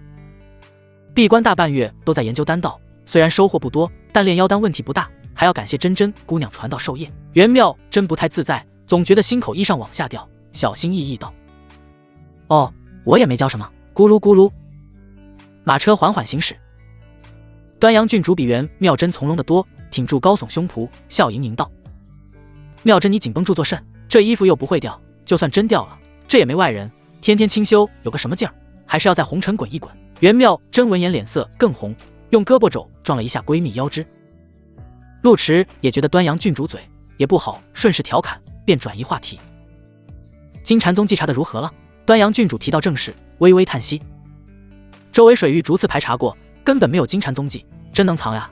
前几日扎到几名妖人，皆说禅妖已经送出益州，这事如今就是一团乱麻。陆池明白敌暗我明的道理，安抚道：魏姑娘兄长就在益州，就算禅妖真想作祟，8成也讨不到便宜。端阳郡主提到兄长，眼角都有些抽抽，抬扇压了压胸口，显然不想多聊，继而摸出一把长剑，递到陆池面前：先前说好的，等马贼案告一段落，送你一把剑试试。嘿，感情这就是特殊报酬。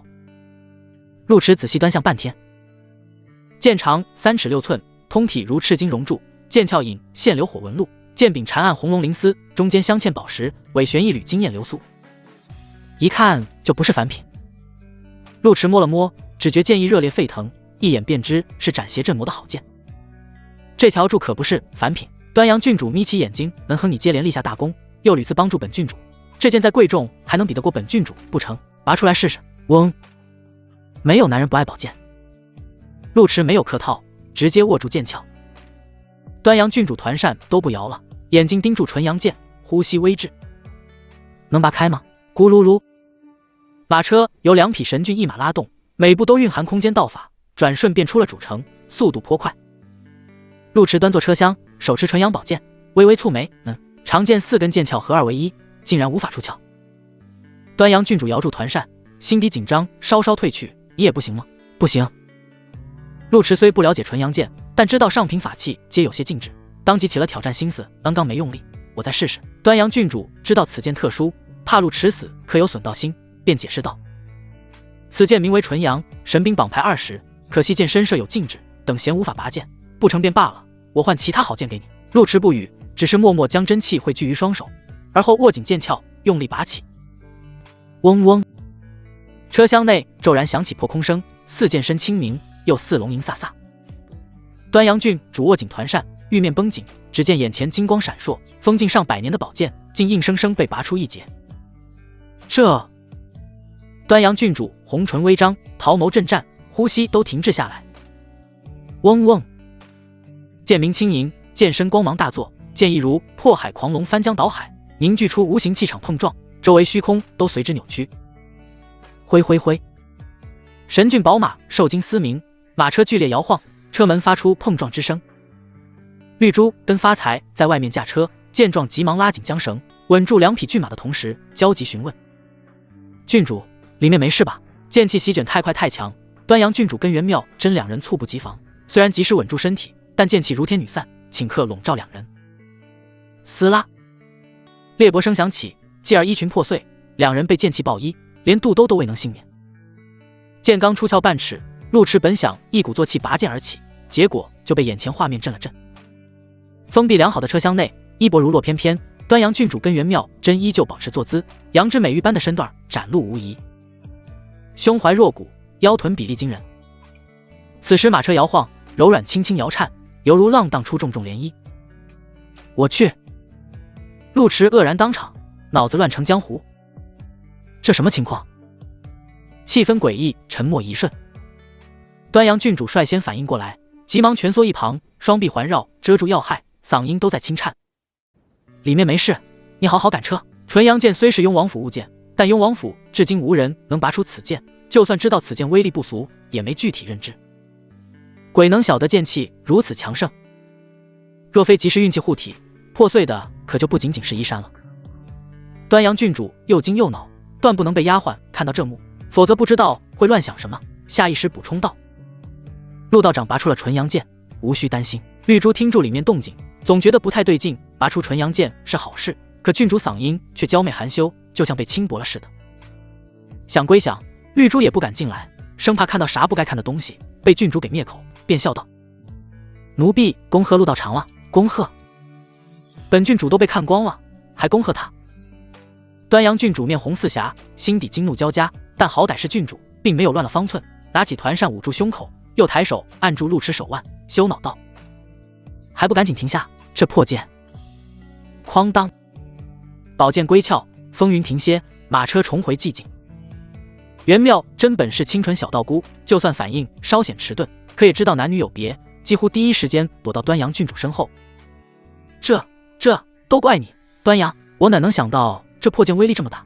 你躲我身后作甚？端阳郡主虽然骚里骚气的，但何曾在男人面前袒胸露腹，脸色红得似滴水，拿起团扇就遮住陆迟眼睛。陆迟，你还看？陆迟这才回神，急忙转过身去，抱歉，刚刚没反应过来。你不许偷看！窸窸窣窣，身后传来轻微动静，约莫是从储物袋里掏出衣服穿戴，隐约还能听到轻微的声，八成在细肚兜。陆迟看似坐怀不乱，实则满脑子大又圆，情不自禁浮现出惊鸿一瞥的画面。西塞山前白鹭飞，桃流水鱼儿肥。陆迟保持大半月的淡泊心态，骤然被冲击的粉碎。要么说修者炼心须走红尘，若一位山中清修，碰到这种阵仗不乱才怪。呼呼，轻微风声响起，车厢内破碎衣裙随风汇聚，被收进储物袋中，显然在打扫现场。片刻后，身后传来端阳郡主柔媚嗓音：“转过来吧。”陆迟默念数遍清心咒，才压下骚乱想法，无奈开口：“这件威力真是不俗，不愧是排名第20的神兵。”端阳郡主羞怒交织，又不知该去怨谁，咬牙切齿道：“你是不是故意的？”陆迟将剑丢到旁边，还有些懵：“这件是你拿出来的，就算有问题，也是你家剑有问题，怎么成了我的问题？”端阳郡主握住团扇，指向门外，低声质问：“那绿珠怎么没事？”陆迟平白被冤枉，当即解释：“车厢设有简单禁止，许是隔绝了部分动静，再者你们距离太近，难免被剑气波及，没受伤吧？”端阳郡主眯起眼睛，纯阳剑确实威力无穷，若非他们及时护体，估计会被剑气所着，可平白被看得前进，越想越觉得憋屈。既是剑气强盛，那你怎么没事？陆迟觉得郡主娘娘不讲道理，谁家剑主人会被剑气所伤？若是如此敌我不分，谁还敢玩剑啊？端阳郡主心底百转千回，情绪无处发泄，只得抬脚踩了2下纯阳剑，咬牙暗骂：“这破剑真是可恨，快拿走，本郡主不想再看他一眼。”陆迟拔出纯阳剑后，跟剑似乎多了几分感应，闻言稍稍抬手，长剑便骤然飘起，落在他的身侧。确实是宝剑，多谢昭昭姑娘馈赠。端阳郡主想就觉得憋屈，但这事却始料未及，也不好总对陆迟发脾气，就转身看向自己闺蜜：“妙真，你刚刚躲我身后作甚？”袁妙真玉面通红，还没反应过来，闻言磕磕巴巴道：“都怪你，我若不躲你背后，岂不是被看光了？”端阳郡主眼神羞怒，你以为躲我身后，他就看不到吗？两位风格不同的美人挤在一起，对男人的冲击力不是更大吗？陆池听住话锋不对，抬手解释，刚刚事发突然，剑光太强，我根本没看清，第一时间就闭眼了。端阳郡主心乱如麻，根本不信这话，可又不能跟陆池讨论到底看没看清，只能强装镇定道：今天这是纯属误会，本郡主也不好怪罪，但事关妙真青玉，此事不可传扬出去，否则青云长老饶不了你。陆池虽然无心，但到底看光了人家，当下表态。陆某虽不是故意为之，也确实唐突，在此给两位姑娘赔罪，请两位放心，陆某定会三缄其口，绝不外传。若是两位需要，陆某也会负责。负责？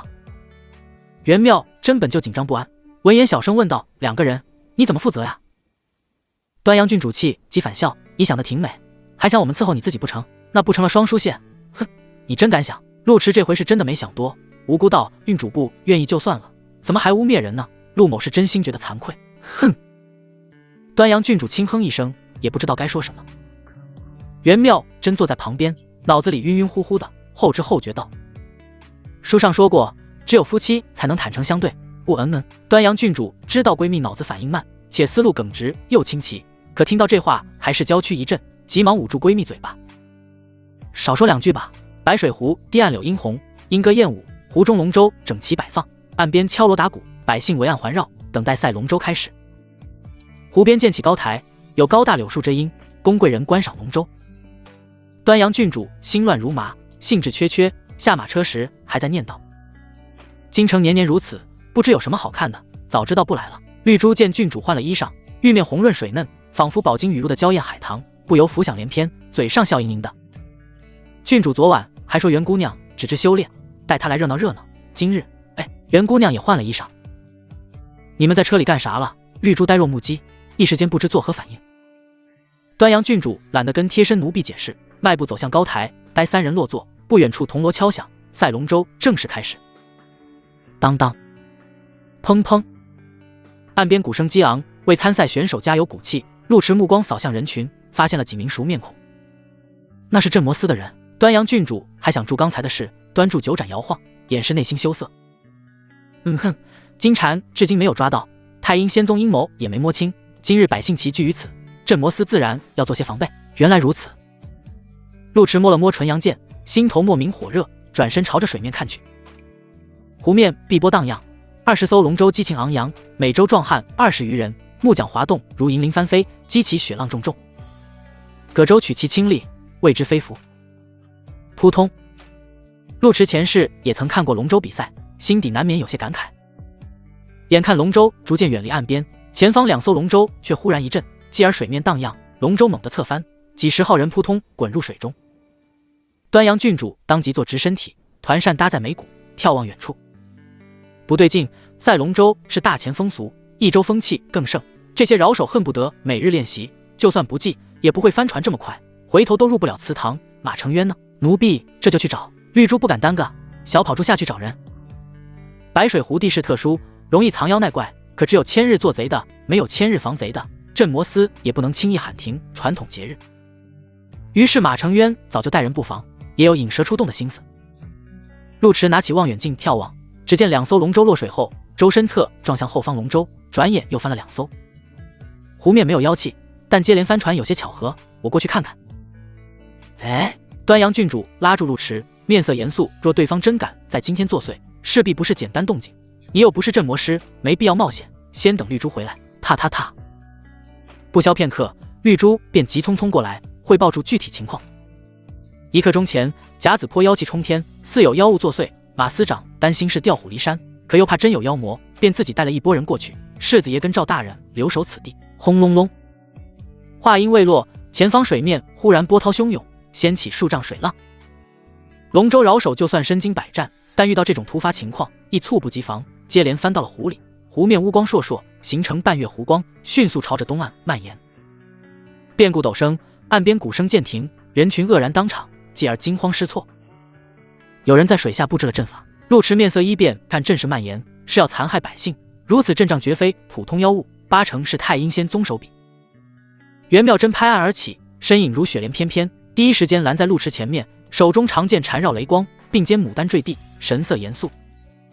好凶的阵，你退后。端阳郡主见闺蜜保护陆池，心底有些酸溜溜的，蹙眉道：妙真，你紧张什么呀？又不是生离死别。镇魔司虽然查案效率低，但还算有些脑子，自然有些准备。言罢，就见湖面疾风骤起，一道高大身影冲水而出，神威赫赫，背后浮现金色丹影，犹如天神降临。六品爆丹境巅峰，丹影混合剑影，犹如春风拂过，掀起轻柔涟漪，继而岸边蓝光大作，形成透明高墙，拦住乌光蔓延。任凭湖中浪涛翻滚，乌光也无法波及岸边百姓半分。同时真气化作大手，迅速抓起坠落的饶手，朝着岸边丢去。嚯！陆池眯起眼睛，湖面高大身影赫然是大舅哥镇魔司，也布置了阵法。端阳郡主走到近前，用肩膀将闺蜜朝旁边挤了挤，解释道：虽然不知道太阴仙宗到底什么路数，但若想作祟，今日无疑是最佳时间。兄长下山时带了掌教亲自绘制的阵图，便顺手布在了湖岸边。这太阴仙宗东躲西藏大半月，果然想趁珠玉拦截作祟，如今只需关门打狗。呼呼！湖面阴风四起，太阴仙宗布置的阴阵被剑宗大阵困在湖中，形成瓮中捉鳖之势。只见湖面波澜阵阵，浮现出数十道朦胧鬼影。陆池大半月没斩妖除魔，早就饥渴难耐，拎起纯阳剑就走。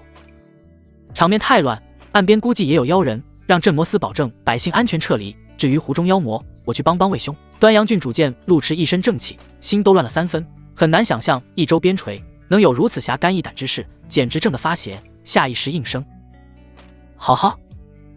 袁妙真将发财塞到闺蜜怀里，我会保护她的。端阳你上后。端阳郡主。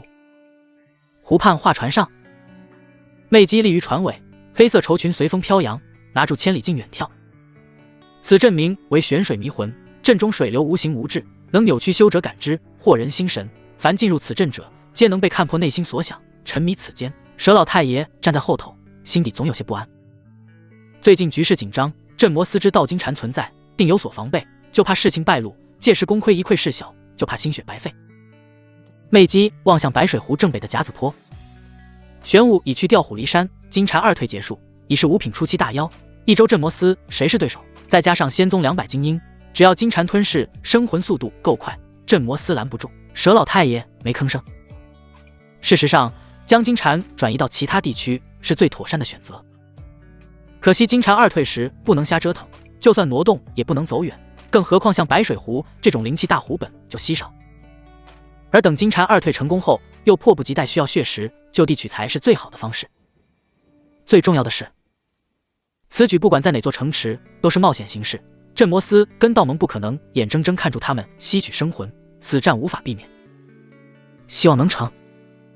佘老太爷话未说完，就见前方湖面蓝光闪烁，不由愕然，那是……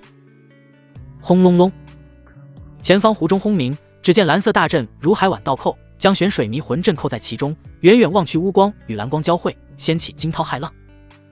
魅姬脸色骤变，剑宗的结界大阵。原本魅姬想依靠迷魂阵将龙舟岸边百姓摄魂夺魄，供金蝉食用，眼下被结界大阵困住，迷魂阵没办法大规模发挥作用。踏踏，魅姬轻轻跺脚，画船便飞速奔行。等距离近些，才发现湖中飞掠出一道蓝色身影，面容白皙，气质儒雅，当即松了口气。还以为是哪个老不死亲至，没想到是魏怀瑾。无需惧怕，就算他们想瓮中捉鳖，也得先入我玄水迷魂阵。只要入阵，谁输谁赢还很难讲。湖底早就做好埋伏，仙宗弟子跟金蝉皆潜伏其中。就算被困在此地，也能凭借玄水迷魂阵龟缩，等结界大阵力量耗干，他们自然就能逃出升天。魏怀瑾若想瓮中捉鳖，势必要破阵。魅姬既然选择冒险，自然做足了准备，当即右手轻摇，当当当，幽咽低吟的铃声响起，形成数道声波在水中蔓延，继而水面轰起波澜，20头水将从水下冲出。哗啦啦，水下又钻出上百道妖人身影，身旁跟住阴森鬼物，一时间玄水迷魂阵中鬼哭狼嚎，跟外界明媚天光形成鲜明对比。早就埋伏在岸边的妖人听到动静，当即抱起杀人。镇魔师也纷纷拔刀而起，跟仙宗妖人站在一起。原本热闹的龙舟大赛，顷刻乱成一锅粥。如今准备万全，若仍旧难以成事，那便是天不佑仙宗。魅姬悠悠叹息，拿起千里镜观察，当看到远处高台飞掠出2道身影时，面色有些古怪。那不服云关道士吗？他跟注凑什么热闹？佘老太爷拿起千里镜，果然就见陆迟身影敏捷，皱眉道：“怎么哪都有这厮？上回青龙就是被他所杀，这事跟他又没关系。他杀人有瘾。”媚姬扫向袁妙真跟端阳郡主身影，露出恍然之色。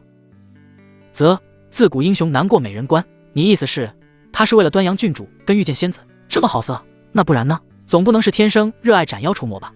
男人则媚姬唇角浮现冷意，掌心多了一个白瓷瓶，想给青龙报仇吗？佘老太爷为金蝉付出良多，自然不想放弃。闻言问道：“这是什么？”媚姬懒懒道：“魔丹，服用后能让你实力增长，顺至爆丹境中期，效果2刻钟。你对付陆迟，我对付袁妙真跟魏怀瑾。至于那群镇魔师，自有手下陪他们玩玩。如此就多谢媚姬娘娘了。”佘老太爷接过魔丹，朝着玄水迷魂阵奔行而去。哪怕觉得此举冒险，可也得尽力一搏，总不能做缩头乌龟半路逃窜。媚姬抽出双刀，当即遁入湖中。湖面风起浪涌，双重战法激起凄厉雷霆，远远望去就像湖中乌珠，自成一片天地。魏怀瑾将清流丢出大阵，让他负责保护岸边百姓安全。见陆迟跟袁妙真飞掠而来，不由惊喜。陆道长，袁师妹。陆迟眼看阵中出现水浆、鬼物等等，早就跃跃欲试。里面情况如何？魏怀瑾对陆迟感官很好，闻言解释道：“妖人狡诈，早就布置了玄水迷魂阵，此阵凭水而建，能惑人心神。我虽然能将此阵困住，却无法直接破阵，需入阵绞杀。此事跟陆兄等无关系。”陆迟知道魏怀瑾好意，当即抬手义正辞言道：“魏兄无需多言，诛杀邪魔外道，大前人人有责。”魏怀瑾被陆迟一身正气所镇，都有点自惭形秽了。陆兄真是侠肝义胆，怀瑾佩服。待这次事情结束后，怀瑾定与陆兄把酒言欢，随时恭候。陆迟言罢，当即飞身入阵，直接掏出冤甲玄咒。纯阳剑虽然威力无穷，但拔剑耗费真气不小，若用来对付小妖，助时大材小用，可又怕镇魔师抢怪，便用冤甲玄咒狂轰滥炸。轰轰轰！阵内水浪四起，迎面就砸碎2头水浆。嗡！可就在这时，轻微破空声响起，只见一道人影横波而来，手中长刀如龙迎虎啸，携裹浩瀚水雾，朝住陆迟狠狠压来。赫然是佘老太爷。袁妙真跟在陆迟身侧，见有人针对陆迟，想都没想，就将真气凝聚剑身，瞬间爆发。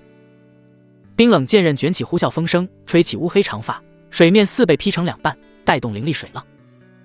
乾坤一剑，砰！可就在长剑轰向佘老太爷的同时，一道红影自水底钻出，手持双刀拦在袁妙真面前，硬扛乾坤一剑。真气相撞，在水面轰然炸开，如万马奔腾，闷雷滚滚。袁妙真后退数丈方才稳住身形，他握剑立于水面，面色平静，清幽眼瞳看向对面。黑雾朝着四周消散，露出红影真容，媚姬露出妩媚笑容。早就听闻剑宗弟子出类拔萃，久仰多时，媚姬前来讨教。嗡！袁妙真不语，剑指立在身前，一抹剑意自指尖凝聚，继而这抹纯粹剑意笼罩全身，长剑引动雷霆，轰砸而去。呼！大阵范围很广，黑雾遮蔽众人视线，袁妙真被媚姬拦住，跟陆迟隔开距离。陆迟避开狂暴刀气，驾驶冤甲玄咒遁入水中，硬生生撞碎2头水浆，才重新破水而出，看向身后场面。阵中妖人有上百之数，个个都是精英，水浆跟鬼物数十，但唯独不见金蝉。陆迟看向水底，只觉水面摇摇晃晃，令人心神摇曳，神魂不安，根本看不清金蝉所在。陆道长实力果然不俗啊，老夫蛇如龙，幸会。佘老太爷手持大刀，隐约察觉陆迟已是6品初期，惊讶的同时又很嫉妒，但到底行走江湖多年，并未被嫉妒冲昏头脑，只是笑道：“陆道长不是镇魔司的人，何必趟这浑水？这终究是仙宗跟朝廷道盟的恩怨，跟散修没有干系。”陆迟闻言，抽出随身佩剑：“我不杀你们，你们就不杀我吗？”佘老太爷服用了魔丹，身上魔气四溢，闻言哈哈笑道：“是个聪明人，当日我的爱将青龙死于你手，这是生死之仇，遗憾浮云关刚有起色，就要彻底断绝，真是罪孽。”陆迟剑锋出鞘，神色平静：“你来报仇，合情合理，我杀你也是理所当然。年纪不大，口气不小。”佘老太爷暴喝出声，浑身肌肉鼓胀盘球，苍老面孔黑线蔓延，如蛛网般密密麻麻，分外可怖。他抬手劈出一刀，刀气裹挟魔气，激起白色水浪，朝住陆迟横压而来。与此同时，两道鬼影从水下钻出，苍白手腕拽住陆池脚踝。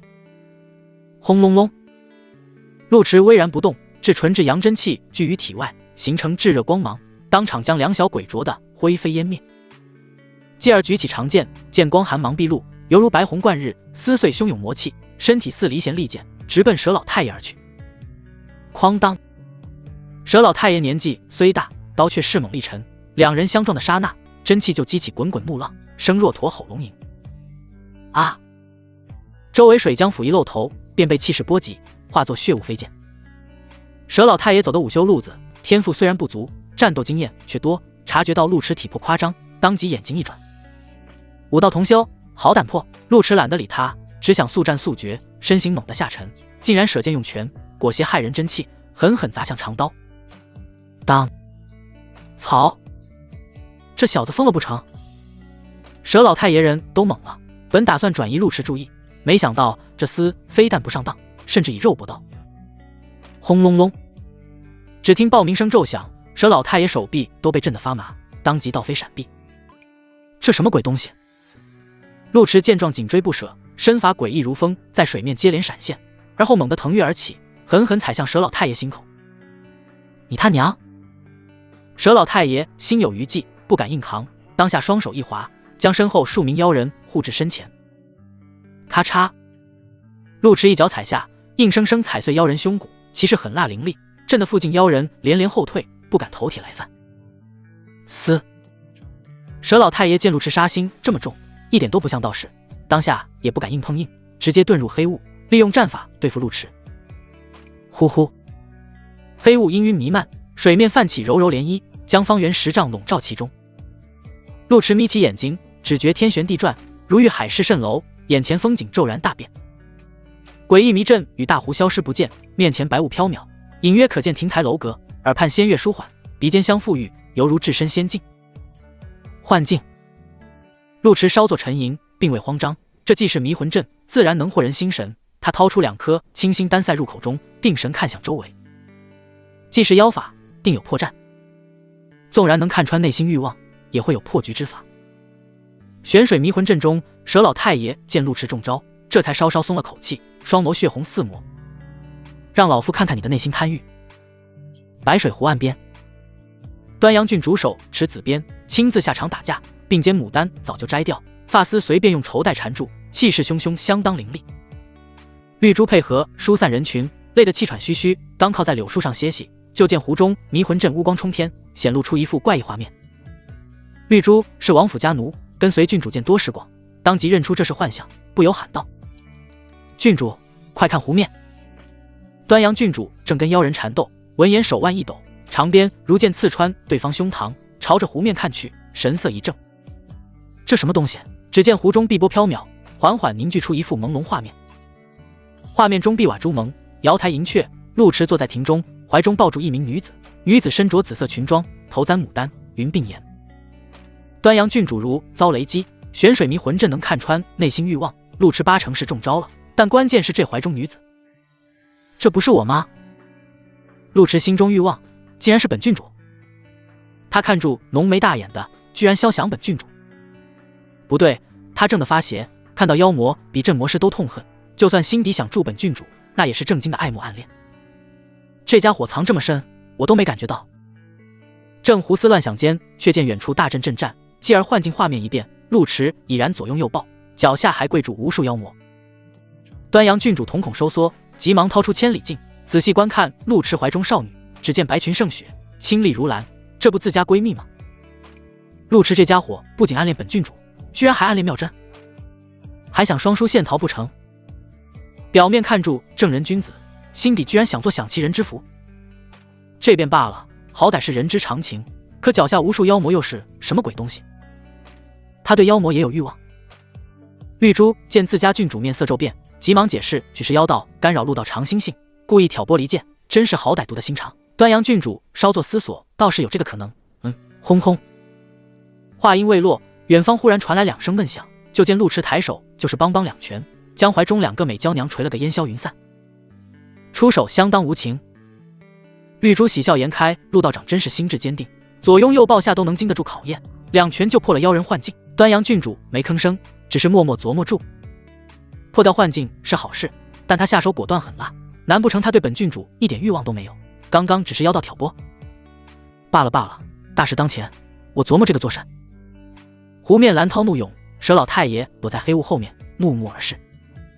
玄水迷魂阵品质不低，借用陆波诡诀，更如乘东风，轻而易举便能勾起修者心中贪欲，引诱勾扯。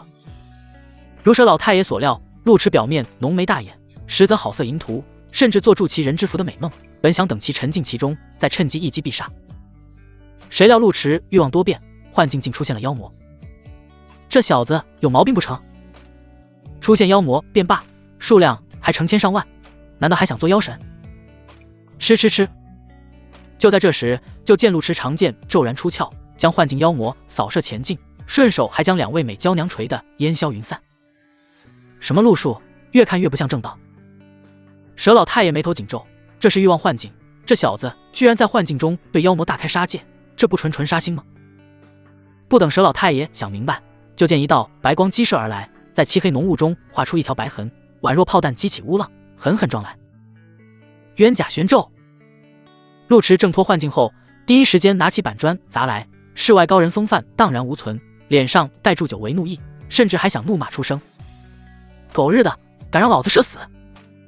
死吧！飒飒！冤甲玄咒离手之后，驯妖宝鞭陡然冲出，狂暴真气在湖面炸开，如蛟龙出海，掀起狂澜，似将湖面一分为二。佘老太爷脸色骤变，见陆池跟嗑药似的，风一样的攻击，毫不犹豫就朝着魅姬所在方向逃遁。迷魂阵都没能蛊惑对方，反而让对方越来越凶，这还打什么打？六品武夫速度不慢，真想逃命难以拦住。然而陆池修道也修武，见老东西抱头鼠窜，没有闷头追击，而是抬手捏诀。呼呼，真气化作青芒呼啸，落地成阵。霎时巨澜骤起，罡风怒号，裹挟水雾形成水龙卷，如灵爪奔张的风龙，将佘老太爷团团围困。游龙飓风阵。陆池获得此阵后，大都用来移形换影，还是头次用以困人，好在效果不俗，将老东西跟附近妖人皆困顿其中。妖人见状，不约而同朝着陆池扑杀而去，同时发出尖笑。啊！笑声尖锐诡异，震慑耳膜，闻之神魂不安，如遭雷鸣。陆池想都没想，举起长鞭就抽了过去，破空声带动罡风，将几名妖人抽得似陀螺旋转，碎尸乱飘。与此同时，镇魔师主动入阵，挡住其他妖人，为陆池开路。哗啦啦！佘老太爷将真气聚于体表，阻挡疾风攻击，继而割破手腕，以精血击发长刀凶性，对筑风阵全力劈出一刀。给我开！刀锋陡然迸发血芒，如陨星坠落，化作百丈劈链，所过之处飓风崩散，硬生生劈开一条道路。陆池自然不会眼睁睁看他破阵，几乎同一时间出手，只见黑雾中一点寒芒乍现，长剑横扫，带起波涛，惊起一蓬血雨。噗！佘老太爷此番耗费太多真气，体表防御如琉璃破碎，只觉眼前一亮，长刀已然脱手，整条右臂被削飞，顷刻被剑光搅成血沫，继而剧痛传来。砰！佘老太爷来不及惨叫，冤甲玄咒就狠狠撞来，以他为肉盾，径直砸向湖面，如水漂一般接连起伏，当场血肉模糊。轰轰轰！陆池身影接连在水面闪现，不等佘老太爷稳住身形，一记鞭腿斜崩山裂石之力，狠狠将其扫飞。噗！佘老太爷服用魔丹激发潜力，可魔丹也透支身体，接连被打几乎没有反抗余地，脑袋当场被踢爆大半，身体倒在湖面，染红大片水域，彻底没了声息。砰！陆池见状，反身横扫，一脚将老东西尸体踹向魅姬方向。与此同时，魅姬那边胜负已见分晓。魅姬本是半步神游境，仅差半步便能步入五品，又会御师控鬼，本领不弱，可对上剑宗弟子却难占上风。袁妙真已是6品中期，虽然未曾结丹，但乾坤一剑注释威力不俗。而魏怀瑾已成功结丹，是地地道道的6品爆丹境巅峰，再加上手持明剑天问，攻伐相当狠厉。魅姬接连过了几招，自知落于下风，便想利用幻境攻心，可魏怀瑾心境刚直，竟然一心向道，随手就轰碎了迷魂秘境。若非周围手下前赴后继，魅姬只怕早就成了剑下亡魂。玉衡剑宗这些晚辈，著实出彩。眼见佘老太爷被陆池当人形炮弹砸住完，魅姬急忙闪避，同时手掌结出紫色法印，猛地拍向湖面，霎时水浪滚滚。金蝉再不现身，更待何时？咕噜噜，湖水被黑雾笼罩，看不清水底光景，只听一声闷响自深处传来，犹如庞然大物迅速穿行，震得水面剧烈摇颤。下一刻，一道庞大身影破水而出，继而妖气滚滚，激起浊浪排空，肥硕金蝉破水而出，目如鬼火森然，周身血煞缭绕。金蝉借助湖水藏身，一直在汲取生魂，可惜镇魔司速度太快，将百姓转移离开。可就算如此，他还是吞了数十生魂。呼！金蝉尝到生魂滋味后，愈发饥渴难耐，当即喷出漫天血气，妖气不断上涨，竟直奔五品神游境中期。周围受伤的妖人在接触到血气的刹那，血肉竟肉眼可见的萎靡，其生魂被硬生生抽出，化作金蝉养料。周围镇魔师急速退去，可稍慢一些的也被当场生吞。魏怀瑾面色谨慎，急忙提醒：不管妖魔还是修者，步入五品就已经脱离凡躯，跟6品相差巨大。袁师妹跟陆兄速避其锋芒，让我来对付这头妖魔。陆池虽然怒火攻心，但并非失去理智，当即避其锋芒，朝着魅姬杀去。迷魂阵8成就是这娘们布置的，我来对付他。魅姬见金蝉敌我不分，就知道金蝉已经开始3退，属于是吞红了眼。好在金蝉知道轻重，不敢对他出手。刚想趁机疗伤，却见陆池疯了似的冲来，手中剑气跟不要钱似的疯狂劈砍，身后还跟助援妙针。魅姬气急败坏，觉得这两人有毛病，居然真让魏怀瑾独自对抗金蝉，忍不住骂道：金蝉已经冲至5品中期，就算你们将我杀死，今日也难逃金蝉魔爪，不如抓紧离开，兴许还能逃过一劫。陆池身为浮云关关主，就算心底好色，表面也是出尘高洁，深受百姓信赖，如今因迷魂阵毁了形象，岂能放过魅姬？闻言掌心翻滚，诡异血光凝聚，血影掌中剑激射而来。魅姬本就受伤，眼见刀光斜熠，根本不敢乱接，手腕铃铛轻摇，音波挡住攻击，见陆池无动于衷，便出言挑拨道：我知袁姑娘侠肝义胆，可陆池内心肮脏龌龊，竟妄求让袁姑娘跟端阳郡主共侍一夫。袁姑娘心中无怨。袁妙真一言不发，清幽眼瞳看向魅姬，默默斩出一剑。吃！乾坤一剑本是青云长老绝学，若修习太上忘情，日后剑意大成，据说能劈开乾坤。袁妙真未到那般境界，但痛打落水狗却是足够。魅姬面色铁青，这剑宗丫头真是死脑筋，当即侧身闪避，可还是被剑光波及，倒飞数百米才稳住身形，红唇轻启，发出靡靡之音。呼！水下又冲出数道鬼影，前赴后继朝着陆池两人杀去。可鬼物刚刚飘出水面，便被灼热剑气蒸发，连惨叫都来不及。陆池无心恋战，只想杀了魅姬，再去设法杀金蝉，当即身披冤甲玄咒，手持3尺长剑，锐利剑芒直劈魅姬头顶。踏踏踏！与此同时，岸边风波逐渐停歇，妖人大都伏诛，百姓疏散至安全地带。端阳郡主顾不得休息，当即全力冲向湖中阵法，同时体表浮现紫色盔甲虚影。端阳郡主3日前便突破至7品后期，又有宝甲护体，此时局面只有金蝉能打，只要不去招惹金蝉，在阵中全身而退不成问题。眼见陆池追杀魅姬，端阳郡主疾驰奔行，边出言阻止：陆池，且慢！绿珠身为贴身奴婢，哪能让郡主以身犯险，急忙冲了出来，焦急道：郡主，那边都是6品以上的战斗，您就别跟住掺和了。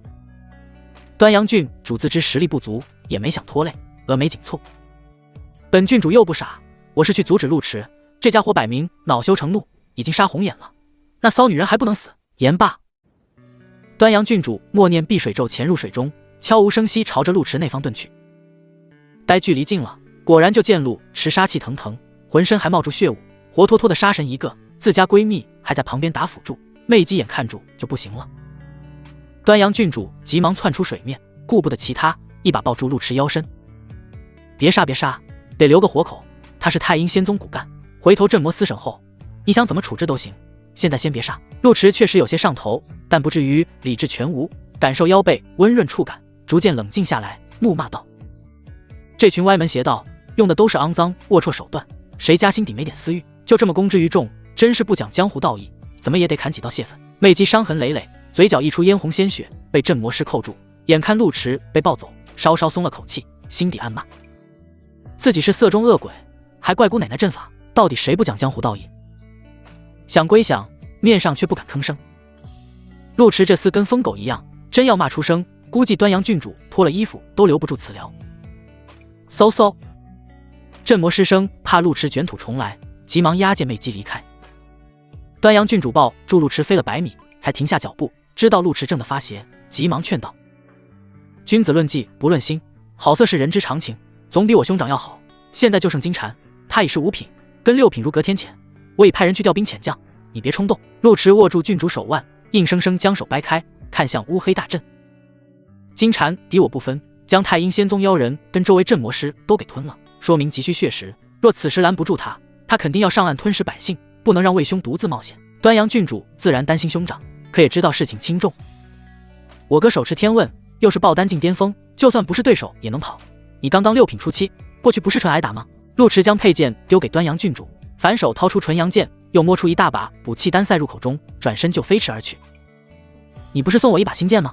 正好是试成色，看看威力如何。端阳郡主知道纯阳剑威力无穷，可不知道具体威力多大，剑状急得跺脚，也不知道哪里来的一身正气，就这么不怕死吗？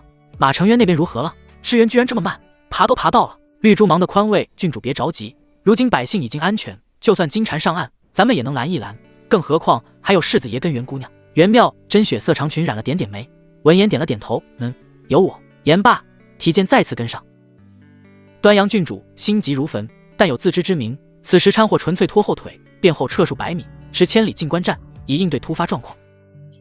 金蝉蜕变至5品，已非等闲妖魔，魔气震天，体魄如山，转瞬便吞噬数名镇魔师生魂，周围妖人更是徒留残尸。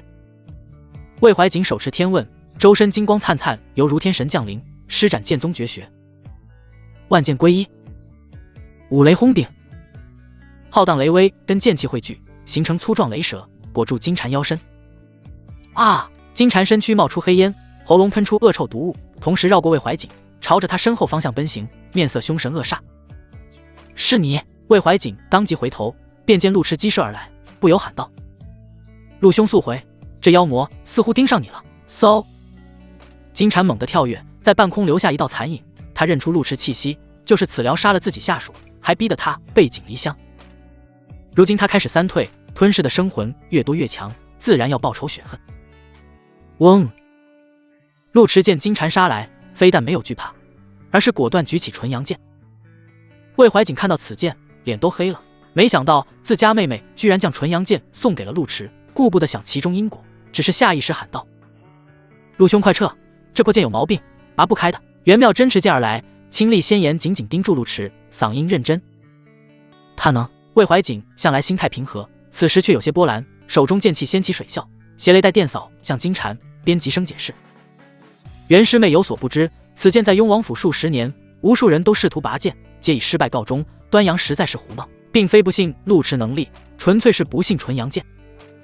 此剑是意外所得，据说跟1000年前魔神大战有关，能出现在魔神战场遗址的剑，势必威力无穷。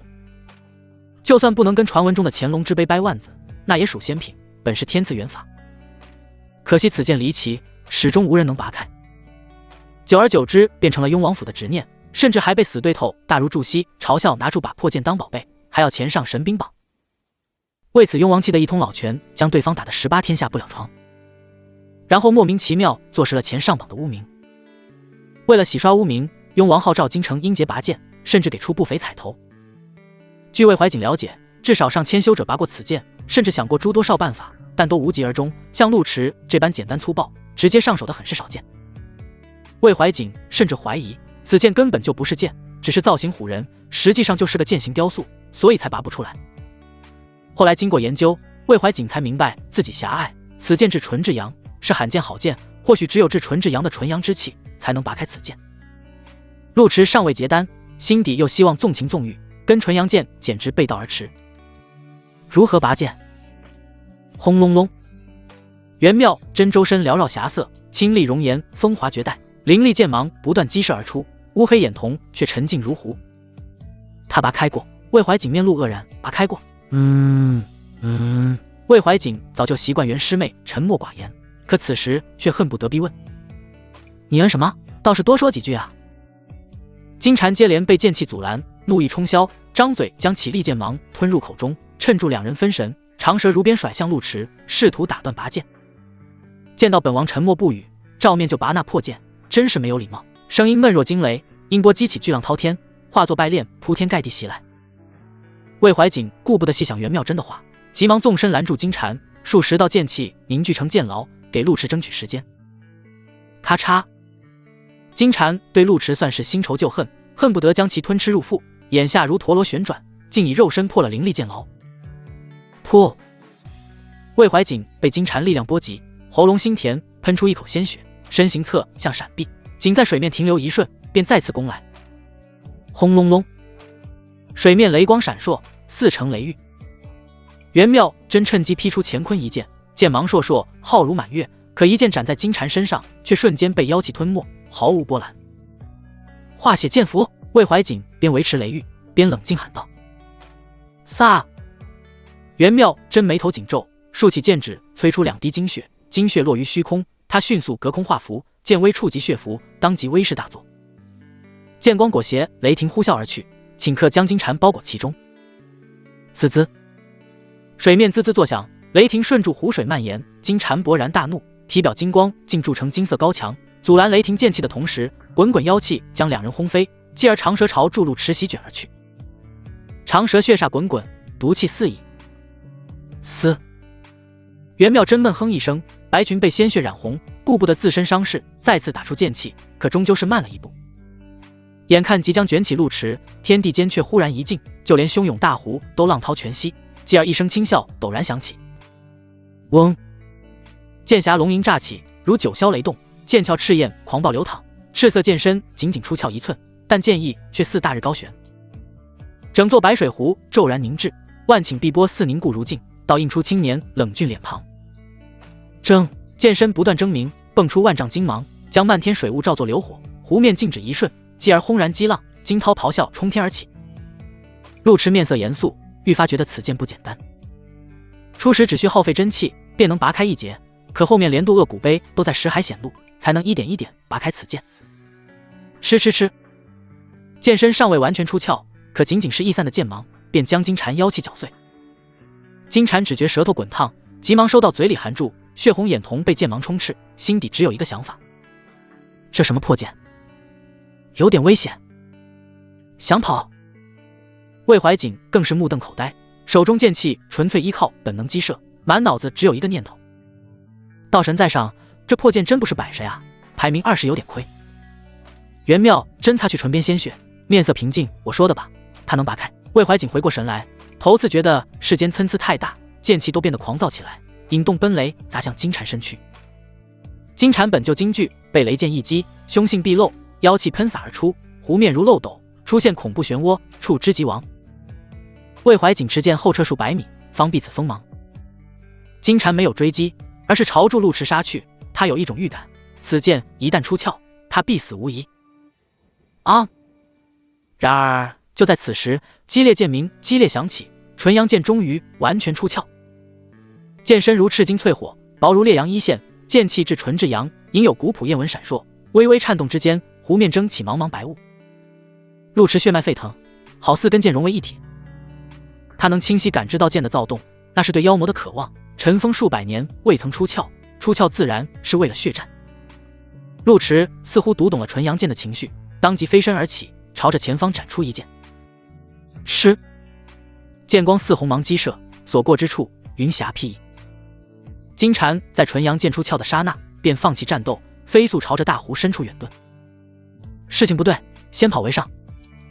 可磅礴剑气以劈山断岳之势斩落，两重大阵轰然破碎，赤金剑光如大日坠渊，湖面刹那静止，旋即轰然掀起巨浪，竟一分为二。两侧水墙高于10丈，蒸腾白雾中隐现龙形焰影，拱出一道水路，露出湖底奔行的金蝉。扑哧，剑落，血溅，白水湖剧烈摇晃。纯阳剑威力无穷，但陆池真气有限，无法发挥最大威力，但也已经足够。金蝉肥硕身躯当场被斩成2半，妖血瞬间蒸腾，化作一具腐朽前尸，剑气余波浩荡，朝着前方蔓延数十里，才堪堪停歇。岸边镇魔师看到这幕，纷纷瞪大眼睛，满脸不可置信。金蝉注视凶猛，他们甚至做好了殉职的准备。结果就这么没了。如此大妖，竟被一剑斩之。若非看到剑宗真传被打得狼狈，他们甚至觉得金蝉羸弱。远处百姓沉默一瞬，继而惊呼出声，指绝天神降临，纷纷膜拜，更有甚者眼冒红星，露出赤色。赵文峰持刀立于岸旁，擦掉脸上鲜血，严肃道：“看到没有，这我兄弟。”湖面之上，陆池周身剑意飒飒，凝聚成狂暴气劲，如金龙环绕呼啸。他亦心惊此剑威势，但此时顾不得其他，当即踏浪奔行，朝住金蝉方向而去。可惜金蝉血肉被蒸前，妖丹也干枯腐朽，失去生机。陆池有些遗憾，纯阳剑威力太盛，日后还是少用为妙。好在金蝉还有其他用处。思至此，陆池竖起剑指，默念法诀，身后浮现一本黑色大书，笼罩金蝉尸身。妖魔到了神游境后，神识大大增强，就算肉身消亡，也能凭借一缕神识逃窜，而后重新修炼。金蝉肉身已死，妖丹破碎，但陆池发挥的剑威有限，神识未必死绝。陆池当即施展养鬼秘术，只见黑金魂书无风自动，金蝉尸身冒出一缕乌光，迅速钻入黑金魂书之中。还好，陆池面露喜色，悄悄松了口气，转身看向身后，就见魏怀瑾一脸愕然。魏怀瑾立于水面，望住纵贯百丈的剑痕，瞳孔骤缩，直到被劈开的水面逐渐归拢，他才回过神来，喃喃自语道：“熔金断流，剑气冲霄。”魏怀瑾也算见多识广，可此时仍难掩心中激动。只见无意识抹撒剑柄，蓝山被残余的剑气击得猎猎作响。他第一次觉得手中道侣黯然失色，想不到这小小一周竟有如此精彩绝艳的人物。魏怀瑾心情澎湃，顾不得身体伤势，急忙冲至陆池身前：“陆兄，没想到你竟然真能拔开此剑，那一剑斩妖注释精彩绝艳，然则看此剑威力，估计没少耗费真气。你没事吧？”哐当，陆池挽起剑，长剑陡然归鞘，微笑道：“无妨，衣角微脏。”魏怀瑾愈发惊诧，犹豫道：“能不能让我试试看？”陆池拔出纯阳剑后，跟剑有了某些联系，纯阳剑似乎已经认他为主，不过这本就是雍王府物件，便道：“魏兄请便。”魏怀瑾小心翼翼接过，在手中抹撒半晌，才猛地运足真气拔剑。剑鞘纹丝不动。魏怀瑾眨眨眼，身后浮现丹影，再次全力拔剑，依旧没有反应。嘿，这破剑！魏怀瑾气急反笑，将剑重新递给陆池，无奈道：“仙剑有灵，既然舍妹将此剑送给陆兄，陆兄又能拔开，日后这便是陆兄佩剑，希望陆兄不忘初心。”陆池收回长剑，多谢。魏怀瑾心思通透，既然此剑跟雍王府无缘，他自不会强求，微笑拱手道：“何必言谢，今日多谢陆兄相助才对，然则事多繁杂，岸边还有百姓，我心底不安，先去瞧瞧，待回头摆庆功宴，好好感谢陆兄。”陆池微微颔首。待魏怀瑾离开后，袁妙真才走到陆池跟前，灵眸轻眨：“你没事吧？”陆池方才那剑确实山河失色，但真气也被抽前，当即靠在真真身上，低声道：“真气被抽前了，你没事吧？”袁妙真长裙染血，发丝稍显凌乱，闻言稍作思索，弯腰钻到陆池怀中，而后搂住其腰身，微笑道：“尚能带你回家。”白水湖西岸，翠云山。自镇摩斯剿匪后，翠云山故事便多了些许，有人称里面有马贼藏的宝藏，近日不乏上山寻宝者。山腰凉亭中，红娘子身裹黑衣，头戴兜帽，端住一盏茶细细品味。嗖嗖！就在这时，林间传来动静，只见地面鼓起土包，似有东西迅速穿行。待土包行至庭前，从中窜出一道黑影，却是当初护送金蝉的暑期。红娘子见暑期灰头土脸，眉头皱起。输了。暑期鼻青脸肿，尾巴断了半截，但腰背挺得笔直，严肃纠正红娘子措辞：“没输，只是没赢罢了。”红娘子闻言放下茶盏，默默起身，转身朝着山里走去。暑期见他说走就走，心底有些不忿，小声埋怨道：“你不去救媚姬娘娘，她为了饲养金蝉，算是呕心沥血，就算功亏一篑，没有功劳也有苦劳，何况大家都是同门。”红娘子戴上面纱，神色平静：“你搞清楚，上面派我来到益州，是为了发展据点，不是给媚姬打杂的。是媚姬自作主张，不仅害了金蝉，还连累了红衣坊。”暑期自知理亏，有些语塞，半晌才道：“你觉得媚姬会出卖红衣坊？”红娘子神色冰冷，镇魔司手段百出，进了里面不吐出点东西是不行的。少主神龙见首不见尾，就算被供出也无妨。可红衣房一旦被供，覆巢之下绝无完卵，里面的弟子何其无辜，我没必要为媚姬错误买单。暑期虽是为少主做事，可直系上司是媚姬，心底难免顾及旧情。就算媚姬娘娘有错，可终究是仙宗弟子，也是娘子同门，娘子何必这个态度？好歹争取一下。红娘子轻哼一声，迈步离开。道不同不相为谋，媚姬有此下场，纯属活该。只是可怜金蝉寻找到古妖血脉本就不易，还遭践在媚姬手里。你有时间在此劝我，不如想想如何向少主请罪，损了金蝉，赔了红衣房，这可是大罪。言罢，红娘子身影消失不见，仅在林间留下数道残影。暑期越想越觉得憋屈，抬手就将凉亭石桌拍碎，石桌四分五裂，竟然露出一张纸条，瞧住颇为奇怪。暑期微微一怔，自言自语道：莫非翠云山里真有宝藏？言罢，朝着左右观看，确定红娘子已经离去后，暑期才急忙捡起纸条，继而跑到旁边隐秘山林，小心翼翼打开。只见纸条上面写住2行大字：大胆，竟敢破坏公务！这里是一州环境司，我已在你身上留下契机，限你3日内来司交清罚款，否则天涯海角也将追杀到底。暑期一干嫩娘。阳光洒落，白水湖重归寂静，水面波光粼粼，岸边柳绿红。百姓们望住湖面，呆若木鸡，直到袁妙真抱住陆池上了马车，人群中才爆发出呼声。天爷，好俊俏的郎君，方才那剑真潇洒，一下就劈碎了妖魔，连湖都被劈成2半里。据说是浮云观观主，未曾娶妻。小浪蹄子，别瞎幻想了，人家哪能看上你啊？我做妾也行呀。端阳郡主方才始终盯住湖面，将场面看得一清二楚。当看到陆池拔剑出鞘时，他的心都跟住颤动。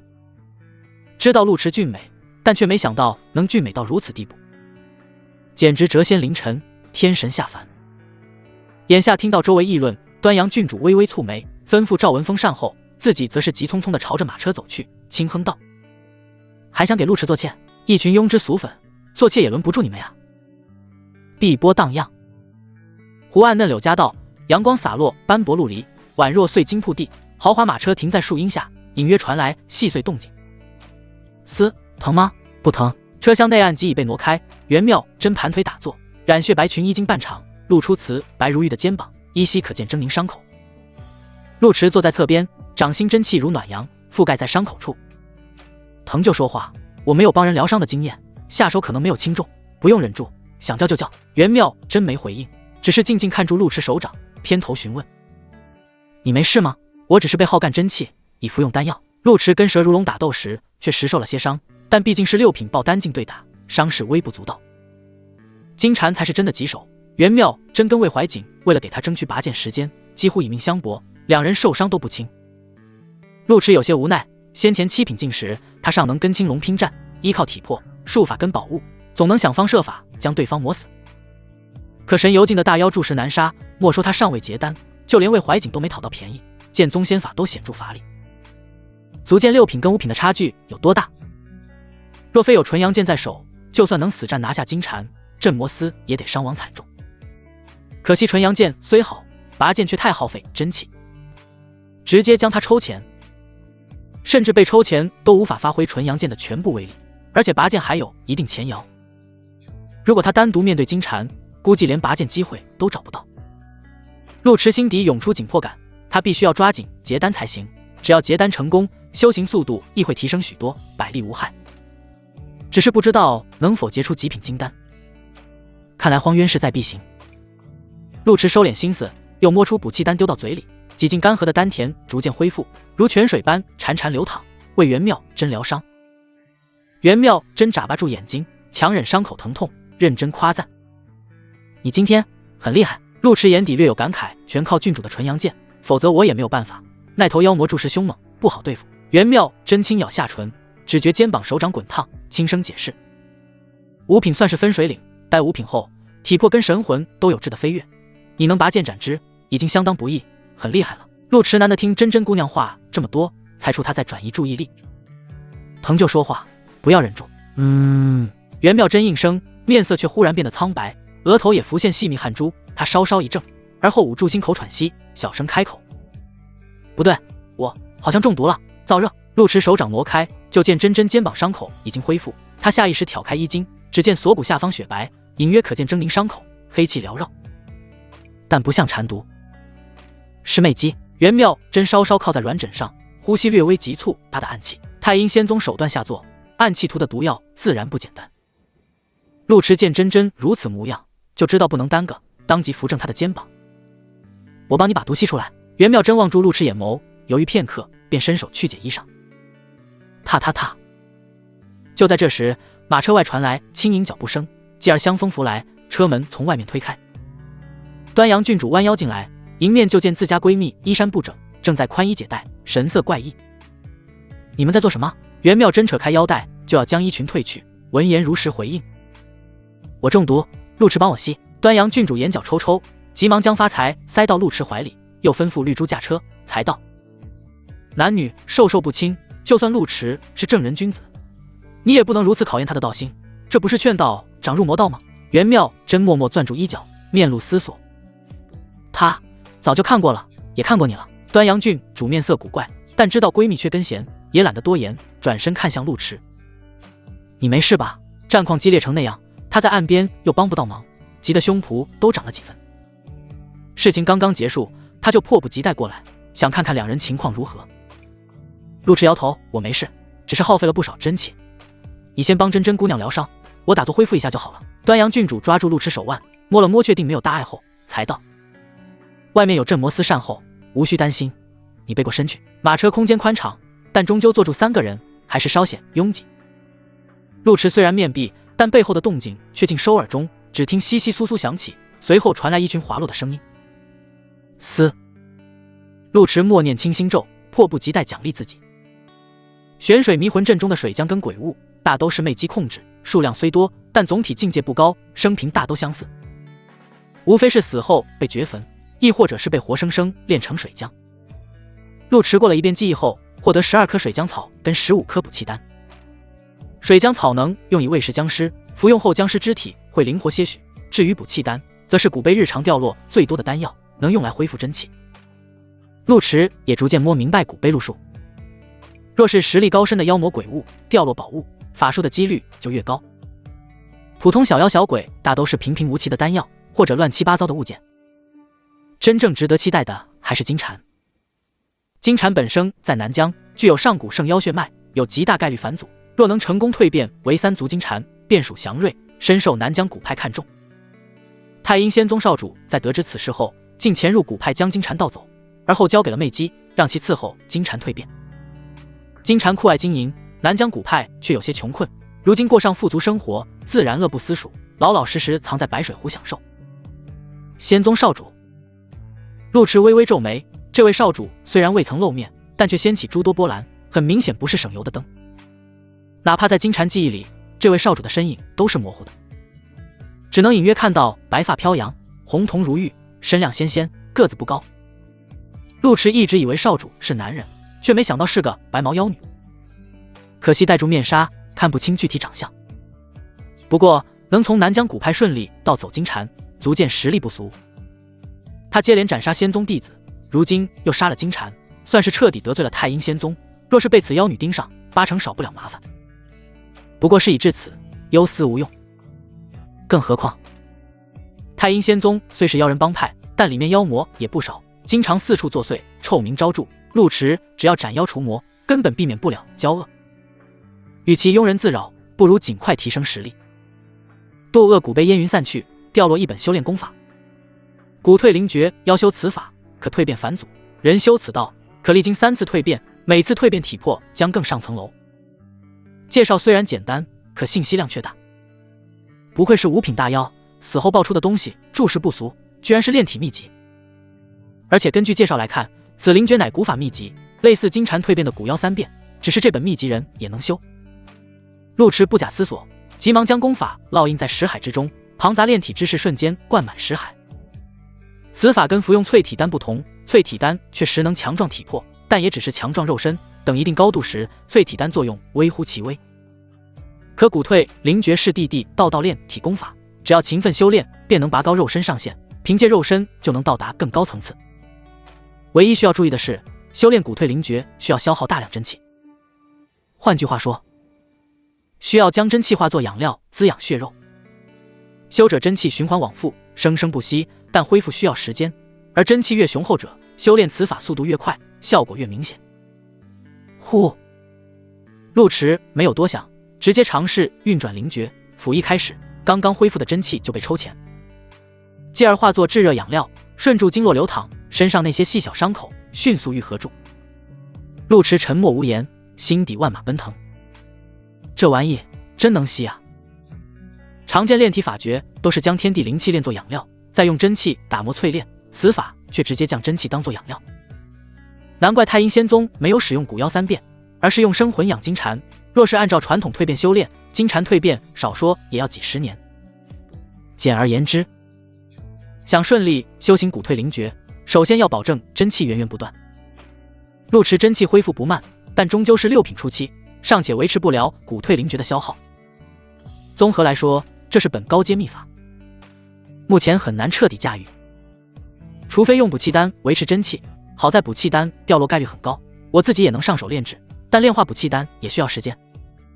陆池稍作思索，忽然想到一门被自己遗忘在角落地功法——囫囵吞枣术。当初杀蛇妖获得此法，觉得鸡肋，便丢到角落吃灰。如今想想，跟骨蜕灵诀正好契合。学会囫囵吞枣术后，消化能力大大加强，可以尽情磕丹练功。思至此，陆池赶忙从储物袋中翻找出此术，迫不及待地学习。果然世界上没有用不到的技能，只有不会用的技能。堕恶古碑奖励的秘籍跟陆池有些联系，上手修炼很快，无需太多时间就能应用自如。待学习囫囵吞枣术后，陆池掏出2粒补气丹塞进嘴里，还没尝到啥滋味，2粒丹药就化作真气汇聚丹田之中，速度确实快。陆池稍稍感知，确定此法可用后，并未太过沉静，毕竟车里还有伤员。这时身后传来闷哼声，夹杂痛苦之色。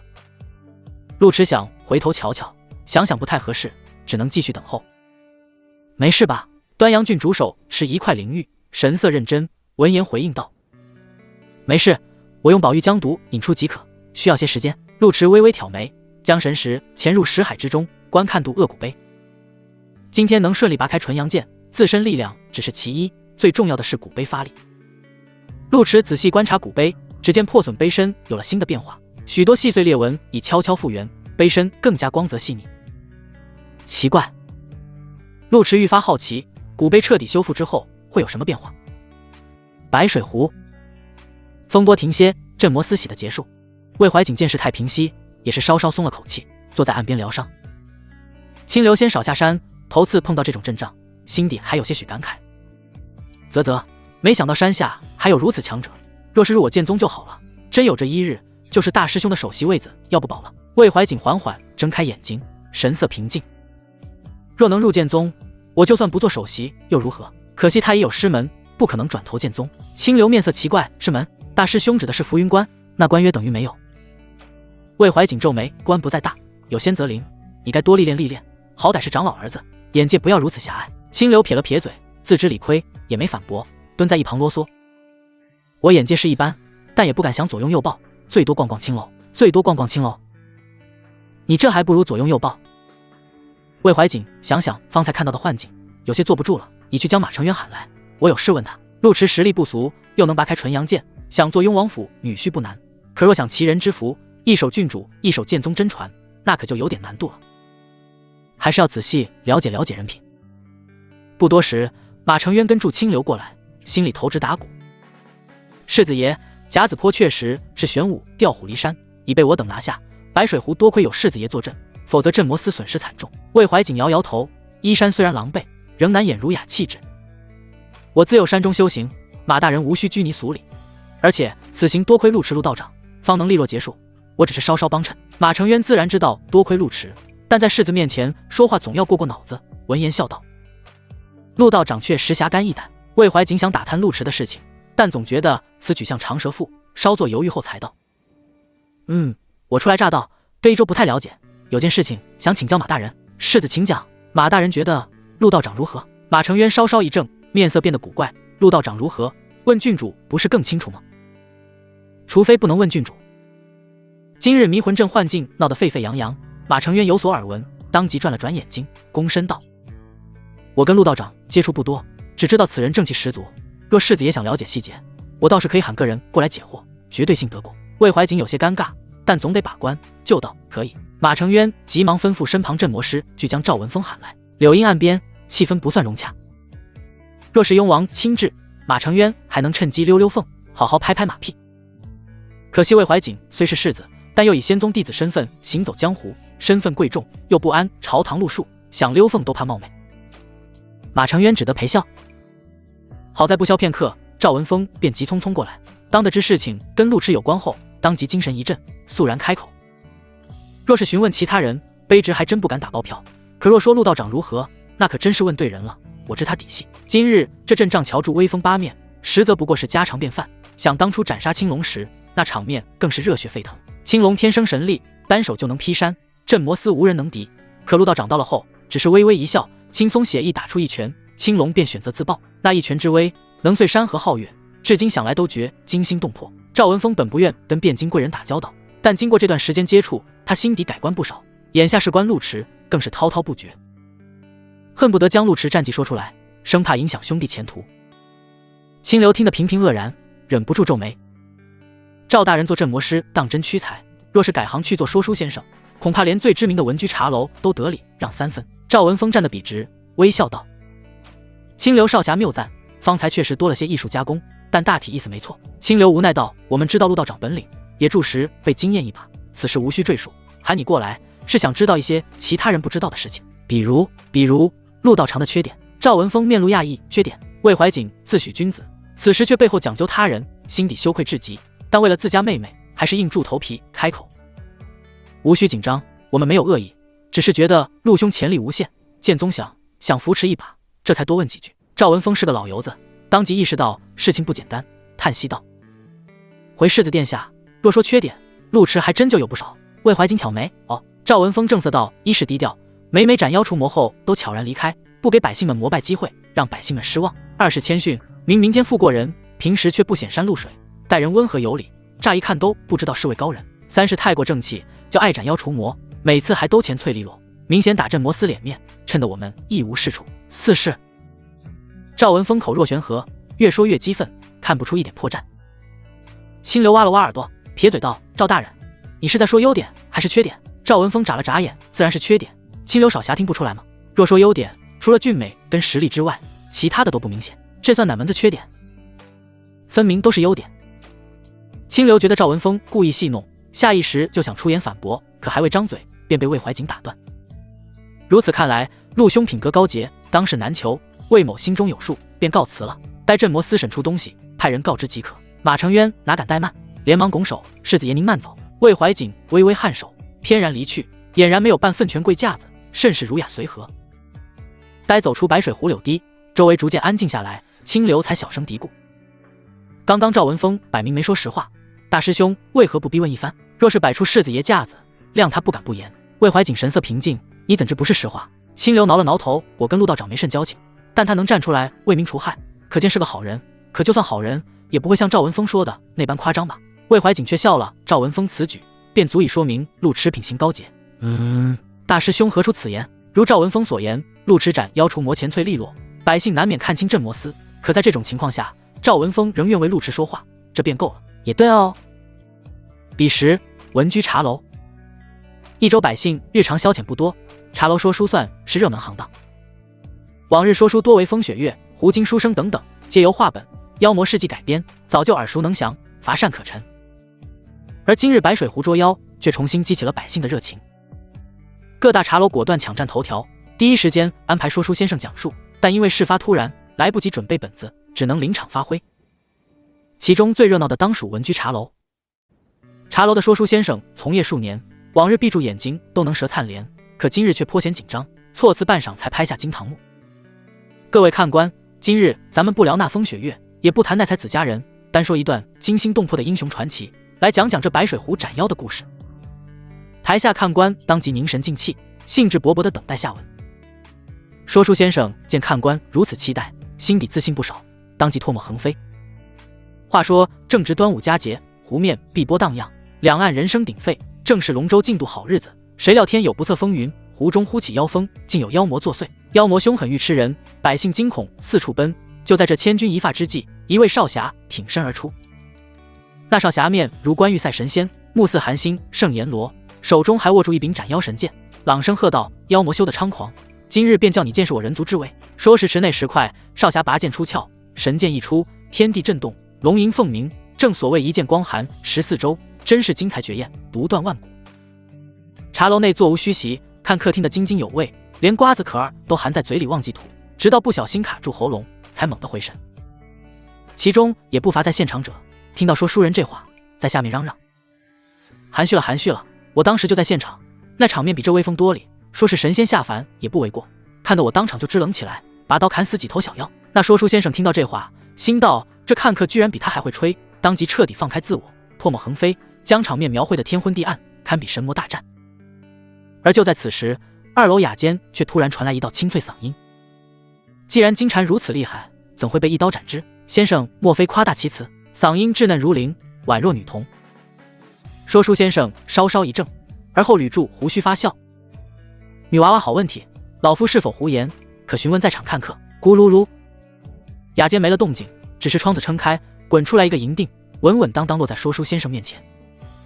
说书属于下九流行当，靠茶水赏钱谋生，难得见如此大方的客人。说书先生用扇柄将银锭划拉到筐里，笑道：“多谢小姐赏赐，然则老朽不敢胡言。那金蝉确实被一刀斩之，前脆利落，连惨叫都没有机会。”雅间沉默一瞬，细嫩嗓音再次响起：“斩妖者好生厉害，可知姓甚名谁？”浮云关关主陆迟。多谢先生解惑，先生且继续。好嘞，您请好。说书先生得到打赏，心中激动，措辞抑扬顿挫口若悬河，引人入胜。而就在这时，茶楼门外传来动静：“来啦来啦，郡主香车来了，神仙就在香车里呢，我闺女亲眼看住上车的，跟剑宗的女神仙一起。”茶楼听客稍稍一怔，忙不迭冲出门外，朝着街道张望。就连说书先生也小跑住跟上，想看看这位传闻中的陆道长到底是何风姿。嘎吱，推窗声音响起，继而风声吹拂，2楼雅间彻底没了动静，徒留半盏清茶，但盘中糕点却是吃得一钱2净，隐约可闻到馥郁桃香。益州城门，城楼古朴厚重，充满岁月沧桑，平时此处行人不多，今日却熙熙攘攘。神骏马车奔行而来，甫一入城便被百姓簇拥，皆想看看传闻中的少侠身姿到底多么英姿勃发。陆迟没想到消息传得这么快，看住百姓夹道相迎，尚有些不太适应。直接去镇魔司吧。元妙真衣衫已经穿戴整齐，解毒后气色恢复些许，闻言朝着窗外看去，只见人群中不乏年轻貌美大姑娘，皆翘首以盼，驻足张望。如此阵仗，不亚于他当初赴京之时。他们都想嫁给你。元妙真轻声开口，陆迟很招人喜欢。端阳郡主摇住团扇，金蝉跟马贼事情都尘埃落定，心情愉悦不少。回望身后拥挤人群，意味深长道：“自古英雄难过美人关，同样美人也难过英雄关。你接连斩妖除魔，自然有少女怀春前赴后继，要不从里面挑选几个，本郡主帮你做主，就当谢礼。”陆迟眼皮都没抬，这谢礼可是一点诚意都没。殿下若真想感谢，何必替其他人做主，不如自己以身相许得了。端阳郡主挪了挪丰盈的臀儿，起身凑到陆迟身旁，呵气如兰：“啧，你还真笑想本郡主，我还以为那幻境是老贼作祟，故意挑拨离间的，没想到你真想左拥右抱。”陆迟现在满脑子都是媚姬的事情，耗费这么多时间，总要有个具体真相。眼下见郡主娘娘皮，抬手就朝着肥臀拍去。别皮，我是道士，又不是和尚。啪！衣襟轻颤，泛起臀浪。端阳郡主猛地一僵，急忙重新坐下，桃眸轻颤，似有水波潋滟，声音不自觉带了几分娇媚：“你这家伙居然又打本郡主，真是打习惯了是吧？”元妙真靠在车厢，眼眸轻眨：“是你先挑衅的，你到底是谁的闺蜜？”端阳郡主语塞，下意识并拢双腿，强装镇定道：“念在你立下大功的份上，这回不跟你计较，但是下不为例。”陆迟凝神静气，缓缓解释道：“斩妖除魔乃我辈己任，可不是为了镇魔司区区功劳。”端阳郡主轻哼，能哼，知道你侠肝义胆，但是妙真受伤，我要带她回府休息。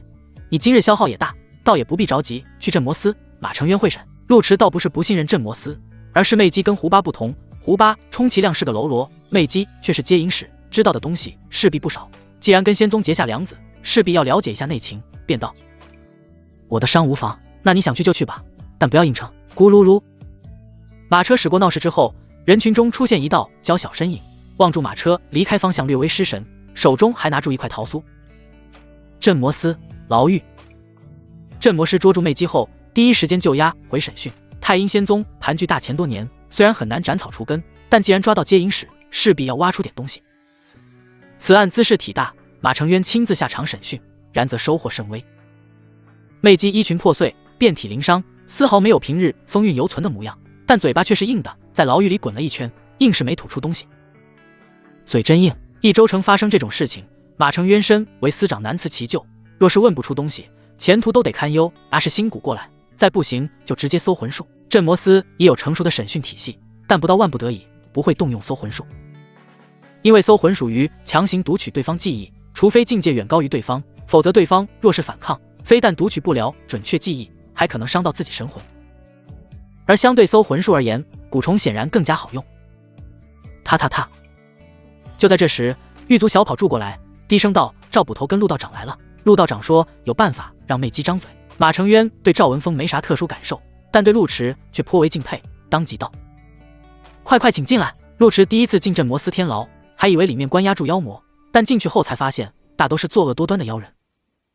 牢中布置禁魔阵法，不管修者还是妖魔，进来后都无法使用真气术法。马承渊亲自搬来张椅子，放在陆迟面前。陆道长，请坐。陆迟微微颔首：“马大人客气了。”马承渊微笑道：“陆道长协助镇摩司斩妖无数，本官仰慕至极。只是这妖女嘴硬难缠，注事不好审，怕污了道长眼睛。”无妨。陆迟撩袍坐下，从怀中摸出一个瓷瓶，让他服用这颗丹药，他自然会知无不言言无不尽。魅姬琵琶骨被贯穿，几乎是挂在刑架上。闻言冷笑开口：“痴人说梦。”赵文峰拿起丹药，直接捏住魅姬嘴巴，强行塞了进去。嘿，我这暴脾气，记住你现在的样子，希望你一会还能这么嘴硬。真言丹。陆迟获得此丹后，一直未曾使用，如今给魅姬也不算浪费。哼。魅姬身为仙宗接引使，心狠手辣，什么手段没玩过，根本就没将镇摩司手段放在眼底，言语间充满蔑视。仙宗是什么地方？就凭你们这些手段，还想让我开口？真是愚昧自负！劝你们别白费功夫，要杀要剐悉听分辨。赵文峰有心在兄弟面前露两手，当即搓了搓手。嘿，这娘们嘴真硬，要不让我再走一遍流程？陆迟泰然自若，抬手示意无需如此，微笑开口：“我被正道修者，手段确实不如魔道狠辣，但向来讲究以德服人。我只问你一句，太阴仙宗在盘算什么阴谋？”马承渊闻言稍稍一怔，继而转头看向赵文峰，两人面面相觑，都有些摸不住头脑，显然不明白这是什么审讯路数，还以为那颗丹药是奇毒怪药，服用后便求生不得，求死不能，结果魅姬非但无恙，甚至还精神奕奕。至于以德服人，说的是镇摩司吗？赵文峰干咳一声，压低声音提醒老陆：“这些妖女牙尖嘴利，就得来硬的，让他们尝尝厉害，以德服人没用。”没错。马承渊也怕陆迟尴尬，刚想递个台阶，却听魅姬开口了。魅姬怀疑陆迟脑子不好，说甚以德服人，哈哈笑了两声，嘲讽道：“传闻缠妖3退之后会变成瑞兽，自带祥瑞指照，仙宗费尽供养金蝉，自是为了这份气运。”魅姬声音戛然而止，继而脸色大变，惊恐看向陆迟。他明明是想嘲讽陆迟道貌岸然，试图阴阳怪气，损其道心，结果居然将真相说出来了。不对劲！魅姬骇然惊恐，下意识骂道：“少主胸怀大志，只待夺取气运，增加筹码，便能复苏魔神，让仙宗重回九州。”声音再次戛然而止。魅姬身躯乱颤，眼神犹如看一只怪物，心底又惊又怒。草！他娘的！这不是我想说的话呀！这什么写法？魅姬人都傻了，双目瞪大，本能想捂住嘴巴，但身体被捆得死死的，只能做徒劳的挣扎，晃得铁链哗啦作响。马承渊亦是瞠目结舌，这……他刚刚亲自审讯过魅姬，深知这娘们嘴硬的吓人，估计是受过特殊训练，受刑时候眼都不眨。结果陆迟稍稍一问，就这么水灵灵的吐真言了。这丹药什么来路？马承渊下意识看向赵文峰，无声询问。赵文峰抬了抬手，面含微笑：“陆道长向来擅长以德服人，不必惊讶。”什么叫不必惊讶？你他娘的！马承渊在心底默默记赵文峰小账，但知道事关重大，便急忙平复心情，充当旁白解释。在1000年前，四海九州爆发过道魔大战，史称魔神战役。当时有妖魔到达超品之上，号称魔神，带住妖魔作乱，生灵涂炭。九州道门为了对付魔神，只能拧成一股绳，联合组成道盟，最终以乾隆之碑将魔神镇压在极西天渊。可后来乾隆之碑去往天外，离开此间天地，好在魔神早就被神碑磨灭，就算神碑离开，也难以翻身。太阴仙宗居然想复活魔神，这不是痴人说梦吗？天眼宗曾推演过，魔神是不可能卷土重来的。魔神战役之后，魔门被迫退居海外，苟且偷生，近100年才逐渐有些起色，开始朝着九州渗透势力。陆池看过《四海九州志》，对这段历史有所耳闻，但对乾隆之碑知之甚少，毕竟是镇压魔神的神器，避免魔门趁机作祟，琢磨不多。可想想自己外挂也是古碑，陆池总觉得不太对劲，询问道：神碑去往天外？马承渊面露向往之色，传说修至超品之上，便可破碎虚空去往天外，然则古往今来能做到者寥寥无几啊。但乾隆之碑却是从天而降，随流火坠落在东海之滨。道盟曾有猜想，神碑或许来自天外，是未解人间灾殃而来，魔神死后，神碑自动归位。陆池越听越觉得古怪，心底都有些打鼓，但也不能将渡恶古碑暴露，只能自己多留意，便道：此事牵扯太大，镇魔司自行判断即可，陆某不好插手，还是先聊聊眼前的事情。太阴仙宗在一州饲养金蝉，难保没有其他帮凶。确实，马承渊顿时心领神会，复活魔神这事口号太大，就算是真事，也轮不住他们这小庙来管，向上汇报即可，得让朝廷跟道盟处理。但一州若有魔门余孽，那可就跟当地镇魔司息息相关了。马承渊面色凝重，喝问道：魔门在一州可有余孽？据点如实交代。魅姬目眦欲裂，知道陆池使用邪法，不想开口作答，可又控制不住，恨不得找根棍子将嘴巴堵住，怒道：红衣房，你的相好红娘子就是仙宗内门弟子，培养3年才在青楼出道，为的就是发展仙宗据点，马大人可满意了？娘哎，这信息量可有点大。监牢瞬间死寂，狱卒们，你看看我，我看看你，皆瞠目结舌，而后眼观鼻鼻关心，装作没听到。赵文峰忽然后悔带陆池过来，万一上司忽然翻脸，翻脸也无妨，马老登老胳膊老腿，他有自信跟陆池杀出重围，上报京城。休要胡言乱语！马承渊勃然大怒，无法接受自己一把年纪居然成了魔门妖女的金包，直接晚年不保，老脸都气得发绿。死到临头还不忘栽赃嫁祸，果真魔门妖女，执迷不悟。魅姬见状反而舒坦不少，本想撒谎挑拨离间，可惜真言但作用犹在，只能冷嘲热讽。马大人何必生气呢？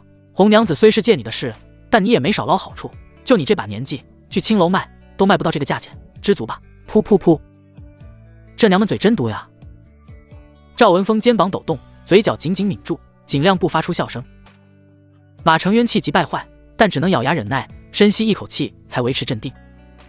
道长，这丹保真吗？陆池也有些愕然，真言丹效果能维持半个时辰，他的话应该不会有假，但这是镇魔司的事，待会你们慢慢审。马承渊哪还有心思慢慢审，狠狠瞪了赵文峰一眼。笑什么笑？愣住作甚！速速带人将红衣房控制住，在此事未查清之前，所有人都不得离开红衣房。他。赵文峰努力憋笑，嘴角不住抽抽，闻言急忙拱手：卑职领命。可此事事关重大，是否要禀报郡主？马承渊揉了揉脑袋，在原地走了2圈，自然要告诉郡主。那卑职告退。赵文峰拔腿就走，走时还特地拍了拍陆池肩膀，意思相当明显，我这就去找郡主殿下，免得老登想灭口。魅姬嘴角一显，状若疯癫，呵呵呵，看你这个司长能做到几时？陆池没工夫听2人对线，稍稍捋清楚事情因果后，继续询问：既然你们少主是此事主谋，那他可在一州？修为如何？长相如何？年龄几何？姓甚名谁？我要他的详细信息。马承渊刚经历暴击，对妖女深痛恶绝，在旁边帮腔。如实交代，让陆道长好好查查你们这群妖女。陆池眼皮一跳，觉得这话不太对劲，但也没吭声，只是盯住魅姬。魅姬面露挣扎，显然不想出卖少主，但最终还是扛不住真言丹之威，咬牙道：少主名玉颜虎，身负上古圣族神虎血脉，实力不详。他。陆池皱眉。魅姬言语断断续续，但可以拼凑出玉颜虎大概形象。玉颜虎因身负上古圣族血脉，曾在冰川沉睡100年，蜕变法身，已是120岁高龄，但心智20左右，白发红瞳，身高约莫4尺8寸。每次现身都以轻纱覆面，难窥真容。此人神龙见首不见尾，行踪不定，而太阴仙宗见在迷雾山谷，此山谷会随的脉移动，难寻其踪。魅姬虽是接引使，但地位不高，对魔门秘辛了解有限。陆池打听玉颜虎，纯粹是怕妖女报复，知己知彼才能百战不殆。可惜魅姬知道的东西也不多，不由有些失望。看来只能尽快结单才行。思至此，陆池又询问一些相关问题，才起身离开。真言丹还有些时效，马大人想问什么就问，过时无用。马承渊连连摇头，我如今涉案其中，应当避嫌，已经派人禀报郡主殿下，让殿下主持此案。陆池无意插手镇魔司内部案件，闻言微微颔首，转身离开。镇魔司天牢外，陆池刚刚走出，就见前方停住辆马车，绿珠正站在车前等候。见陆池从牢中出来，绿珠急忙挥手，雄厚衣襟跟住轻颤。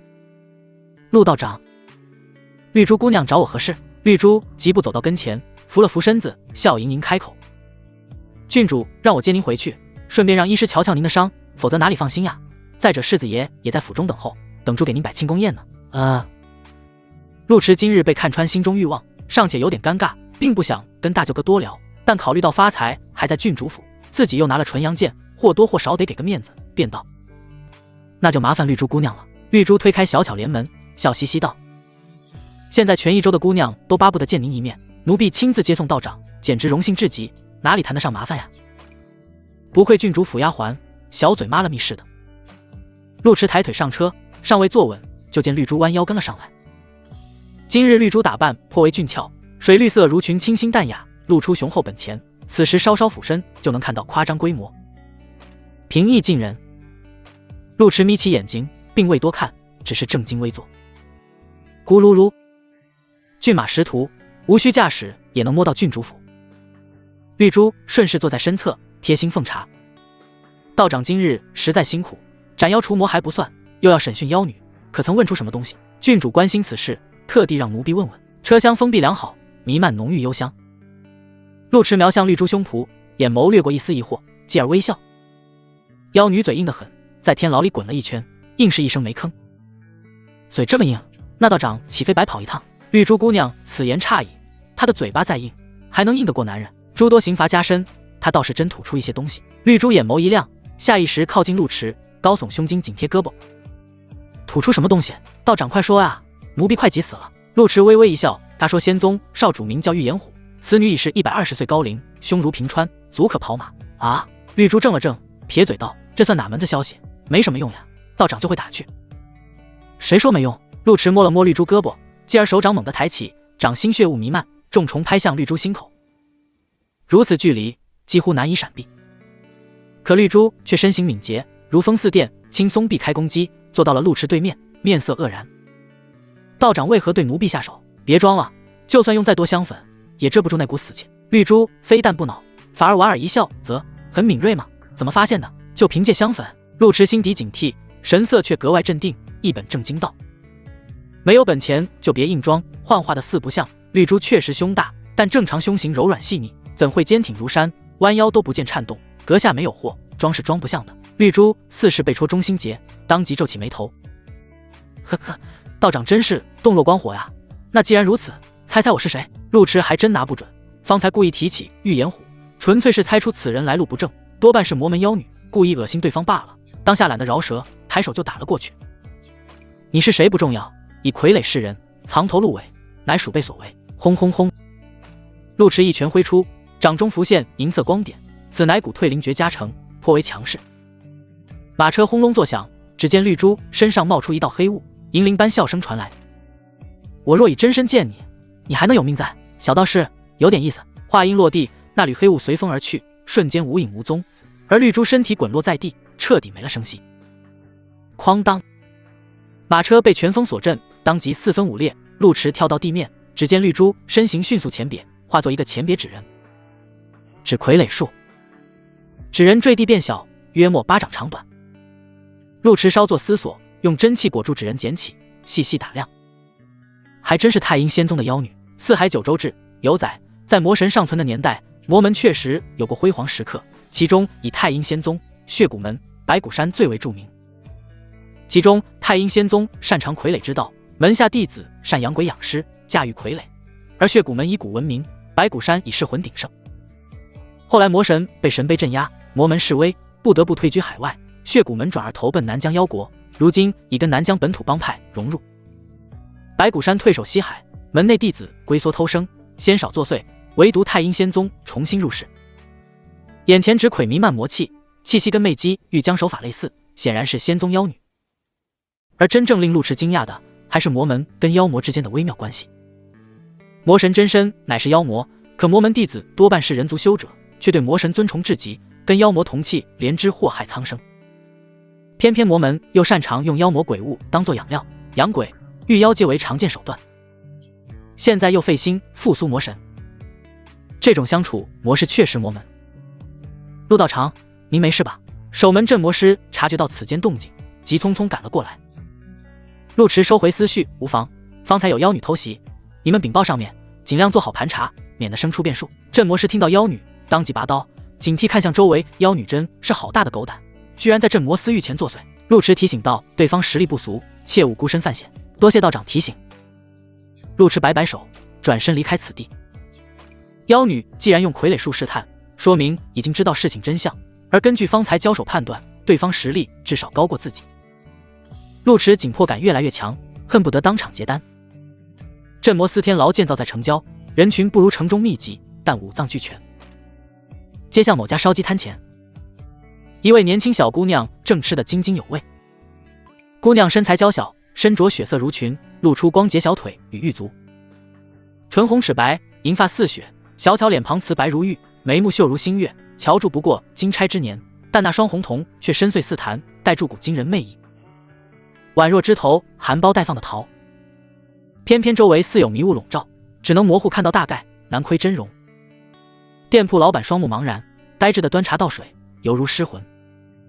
小姑娘坐在高凳上面，晶莹白皙的玉足轻轻晃动，粉嫩小口吃住烧鸡，眼神慵懒惬意，望住远处的镇魔司天牢，嗓音稚嫩细柔，有点意思。窸窣，他将烧鸡吃个前劲，拿出手绢擦了擦手，丢下几个铜板，继而脚尖轻点，悄然离开这条长街，身影偏若惊鸿。啪嗒，清脆响指声自远处传来，烧鸡铺子老板倏然回神，满脸茫然，直到看见桌面上放住几个铜板，才回过神来，疑惑地挠了挠头，而后看了看左右，才将铜板收起。郡主府园，绿树掩映，从怒放，簇拥驻雅至长亭，亭中摆筑曲水流觞宴，舞娘乐师在旁等候，正准备为陆池庆功，结果就听到红衣房事件，端阳郡主气得胸脯鼓掌。马承渊跟魔门牵扯，此事可大可小，但无论如何都要彻查才行。一州本就边陲，山高皇帝远，百姓全靠当地官员良心。陆池微微挑眉，他跟镇魔司只是斩妖合作，不好插手内部案子，便道：镇魔司内部事情我不好插手，但一州肯定有魔门余孽。我刚出天牢就碰到有人用纸傀儡作祟。魏怀瑾虽是皇族，但本人常年清修，不理官场之事，眼下没接妹妹的话，倒是对纸傀儡有些兴趣。剑宗有追踪术，我来瞧瞧，但对方应该早就斩断了联系。飒飒，魏怀瑾腆起双指，炙热真气凝于指间，环绕纸傀不散。继而纸傀骤然抖动，冒出一缕黑雾，黑雾朝祝府外飘动，犹如寻根溯源，但很快就烟消云散。果然，魏怀瑾有些遗憾，对方早有准备，无法追根溯源。陆池略微沉吟，有没有可能是传闻中的仙宗少主？魏怀瑾皱起眉头，他虽是剑宗弟子，跟魔门斗智斗勇数次，但唯独没接触过玉岩虎。玉岩虎此人十分神秘，难凭此物确定身份，我只知他修习天魔神功，极难对付。不过既然跟魔神有关，我需传信给师门，请师门出手调查，确实只能如此。毕竟事关重大，绝非区区几人就能解决。若是真的，八成整个道盟都得出手。正因如此，席面氛围有些沉重。端阳郡主见兄长给师门传信，头痛地揉了揉脑袋。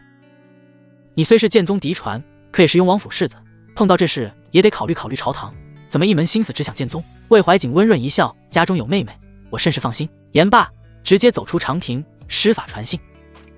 端阳郡主见状，轻抚心口顺气，顺势拉拢陆池。我个满脑子都是修仙，剑宗真是彻底指望不上他。你有没有兴趣离开益州，去其他地方瞧瞧？本郡主可以为你引路。陆池听出言外之意，益州终究渺小，将来肯定要去其他地方游历，不过却不想掺和朝堂，便道：确实有过这个想法，但闲散惯了，就算外出也是斩妖除魔，历练自己，无意搅和朝堂纷争，怕要辜负郡主厚爱。辜负郡主厚爱？端阳郡主红唇微张，桃眸眯起，似笑非笑开口：你看也看了，摸也摸了，现在又一本正经，就像跟本郡主不熟似的，又没让你娶本郡主，瞧你吓得。陆迟听到这话，当场反驳：哎，这话说的不对，若是为姑娘让我负责，我自然不会推诿，但朝堂的事情太污糟，我一修道之人懒得掺和，这倒是实话。自古朝堂糟心事多，端阳郡主也没辩驳，总归他还要在一周待段时间，总有机会软磨硬泡。端住酒盏晃了晃，随意道：说是修道之人，心底却想住左拥右抱，本郡主还真好奇，若真让你选择，本郡主跟妙真两人，你会选谁？这什么破问题？陆迟眼神都警惕起来，朝着左右看了看，问道：真真姑娘人呢？端阳郡主眨眨眼，在房间调息，莫非真真不在，影响你回答？要不本郡主把她叫来，你当着我们的面好好说说，那不更糟吗？全怪媚姬的迷魂阵，那娘们是真该死。陆迟面露微笑，倒也不用，不知郡主可曾听过一句话？常言道，修仙之人讲究念头通达，大白话来讲，就是痛痛快快过日子，心无挂碍，别被外界困扰，胡思乱想滋生心魔。端阳郡主想了想，点头，确实如此。陆迟继续道：那感情也是如此，男女之情本是缘法，本应顺其自然，若是强行选择，岂非违背本心？届时徒增诸多烦恼，谈何念头通达？端阳郡主眨了眨眼睛，继而扑哧一笑，枝乱颤。真是谬论，念头通达岂能如此使用？不过修者长路漫漫，能走到最后者寥寥无几，如此计图，就算多两个道侣也合情合理。到底出身皇家，端阳郡主平时接触多为朝堂勋贵，暂且莫说世家，就连那些朝堂官员都要三妻四妾去填满后宅，更何况真有本事的修炼天骄。陆迟没想到昭昭如此通情达理，当即举杯示意。昭昭此言甚妙，敬你一杯。淡了淡了。端阳郡主性格豪爽，举起酒盏一饮而尽，双颊都有些微红。我方才提议，并非让你去朝堂厮混，我不过是个郡主，吃喝玩乐还行，其他的一窍不通。只是长公主欲寻乾隆之杯，希望天下有识之士尽份力。陆迟听到神杯，心神微动。不是说神杯去往天外了吗？端阳郡主有几分醉意，优雅靠在椅背上，懒懒开口：非也，大前已有500年无人飞升，无人破碎虚空，神杯又怎会自动飞离？长公主殿下觉得神杯或许是感应到某些信号，这才神秘失踪。陆迟对那位前宫牡丹有所耳闻，据说是当今皇帝长姐，年龄可做奶奶，乃2品天元境。40年前南疆叛乱，正是这位长公主出征后，南疆妖国献上降书，年年朝贡。按照辈分，端阳郡主应当称其姑姑。陆迟愈发觉得石海古碑不太对劲，含蓄打探道：神碑乃是神器，若能找到自是好事，可神碑失踪已久，不知其貌，怕是难寻。端阳郡主觉得醉意微醺，揉了揉脑袋，双眸迷离。若是好找，哪用劳驾天下有识之士？道盟那群牛鼻子早就找到了，但闲住也是闲住，若真能找到，可不就光宗耀祖，族谱都得单开一页。但我家族谱8成不行。陆迟见郡主娘娘喝多了，关怀道：罢了，这事日后再说，要不我送你回房休息。端阳郡主这2日确实没少操心，但却不敢让陆迟送，这家伙又摸又看的，保不准就趁虚而入。抬手道：那倒不用，关于镇魔司的事情，我已派王府亲卫去监察，后面禀报长公主即可，你无需操心。让绿珠扶我回去休息，你跟我哥喝吧，最好能劝劝他，堂堂庸王世子，找一把剑当道侣算什么事，丢人现眼的。绿珠见郡主说话都有点发飘，急忙快走2步，扶起郡主丰腴身子。奴婢送您回去。陆迟连喝几杯，也有些上头，心底也乱糟糟的。渡厄古碑可别是丢失的神碑，否则事情还真有点麻烦。踏踏踏，不多时，脚步声响起。魏怀瑾做法传信后，便回到长亭，见陆迟独自饮酒，反倒露出笑意。我已将消息告知师门，陆兄无需担心，恰好端阳不在，你我可聊一些男人之间的话题。男人之间的话题。陆迟扫了魏怀瑾一眼，浓眉大眼，气质儒雅，怎么看都不像是沾惹草的人，以为是在试探他，严肃摆手：我一不逛青楼，二不去酒楼看舞娘，魏兄若是想聊这些，我还真就不知道。魏怀瑾愣了愣，面色有些尴尬。剑宗规矩极严，怎会去青楼那种地方？我是有些私事要跟陆兄聊聊。陆迟虽然对大舅哥印象不错，但终究不太熟，闻言有些诧异。魏兄，但讲无妨。魏怀瑾挥退周围丫鬟，神色严肃道：“我知陆兄对端阳有好感，作为端阳兄长，我对陆兄也颇为满意，自然支持你们两个接触。但是妙真师妹的事情，我说了不算，得只求青云长老。”陆迟先是一怔，旋即觉得大舅哥真敞亮，也没故作矫情，端起酒盏就道：“原来魏兄要说这个，感谢魏兄厚爱，这杯酒先干为敬。”魏怀瑾不胜酒力，眼看陆迟喝酒都这么猛，只能举杯猛灌，而后抬手道：“自己人别喝那么猛。再者，金蝉的事情也多亏陆兄，听说陆兄准备结丹，正缺一位阴阳灵草加成，无愿助陆兄一臂之力，也算感谢陆兄拔刀相助。”大舅哥比想象中更敞亮啊！陆迟虽然没去过荒渊，但结极品金丹的灵药生长其中，用脑子想想就知道危险，多个人肯定多分胜算。一般道门弟子大都结伴同行，陆迟孤家寡人一个，就算去也只能单枪匹马，眼下也没客气。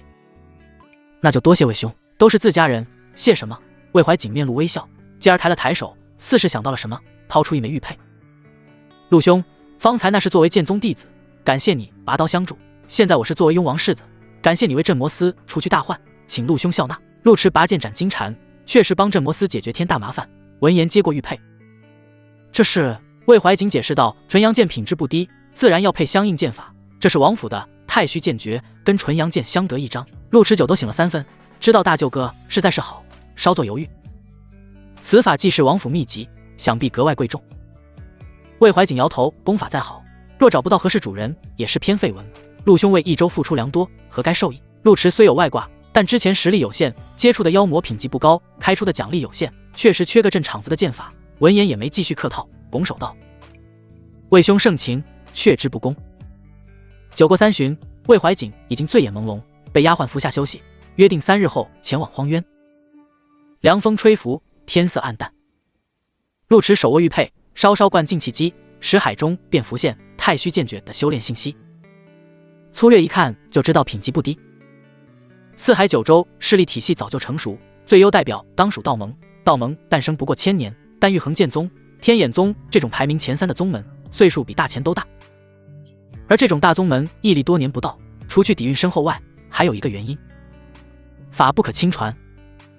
世间顶级玄功大都握在宗门世家手中，普通修者难以接触，只有内门真传才有资格修炼玄功。正因如此，无数修者对宗门趋之若鹜，宗门只需精挑细选，择优录取即可。好苗子加上好功法，自然能稳步发展，因代代相传，其底蕴不比皇族差，甚至比皇族更占优势。所以魏怀瑾哪怕出身皇族，仍旧要去剑宗修行。而当初魔门崛起，原因之一就是宗门世家垄断太过，不仅顶级玄功，就连许多灵草仙药也都被牢牢掌控。一来二去，自然纷争四起，久而久之形成了2股势力。只是魔门门槛不高，约束不多，导致乌烟瘴气。再后来魔神修成，直接将2股势力之争推到顶峰。在那段战争时期，却时流落出不少顶级功法。浮云观的天玄地清心法，便是乱世中获得，品级不俗。正因接触过此类功法，陆迟更明白太虚剑诀的珍贵。他并不觉得太虚剑诀会找不到合适的主人。这种级别的秘籍，就算天赋有限，练不出剑诀精髓，也能在江湖上有所成就。王府出手实在大方，难怪许多修者削尖脑袋都要朝着宗门世家钻。陆迟稍作感慨，将玉佩收起，又喊来郡主府丫鬟，准备去瞧瞧真真。今日战斗凶险，真真没少出力。天色渐晚，群星拱出新月，清辉如薄纱笼罩，幽深树丛中传来虫鸣，丫鬟们轻手轻脚点燃廊灯。袁妙真在软榻盘腿打坐，周身却无真气环绕，清幽眼瞳微颤，秀眉平蹙，显然有些心不在焉。窸窣，轻微动静响起，绿珠小心翼翼推门进来，将油灯点燃，继而看向床榻方向。明慧空灵的御剑仙子，哪怕只是静坐，也难掩风姿绝丽，圣洁的像是玄女凌晨，不食人间烟火。若是跟郡主摆在一起，那简直是大胸妖女跟清丽仙子，绝对反差。绿珠眼神羡慕，发觉女神仙明显心不在焉，便关怀道：“郡主让我来瞧瞧，袁姑娘，你的伤还好吗？需要奴婢为您疗伤吗？”袁妙真睁开双眸，清幽眼瞳看向绿珠，面露犹豫。绿珠，我有件事想请教你。绿珠虽然嘴皮，但在正事面前从不含糊，知道郡主跟袁姑娘关系匪浅，当即微笑开口。袁姑娘但讲无妨，奴婢定当知无不言，言无不尽。袁妙真微微垂眸，神色颇为苦恼，稍作措辞才道：你会想男人吗？噗！绿珠没有喝水，但此时却有喷水的想法，愕然片刻后，立刻意识到问题所在。娘哎，剑宗仙子思春了。以往在京城时候，绿珠没少跟祝郡主参加闺中小宴，那些骚小姐们什么都敢说，没少聊男人。绿珠虽然没尝过男人滋味，但理论知识相当丰厚，当即开口：袁姑娘说的想是怎么个想法？您详细说说，奴婢好为您解惑。袁妙真抿了抿唇，认真描述。无事做的时候就会想，修炼的时候也会想，还真是想男人了。关键能让剑宗仙子想的男人还真不多。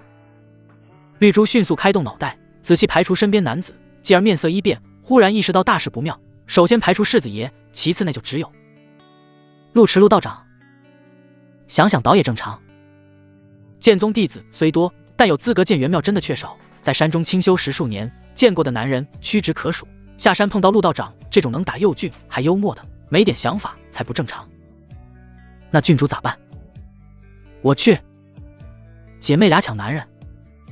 绿珠作为郡主贴身丫鬟，自然明白郡主心思，肯定要帮自家主子稳固正宫地位，当即笑眯眯开口：少女怀春乃是常事，袁姑娘不必执着，而且人与人之间相处多了，难免会想到对方，这并不算什么，就像您也会想到郡主一样。袁妙真轻抚心口，似是在思索绿珠的话，半晌才道：常事吗？谢谢你，绿珠。绿珠有些心虚，根本待不住，无妨，袁姑娘且休息，有事喊外面丫鬟即可。郡主喝醉了，奴婢的过去瞧瞧。男人都快被抢了，郡主还在那边醉住，若没我这个丫鬟操心，以后可怎么办呀？唉。绿珠扭住小腰走得飞快。踏踏踏。待绿珠走远后，袁妙真稍作思索，从储物袋里摸出一本书来。书籍厚重，飞叶龙飞凤舞写住几个大字：修仙道侣指南。绿珠没有澄清，她也不懂。袁妙真轻声自语，自从看了陆池那个物件后，她便偶尔走神，一度怀疑道心崩塌。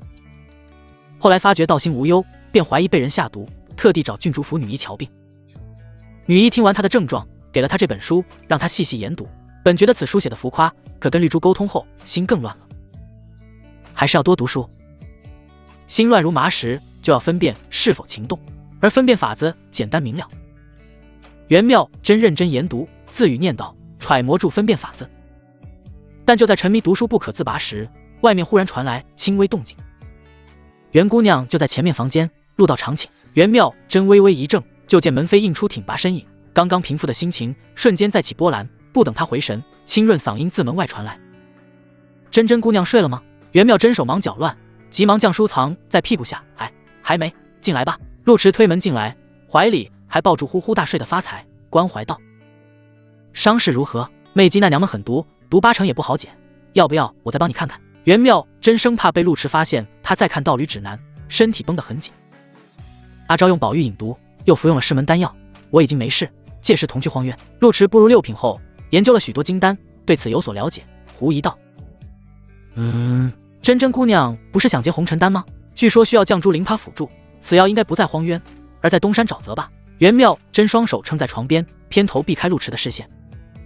荒渊危险，有青灵蟒族，我去帮你护法。四海九州地域广袤，妖族种类众多，莫说荒渊这种知名灵地，就算随便某座深山、某条大河，或许都住妖魔族群。而青灵蟒族稍显特殊，此族虽是妖魔，但依赖地灵修炼，不像其他妖魔嗜血，被称作灵妖。然则此族领地意识极强，又痴迷双修之道，若是起了冲突，8成得被蟒女诈钱。所以许多修者都不愿招惹青灵蟒族。民间传闻的草蟒英雄，多半都是跟青灵蟒结合。陆池对此有所耳闻。自古灵药生长之地，皆有奇珍异兽，何况是阴阳灵草？我们尽量避开蟒族即可。但你的伤不碍事。袁妙真摇了摇头，无妨。陆池还是有些不放心，今日大战属实凶险，你跟魏兄受伤都不轻，要不我还是运功帮你瞧瞧，免得留下内伤或者暗疾。别过来！陆池觉得真真姑娘今晚不太对劲，想想魔门手段，生怕面前这位也是假的，急忙丢下发财，抓住手腕将他拉起来。是真的，哎，真是真的。陆迟松了口气，眼角余光扫过床榻，却发现床上放住一本书，道侣指南。陆迟眼神狐疑，真真姑娘还挺好学，这书不错。袁妙真头皮发麻，堂堂剑宗弟子，暗地里偷看男欢女爱之书，传出去著实丢人，急忙将书拿起塞进怀里，脸色通红。我随便看看。哦，我真是随便看看。哦，你哦什么啊？袁妙真脸色愈发红润，小手扶住陆迟肩膀，继而猛地将他转身推住后背就往门外赶，姿态还有点小霸气。我要休息，你快走吧。哐当，陆迟还没站稳，身后门就猛地关上，不由一头雾水。哎，真真姑娘怎么了？看书挺好的，博学是好事儿，怎么还急了？房内传来真真姑娘羞愧嗓音。我没急，就是累了，你回去吧。哦，那你把发财放出来啊！踏踏踏，门内响起急促脚步，继而门扉打开，袁妙真将发财塞进陆迟怀里，哐当就关上房门，听动静还拴上了门栓。发财伸了伸脑袋，大眼睛里有些迷茫，似乎在问仙女姐姐咋了？刚刚好粗鲁哦，倒是非礼她了。陆迟眨了眨眼，抱住发财回家，心底有些嘀咕，这是害羞了。陆迟一路离开郡主府，半路还听到醉醺醺的大舅哥正在训斥清流。你是剑宗弟子，怎能去青楼厮混？男人嘛，好色正常，点钱他们就脱衣服给我看，还喊我大爷，跟我谈经论道。我追小师妹1年，他嘟手不给摸，谬论，我这就告知你爹。哎，大师兄，错了，下次我请你一起去，千万别告诉我爹。好家伙！陆迟眼皮一跳，没想到清流看住年纪轻轻，玩得还挺好一个男儿本色。陆迟无意看热闹，迅速回山。夜色渐深，山间道观愈发清幽，碍于被妖女盯上，陆迟颇为谨慎，生怕推门就看到床上躺住女人，就等住杀他。确定道观没有不速之客后，才迈步进去，而后第一时间布置简单结界，关门进修。修炼太虚剑诀这种功法是有些基础门槛要求的，修者至少到爆丹境才能尝试修炼此法，否则根本领悟不透，而且随着实力提升，剑诀威力也会提升。陆迟细细研磨，大概明白了剑诀核心要点。此剑法跟诛魔剑法不同，诛魔剑法带助驱魔 buff， 克制妖魔鬼怪，对妖魔杀伤力更强一些，而剑诀则是众生平等。修者需要将剑诀跟御剑术结合，即可远程操控，也可近战御敌。近战身法敏捷，如惊鸿掠影，不留痕迹，又快又急；远战则需要修者真气充盈，可一剑化百剑，形成小型剑阵。待修炼至后期，还需要领悟天地道运，届时可一人成阵，幻化万道飞剑，也可隔空一剑，千里之外取人首级。若真能修炼到那种地步，堪比仙法。陆迟心向往之，当即取出佩剑，根据招式推演。虽然练过诛魔剑法，但太虚剑一本质跟其不同，要求颇多。首先就是对精神力量要求极高，操控飞剑杀人，本质就是用神识操控，看住理论不难，实则很有讲究。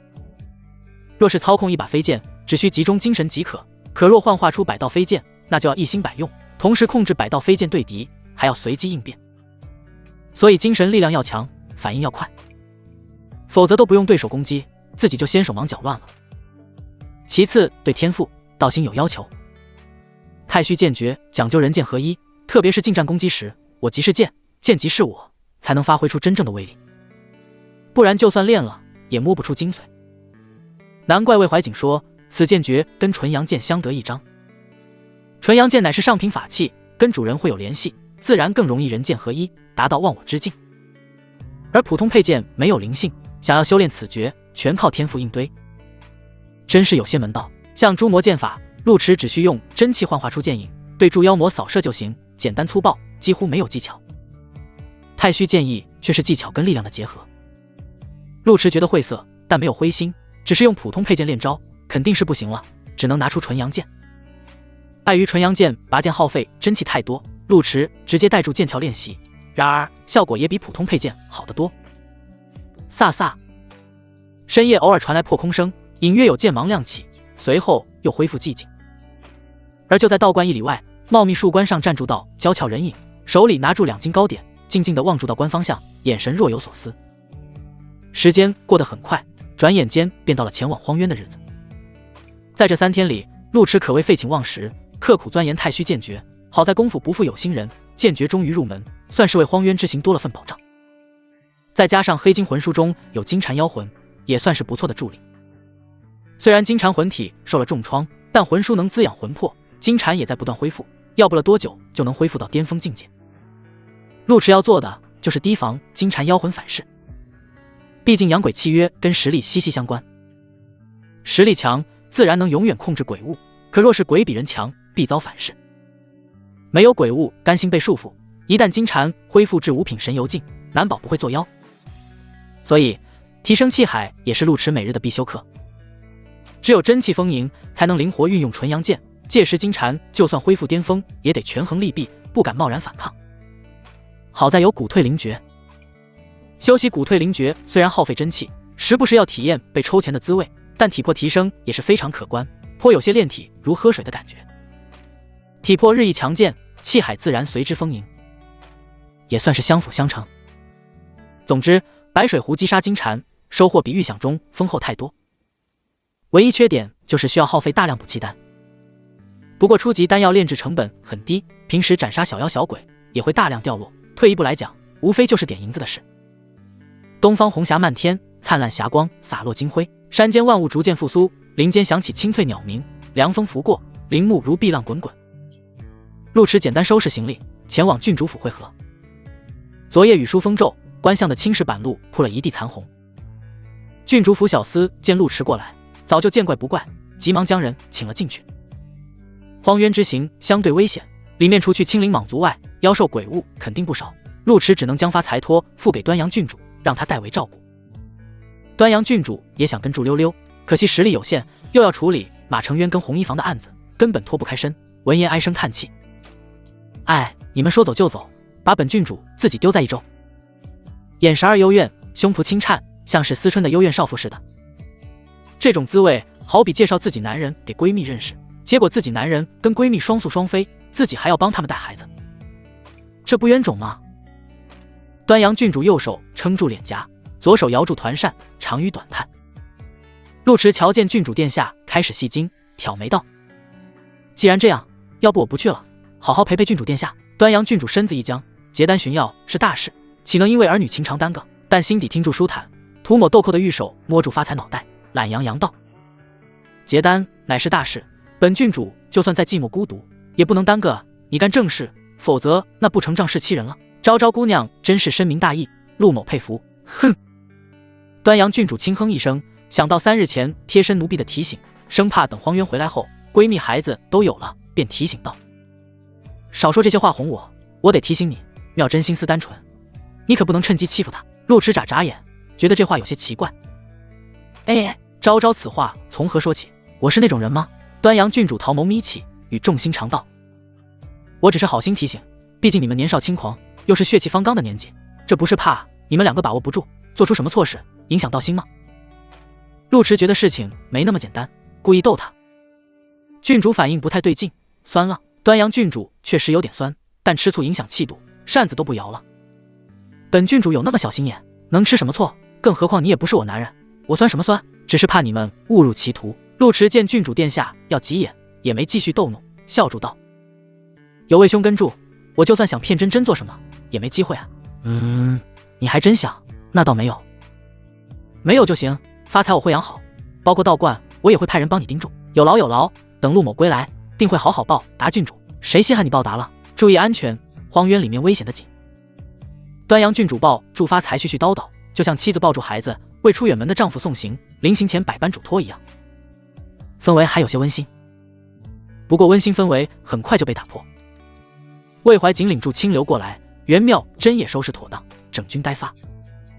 端阳郡主见不争气的兄长来了，脸色都变得难看，阴阳怪气道：“兄长也小心，千万保护好嫂子。”魏怀瑾懒得搭理冷嘲热讽的妹妹，而是径直来到陆池跟前：“陆兄，太虚剑诀领悟的如何了？”魏怀瑾在那个节点赠宝，原因非常简单，一是为了示好，像陆池这般人物属于潜龙在渊，一旦去往京城，估计世家贵族都会闻风而动。雍王府连纯阳剑都给出去了，自然不差一本秘籍，将来搞不好连自家妹妹都得现身。二是荒渊之行确实危险，拔剑又需耗费太多真气，陆迟若能领悟太虚剑意，也算多一份保障。陆迟明白大舅哥好意，如实道：劳魏兄关怀，此剑诀深奥晦涩，苦修3天才刚入门，尚未完全悟透，估计还需要一段时间才能摸明白。魏怀瑾知道修行不易，微笑鼓励：秘籍难修，自然需要时间，陆兄无需着急，循序渐进即可，必要时我也可以当陆兄的靶子。清流站在旁边，闻言眼神都有些茫然，忍不住嘟囔道：大师兄，你先前教我的时候可不是这么说的，我当时练了3天入门，你还说我根骨弱，天赋差，说我不知道上进。四海九州的修炼秘籍，不管是高深还是简单，对于天赋上乘的修者来说，入门都是不难的，难的是真正融会贯通。魏怀瑾作为剑宗大师兄，平日会指点师弟们修行，清流身为大长老的儿子，起点就高，对他要求自然苛刻。陆迟羡慕清流有个好爹，不像自己只能开挂，也想趁机论道，避免修的方向不对，便谦虚开口：魏兄不必当靶子，我展出一剑，魏兄且瞧瞧。魏怀瑾瞪了清流一眼，又微笑看向陆迟，求之不得。郡主府演武场相当宽敞，堪比赛马场，周围刻画住复杂阵法，以保证府邸不被真气力量波及。陆迟飞身而上，踮起双指捏出法诀，纯阳剑连翘而起。飒飒，只见一点寒芒乍起，随后剑光如龙。纯阳剑虽然未曾出鞘，但气势如虹，朝着前方呼啸而去。轰隆隆，剑身如流星飒沓，炙热红芒大作，继而地面震颤，动念间便在地面劈出一道深壑。电光石火之间，尘土碎石四溅。陆迟身如惊鸿，黑色残影如鬼魅飘忽，瞬间掠至100尺之外，在剑光坠地之前，稳稳接住剑身。继而剑芒余波激射，形成飓风漩涡，搅碎落叶飞。场间寂静一瞬，等尘烟消散之后，那道深壑才狰狞显露，削口平滑利落，深达数丈。清流望住面前深坑，神色木然片刻，下意识张大嘴巴，喃喃道：这叫刚刚入门。清流怀疑陆迟根本不懂入门的意思。入门是指稍有感悟，知道如何去修炼，而不是只能行云流水打出剑招。按照陆迟此剑威势，分明是小有所成，只是因为修为有限，无法发挥出太虚剑诀真正威力，但在爆丹境界已算上乘。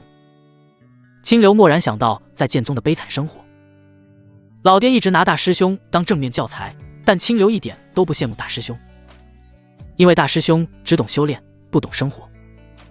可昨晚去醉香楼喝酒时，清流听到魁们议论，皆愿意心甘情愿为陆迟输拢，甚至提陆迟名字还能打折。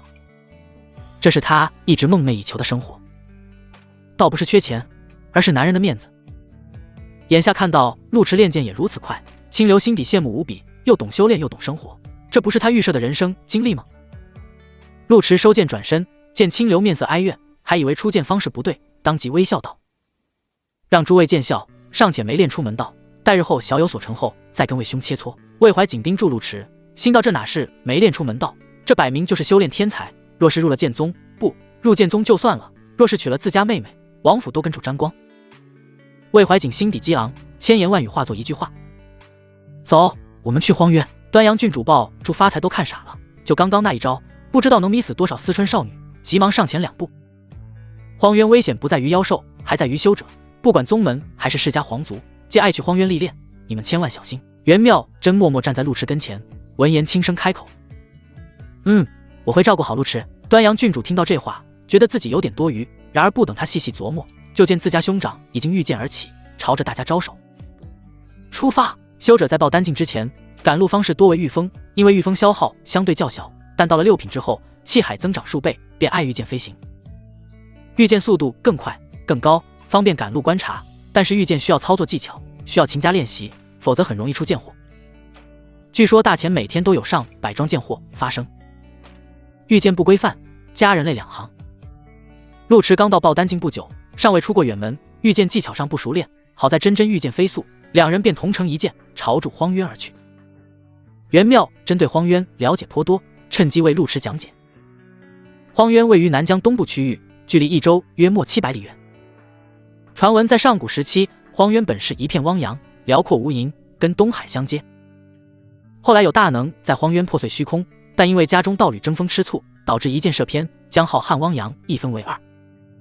自此汪洋横断，涌入东海，而此地被剑气消成峡间。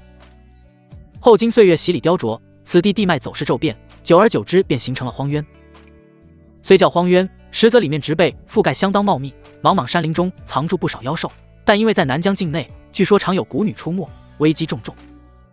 陆迟扶助真真姑娘腰肢，尽量让自己站稳，边俯瞰下方城池与山林。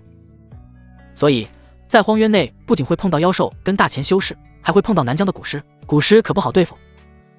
听说有前辈被下情蛊，一辈子只能围住下蛊人打转，但凡多看其他女子一眼，都会受万蛊噬心之痛。那些娘们可谓心狠手辣。袁妙真没有回答，而是微微垂眸，视线落在扶住腰身的双手，清幽双眸轻眨，面露犹豫之色。她虽在剑宗长大，实则却是与世隔绝，就连同门师姐妹都见得甚少。师尊虽然是女子，但一心向道，性格孤僻，常年闭关修行，就算偶尔出关，也是教导修行之法，鲜少提到世俗之理。后来端阳陪助大师兄上山，因太过顽皮，时常偷偷溜到孤峰扰他清修，给他讲述红尘轶事，阅读话本趣文。袁妙真自此知道了很多规矩，比如男女有别，女人身子只有丈夫能看能碰，而她跟陆迟相处的这段时间，不仅被摸，还被看了身子。不过她也看了陆迟的身子，似乎也算扯平。袁妙真念及此处，不再盯住腰间那双手，任凭陆迟拿自己当扶手，轻声解释：蛊师危险，若是碰到，你先走。陆迟衣袍猎猎作响，朝着前面靠了靠。蛊师就算危险，也得同舟共济，我怎么能丢下你们就跑？况且你们是帮我护法，我若是弃同伴不顾，以后还修什么仙？袁妙真认真道：大师兄帮你护法，是因为他要感谢你；我帮你护法，是因为你是我的朋友，朋友之间不讲其他。陆迟闻言摇头。真真姑娘此言差矣，正因为是朋友，才更不能丢下你们就跑。可是我们是剑宗弟子，所以……袁妙真歪了歪脑袋，缓缓开口：蛊师会给面子，好吗？出来混果然是讲背景的。黄昏已至，金色余晖洒落山脉，茫茫山林间灰雾弥漫，隐约传来野兽咆哮，透露出几分邪意。陆迟等人奔行不歇，终于在天黑前赶到荒渊山脉。此地虽为修者历练热地，但环境颇为原始，远远望去古木参天，灵气氤氲，普通人难以通行。魏怀瑾曾经来过荒渊，落地后便贴心介绍情况。阴阳灵草习性特殊，多生于湖泊与荒滩交界处，不过此物罕见，习性也是前辈们数百年的经验总结，未必真能找到。就算真的运气加深，碰到一株阴阳灵草，竞争也会十分激烈，因为四海九州的年轻弟子都会来碰运气。我已经结丹，清流乃木系修者，元师妹主修太上忘情，都不需要阴阳灵草，碰到便给陆兄，但其他奇珍异草便先到先得，莫要发生争抢。魏怀瑾并非不信同伴人品，纯粹是有过前车之鉴。修者修行离不开灵药仙葩，就算玉衡剑宗乃道盟之首，门内资源也是有限的，绝大多数弟子都要自己辛苦寻找，这也能鼓舞弟子历练，促进宗门的内部物品循环。作为剑宗大师兄，魏怀瑾偶尔会帮同门护法寻找灵药。有次前往北境寻找韩莲，同行13名师兄妹说好的友谊第一，不要发生争抢，免伤同门之情。结果等到了地方后，师兄妹们切切实实表演了什么叫做灵值第一，友谊第14。魏怀瑾每每想起，都免不了长吁短叹，这才刻意将丑话说在前头。诸位若是没意见，我们便即刻进山。清流本想留在一州快活，眼下被拉到荒渊吃苦，根本没啥兴趣。有数，那能不能让我跟祝陆兄一起行走？一般寻宝都会稍微分散，人群密集反而不利于寻宝。魏怀瑾知道清流年纪虽小，性子却十分浪荡，找陆迟8成没好事，生怕自己妹夫被带坏，想都没想就果断拒绝。你跟我一组，大家顺住水流前行即可，但不要距离太远，遇到危险及时示警，我会第一时间出现。夜幕降临前在前方山谷汇合，里面机缘颇多，但妖兽魔物也多，切记谨慎行事。魏怀瑾言罢，抽出腰间长剑，天问恍若有灵，飞在前面探怒。陆迟听住里面兽吼，心情难免期待，当即拱手有劳魏兄。4人分成2队前行，很快就看不到彼此的身影。虽然夕阳正好，但树冠茂密遮蔽天光，林间雾霭茫茫，十分暗沉，好在灵气非常充盈，比外界丰厚数倍不止。袁妙真走在前面开路，周身溢散朦胧光辉，血色长裙纤尘不染，更显超逸出尘，圣洁美丽。两人距离不远。陆池知道他的好意，稍作思索，便掏出黑金魂书。金蝉妖魂受损，但经过数日滋养，也能发挥出7品巅峰实力。既然成了他的鬼物，那就得学会吃苦。窸窣，魂书无风自动，金蝉飘忽而出。当看到陆池背后的纯阳剑时，全身都一个哆嗦，肥硕身躯跪下。金蝉拜见无主。陆池真气凝聚于指尖，隔空绘制黑色符箓，符箓印在金蝉脑门。去前方探路，遇到妖物示警，遇到宝物提醒，不要擅自动手。金蝉望向纯阳剑，眼神露出深深恐惧，下意识就想表现自己。金蝉酷爱金银宝物，对天材地宝也很敏感，愿为无主效劳。则陆池倒是没想过金蝉还有这个能力，但想想也是，这玩意血脉特殊，又需要金银宝物饲养，天生就是销金窟，自然要有点特殊生存能力。陆池露出微笑，好好干，回头封你做魂书老大。魂书里不就只有我自己一头鬼吗？金蝉心底疑惑，却不敢置喙，身影化作黑雾消散，变成鬼物之后，他的行踪愈发缥缈，正好当侦察机。袁妙真静静站在前方，直到金蝉离开后，他才轻声询问：“你在养鬼？”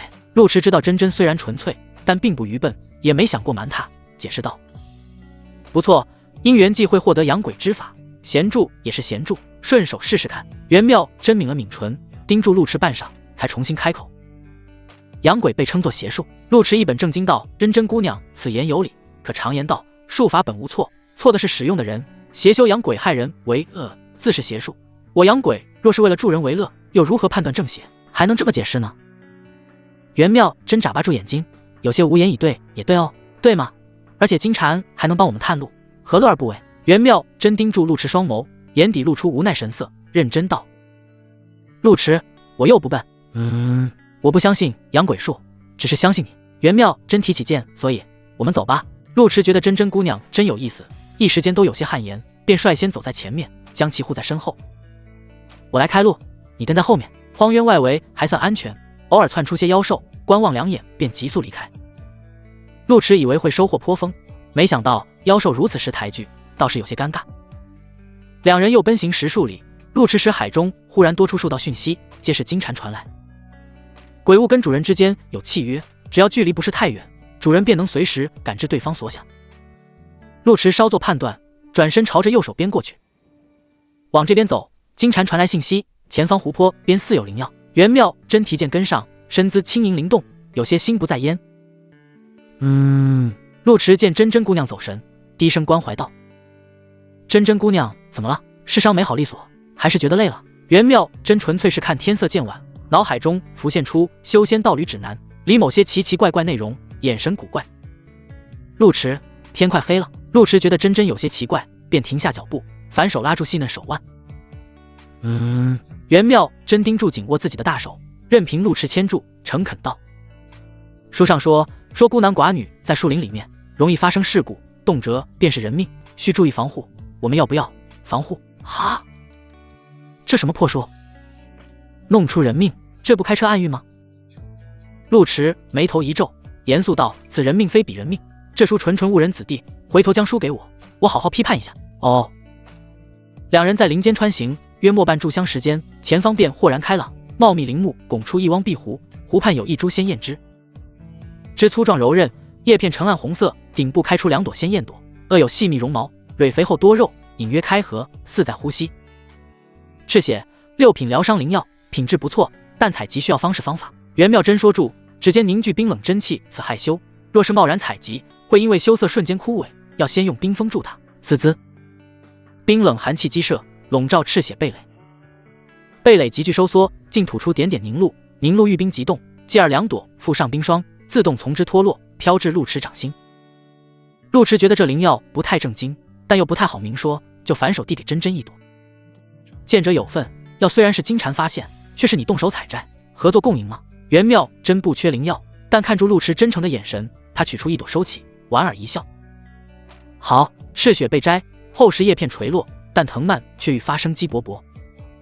两人没有破坏赤血藤蔓，这也是修者的共识。灵药成熟自可采集，但杀鸡取卵这种行为纯粹损人不利己。就算魔门弟子碰到这种情况，也不会贸然破坏血藤。陆池将灵药收起，转身离开这片湖泊，林中灰雾弥漫，天光彻底暗淡下来，隐约可见点点绿光。那是妖兽的眼睛。太阳已经落山，一股压抑气息悄然蔓延。陆迟奔行片刻，脚步却逐渐慢了下来。他下意识握住纯阳剑，转身刚准备朝身后劈去，就见前方寒芒一闪，袁妙真已经先他一步拔剑。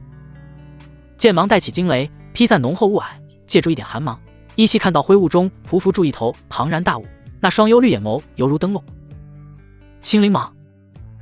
此蟒身躯庞大，盘在山林，犹如肉山。在剑芒亮起的刹那，巨大蟒身便横扫而来，林间腥风四起。然而不等巨蟒发狂，剑光便笼罩蟒身，继而轰然到地，激起滚滚尘烟。腥臭气息扑面来，周围浓雾被震散，葱茏林木被蟒身波及，拦腰折断卷起碎石。一线天光洒落，狰狞蟒头重重的落地，头颅被乾坤一剑贯穿。陆迟眉头微皱，此蟒身形着实庞大，还以为要经历一场恶战，没想到却被一剑斩之，连反抗机会都没有。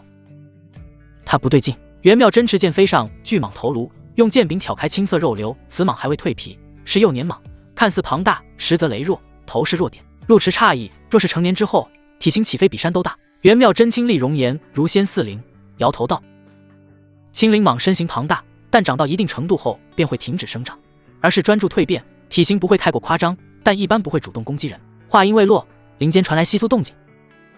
陆迟耳朵微微耸动，纯阳剑带鞘离去，继而剑气破空，几头妖兽被斩掉脑袋，皆是被巨蟒血腥味吸引来的妖物。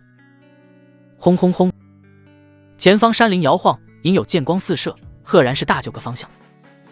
同时脑海中多了几道金蝉讯息。陆迟当即召回纯阳剑，拉住真真手腕。此地不宜久留，先去跟魏兄会合。轰隆隆！前方山谷剧烈摇颤，似有古木倒伏，凶悍剑气在地面留下深邃沟壑。魏怀瑾被4头巨蟒包围，体型比伏击陆迟那头要大一些，体表青鳞隐约发黑，显然已经成年。清流人都傻了，忍不住怒骂：这群死蟒是不是疯了？毫无理智，根本不讲道理！吃！魏怀瑾凌空斩出一剑，将近身而来的巨蟒头颅贯穿。扑棱棱，林间飞来数头猩红巨鸟，利爪锋利似剑，飞速朝着魏怀瑾后背抓去，显然是想趁乱找口肉吃。魏怀瑾身后浮现丹影，纯阳真气如烈火灼烧，顷刻磨灭猩红巨鸟，但眼前巨蟒再次袭来，丝毫不讲章法。飒飒！而就在此时，七身迷雾中划过一条金线，继而破空声响起，剑芒如银龙出世，劈开茫茫雾霭，斜卷滚滚肃杀之气，斩向庞大巨蟒。却是纯阳剑。噗呲！一剑东来，虽未出鞘，仍有雷霆万钧之力，面前巨蟒轰然到地。陆迟遇剑杀敌，身影却在数百米之外。魏怀瑾见状，急忙竖起剑指，激射剑光扫向清流方向。两人以最快速度解决剩下2头，而后朝着前方山谷飞去。身后兽吼震天撼地，整座山谷似乎都混乱起来。4人飞驰半夜，终于找到一座平静山谷。魏怀瑾掏出一枚巴掌大的青玉阵盘，灌进真气后，阵盘便腾空而起，亮起青色幽光，隐约有阵纹浮动。阵纹犹如藤蔓蔓延，织出青色大网，笼罩方圆数10米。这是青玉玄杖，能结出简单结界，抵御一般妖兽攻击。魏怀瑾简单介绍后，施法点燃篝火，照亮这方天地。眉心微沉，今天发生的事情不太对劲。陆迟头次来荒渊，还以为本地帮派就是这么没礼貌，闻言问道：魏兄何出此言？魏怀瑾拿出地图，手指指向某座山脉。青灵蟒族虽然领地意识极强，但他们领地在荒渊内部，这里只是外围，按理说他们不会在此袭击。而且青灵蟒是灵妖，就算有人误入地盘，他们也不会贸然攻击。袁妙真轻声开口：没错，相对其他妖兽而言，青灵蟒相对温和些。陆迟想想刚才碰到的那头巨蟒，明显是想借助迷雾偷袭，与其说守护地盘，更像是绞杀外来者。莫非荒渊出了变故？魏怀瑾看向荒渊深处，只见前方山林遮天蔽日。等天亮后进去看看，若真是出了大变故，我们不可硬闯，只能先离开再说，避免累及性命。至于荒渊异动，禀报师门即可。青灵蟒族群庞大，却自成体系，今晚碰到5条发狂巨蟒，只怕变故不小。魏怀瑾也没自信能把握住，但身为正道弟子，既然碰到这种事情，肯定要尽可能摸清楚状况，免得里面妖兽伤及无辜百姓。噼里啪啦，篝火冉冉，驱散山间阴寒。陆池静坐无言，总觉得事情有些巧合。荒渊早不乱，晚不乱，偏偏他来的时候乱，还是说正因他来了才会乱？山林凄森幽深，如浓墨渲染，天地间只有此方微弱光点。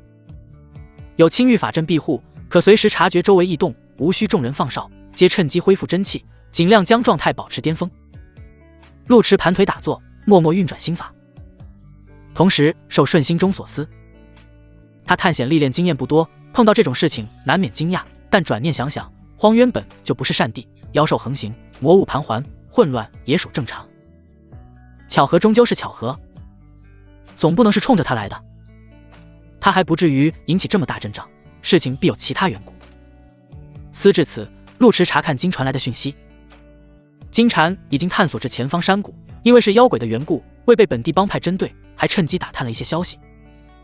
前方山谷更加混乱，青灵蟒族彻底癫狂，似乎在寻找什么，个别巨蟒已经杀红了眼。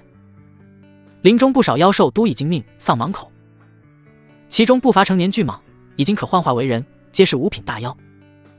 像这般妖兽，往日都在荒渊深处修行，年轻修者不会深入荒渊，几乎无缘见到，最多碰到点初级青灵蟒。退一步来讲，就算真的碰到这种大妖，也不会无缘无故发生冲突。正经族群都会讲点规矩的，今天纯粹倒霉。搜寻东西吗？陆池眉头紧皱，能让蟒族忽然不讲规矩，发狂滥杀的东西，想必相当重要。他心神一动，通过鬼气给金传信，让其归来。好不容易收的大妖，可不能损在这里。与此同时，陆池神识进入识海，趁机奖励自己。方才斩杀的那头青灵蟒，虽然不是高阶妖兽，但毕竟出身蟒族，或许能从中获取一些有用消息。堕恶古碑烟云迷蒙，逐渐浮现出青灵蟒的生平经历。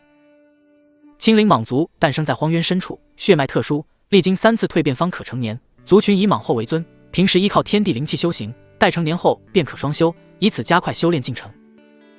蟒族善双修之道，难免玩得少，其中不乏与人族双修，也曾留下过爱情佳话。这头巨蟒已经成年，昨晚刚刚找到双修伴侣，正准备英勇冲击，蟒族内部却忽然出了示意蟒后诞育的白玉蟒蛋丢了。青灵蟒族繁衍不难，但妖族讲究血脉传承，其中天生灵胎被视作妖族祥瑞，血脉纯粹，而白玉蟒蛋便是青灵蟒的灵胎。普通青灵蟒需要经历蜕变，灵胎却无需如此麻烦，破壳后便可自主修行，很快便能化作人形。根据蟒族不完全统计，平均数10年才能诞生一颗白玉蟒蛋，被视作族中重点培养对象，但在今日，白玉蟒蛋却被人给偷了。蟒后下蛋数百次才生出一颗灵蛋，当即勃然大怒，命令族群倾巢而出，地毯式搜索山林。因白玉蟒蛋始终未曾找到，蟒后怒火难遏，蟒族小弟被蟒后情绪影响，不由自主就陷入癫狂状态。这也是后跟群之间的古怪精神联系。陆池越看越觉得荒唐，难怪青灵族忽然发狂。辛苦数百次才诞育一颗灵胎，却被人偷走，不癫狂才怪。恰好他们此时进山，被卷入这场无妄之灾。堕恶古碑烟云散去，随即掉落一张蟒蜕。蟒蜕灵皮使用后能掩盖自身气机，拥有青灵蟒气息，好吗？若是他想偷蟒蛋，披住这张皮就能混进去。不过现在获得此物，倒也不算完全积累，至少必要时刻能伪装成青灵蟒。正思索间，青玉阵法光芒大作，似乎有妖魔靠近。陆池睁开双眸，就见金蝉被拦在阵外，大舅哥正欲拔剑斩杀，急忙起身来。咦，魏兄且慢！魏怀瑾觉得金蝉眼熟，稍作思索，就想到击杀金蝉时，陆池曾用秘器将金妖魂收走，当即就明白事情来龙去脉。陆兄养了妖鬼。陆池将金蝉接了进来，简单的解释了几句后，才道：阴差阳错学会的法术，便养来试试看。如今荒渊危险，让他在前面探路，也算是不错的选择。玉衡剑宗乃是名门正宗，门下弟子自然不会使用养鬼之术。魏怀瑾对此不太苟同，但也尊重陆池选择，只是简单提醒：养鬼易造反噬，陆兄千万小心。陆池将金蝉收起，斟酌开口。经过金蝉探查，似乎是有人偷了蟒后的蛋，这才激怒了蟒族。如今蟒族已经癫狂。魏怀瑾面色微沉，青灵蟒虽然相对温和，但也不是任人欺凌的族群，到底是谁如此大胆，竟敢偷到蟒蛋？清流闻言冷哼一声，8成是越海门的那群二流子，那群混账东西什么干不出来。依我说，就该给他们从道盟除名。岳海门在道盟排行第3，与玉衡剑宗、天眼宗共称3大上宗，在四海九州地位尊崇，是许多修士梦寐以求的修炼之地。然则岳海门名字虽然优雅，门内却崇尚炼体，弟子个个都是大鸡巴，就连女子也都是金刚芭比。原本道盟一家亲，岳海门跟玉衡剑宗应是同气连枝才对，偏偏在60年前，岳海掌教跟剑宗掌教曾爆发过战斗。根据天眼宗透露，据说2名掌教同时爱上一名女仙，为了争夺心爱之人，便以男人的方式决战。剑宗掌教一生练剑，当时已是2品天元境，剑意可谓出神入化，偏偏岳海掌教也不好惹，一身体魄练得崩山裂石。2人大战3天3夜都未曾分出胜负，直到第4天黎明，阳光从东方升起，剑宗掌教心有所悟，展出最强一剑。死气东来，万剑归宗。眼看即将分出胜负，在这关键时刻，岳海掌教却忽然耍诈，用女仙骗剑宗掌教回头。而就在剑宗掌教回头的刹那，岳海掌教趁机使出一招蛮牛出海，一脑袋就将掌教撞飞了出去。据说当时场面惨烈，剑宗掌教倒飞数十里，撞碎几座山坡才堪堪停下，稳稳当当落在了心爱女子脚下，摔了个4脚朝天。最后那名女仙顺理成章嫁给了岳海门掌教。自那以后，2教明争暗斗，门下弟子更是竞争激烈，小到比武切，大到相互攻击。但凡碰到无法理解的脏破事，一律按对方弟子做的处理。魏怀瑾自然也不待见岳海门的弟子，但毕竟是剑宗大师兄，还是要保持君子风度，皱眉道：清流休要胡言，岳海门虽然乌烟瘴气，但终归是道盟同僚，还是外邪内正的。不过他们确实有过偷弹先例，当年有前辈偷猎火鸟弹，被烧秃了头，好吗？居然还是有前科的。陆池眉头一皱，如今青灵蟒族发狂，再深入只怕危险。阴阳灵草固然重要，但也不能让诸位跟助犯险，不如改日再来。若是荒渊没有异样，大家帮忙寻找灵草便罢。可既然知道青灵蟒族异动，若再执意深入，那就不厚道了。大家虽然有些交情，但还不至于让人冒生命危险。魏怀瑾摇了摇头，目光盯住不远处山林，来不及了。轰隆隆，话音未落，山林剧烈震动起来，仿佛有庞然大物迅速通行，压抑气息铺天盖地，几乎瞬间就来到这座山谷。陆池伸手抖落出蟒蜕灵皮，斩妖除魔时偶得一宝物，此皮能遮蔽气机，快进来躲避。魏怀瑾长剑已然出鞘，面色严肃。距离太近，他们已经锁定我们气机，周围只怕全是青灵蟒，已经避无可避。陆池脸都黑了，若是区区几头妖兽还行，但青灵蟒族群显然非常庞大，且不乏5品的大妖。扣密穿穿，林间蔓延出灰色雾霭，隐约可见数头庞然大物顺住浓雾游动，就连青玉阵法都在剧烈颤抖，似乎被气势所震。为首的身影肥硕似山，头顶2朵肉瘤，被众蟒簇拥，庞大身躯扫过前方山岗，双目幽森盯住众人。如此压迫，比当日金蝉更甚。娘矣！清流望住前方肉山，喃喃自语道：这是什么运气，能碰到这种大妖，真是他娘的开了眼了。陆池摸向纯阳剑，心底也暗暗骂娘，想要妖魔的时候碰不到，不想要的时候跑来这么多，量产是吧？不过是寻根灵草，居然就碰到这种阵仗，真的合理吗？踏踏，面前白光一闪，一道倩影持剑而战，挡在陆池面前。世元妙针，气氛调然紧迫起来。清流然过后，便整理仪容，继而露出微笑。无需惊慌，为首的约莫是蟒后，让我去跟他交涉，就算丢了孩子，也不能大开杀戒，多少得给我们玉衡剑宗一个面子。山谷碎石飞射，林木倒伏，顷刻间便被巨蟒夷为平地。蟒后顺住白玉蟒蛋气息一路追寻，从荒渊深处一路至此，早就理智全无，只想杀了偷蛋的人族修士。眼下望住陆池4人，蟒后双瞳大如灯笼，在迷雾中森然可怖，喉咙里挤出沙哑之声。人族不讲规矩，青灵蟒族跟人族修士向来井水不犯河水，就算偶有冲突，也是有因果存在，算不上坏了规矩。可今天这事不同，人族修士不讲武德，坏了彼此约定俗成的规矩。蟒后越想越怒，正欲痛下杀手，山谷中却忽然窜出来一道人影。蟒后且慢，给我一个面子，我们有话好好说，免得杀错了人，引火烧身。蟒后早就怒发冲冠，将荒渊中的修者视作同党，见清流忽然窜出来，不由勃然大怒。你是哪头？少年双手叉腰，面容严肃。我是清流，我爹是剑宗宗。话未说完，清流只觉浑身抽搐，犹如被雷电击中，继而身体一轻，整个人就如同断线纸鸢一样飞了出去，重重跌落山林之中。讽一而就在这时，3道剑芒冲天而起，趁住蟒后分神击射而去。陆池虽然没有拔剑，但出手就是凌厉的太虚剑诀。既然蟒后不讲道理，此时此刻已经没什么好说。魏怀瑾跟袁妙真亦是打出最强一击，这也是众人默契，先让清流当小丑，而后出其不意。3道剑光如大日高悬，掀起数10丈长的剑光，对住蟒后便劈头砍下。轰隆隆，蟒后头顶肉瘤鼓动，竟如莲绽放，心劲射数道霞光，跟3道剑光狠狠撞在一起，继而能量波动如波浪席卷，剑芒当场破碎。蟒后闷吼出声，肉帘迅速闭合。陆池倒飞数百米，方才稳住身形，伸掌托住真真后腰，帮其卸去那股力道，而后看向大舅哥方向。两人相视一眼，默契朝看前方遁去。此时不跑，更待何时？荒渊妖兽不比人间修者，多为亦正亦邪之物。如今这种局面，拼杀没有必要，果断脱身方为上策。嗖嗖，魏怀瑾身影几个腾挪，便掠至清流身旁，袖中抖落一枚布袋，那袋子迎风变大，瞬间将清流吸入其中。魏怀瑾想都没想，直接飞起一脚，那布袋便朝着远空击射而去。同一时间，天问出鞘直逼蟒后。快跑！在这种关键时刻，他作为剑宗的大师兄，自然要站出来给师兄弟们争取时间。陆池跟袁妙真还未结丹，这时不能消耗太多，今日时局混乱，若有其他修者趁虚而入，后果不堪设想。轰轰！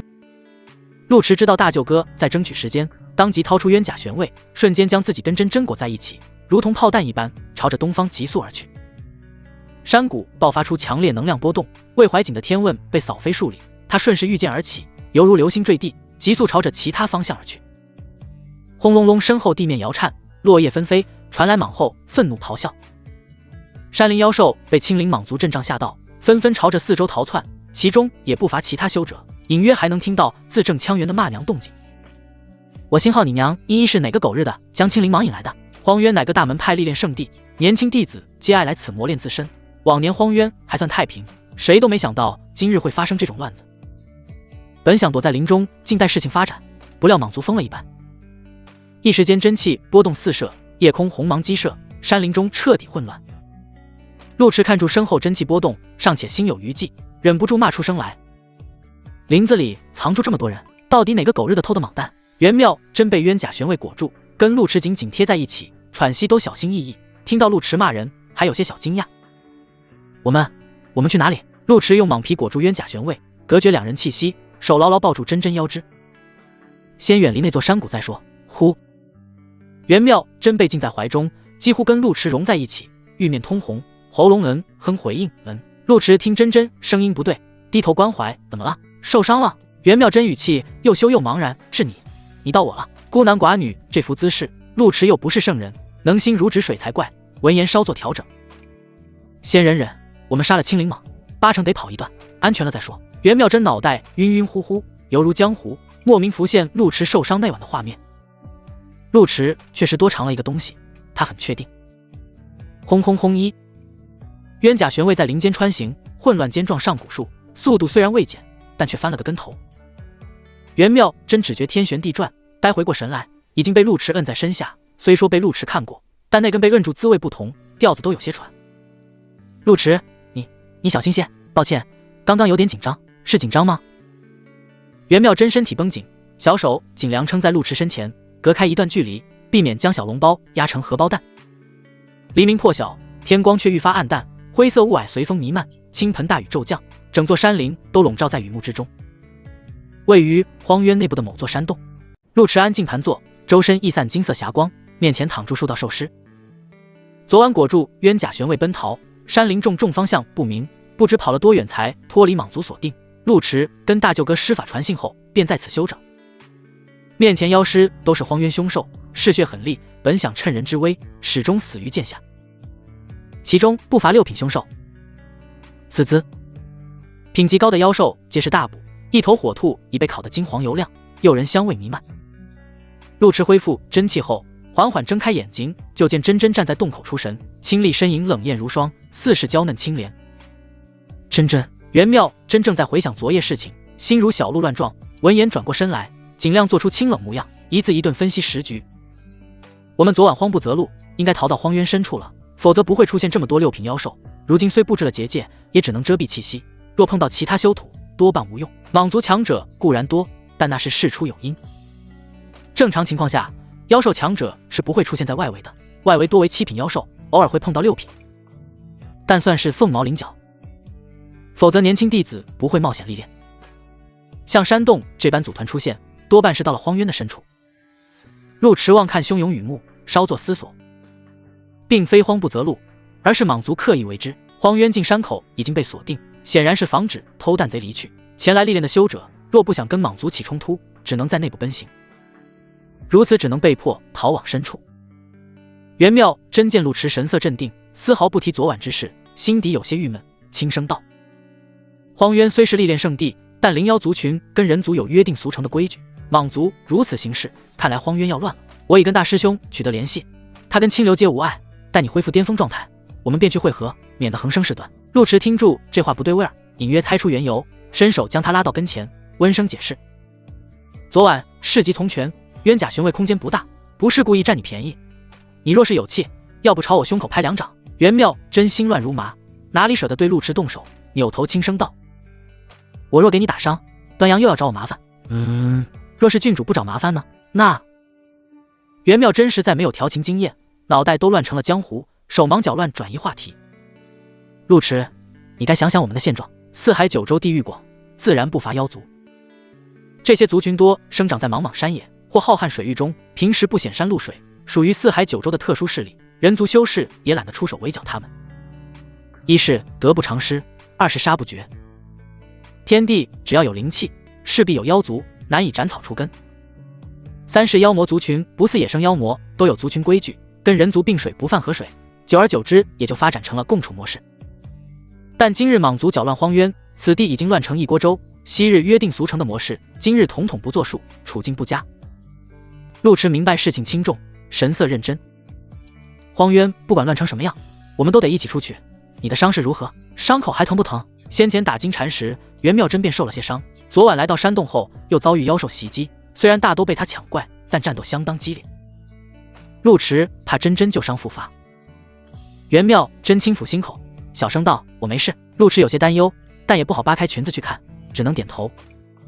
没事就好，先吃些东西补补，真疼也别忍住，我能帮你治。袁妙真坐在石头上，血色长裙微微绷紧，勾勒出纤细腰肢跟浑圆臀线，但显然有些心不在焉。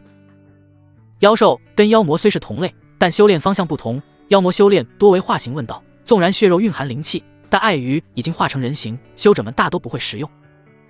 妖兽则不同，不求化形，也不求问道，纯粹将修炼精华融于血肉，单纯享受力量快感，相当于营养加倍的野味。妖兽腿烤得金黄酥脆，蕴含充沛生命元气，陆迟见真有些走神，便撕下一块送到真嘴边。张嘴，袁妙真修然回神，心境再次掀起波澜，红住脸用嘴接住兔肉，小声道：我自己会吃。陆迟怕真修得无地自容，也没继续打趣，低头吃起烤肉，思绪却有些飘忽。从前在一州偏居一隅，依靠斩妖除魔修行，倒也觉得安稳，可如今走出一州，方知四海9州多么辽阔。仅仅是荒渊便如此凶险，不仅妖兽横行，修行者更是随处可见，若是去往辽阔中土，简直不敢想有多刺激。陆迟心境有些变化，真想成长，还是要走出一州。山洞内安静下来，袁妙真话本身就不多，用饭时更是沉默，不过眼神儿时不时瞟向陆迟，神色复杂。他约莫过去半盏茶时间，外面雨势渐大，里啪啦间夹杂助细碎脚步声，打破了山洞的安静氛围。袁妙真顾不得心中涟漪，美眸朝住洞外看去，手摸向剑柄。陆迟，躲我后面。陆迟哪能让真当牛马，将他拉到身后。听动静多半是修士，应该也是受到莽潮冲击，误入荒渊深处。但是袁妙真轻声道：修士比妖兽更危险。陆迟低声道：确实如此，但这道结界太过简单，虽能隔绝气息，却瞒不过近在咫的修士。袁妙真没有说话，只是默默将玉衡剑宗的玉牌取出，而后挂在腰间，明晃晃的宗门印记相当惹眼。陆迟觉得真怪可爱的，安抚道：稍安勿躁，先看看情况再说。叩，脚步声由远及近，听动静至少3人，隐约还能听到对话声。该死的青林莽族，差点坏我大事！师兄别抱怨了，先去前方山洞歇歇脚。最讨厌下雨天了，真是的。山洞好像有结界，不知是哪位道兄，可容许我等歇歇脚。咔！微不可闻的声音响起，洞外已然出现3道身影。为首的是名青年，身着黑色长衫，头戴玉冠，气质颇为儒雅。旁边跟住位女子，身材苗条，容貌娇艳。而在2人身后还站住道小身影，看相貌是名少女。少女娇小玲珑，檀墨长发未束，蓬松垂至腰际，瓜子脸银白似玉，一双明眸银如秋水，裹住宽松白袍，腰间用红绳束起，裙摆下露出一双白嫩玉足。她赤足而行，却纤尘不染，静静地看住陆池2人。陆池被小女孩盯住，心底涌出股不祥预感，就像是被万年不化的坚冰困住，寒冷里夹杂住邪意。为首的青年扫过2人，目光落在袁妙真身上，神色微微一怔，似是被容貌惊艳，继而面露喜色。看腰牌2位是玉衡剑宗弟子，陆池与袁妙真对视一眼，继而一步上前，微笑道：“在下陆小凤，阁下如何称呼？”青年连忙拱手，自来熟道：“哎呀，没想到在茫茫荒渊还能碰到我等正道弟子，在下岳海门5名，这是我的师妹云凌霜跟小师叔。”陆池听到对方是岳海门的，下意识后退2步，目光扫向2人的储物戒指，心底犯嘀咕：这么巧，别真是这3个货偷的莽蛋。袁妙真向来沉默寡言，闻言都变了神色，秀眉微，显然对岳海门的弟子有些意见，站在旁边一言不发。可，那名被称作小师叔的小女孩轻轻咳嗽一声，目光盯住烤得金黄油亮的瘦腿，嗓音竟比女童还要甜美细腻。我能吃些吗？言罢，少女眼神扫向5名，5名急忙心领神会，掏出灵药作为报酬，讪笑道：“小师叔生平爱好不多，吃算一个，劳驾2位道友。”陆池也没客气，示意3人请便，便顺势打探道：“诸位也是来荒渊历练？”云凌双盘腿坐下，柔媚面容冰冷木然，贴心地帮小师叔取肉，并不搭话。5名则相对健谈，忍不住骂道：“本是历练，但也实在倒霉。往后那个疯婆娘在发癫，待我修成之后，非要给她2拳，让她知道什么叫天高地厚。我跟师妹一路奔行，方逃脱莽族包围圈，外面大雨坨，这才想找地方歇歇脚，没想到就碰到了陆兄跟这是袁师妹吧。”袁妙真被好事者誉为9州第1美人，尊称遇见仙子。就算5名以前没见过袁妙真，如今看其容貌气度，也能猜出身份。袁妙真微微颔首，忽然开口：“正是妙真，若我没记错，武道兄是岳海门名誉长老弟子。”5名面露惊喜，一错，没想到袁师妹还听说过我，真是荣幸之至。大家都是道盟精英，若是联手，定能轻松全身而退。5名性格自来熟，跟云凌霜、小师叔完全是2种形象。袁妙真依旧面无表情，但小手却悄悄扯了扯陆池衣襟，悄无声息的神识传音：“名誉长老便是偷盗烈火鸟蛋的前辈。”嘶！陆池面色含笑，心底却倒吸了口凉气。已知白玉蟒蛋是被修者所偷，岳海门又有前科，难保不是弟子继承师尊遗体，偷盗蟒蛋炼体。再看岳海门小师叔也有些奇怪，8成是天山童姥装嫩。陆池直觉有些不对，但面上未曾表露，而是微笑看小师叔：“前辈保养的挺好啊，怎么称呼？”小师叔正默默啃肉，闻言深邃眼瞳弯成月牙，笑意盈盈道：“前辈，说不准我的年纪比你还小呢。”嗓音细嫩清甜，宛如枝头蓓蕾初开，婉转秀媚。陆池也算阅片无数，这可不是小姑娘能发出的动静。前辈说笑了。小师叔歪了歪脑袋，秋水般的水眸扫向陆池背后长剑，脆生生问道：“你这把剑不错，瞧住有些来头，宗门能将此剑赐给你，可见对你寄予厚望。听说剑宗剑法卓绝，5名仰慕已久，能否赐教2招？”小师叔说话的时候，5名始终沉默，眼下听到这话，才抬头道：“有劳陆兄赐教。”袁妙真眉头一皱，岳海门跟剑宗确实有些私人恩怨，但如何让陆池代为受过？当即冷声开口：“此事无需劳驾陆师兄，久闻岳海门仙法卓绝，妙真早就想领教1、2。5名出身岳海门，门内师姐妹痴迷炼体，可谓跟美貌无缘，难得见如此绝色佳人，心神都有些恍惚，下意识喊道：“小师叔！”小师叔眯起眼睛，笑盈盈开口：“袁姑娘如此着急出头，莫非是怕情郎吃亏？听闻姑娘师从剑宗青云长老，修的是太上忘情，长老知道此事吗？”袁妙真没有否认，面色依旧淡淡，话语却罕见带了几分强势。如何呢？好家伙！陆池头次见真真如此强势，眼神都亮了亮，当即开口：前辈此言差矣，年轻人之间的事情，干嘛提到长辈？还是说前辈根本不是前辈，而是不知道从哪里冒出来的妖女，还是没长大的那种？煽动气氛骤然沉默。武明跟云凌双下意识站起，但眼神没有光芒，犹如提线木偶。嘻嘻嘻。小师叔沉默一瞬，继而笑得直乱颤：你很聪明，这就认出我了。陆池觉得这娘们八成是玉眼虎，又不敢确定，但指定是天山童姥。上次就告诉过你，没有本钱就别硬装，最后装的四不像。这回你确实没装大奶妹妹，但身上那股煞气味挡都挡不住，女人要善用香粉。小师叔脸色一僵，似乎被戳到痛处，冷哼道：既然猜出是我，还敢大放厥词，陆池，你不怕死吗？陆池望住洞外茫茫山林，对魔门妖女烦躁至极，心底一边盘算时间，边一改往日的潇洒气度，学住地痞流氓的腔调。你若想杀我，我恐怕很难反抗，但你没有杀我，反而接二连三戏弄我，怎么长得没有葱高，也想男人了？连真面貌都不敢露，别是又丑？玉眼虎被戳穿身份，倒也不觉尴尬，但眼见陆池临危不惧，甚至还反过来调戏他，就有点不爽了。有点胆色，就是不知道骨头硬不硬。陆池觉得这话耳熟，张嘴就道：全身上下哪里都硬，但对你这种空长年纪不长肉的没兴趣。轰一玉眼虎连兔腿都不吃了，抬手就打了过来。可就在此时，外面一阵地动山摇，愤怒咆哮狂暴传来。陆池抓住真真手腕，面露喜色，终于来了。是青灵蟒。袁妙真望向驼羽木，又转身看住陆池侧脸，眼底稍显疑惑，似乎在想陆池是何时知道对方身份的，又是如何知道青灵会出现的。回头再说。陆池来不及解释，披上蟒蜕灵皮，搂住真真细腰，朝着前方冲去。青灵蟒族固然危险，但玉眼虎给他的感觉更加不妙，这妖女八成是冲着他来的，但却没有第一时间动手，估摸不怀好意。听说太阴仙宗妖女手段颇多，动辄便是采阳补阴，一不留神就容易被榨钱，更何况对方还是奶奶级别的年纪，手段多简直不敢想。蟒蜕灵皮薄如蝉翼，披上瞬间便化作披风，遮住陆池人族气息。真可恶！玉眼虎见陆池趁乱逃跑，气得了脚，周身魔气狂涌，露出本来面貌，银发随风飘扬，红瞳如血似玉，背后浮现一轮黑月。黑月凝聚成硕大法印，狠狠朝着陆池后背拍去。然而就在此时，却见林中黑影闪烁，一道高大身躯骤然闪现，替陆池接住这一掌。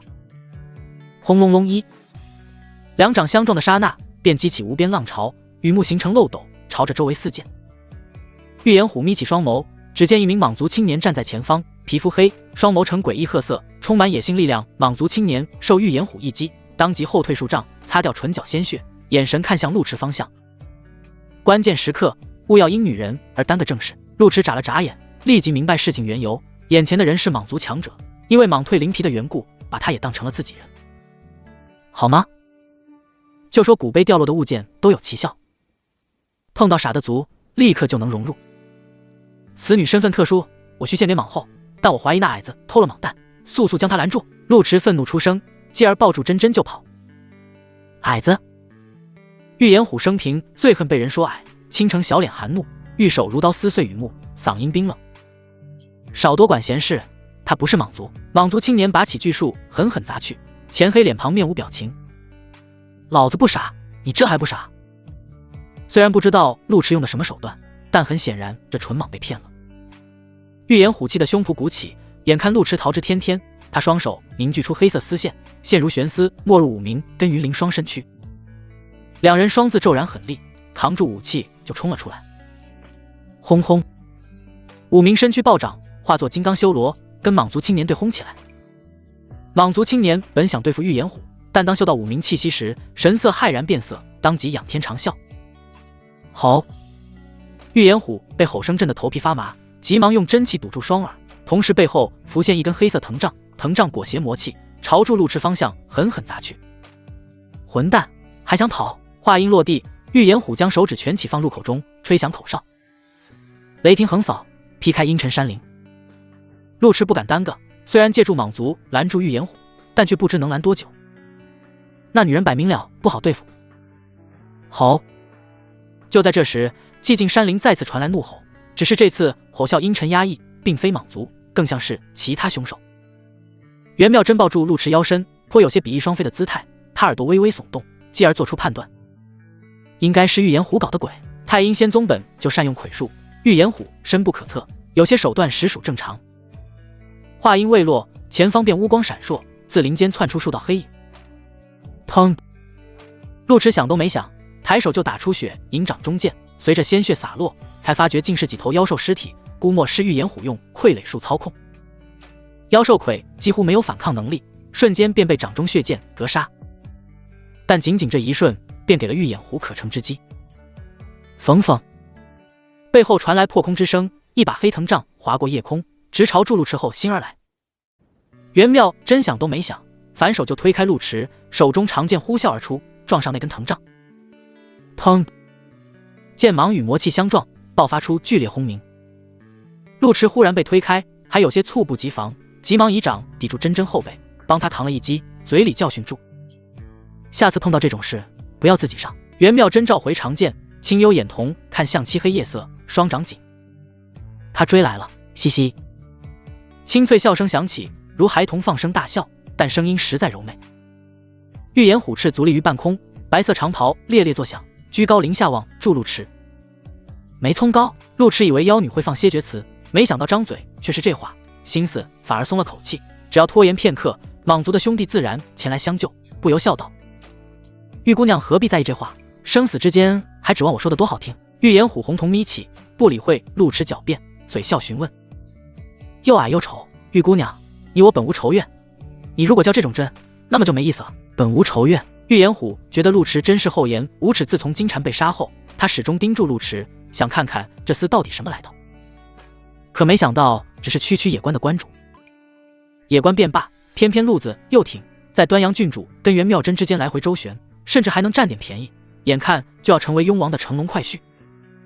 预言虎费劲道来金蝉，虽然手下擅自做主改变饲养方式，但金蝉被杀就是在打他的脸，若是毫不作为，以后还怎么混？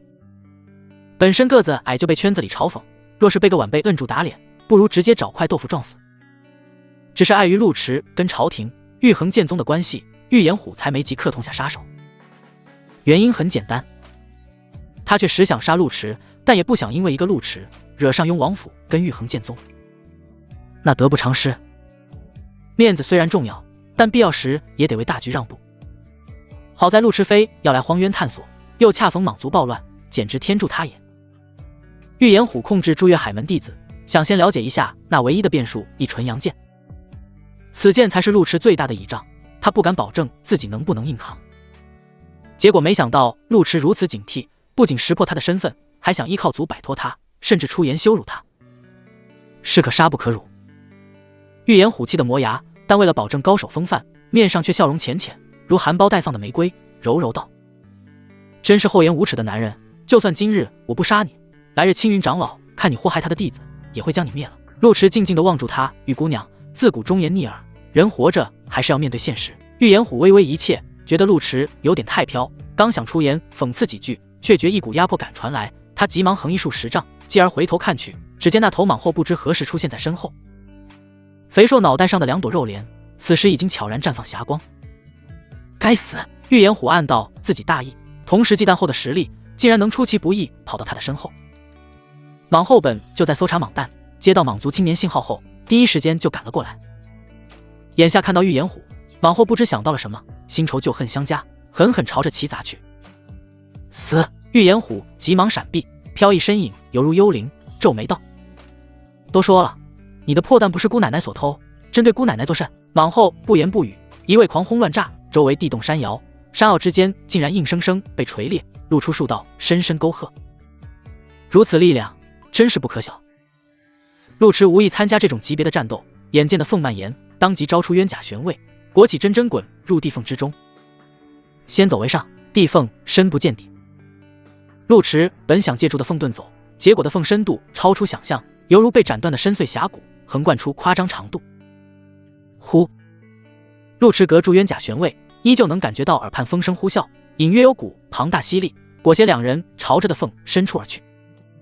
袁妙真被陆池紧紧摁住，心底还有些习惯，眼见两人朝着的缝下坠，语气担忧：修者斗法震出地缝，并不罕见，但鲜少有这么深的，这得到哪里有？陆池神识朝外探索，目之所及皆是漆黑一片，根本看不到具体深度，但依稀能感觉到潮湿之气，不由想到荒渊前身。难不成荒渊以前真是个汪洋，地底下有暗流？还真有可能。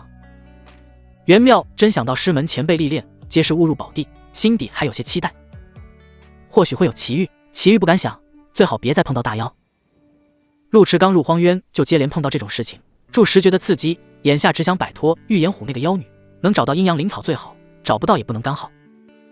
袁妙真见一时半会停不下来，便问出心中疑惑：在山洞里，你是怎么察觉到不对的？陆池实则没认出来，是炸出来的，解释道：最初只是直觉，觉得那女孩不太对劲，根本不像懵懂少女，更像是合法科，更像是童姥。其次就是武明跟云灵霜的反应有些奇怪，真心性淡薄，碰到月海门弟子时都难免有些波动。可武明身为内门真传，见你却没半点反应，置师门荣辱于何地？其次，我在两人身上察觉到一股异香，这股香气曾经在镇魔司天牢外闻到过，但当时是在傀儡绿珠身上。陆池最初也不敢确定，完全是出于谨慎，对谁都有些提防。但太多巧合加在一起，那就不是巧合。袁妙真水眸轻眨，就因为这些就猜出是玉岩虎？猜出玉岩虎吗？纯粹是他个人特质太过鲜明，就算他将头发眼同伪装，但个头在那摆住，我就顺嘴炸了他一下。说眉葱高真不是侮辱。玉眼虎长相确实倾城之色，但身形却是萝莉，宛若豆蔻枝头的苞，压根没有常开，这种形态的妖女著实少见。除非她有2阶段，否则就算加以伪装也不难猜出。唯一难辨的应该是对方具体容貌，刚刚那张脸未必是真实模样。袁妙真歪了歪脑袋，那蟒族呢？这是纯粹是赌一手。陆池解释道：昨夜青灵蟒锁定我们那么久，显然是熟悉你我契机。没了结界遮蔽，契机迅速外散，青灵蟒族自然能感知到。赌一手？袁妙真轻声道：可若是赌输了呢？输便输了，谁能保证一直赢？届时让你先跑，我给你断后。陆池心知肚明，有些事情全凭运气，做赌狗就要有赌狗的觉悟。袁妙真盯住陆池，黑暗中几乎看不清彼此相貌，但呼吸却在纠缠。可是你会死。陆池摇摇头，玉眼虎想杀我不难，没必要如此谦回，除非他有所忌惮，就算真落在他手中，我8成也死不了。袁妙真沉默不语，清幽眼瞳却轻轻颤动，犹如水波激焰。轰隆隆！就在这时，耳畔传来剧烈撞击声，冤甲玄位似乎撞到地缝山石，继而朝着前方砸去。陆池只觉天旋地转，脑袋都晕成浆糊，本能的抱紧真真。袁妙真被紧紧箍住腰肢，呼吸都有些急促，眼前犹如神光乱窜，实在晕得厉害，下意识勾住陆池脖颈。咕噜噜，不知过去多久，冤甲玄位终于停下，眼前出现一线天光。陆池思绪逐渐回笼，只觉唇边温软，似含住柔嫩瓣，下意识就动了动嘴，耳畔却传来您我去。陆池急忙回神，睁眼就看到一双清净明眸，刚刚平静的脑海瞬间又乱了起来，迅速摸明白如今处境。他们不知坠落何处，周围寂静无声，没有妖气，还算安全。而他左手箍住真真细腰，右手按在其前胸，将真真摁在身下猛亲，一副强行耍流氓的姿态。而真真也没好到哪里去，双手紧紧勾住陆池脖颈，双腿更是缠在腰间，眼神间又带住几分迷离，就像魔门妖女才正到少侠似的。四目相对，气氛有些诡异。短暂愣然后，袁妙真浑身一震，脸颊红成苹果，眼神儿都有些奶凶，下意识就想说话，可惜嘴巴被陆池轻住，话到嘴边就变成了扑通扑通。周围寂静无声，能清晰听到彼此心跳声。陆池急忙回神，见真真眼神羞恼，生怕影响其道心，也不好继续摁住亲，迅速坐直身体，眼神承恩。刚刚变故突然，没来得及稳住身形，实在是冒犯真真姑娘了。袁妙真如遭雷击，先前虽说被陆池看光，但终究没上手，还能在心底说服自己别乱想，如今亲都亲了，心绪自然难平。你……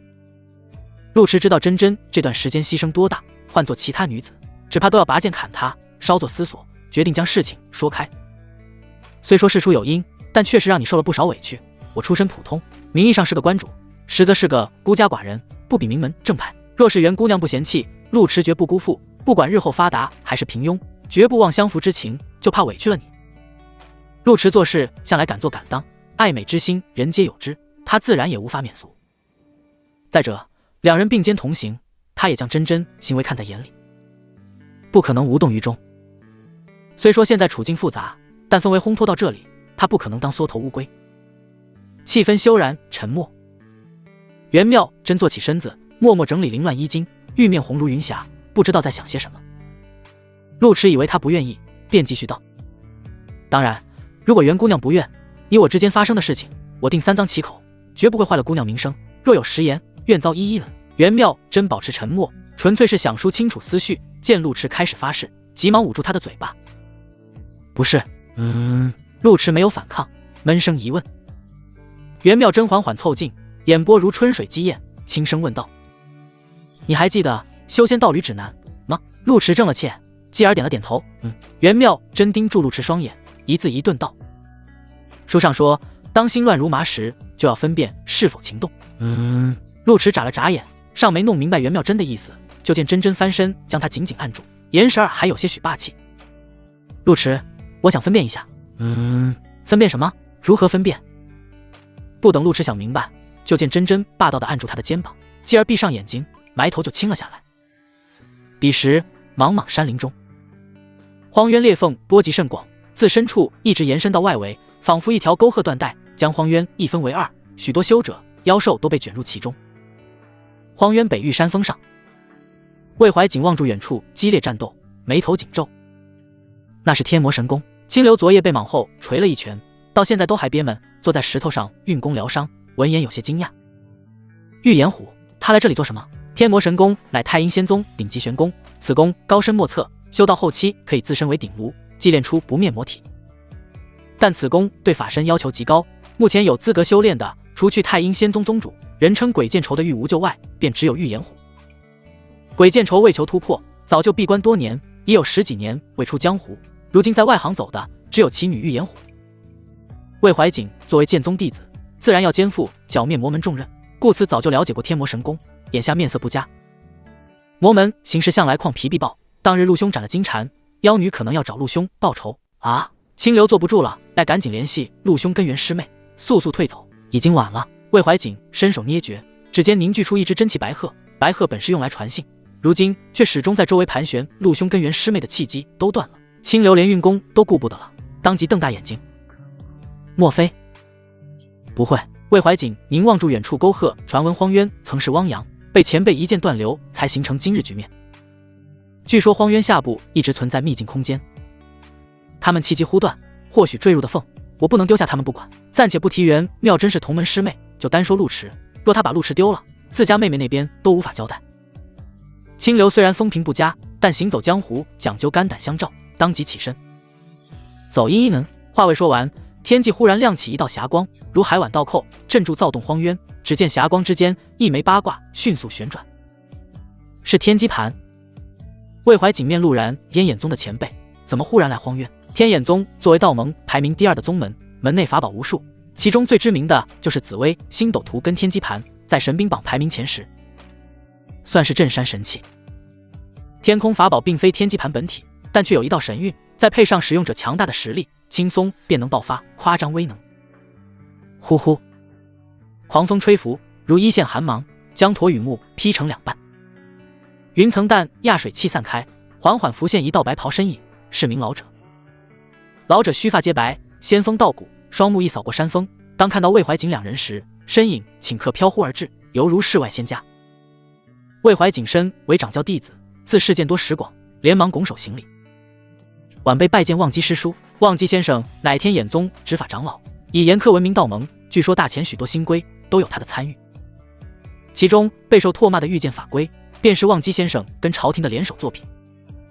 魏怀瑾曾在九州大会见过一回，当时望基先生带住弟子参加九州大比，因口舌之争差点跟自家师尊打起来，原因是望基子前辈在年轻时曾追求过剑宗青云长老，后来青云长老毅然拔慧剑断情根，望基子前辈为此失魂落魄，酒醉睡了狗窝，被四海九州戏称老狗。虽然皆是前尘往事，普通弟子不敢提起，但同辈之间难免调侃。望基子不喜剑宗掌教，但对魏怀瑾颇为喜爱，闻言面色稍缓，原来是魏师侄，师侄可有兴趣转投天眼宗？老朽保证，定比你在剑宗有前途。听。魏怀瑾没想到前辈一见面就挖墙脚，礼貌婉拒，多谢师叔厚爱。怀瑾承师尊传道，日夜不敢忘。望基子有些遗憾，意味深长道：年轻人不忘本是好事，但也要考虑自身前途。剑成子那老匹夫懂什么修仙？清流早就想离开剑宗，闻言跃跃欲试。望基师叔，大师兄不愿离开剑宗，但我愿意。您看看我还有机会吗？望基子扫了清流一眼，犹如没听到他的话，自顾自道：老朽日前跟南疆国主论道，本欲回山，却推演到荒渊有些变故，便绕路探查一番，果真有些问题，怎么回事？清流闻言眨了眨眼，小声道：要不前辈算算，你小子什么毛病？望基子面无表情，眼神扫向清流，明显有些不高兴。玉衡剑宗怎么管教的弟子？清流。魏怀瑾呵斥一声，急忙将事情来龙去脉告知，并着重提到：魔门玉眼虎跟青灵蟒后战斗，引起荒渊异动，我们弟子元妙真师妹气机已断，许是坠落地缝，晚辈正欲寻找，斗胆请前辈相助。望基子闻言，神色有些变化，可是青云长老的弟子，不错，那确实得找。望基子稍作沉吟，身躯骤然大如山岳，法天象的施展，大手朝着前方战斗区域探去。轰一！彼时，玉眼虎被蟒后打出火气，也想狠狠教训这个肥瘦女人。天魔神功凝聚黑月高悬，魔气将她包裹其中，银色长发映衬红瞳，似是地狱女修罗，抬手便拔起半座山脉轰去。然而就在此时，天地忽然寂静一瞬，玉眼虎红瞳一切，继而呼吸困难，手中藤蔓脱落，喉咙喷出一口热血，身体朝后方倒飞，稚嫩脸庞浮现出惊讶神色。天机盘忘机老狗，二品天元境。玉眼虎虽然实力高深，但也是相对而言，跟这种二品老骨头相比，他的道行根本就上不得台面。可这种老骨头来荒渊作甚？这不成了登仙大佬暴杀新手村吗？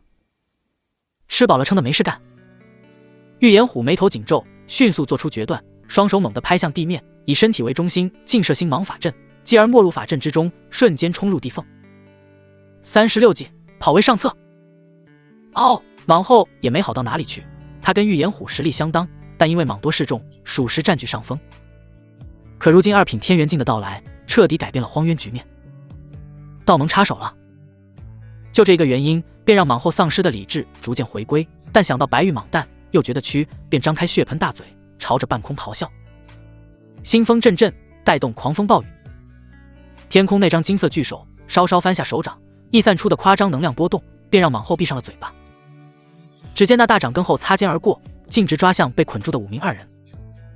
蟒后见状，再次发出不甘怒吼：你行事不公！望基子声音沧桑，自天际悠悠传来，冤有头债有主，白玉蟒蛋丢失，老朽一身表遗憾，但你不该大开杀戒，牵连无辜。威压席卷，足匍匐在地，眼底皆是对强者的敬畏。在绝对的实力面前，就算心中暴怒，也得掂量掂量。蟒后深吸一口气，摇身化作人形，身材肥硕似山，眼神愤怒。我在他们二人身上察觉到了白玉蟒蛋气息，他们勾结那头老虎，盗取我族蟒蛋。道盟号称公平公正，行侠仗义，难道就这般行事吗？那不然呢？前人发展宗门，为得不就是庇佑后辈吗？但望基子自意德高望重，最推崇律法因果，公开场合下自然要讲道理。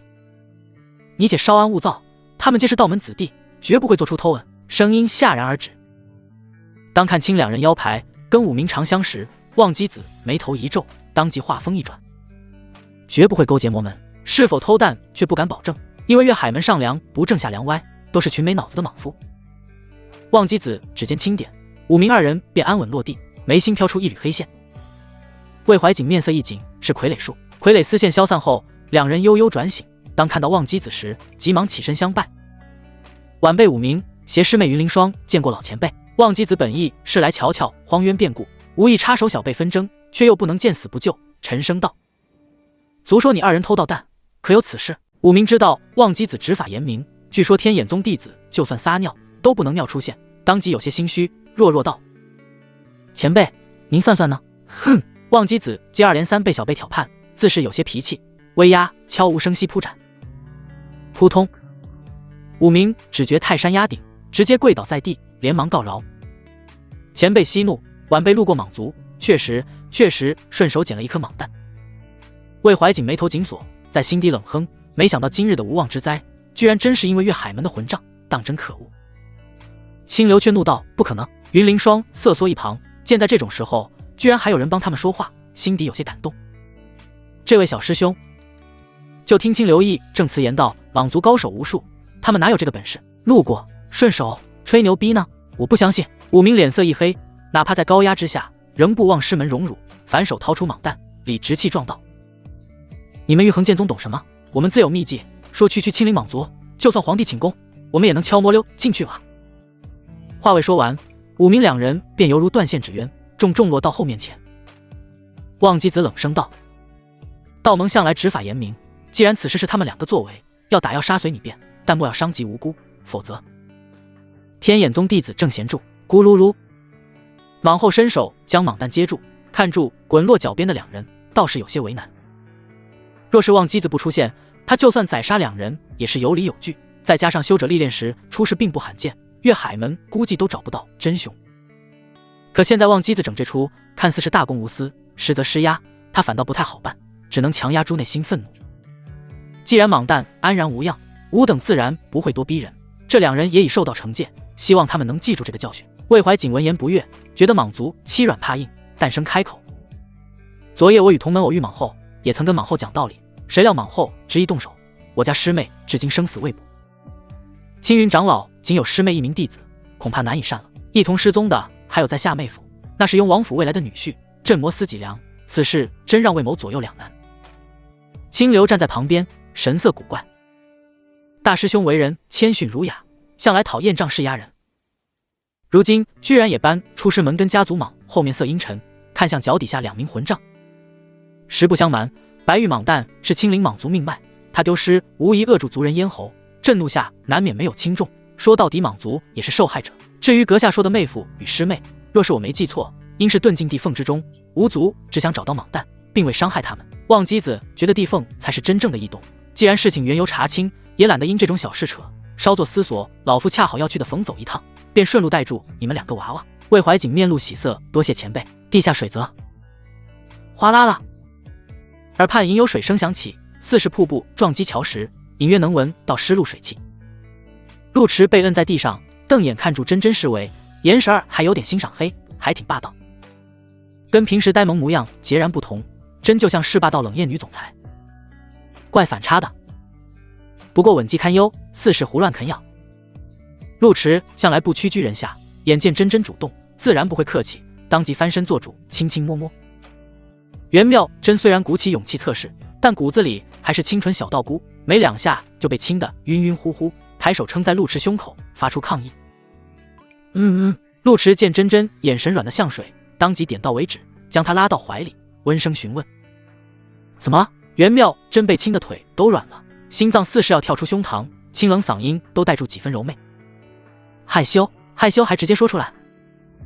陆池觉得真真可爱至极，将她扶了起来，朝着周围看去。那我们先看看周围情况。袁妙真见陆池镇定自若，像是从老手似的，心底反倒有些尴尬。原来亲亲不是硬啃，还需要点技巧。想想他抱住陆池一顿啃，乔住就像不正经的妖女，霸王硬上宫少侠，挺霸气，但其实是真露怯，轻一点章法都没有，怪丢脸的。袁妙真又羞又囧，还有股莫名其妙的兴奋愉悦，眼神都有些不自然。好的。陆池见真真害羞，也没多说，规规矩矩帮她整理繁琐衣裙。血色长裙飘逸轻盈，头戴连冠端庄肃穆，再加上眉心一点朱砂，就像不食人间烟火的道家女仙。偏偏红唇微肿，有点诱人。陆池眼神深邃，忽然想到让纯情道姑变身霸道女总裁的原因，就询问道：“方才你说想测试一下，那你的测试结论是什么？”袁妙真勇敢过后就是羞涩，但眼神却愈发坚定，轻声道：“我知道如何结红尘丹了。”陆池没想到亲一口还有这种效果，不由将脸凑近。奇了怪了，那我怎么没有领悟？要不再试试？听。袁妙真觉得陆池亲亲后变得有点坏，就伸手撑在陆池胸膛，小声解释：“跟你想的不同，我之前不知心中所想，每日心乱如麻，莫说结丹，就连修炼都心不在焉。书上说这是动情，刚刚我亲你，便是根据书上方式验证一下，我到底是不是情动。”这什么破书，还能写出这种好招数？回头真该好好感谢作者他全家。陆池挑眉，原来如此，那结果如何？真真姑娘若是觉得此法不够准确，我倒可以委屈一下，让你多实验几次。袁妙真拉住陆池衣角，清丽脸庞抬起，一字一顿道：结果就是我知道如何结红尘丹了。陆池本想听真真说几句情话，但看真真这副模样，八成是真说不出啥，也就按捺住心中所想，拉住他朝着前方走去。如此也好，刚刚金蝉传来消息，说是前方有片水泽，泽边似有变故，我们过去瞧瞧，八成真能碰到点奇遇。袁妙真面露微笑，默默持剑跟在旁边，心底却暗暗自语碰不到也没关系，你就是我下山最大的奇遇。听这话有些羞人，袁妙真稍微想想，脸颊就红润了起来，抬手拍了拍玲珑胸脯，努力让自己表情自然一些。地缝跟荒原景色截然不同，顺住山洞走出，便是一条弯亭溪流，径直蔓延到远处山岗之中。地下也有山岗，但没有树木。两人遇见约末半盏茶时间，才到金蝉说的水泽。溪流走势渐宽，已经形成湖泊规模，水激荡拍岸，隐约可见湖中露出白骨，那是一具生有双翅的虎骨。猎鹰虎。袁妙真盯住高大虎骨，眼底狐疑，可他为什么死在这里？周围没有绿树青草，山岗光秃荒芜，猎鹰虎无法在此存活。看这副白骨姿态，应当死了许久。陆池若有所思，此处虽然存在荒渊下方，但未必真实的缝下方。袁妙真稍作思索，你的意思是，此地是秘境空间？四海九州秘境众多，除去人为开辟，还有些天然秘境。简单来说，秘境属于第二空间，比如此时此地。虽是顺住的凤华落，但荒渊地下若是如此空荡，只怕早就被妖兽们折腾塌了，不会等到今天。此地更像是秘境空间。这头猎鹰虎也许是通过其他方式误入秘境，又意外死亡。而且四平不止一层秘境。陆池看向湖面，距离猎鹰虎10几丈外，湖中心明显有个水流漩涡，如漏斗般迅速旋转，周围灵气浓郁。这便是金所说的位置。陆池揽住真真，纤细腰肢飞到半空俯瞰。以这种角度观看，更觉漩涡漏斗夸张可怖，水流呈现蓝黑色，如大地之眼深邃，不像湖泊规模，更像是深海断流。袁妙真眨了眨眼，确定这是入口。陆池看一眼都觉得眼晕，自然不会以身犯险，当即拍了拍黑金魂书：金蝉，出来干活了。金蝉刚回到魂书休养，又被抓起来冒险，心底还有些怨气，就算邪魔都没这么干的，这不纯压榨吗？但想归想，嘴上又不敢说，瞅着恐怖漩涡，还有些怂。此处灵气浓厚，又有能量波动，瞧住危险，但绝对是秘境。以前古派养我的时候，就专门给我布置了一个。陆池闻言眼睛一亮，那你岂不是跟回家一样？金蝉暗道陆池没有人性，早知如此，还不如一头撞死。当即身形转如陀螺，迅速朝着漩涡方向冲去。扑通！金蝉落水，溅起夸张水。袁妙真紧盯住湖面，呼吸都轻柔几分，显然有些紧张。陆池见真真身体绷紧，便想帮她缓解情绪，低头就凑了过去。波波！袁妙真被亲得猝不及防，人都有些发增，双手撑住陆池胸膛。你做什么啊？看你紧张，给你放松一下。放松？袁妙真觉得陆池越来越坏，跟平日正人君子模样判若两人，就跟换个人似的，眼神都警惕起来。你被夺舍了？陆池愣了一瞬，继而哑然失笑，亲你一口就叫夺舍。你从前不这样，从前我们没啥关系，我若见你就亲，你不得拔剑砍我，就算你不砍，端阳郡主也得砍我2刀。袁妙真闻言，这才后知后觉，想到闺蜜，颇有些心虚，就像趁住闺蜜不在偷闺蜜男人似的，心底有种复杂的背德感，小声道：原来偷人是这种滋味。陆池被真真的话震了震，差点从天上栽下来。真真，你在说什么？我说。袁妙真一字一顿道：书上说的偷人，原来是这种滋味。什么破书？陆池见真真什么都敢说，人都有些愣，直接低头堵住红唇，狠狠了2下，才教育道：少看那些破书，写的都是骗人的，有什么不懂的问我就行。哦。袁妙真摸摸嘴唇，悄悄将修仙道侣指南放到储物戒指深处，免得被陆池拿走。他又不傻，知道什么书能看，什么书不能看。哗啦啦！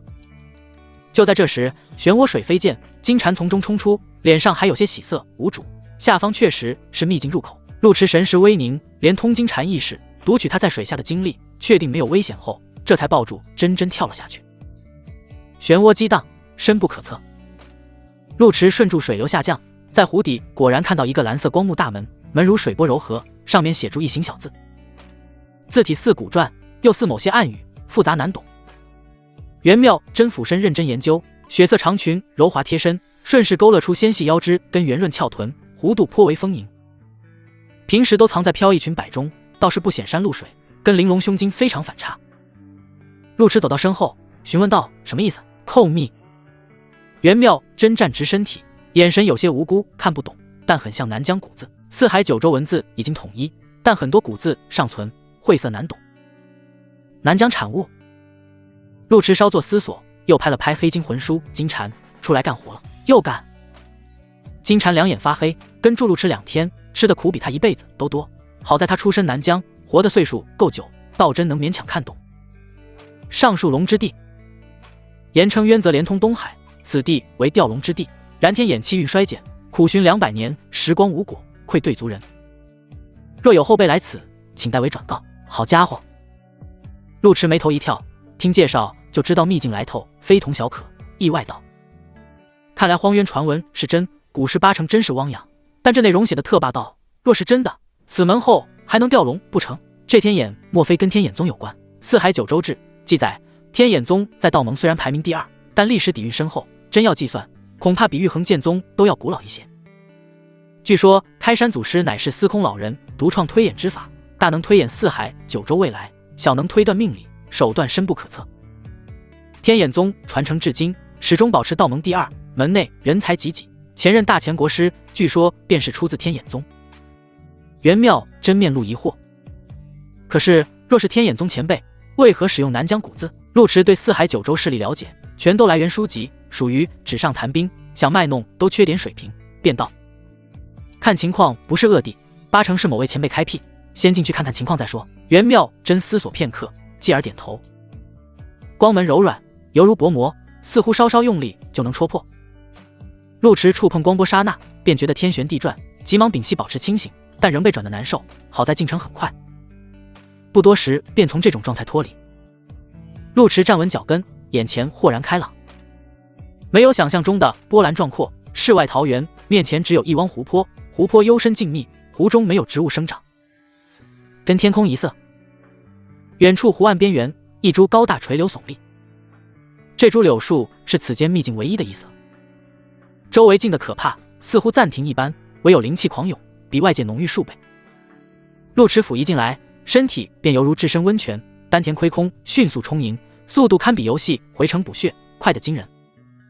这里好静。袁妙真神识较为敏锐，当探查到巨大垂柳时，秀眉微，前方柳树下似乎有人。陆池想到秘境门口记载，思绪乱飘，莫非是天眼宗前辈？袁妙真指间凝聚真气，认真感知秘境异动，摇头道：不确定，但没察觉到恶意，那就去看看。既然已经来到这里，总要尽量探查一番。陆池用冤甲玄位裹住2人，小心翼翼朝着柳树靠近。然而距离柳树越近，周围灵气便越浓。陆池甚至有种醉氧的感觉，急忙运转骨退灵诀。骨退灵诀需要消耗大量真气淬体，甫一运转便抽前大半丹田，但周围灵气实在太浓，不消片刻便补给充盈，算是良性循环。若非情况有些紧急，陆池都想在此地闭关数月。哗啦啦，2人踏湖而行，原本沉寂的水面忽然巨浪滔天，一股凶煞之气席卷，似乎有庞然大物欲破水而出。陆池急忙握住纯阳剑，又将天青魔心丹翻找出来。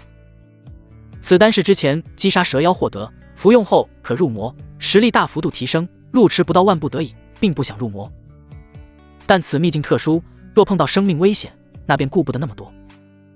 周围灵气充沛，就算拔剑号干气海也能迅速补充，再加上天青魔心丹，简直就等于开挂，一般真碰到大妖也能打一打。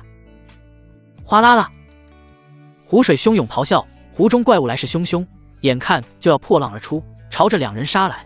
可在这种关键时刻，那怪物不知为何竟然安静下来，湖面重新沉寂，那股凶戾之气顷刻消散，犹如从未出现过一般，消失得无影无踪。咦，袁妙真眨巴住眼睛，狐疑道：方才动静像是水兽，应是这方小天地的守护神，但为何没有攻击我们？陆池头次探索秘境，根本没啥经验，问他也是白搭。许是没有触发他的攻击机制，就比如秘境里的 BOSS， 距离太远是无法引怪的。攻击机制。袁妙真歪了歪脑袋，似乎在沉思。陆迟没有解释，见狐怪远去，也就没有耽搁，飞速朝着前方奔行。不多时便来到那株垂柳近前方，才距离太远，只觉垂柳高大。可如今近距离观察，面前垂柳高耸入云，粗壮树身擎天，柔韧枝条遮天蔽日，带出一股压迫感。而就在巨大柳树的下方，坐住一道苍老的身影。身影裹住灰色长袍，须发白，手中持一根鱼竿，丝线垂入大湖之中。老者一动不动，如雕塑一般，保持住垂钓姿势。钓鱼佬真是无处不在。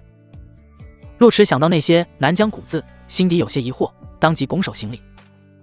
晚辈陆小凤，邪道侣，误入此地，无意打搅前辈。寂静无声。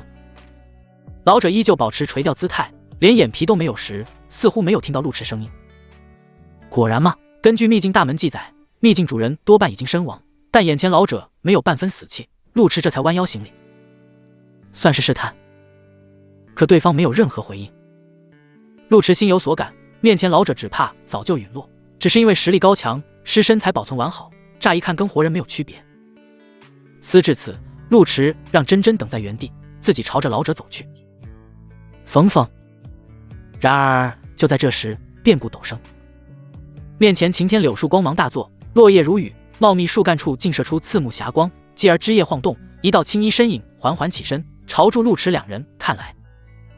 陆迟这才发现，在粗壮树干之间，竟然坐住一名女子。女子周身朦胧轻雾，看不清具体相貌，只能看到繁琐华服。看款式像是南疆衣裙，裙摆重重叠叠，绣柱绘图案，裙摆长度只到小腿，脚踝处佩戴银饰，映衬出白皙裸足。又是不穿鞋的。陆迟自遇掩虎后，见到赤足女人就头皮发麻，眼见霞光袭来，当即竖起剑指，周身真激荡，形成金色光照，将真护在其中。轻雾里传来空灵声音，似是女子发出疑惑，继而激烈霞光退去，那青衣女人放弃攻击两人，赤足翩然而至。冯冯一，凄寒剑光亮起，如寒芒划破迷雾。袁妙真挡在陆迟面前，毫不迟疑朝着青衣女子刺去。扣穿。青衣女子动作未停，似乎没看到袁妙真拔剑，身体如同透明一般，任凭长剑穿过，径直走向陆迟。袁妙真看到这幕，黛眉微，眼底掠过寒意，冰寒真气狂涌，全都聚集在剑身，似要施展乾坤一剑。陆迟看出青衣女子诡异，不想真硬碰硬，急忙将真媳妇护至身后，同时飞速后撤，面含微笑。误入此地，无意冒犯前辈。青衣女子不语，身影却如影随形，任凭陆迟速度飞快，她都能不紧不慢地跟住，但并不动手。什么毛病？陆迟稍作思索，索性停了下来，静静地看住女子过来。青衣女子飘至近前，猛地抬起手臂，就在陆迟以为这哑巴女人要发动攻击时，却见她腰身一弯，竟是拱手一拜，轻雾中嗓音空灵：气运已散，无知去也。呼！言罢，天地间似有清风拂过，轻雾缓缓消散，徒留一具肉身。陆迟大为震惊，尚未明白路数，就见参天垂柳光华敛去，竟迅速枯零，面前大湖水位下降，犹如被金乌蒸前，转瞬就成了枯滩。女子跟树下老人身躯也发生变化，饱满皮肤逐渐干，华发枯零，竟成了两具前尸。变故来得突然，陆迟亲眼看住秘境桃源化作钱河枯潭，犹如见证数百年岁月更迭一般，心头震撼。沉默半晌，袁妙真才轻轻开口：“方才那是怎么回事？”陆迟调然回神，眼底还有些震惊，下意识摇头：“不清楚，我还以为秘境都是这样的。”袁妙真这才想起，陆迟是第一次下秘境，贴心解释：“秘境种类繁多，但不管危险还是和平，都很少出现刚刚那种情况。那名青衣女子似乎是护道者，残存一缕执念，我们擅闯过来，她就算不攻击我们，也不该拜你。真媳妇都不知道，陆迟更不明白，或许拜的是我们俩。也对哦。”袁妙真静静看住周围变化，若有所思道：“我曾经跟随师尊历练，见过类似场面，或许秘境原本就是这副枯竭模样，是他们的力量让秘境升华，如今力量散去，秘境便恢复原样。”陆迟更是百思不得其解，主要是本身就没啥经验，这回纯粹是见见世面，冷不丁碰到这种情况，不猛都是心智坚定，只能稳定心神，小心翼翼朝着前方靠近。根据秘境大门来看，或许跟天眼宗、南疆有关，他们不知道去世多久，但生前执念能一直维持秘境，可见是前辈大能，或许身上有啥线索。袁妙真点了点头，照旧走在陆池前面。陆池稍显无奈，上前拉住手腕，两人并肩而行，小心翼翼朝着尸身靠近。秘境灵气枯竭，力量散去，没有再发生异样。陆池顺利来到境前，只见两具身躯虽然干，但未曾腐朽，隐约还泛著金色光芒，颇为神异。乔柱不像尸体，更像是蕴含灵气的雕塑，散发诸神圣气息，足见生平修为之高。前辈，冒犯了。陆池先是弯腰行礼，而后才伸手触碰两人护身。奇怪的是，两人身上除了衣衫之外，再也没有其他东西，无法证明来历。唯一特殊的就是那根鱼竿。湖泊已经干涸，可鱼竿丝线却直入地底，仿佛被什么东西死死勾住。而老者护体还保持住生前表情，眉头紧皱，眼底似乎有惊喜，也有恐惧。莫非真在钓龙？陆池思索片刻，伸手触碰鱼竿。然而不等他发力，鱼竿便剧烈抖动起来，前河湖泊发出咔破碎声，似有庞然大物破土而出。下一刻，轰隆隆，前河荒滩震动，一块黑色石碑破土而出，随着鱼线坠落身前。与此同时，陆池石海中的古碑猛地转动，带住陆池朝着黑色石碑而去。待距离近了，只见黑色石碑光芒大作，显露4个大字：永镇东海。石碑巍然矗立，古朴沧桑，约有2丈之高，通体漆黑，碑面光滑如镜，只刻住4个苍劲古朴的大字：永镇东海。每一笔都如刀凿斧刻，字迹隐隐泛著暗金色的微光，透出一股难以言喻的威严与压迫，令人下意识想匍匐敬畏。陆池心头微震，这具石碑似乎带住特殊力量，竟能引起他石海古碑共鸣。自从获得渡厄古碑后，古碑一直老老实实消化妖魔妖魂，随机掉落物品奖励，像是个温顺小媳妇。可现在渡厄古碑猛地躁动，犹如陀螺般旋转，一下就从温柔小媳妇变成了诈尸妖女，转得陆池头晕脑眩，下意识扶住面前古朴石碑。嗡！而就在陆池扶住石碑的刹那，高大石碑像是被抽钱精气神，顷刻间4分5裂，同时一股磅礴力量冲入石海，将渡厄古碑团团围住。我去！陆池石海被填满，差点昏厥过去，下意识就发出优雅国骂。骂完便急忙盘腿坐下，运功安抚躁动的渡厄古碑。自从获得古碑后，还是头次碰到这种情况，就算陆池是挂壁，也摸不清楚其中缘由，只能先让古碑稳定。随着真气流转，渡厄古碑逐渐平息躁动，只是周围多了一层浓厚的灰白之气。4是灵气，文似地经。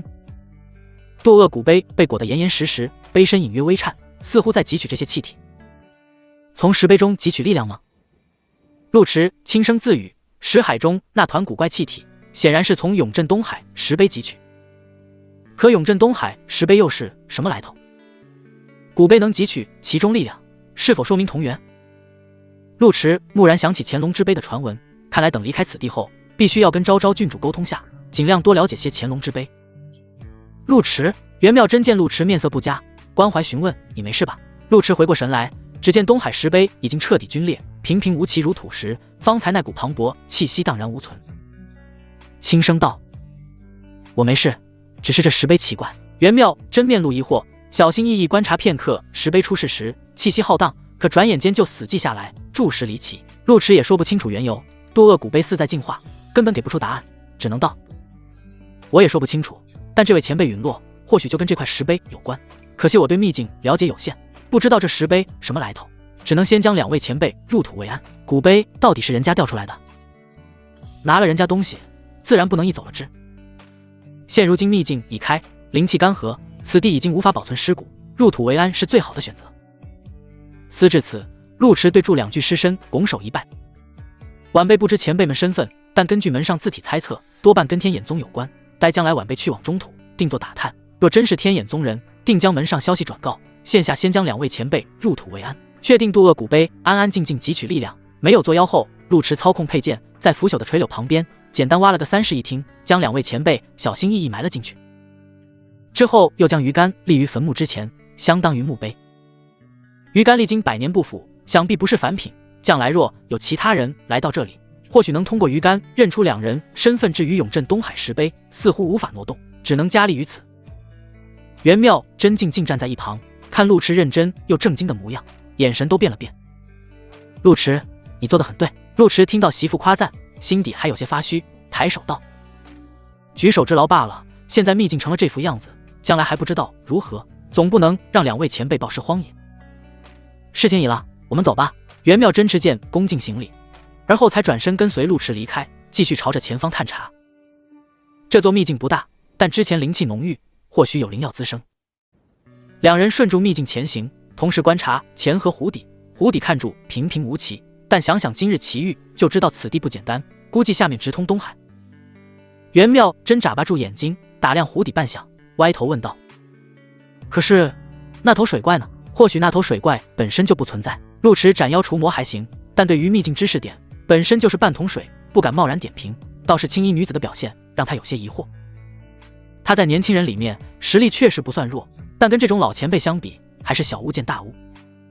对方哪怕只剩下一缕执念，也不会拜他，除非拜的是渡厄古碑，包括那块让老前辈死前都惊讶振奋的东海石碑，8成都是因为渡厄古碑才会现身。可这玩意到底什么来头？陆池心不在焉，分神观察住脑海古碑，想看看有没有线索。只见古碑捏历史海，默默炼化那股古怪精气，目前没有半点变化。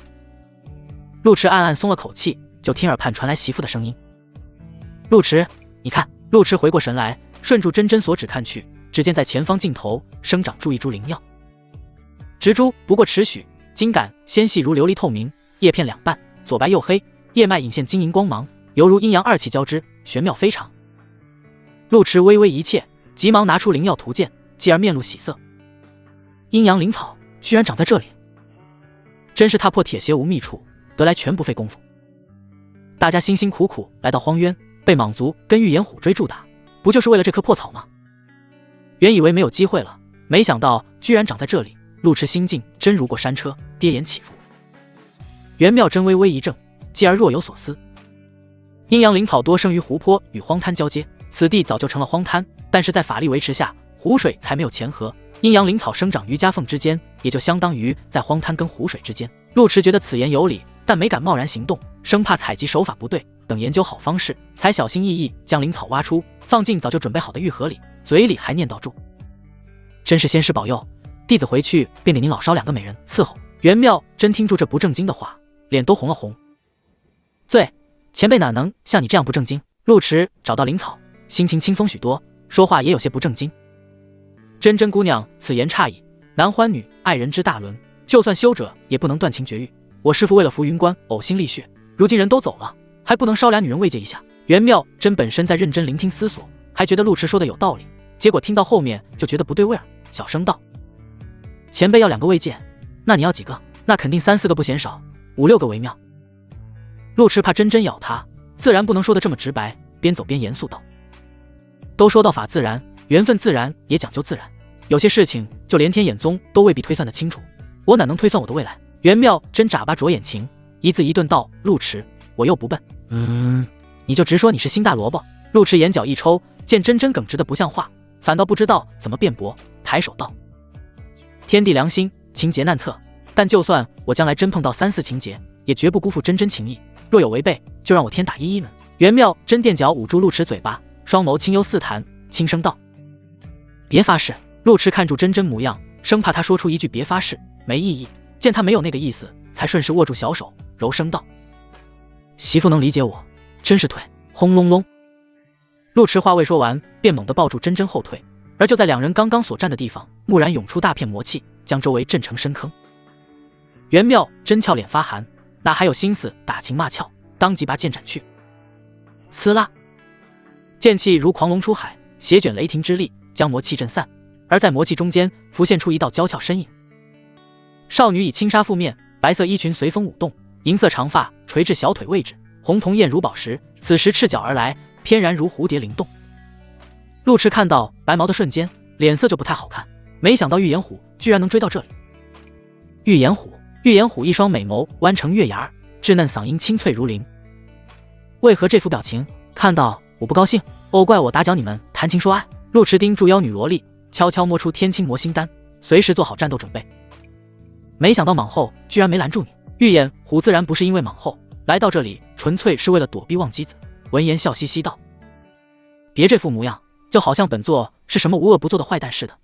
你杀了我族金，我总要向你要个说法才对，可你却引往后对付我，实在是不太礼貌。陆迟可不信这鬼话，似笑非笑问道：哦，那你想要什么说法？玉眼虎盯住陆迟看了片刻，红瞳闪烁，妖冶光芒。你用哪只手杀的金蝉？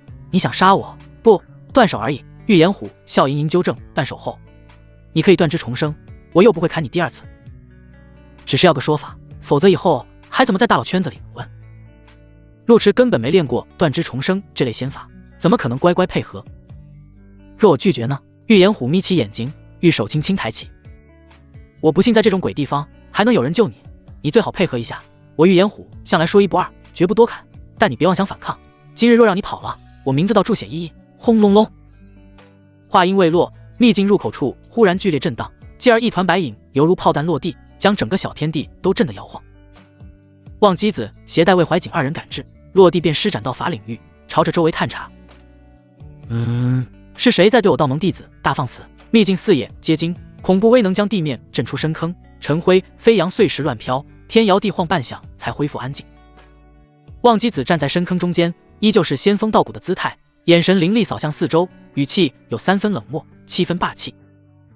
算他跑得快，胡眼玉确实跑得快，他简直跑出了生平最快速度。本就是为了躲避望基子，才顺势滚落地缝，然后意外察觉到陆迟踪迹，就顺手想砍其手，找回场子。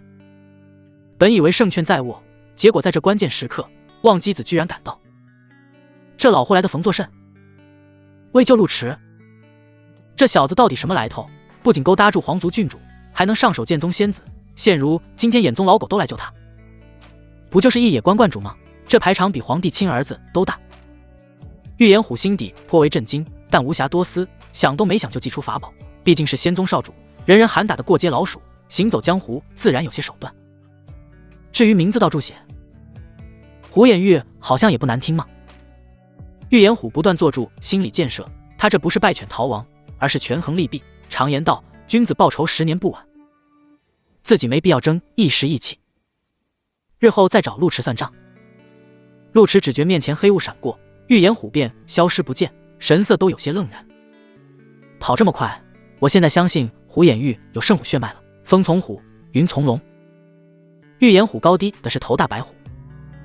踏踏踏，烟尘散去，魏怀瑾抖了抖衣襟灰尘，急忙来到近前，见到两人没事，才松了口气，礼貌介绍道：这位是天眼宗的执法长老望基子前辈，这位是益州浮云关关主陆迟，这位是师妹袁妙珍。天眼宗，陆迟觉得有些巧合，抬手行礼，多谢前辈相救。望基子面无波澜，一副德高望重、世外高人模样，淡淡开口：魔门妖女作恶多端，人人得而诛之，可惜她命不该绝。陆迟微微合手，觉得望基老前辈确实仙风道骨，仅仅是外在气度跟说话语气就拿捏得相当到位。刚欲开口接话，就见仙风道骨的高冷老前辈看向袁妙珍，继而脸上露出灿烂笑容，声音轻柔：袁师侄，你没事吧？袁妙真有些受宠若惊，微微合手，晚辈无事，谢前辈关怀。无事就好，你虽天赋不俗，但终究涉世未深，以后历练要谨慎，小心青云师妹身体可好？袁妙真觉得老前辈不太对劲，眨巴住眼睛，师尊很好。望基子关怀道：让他没事多下山走走，别总在山里闭关，那跟闭门造车有何区别？还是要多跟道友论道。有劳师叔挂牵，弟子定会转告。清流瞅着望基子的双面模样，悄悄对陆迟神识传音：你别介意，望基师叔对谁都一副爱理不理的牛样，唯独对青云长老态度谄媚，当年被戏称大前第一舔狗。好家伙，怪不得场面如此诡异。陆迟眼观鼻鼻关心，因为境界差距太大，神识传音也不保险，便没有回复清流，还对其使了个眼色，示意别再说了。清流还以为陆迟没听明白，贴心解释道：这事说来话长，据说望基师叔做了多年舔狗，就连狗族都对他十分痛恨，觉得望基师叔连累了狗族风平厅。清流话未说完，声音便戛然而止。他急忙捂住脖梗，一副被扼住喉咙的样子，倒在地上滚了2圈，才彻底老实。哼，望基子身为2品天元，自然能听到小辈传音，本想听听清流会说些什么，没想到跟见宗长教一样没素质。望基子冷哼一声，将清流踢到一旁打滚，又看向陆迟：方才妖女婴是魔门玉眼虎，她鲜少露面，为何追住你不放？陆池将金蝉之事说出，许是因为此事惹来妖女记恨。望姬子神色稍缓，眼神有几分欣赏。能以6品初期斩杀5品金蝉，真是英雄出少年。只要好好修炼，日后定天高海阔，大有可为。陆池被夸的都有些汗颜。前辈过奖。望姬子抬手，示意无需多礼。既然此件事了，你们且回去吧，老夫还有要事处理。谅那妖女也不敢再对你们出手。天眼宗虽能推演万物，但到了2品天元境后，便不会被小事挂碍，推演的皆是四海九州大事。既然推出荒渊异变，说明此事绝不简单，需要仔细调查。陆池见暖场结束，稍微想了想，还是将秘境事情告知。前辈且慢，我与真误打误撞来到此地，发现此秘境曾有2位前辈陨落，或许跟天眼宗有关除去渡恶古碑之事。陆池将其他见闻说出，若真是天眼宗老前辈，也算是了却对方心愿，没白蹭东海石碑。忘记子本就为了荒渊而来，越听越觉得不对劲，神色都变得怪异。目的在哪？就在前方，刚将2位前辈入土为安。嗖！忘机子袖袍鼓动，身影自然的消失，转瞬便出现在坟墓之前。当看到那根鱼竿时，面色骇然。无涯师叔，还真是天眼宗前辈。陆池紧随其后，也想知道事情来龙去脉。忘机子望住鱼竿半晌，终于明白为何会推演到荒渊异变。他对筑坟墓拜了拜，继而抬手施法，一将尸书坟给刨了。鱼竿只是信物，真想确定身份，势必要看到尸身。随着2具尸身破土而出，忘机子瞳孔骤缩，神色竟有些惊惶。无涯师叔，知心夫人。魏怀瑾掩面怒然，但他知道点内情，此时轻声解释：无涯前辈是天眼宗上任长老，而知心夫人出身南疆皇室，是无涯前辈的道侣，2人失踪已200余年，没想到居然在荒渊下方。陆池没听过这2人名号，但看忘记老前辈的模样，就知道非同小可。再结合吊龙古字，线索也逐渐串联，一多半是无涯前辈携道侣吊龙，欲增天眼宗气运，不料天眼宗气运衰减，无法承受真龙之气，遭到反噬。知心夫人没有亲自吊龙，多半是护道者临死前将此地设为秘境，同时在秘境入口留下文字，以待后人发现，重见天日。陆池心底惊讶，若是推测为真，天眼宗岂非要掉落道盟前2？那这群天眼宗弟子估计死了都无颜面对列祖列宗。正思索间，就听忘机老前辈询问，那座东海石碑便是无涯师叔吊上来的物件。袁妙真沉默了半晌，此时倒有些与有容焉，轻声解释：石碑确实连住于线，但前辈并未将其调出，是陆池来到此处，拉动丝线才令石碑破土而出。忘机子人都愣了，哪里还像德高望重老前辈，声调都拔高了几分。是你将石碑吊上来的？话音未落，威压骤然席卷。忘机子眸光扫过陆池，2品天元威压如影随形，纯阳剑发出轰鸣，似想帮主人反抗这股威势。陆池知道东海石碑来历非凡，心底早就有所准备，此时就算倍感压力，眸光也依旧平静无波。前辈此话我无法回答，我却实触碰了鱼竿，但却没有用力。至于石碑如何上来的，我也说不清楚，前辈不如自己研究研究。忘机子目光一开，那股威压当即消散，他轻声自语道：永镇东海，永镇东海。忘机子走向石碑，哪怕碑身已经腐朽，但永镇东海4字却依旧苍劲，似乎能透过古朴石碑看到当初刻字大能的决心。永镇东海，豪情满怀。魏怀瑾看出事情不对，不动声色将陆池护在身后，微笑询问：前辈，这石碑可有什么来历？忘机子盯住石碑半晌，摇了摇头：此碑来历神秘，老夫也不敢断言，不过既是无涯师叔执念，想必非同小可。而此碑今天重见天日，许是跟陆小友有缘。陆小友？陆池有些受宠若惊，同时品出事情不对，连忙撇清关系：前辈客气，晚辈自幼在益州长大，还是头次出来历练，从未见过这种石碑，想必只是巧合。忘机子活到这把年纪，自然不会被轻易糊弄，笑盈盈道：我们天眼宗没有剑宗那些臭规矩，不拘泥称呼，小友无需如此客套。老夫敢问一句，石碑吊上来时就已经干裂枯竭了吗？陆池如实道：石碑吊上来时未曾，但后面不知为何就成了这副样子。忘机子不知想到何事，悠悠长叹一声，从腰间掏出一枚碧玉腰牌：小友帮无涯师叔入土为安，天眼宗欠小友一个人情，此乃老夫腰牌，将来小友如有需要，持此腰牌前往天眼宗，我宗上下定会倾力帮助。哈！陆池面色古怪，出门历练获得至宝，意外结交世外高人，这不纯纯主角模板吗？但事情恐怕没有那么简单。望基子八成知道此碑来历，只是不愿跟小辈多聊，又因此碑跟他有缘，这才称兄道弟，态度和蔼。就算不接这块腰牌，日后估计也免不了跟天眼宗接触。思至此，陆迟伸手接过令牌，拱手谢道：“前辈厚爱，陆迟却之不恭。”望基子微微合手，既然此间事了，那老夫便送你们离开，有劳前辈。陆迟该拿的都拿了，继续留在这里也没意义，搞不好还被老前辈看出渡厄古碑，当即微笑感谢。呼呼。望基子随手一划，秘境上空便出现了一道缝隙，众人只觉眼前一亮，继而被清风裹挟，冲着天际而去。待四人离开之后，望基子挥袖卷起2具尸身，又弯腰扛起石碑，堂堂天元之境，竟然身形佝偻。师叔在生死道消之际，还不忘给天眼宗留一线生机，如此大义，全宗无不涕零。弟子送师叔、师婶娘回宗。3天后，啾啾，一周已经入夏，天气晴朗炎热，郡主府内湖连夜接天，即夺垒月出水面，亭亭玉立，含苞待放湖，中梁亭里。珠圆玉润的端阳郡主半躺在摇椅上，轻薄绿裙微微开，荷塘里的胸衣被高高撑起，此时侧身斜靠，腿儿微蜷，纤腰下方蔓延出丰润弧度。来，接住！端阳都主拿住浆果，对住前方轻轻抛去。发财四提齐蹬，稳稳接住浆果，还在原地转了个圈儿，圆滚滚的身躯颇为滑稽。明白。端阳郡主摇住团扇，兴致缺缺。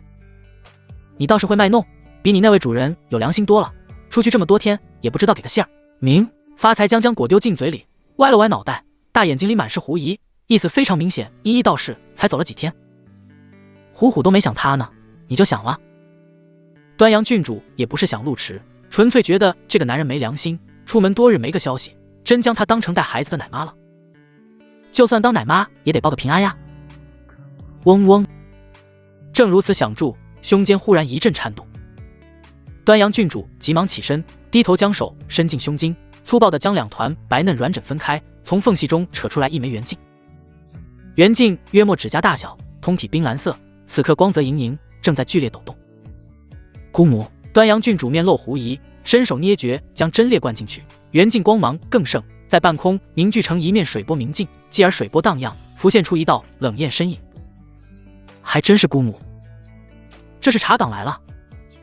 端阳郡主收起玩世不恭之态，恭恭敬敬的行礼问安。端阳见过长公主殿下。明镜内的身影赫然是当今渊和长公主，身着绛红织金襦裙，衣袍宽松，却遮不住丰身段，宏伟资本将凤凰展翅胸衣撑得鼓鼓囊囊。乌黑云鬓高挽，用金凤步摇点缀，穿金戴银却不显落俗，反倒衬得那张脸容色倾城，冷艳高贵。此时端坐美人榻，纤腰盈盈一握，腰下曲线柔润浑圆，就算神态端庄，也压不住诱人的身段。偏偏那双眼睛眸光凛冽，如寒月凌霜，霸气孤傲，跟下座身段形成鲜明反差，就连嗓音都清冷如雪。就你我2人，不必多礼。姑母。端阳郡主抬起头来，看向明镜中的冷艳身影，柔媚嗓音带了几分撒娇意味。姑母这是想端阳了。长公主虽然年过半百，但容貌跟28少女无异，反而年岁经历为她增添几分熟女韵味。闻言诞生赞扬。一周之事你处理得很好，不仅瓦解了太阴仙宗阴谋，还看出官场机弊。端阳，你进步了很多，若是修炼再刻苦一些，当为我皇族天骄。此言虽然稍有夸大，但也不多。皇族血统经过层层选拔，后代天赋自然不差。如为怀瑾之辈，年纪轻轻便名扬天下。端阳郡主虽然一心向道，但修炼并不算刻苦用功，如此荒废住也到了如今境界，算是相当不错。特别是一周之行，将事情办得十分漂亮，称得上足智多谋。长公主此言倒是发自肺腑。换作平时，得到姑母如此夸奖，端阳郡主定会得意洋洋。可一周之事，陆迟当属头功，他哪里好意思点住脸鞠躬，摇头道：“姑母谬赞，一周的事情全靠镇魔司跟陆迟陆道长，端阳不过是跟住走走过场，没出什么力气喷。端阳竟也学会了谦虚。”长公主冷艳凤眸眯起，显然有些兴致。本宫看了你的奏议，6品出境便能斩杀5品大妖，虽然有纯阳剑的缘故，但能拔出纯阳剑，足见天赋不俗。本宫寻找乾隆之碑，正是求贤若渴的时候，若陆迟愿意来京城做事，倒也不失为圆满。长公主虽然修为不俗，但皇族高手大都坐镇京城，天长日久难免乏味，对江湖上的年轻天骄颇感兴趣。稍作思索，又继续道：不过乾隆之碑神秘莫测，能否寻到暂不可知。但是魔门猖狂，道盟近年势头也不错，朝廷也需要人才。这位陆道长人品如何？端阳郡主知道姑母性格偏冷，难得见他一口气说这么多话，说的还是陆迟，心下还有些骄傲。挑眉道：自然人品贵重，视金钱如粪土，视权力名气为浮云，不仅修为好，手腕也颇有门道，是个难得的良才。长公主欲言微，但笑道：视权力为浮云，看来他拒绝了你的拉拢。端阳郡主挺起雄厚本钱，悠悠道：姑母明鉴，端阳此行一周，不敢忘姑母交代，碰到这种良才，自然不会放过。可惜任凭许下多少好处，他都无动于衷。说到这里，端阳郡主还唉声叹气几下，恨不得将陆迟事迹全都说出。说住，还有些跑偏，言辞之间不乏对相貌之赞美。长公主听住侄女不休，冷艳脸庞浮现几抹异色，觉得陆迟形象有些耳熟。这不就是天眼宗恶霸常说的堂前正人君子，清风悟月，清冷纤长，堂下有劲能干，幽默风趣，俊俏郎君吗？长公主向来觉得这种形象不靠谱，抬手打断侄女，皱眉道：这到底是仙风道骨的道长，还是风流洞的少侠？这不都是吗？端阳郡主眨眨眼，后知后觉意识到姑母与常人不同，认真解释道：陆迟品性纯粹，做事坦荡，从不遮掩，拥有一颗赤诚之心，修炼时确实是仙风道骨，高冷道长，私下也幽默风趣，平易近人，这也不相悖啊。端阳郡主自从记事起，姑母就一直都是冷冰冰的模样，明明长了一副祸水身材，偏偏清心寡欲的像是女菩萨。端阳郡主曾经叛逆时，还悄悄摸进去公主府，想瞧瞧姑母闺房中有没有藏住脚先生，后来发现房间里只有修炼秘籍。自那后，端阳郡主才明白，自家姑母是表里如一的人，表面高贵冷艳，私下里也冷得要死，根本没有反差。眼下怕姑母不了解正常人的形象，端阳郡主又贴心补充道：常言道，君子论迹不论心，论心世间无完人。世间能像姑母这般心形合一的身手，是人食五谷杂粮，总是有些欲望杂念的，这并不冲突。长公主活了这把年纪，自然明白这个道路，只是受天眼宗恶霸影响，这才有些偏见。眼下缓声道：本宫不过随口一问，你为何紧张至此？莫非是心悦于他？端阳，你是本宫膝下长大的孩子，若你真的喜欢，本宫如你所愿，这是要赐婚。端阳郡主倒是不反对，可这事总要陆迟点头才行，否则岂不成了强抢民男？当即做出娇羞姿态。姑母说到哪里去了？端阳又不是痴，只是欣赏人才罢了。可惜陆迟极有风骨，根本不为所动。长公主微微合手，若是君子无意，也莫要强求。本宫虽然爱才，但却不能以权压人，想想其他办法。其他办法？端阳郡主都恨不得用美人计了，但显然还不至于如此。闻言点头。端阳明白，姑母放心。长公主聊完男人，又想到正事，淡淡道：马承渊跟红衣房的事情，本宫已派人清查，此事你无需再插手。至于一州军需银两之事，不管那群蛀虫吞了多少，本宫都会让他们数倍吐出。端阳郡主亲自来过一州，更知一州不易，听到事情有了眉目，面露喜色。姑母英明，端阳佩服。但话说回来，那位陆迟终究是拔出了纯阳剑，还是要尽力拉拢，毕竟是排名20的神剑。姑母放心，端阳明白。长公主没有再说话，只是慵懒地挥了挥衣袖。密川，清风拂过，半空水尽消散。端阳郡主将宝镜收起，想助姑母的吩咐还有点犯难。若是陆迟真瞧不上朝廷，他堂堂端阳郡主，总不可能脱衣服用美人计。但碰到这种天降佳婿，就算他不用美人计，肯定会有其他人用美人计，保不准连自己闺蜜都会下手。端阳郡主正思绪乱飘，就见绿珠小跑住过来，衣襟都上下摇颤，跟水波似的晃动，嘴里还喊住：郡主，世子爷跟陆道长他们回来了。端阳郡主当了几天留守奶妈，心底早就不耐，闻言扯好衣襟，拔腿就走。还知道回来啊？荒渊位于南疆，因是年轻修者历练圣地，附近100里便有城镇，供修者们歇脚、打探消息等等。陆迟怕白毛小妖女追杀，离开秘境之后，没有在荒渊停留，跟大舅哥直奔一州。地凤秘境出口位于荒渊深处，4人纵然马不停蹄，也费了数日才走出茫茫群山。陆迟乘坐真真牌顺风车，自然没有消耗，但怕真真消耗过多，手掌便紧贴住纤细腰肢，偶尔帮忙渡气。袁妙真虽然鲜少出山，但还算博览群书，知道年轻男女在一起后容易气血上头，生怕陆池在背后揉揉摸摸。好在陆池还算老实，除了偶尔下一拍拍圆臀，倒也没搂住他波波，一路算是有惊无险。实则陆池始终在分神研究渡恶古碑。古碑西前东海石碑后，始终在沉浸式前饭，随着灰白养料被消耗，古碑周身似乎光滑许多，但因为碑面朦胧迷雾，目前看不出具体变化多端，只能按捺住心情，耐心等待古碑前饭结束。好在古碑就算前饭，奖励功能也没落下。陆池顺手斩杀的妖兽倒是掉落了几样好东西，比如烈火云翼、百年虎鞭等等。前者使用能如烈火鹰翔，后者效果则简单粗暴，强身健体。陆池将这些物件暂时收起，待日后使用。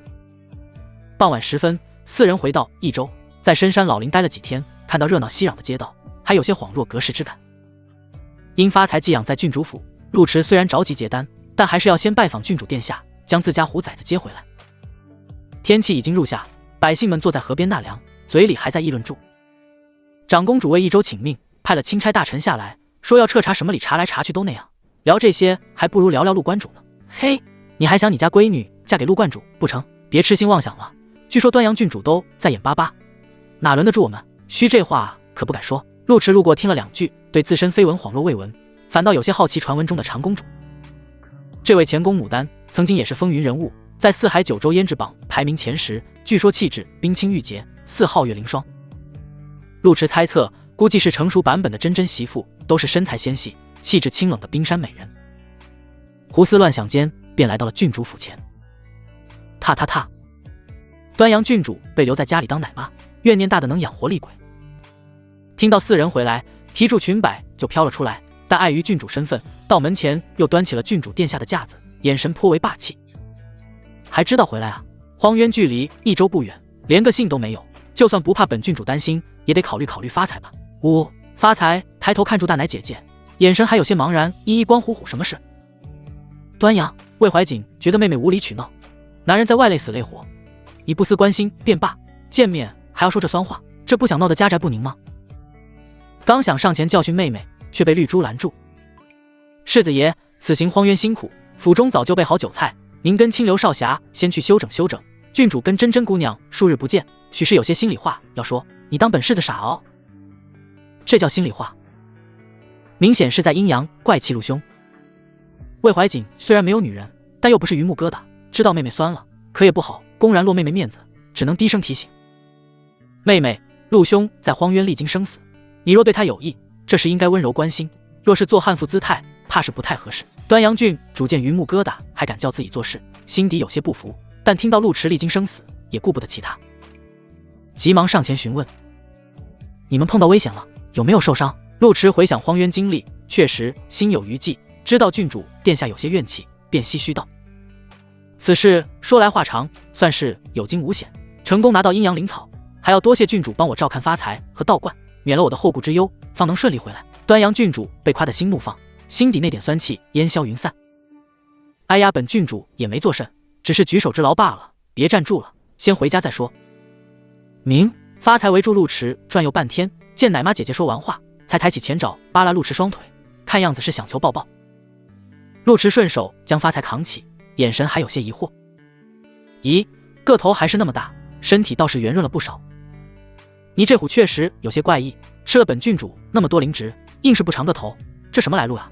瞧住不是凡胎，半路收养的，我也不太清楚，怪可爱的。两人随口聊住家常，就像丈夫风尘仆仆回家，妻子贴心讲述孩子情况似的，氛围还有点小温馨。但没说几句，郡主殿下就发现了不对劲。妙真，你怎么不说话？说话？说什么啊？说我抢了你的男人。袁妙真行事向来坦荡，从不藏住掖住，但头次碰到这种事情，还真就不好开口，这才一直当鸵鸟。眼下听到闺蜜询问，眼神都有些躲闪。我有点累。端阳郡主没少跟京城小姐们厮混，练得一双火眼金睛，当即意识到闺蜜情况不对，眼神狐疑打量一圈。身着血色长裙的闺蜜依旧是那傅清丽圣洁模样，但往昔充满智慧的秋水明眸，今日却眼神复杂，颇为心虚，就跟偷情被人发现似的。这能是妙真的眼神？端阳郡主越看越不对劲，陶某扫向陆池，你欺负他了。陆池确实没少欺负，但绝不是端阳郡主想的那样。见真真眼神微耸，估计是没想好怎么跟闺蜜坦白，当即帮忙解围。胡说什么？大家奔波太久，难免疲累，更何况荒渊里面危险重重。端阳郡主听到危险重重，心底又惊又怕，顾不得审讯闺蜜。进去说，进去说。郡主府宴席准备很快，不多时便摆满真美味。酒过3巡，端阳郡主已经微，国色天香的小脸酡红似霞，犹如醉酒的水嫩牡丹。此行竟如此凶险，那群越海门弟子注视混账，偷弹就偷弹，关键手脚还不利索，这不平白连累人吗？言语间又怒又急，看模样恨不得将越海门从道盟除名。清流叹息道：“我们还好，分开行动后，很快就脱离了青灵蟒追踪。可陆兄跟袁师妹却碰到了玉岩虎那妖女。”端阳郡主桃眸瞪大，觉得这经历当真跌眼起伏，询问道：“玉岩虎向来神龙见首不见尾，在江湖上相当神秘，那女人长啥样？”陆池想想白毛萝莉模样，如实道：“待柱面纱看不清楚，在操控越海门弟子时倒是露面了，但多半不是真容。”端阳郡主想了想，根据江湖传闻，据说玉岩虎倾国倾城，是货真价实的妖姬，勾引男人都不用手段，勾勾手指就行。陆池想想玉岩虎那没葱高的个头，觉得江湖传闻当真离谱。就那身高个头，别说祸水妖姬，说是女人都够呛。扑喂！端阳郡主觉得陆池嘴巴真毒，笑得直乱颤，还拍了拍高耸胸襟，豪气道：“那算哪门子的妖女？8成毛都没有长齐。不过这黄毛丫头当真狠辣，不敢在一周杀你，居然追去荒渊，若不是望基子前辈，还真挺凶险。”陆池想想玉岩虎做派，倒是有些纳闷。我又没啥根基，按照他的实力，想杀我易如反掌，没必要追去荒渊。如此千回，对他也没啥好处。确实没啥好处，但桥段咋这么耳熟？端阳郡主酒都醒了几分，桃眸眯起。不对，本郡主好像在百集中看过类似桥段，说是魔门妖女追击正道少侠，结果一来二去两人暗生情愫，3年抱俩。袁妙真坐在一旁，听到这话紧张的不行。魔门妖女没跟陆池暗生情，反倒是他这位正道仙子又亲又摸。真真越想越觉得心虚，默默抬手喝了2大碗酒。好在现场人多，倒也没人注意到袁妙真的异样。魏怀瑾见不靠谱的妹妹又在胡言乱语，当即板起脸：“休要胡言乱语，那妖女手段狠辣，陆兄属于死里逃生，别用市井的艳俗话本相提并论。”端阳郡主虽然骚话连篇，实则心底十分心疼，只是口嗨2句活跃气氛，闻言坐直身体，若有所思道：“其他暂且不提，望基子前辈此举倒是大有深意。若只是单纯感谢陆池，像他这般大能，手指缝露2个灵草，都够小辈淬炼半年，为何会给妖牌？不管朝廷还是道盟宗门，妖牌意义皆非同小可。这不仅仅是单纯的感谢，更像是某种认可跟拉拢。”端阳都主有些紧迫感，他都还没拉拢成功，天眼宗跟住凑什么热闹？那老头莫非也觉得陆池骨骼清奇，能成大事？竞争越来越大了。陆池觉得跟东海石碑有关，但事关渡厄古碑，确实不方便赘述，便道：“天眼宗前辈德高望重，我区一州一小道，浑身上下没2两东西，没啥好图谋的，估计就是感谢。”端阳郡主慵懒靠在椅背上，眼神都有几分迷离。此言差矣，天眼宗却识字力很老，但此宗做事手法清奇，其中不乏剑走偏锋者，送妖牌未必是感谢。比如天眼宗官威圣女，简称天眼恶霸，为了达成目的不择手段，这妖牌还是谨慎对待，万一被恶霸缠住，半辈子不得安宁啊！陆池越听越觉得离谱，道盟里还有恶霸，酒气都散了几分。看来我要尽快结单。魏怀瑾听到天眼恶霸4字，急忙左右观看，确定无人听到后，才低声道：“陆兄别听端阳胡言，官威前辈德高望重，对小辈也颇为照顾。不过既然拿到了阴阳灵草，确实要尽快结单，免得夜长梦多。毕竟是能结极品金丹的灵药，老骨头或许看不上，但年轻修者有5成都在盯住，算是烫手山芋，早用早好。”陆池去荒渊虽然有惊无险，但经历确实刺激，若是灵草被人抢走，死都不能目。当即询问结丹方式，我懂，无非是将精气神凝练合一，在丹田结成金丹，但阴阳灵草如何辅助？是直接吞服，还是炼制成丹药？魏怀瑾有过结丹经验，当即给妹夫解惑。阴阳灵草跟其他灵药不同，若是其他灵药，自是炼成丹药服用最好，但阴阳灵草盘桓阴阳2气，炼丹反而损其精华，直接服用即可。不过此物虽好，却也有些副作用。哈！陆池没想到这种级别的灵药居然也有副作用，认真请教道：“请魏兄解惑。”魏怀瑾作为剑宗大师兄，自然博览群书，解释道：“陆兄要结的玄清少阳金丹，属性至阳至刚，结丹者未必能扛住那股纯阳正气，所以需要阴阳灵草调和。阴阳灵药的精华便是那缕阴阳之气，阴气精华能调和纯阳正气，增强精神力量，提高结丹成功率。可阳气精华却会让真气更加纯正灼热，等闲难以忍耐。”陆池眉间一抽，当即明白大舅哥的意思。阴阳灵草等于冰火两重天，冰能平衡体内真气，而火却等于狂暴 buff， 稍有不慎就要体会烈火焚身。若是掌控不好，阳气当场就得爆炸，搞不好还会干出点丧尽天良的事。关键结极品金丹，还必须得用阴阳灵草。魏怀瑾见陆池神色严肃，宽慰道：“修行本就是逆天而行，不管破境还是淬体，都需历经重重困难，更何况是结极品金丹。不过结丹虽然不易，但并非孤注一掷，天地万物互相克制。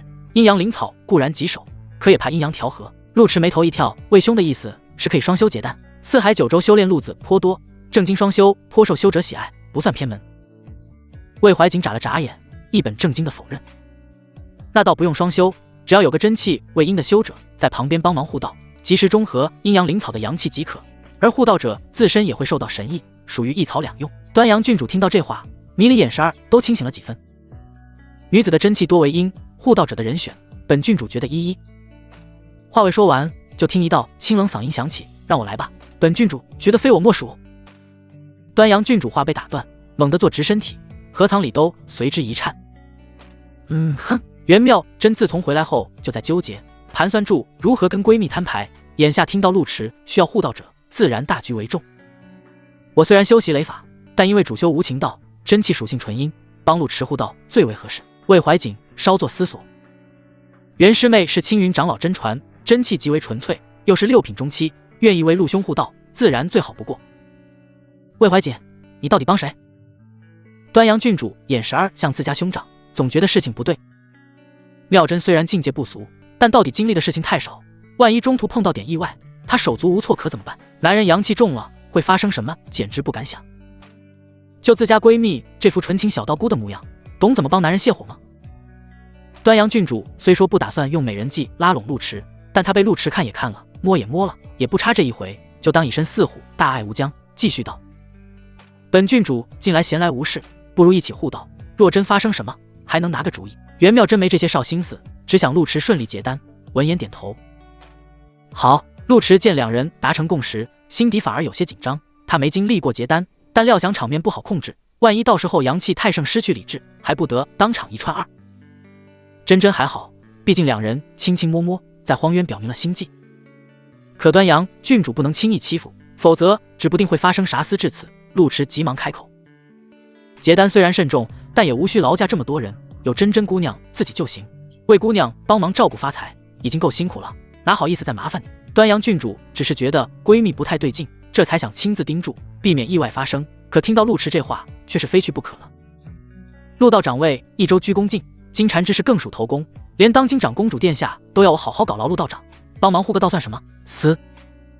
陆池听到这话就知道不好拒绝了，只能点头。那就有劳了。夜晚，月明星稀，山间道观。端阳郡主本想让陆池在郡主府结丹，但考虑到郡主府在主城，不如山间僻静，便跟住来了浮云观。夜色寂寥，山间道观清幽宁静。静室内，陆池盘腿坐在中间，昭昭跟真真坐在对面，呈三角形阵仗。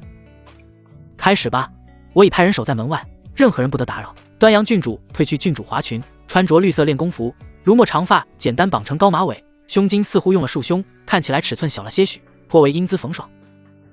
如此阵仗颇为隆重，就连魏怀瑾结丹时都没这种场面。陆池没有耽搁，从玉盒中拿出阴阳灵草。呼！阴阳灵草灵气流转，阴阳二气交融混合，轻盈飘至陆池头顶，洒落蒙蒙光辉。这是逸散的药力，陆池当即闭目捏诀，迅速运转丹田真气。丹者，道之精华也，而结丹之法，守在巨灵，修饰内天地之气，炼化己身，呼吸元气以求仙。结丹则凝神静气，以一导之，使精气神三宝合，最终三物一家，共归一体，凝聚成丹。陆池自步入爆丹境起，便看了许多结丹之法，此时倒也没有紧张，按部就班运转真气，按照步骤实施。玄清少阳金丹理论步骤不难，首先集中精神力量，以纯正阳真气凝聚体内精华，全都压在丹田之中，耐心淬炼出金丹轮廓，而后服用阴阳灵草中和。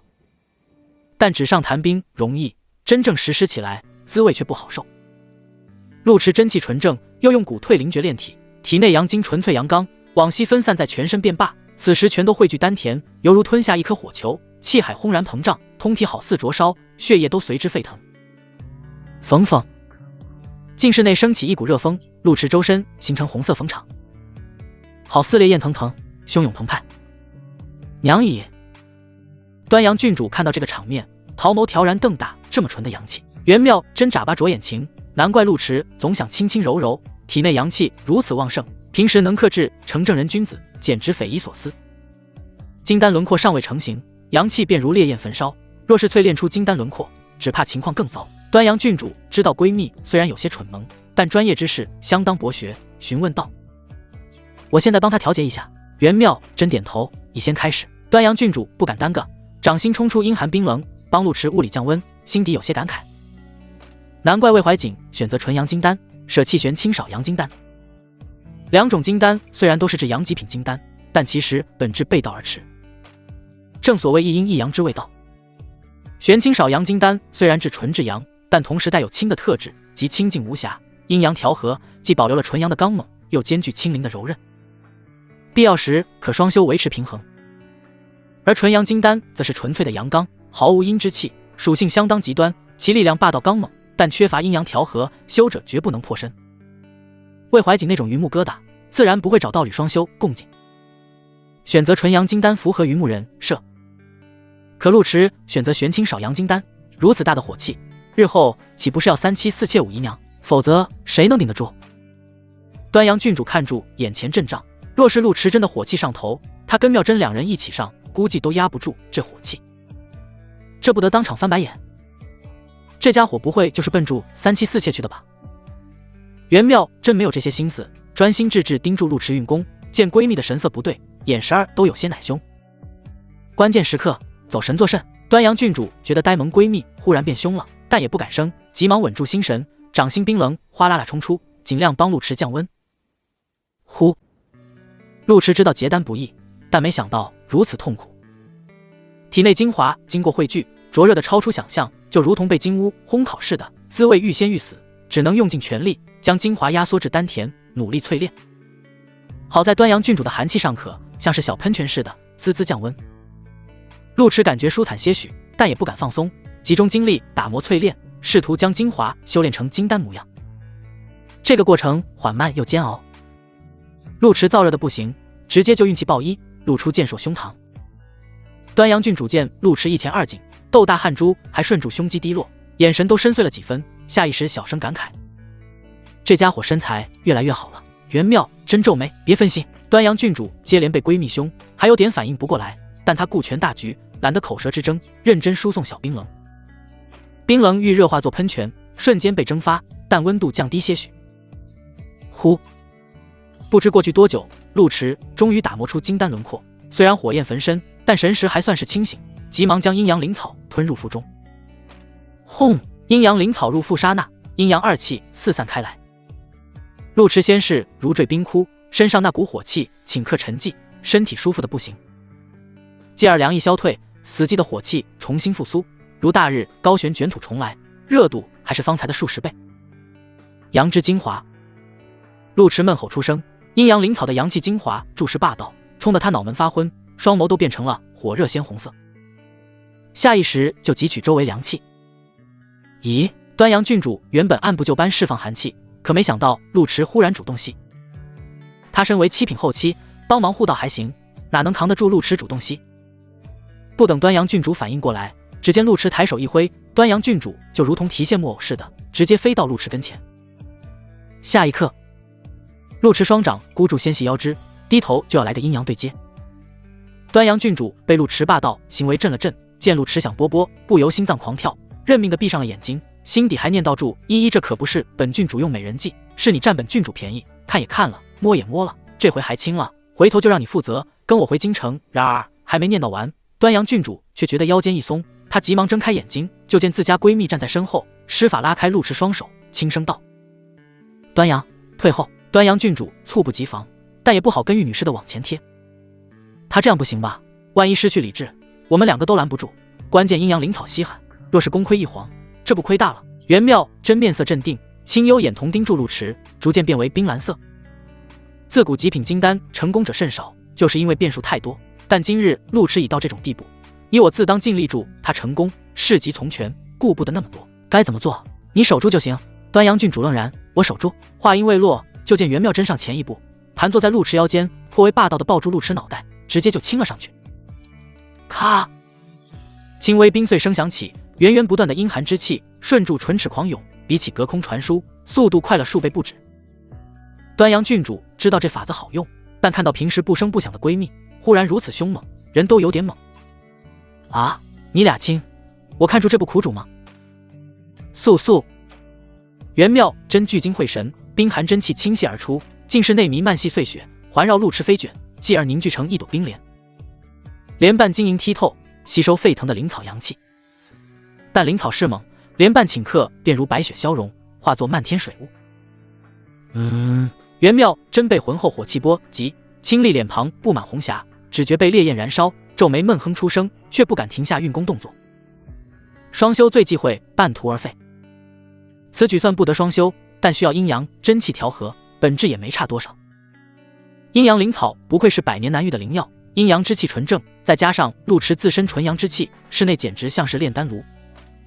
袁妙真自幼修太上忘情，真气纯粹阴寒，又是6品中期，只要认真输送真气，不仅能帮陆池调和，还能集助阳之精反哺自身，获益匪浅。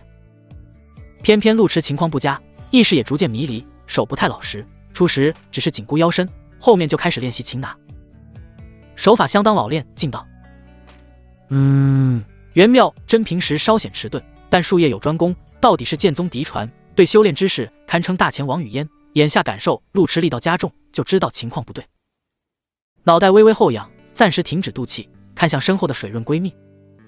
陆池真气浓厚，体魄也强，比一般6品中期厚重很多，我自己有些压不住。端阳，你来帮忙。我怎么帮忙？端阳郡主还有些发懵。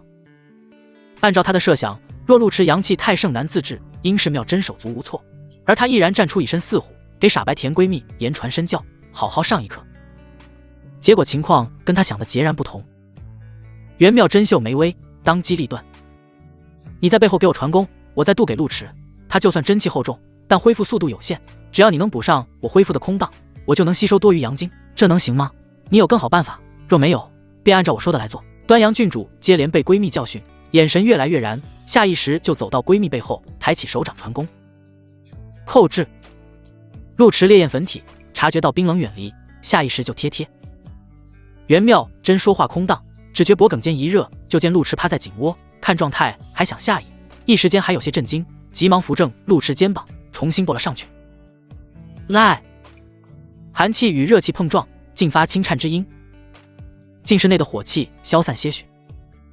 袁妙真实力不弱，刚刚纯粹是阳精太猛，再加上陆池上下其手，他有些乱了方寸，如今有了端阳兜主加成，倒是逐渐游刃有余。周围温度缓缓降低，陆池的意识也清醒不少，他知道真付出良多，急忙运功淬炼金丹轮廓。端阳郡主见局面稳住，心下松了口气，脑子也逐渐清醒过来，看住眼前姿势，面色有些古怪。傻白甜闺蜜抱住陆池轻轻渡气，而她站在闺蜜背后传功，这不冤种推背吗？关键这也不是她的人设啊，不该是她在前面渡气，骗傻白甜闺蜜推背吗？妙真她懂什么啊？哦，正因为啥也不懂，所以才能心无挂碍，莽成这样。端阳郡主自意尽在掌握，现在却有种被莽夫偷家的感觉，只能硬住头皮推背，嘴里还念叨住。现在如何了？她没事了吧？袁妙真心无杂念，只想助陆池成功结丹，至于如何面对闺蜜，那是日后的事情，此时绝不能因为扭捏而耽误正事。闻言神识传音，应该没有大碍，但需要再观察片刻，免得功亏一篑。若能结成极品金丹，以后修炼路途将顺遂通畅。端阳郡主眉头紧，道理本郡主还能不懂？关键极品金丹难结，万一没有万一。端阳郡主从来就不是受气包，接连背，胸都气鼓几分。那现在还需要用嘴渡气？我们前后夹击帮他输送真气，应该也能稳住局面。你可是黄大姑娘，又摸又亲的，日后怎么嫁人？袁妙真拳神贯珠帘化阳经，心底盘算住大概时间。再等等，还等？真当本郡主是推背归了？这不欺负人！麻端阳郡主暗暗咬牙，眼神扫向陆池，就见那双手已经探进衣襟，脸都有些绿。在这种时候还不忘轻薄女子，简直天生坏胚。当初陆池打青龙时受伤，他给陆池喂寒经时，这家伙就趁机揉揉，说是昏迷不醒，实际上手非常稳准狠，就没摸错位置过他，甚至怀疑陆池故意装晕轻薄他。陆池倒不是故意，纯粹是有些上头。因为骨退灵诀的缘故，他肉身精华相当醇厚，猛地聚集在丹田，是真的扛不住。后面再加上阴阳灵草的阳精，丹田跟炸了没啥区别。真真这时骑过来，确实能施法降温，但却附带魔法攻击，就像在沙漠中碰到清泉，本能的就想凿冰。能控制住没有一串二，都是定力惊人。难怪自古结玄清、少阳金丹的修者不多。首先，此丹确实难度颇高；其次，这不纯折磨人吗？自卫堪比服用十全大补丸后，看玉体横陈大美人搔首弄姿，还不能碰陆池，觉得都快炸了。袁妙真察觉到陆池剑拔弩张，神色有些愣然，继而面露担忧。他好像发病了，有没有什么办法能让他舒服点？你管这叫发病？端阳郡主见闺蜜终于恢复傻白甜人设，挺起傲人胸脯，眼神朝着下方扫去，语气带住几分傲气。这可不是病，别天天看修炼秘籍，也多学学基础知识。碰到这种情况，除了软磨硬泡，别无他法。陆池意识刚刚清晰，就听到昭昭大放厥词，忍不住倒吸了一口凉气，急忙神识传音：“我没事了，阳精已被吸收大半，接下来按部就班就行。”端阳郡主眉梢担忧褪去，悄悄松了口气，又觉得屈。没事，你还轻妙真，她可是清纯小道姑，你这不是坏她道心吗？别憋住，不行让本郡主来，反正你早就看过，不差这一回。陆池脸色一变，觉得昭昭嘴强王者，但又怕他真上手影响结丹，强忍住躁动神识传音：“什么住？郡主若真有诚意，就洗前进，等我结丹结束。这时候我最多只能摸摸，又不能真做什么，说这些都没啥意义。”端阳郡主纯粹是觉得屈，真要让他上手，估计还没莽夫闺蜜利索，当即也不再打扰陆池，而是推了推傻白甜闺蜜肩膀。既然他已经清醒，就不能这么赌气，免得扰他心境。确实差不多了。袁妙真将阳精炼化，确定陆池温度下降，才小心翼翼移开脸，改用掌心贴住胸膛渡气。端阳郡主不用继续推背，心底舒坦不少，走到陆池背后，呈姿态输送。竟是真气波动逐渐平稳。陆池状态恢复，睁眼查看情况，就见真真坐在面前，血色长裙被汗水浸透，隐约可见空谷幽蓝的肚兜。那张清丽脸庞酡红似醉，眼神水润，像是一株出水嫩芙蓉。陆池思绪有些飘，觉得真真不愧是修无情道的，性子确实够韧，心底也够坦率，不管是打架还是其他，有事是真赶上，也很有章法。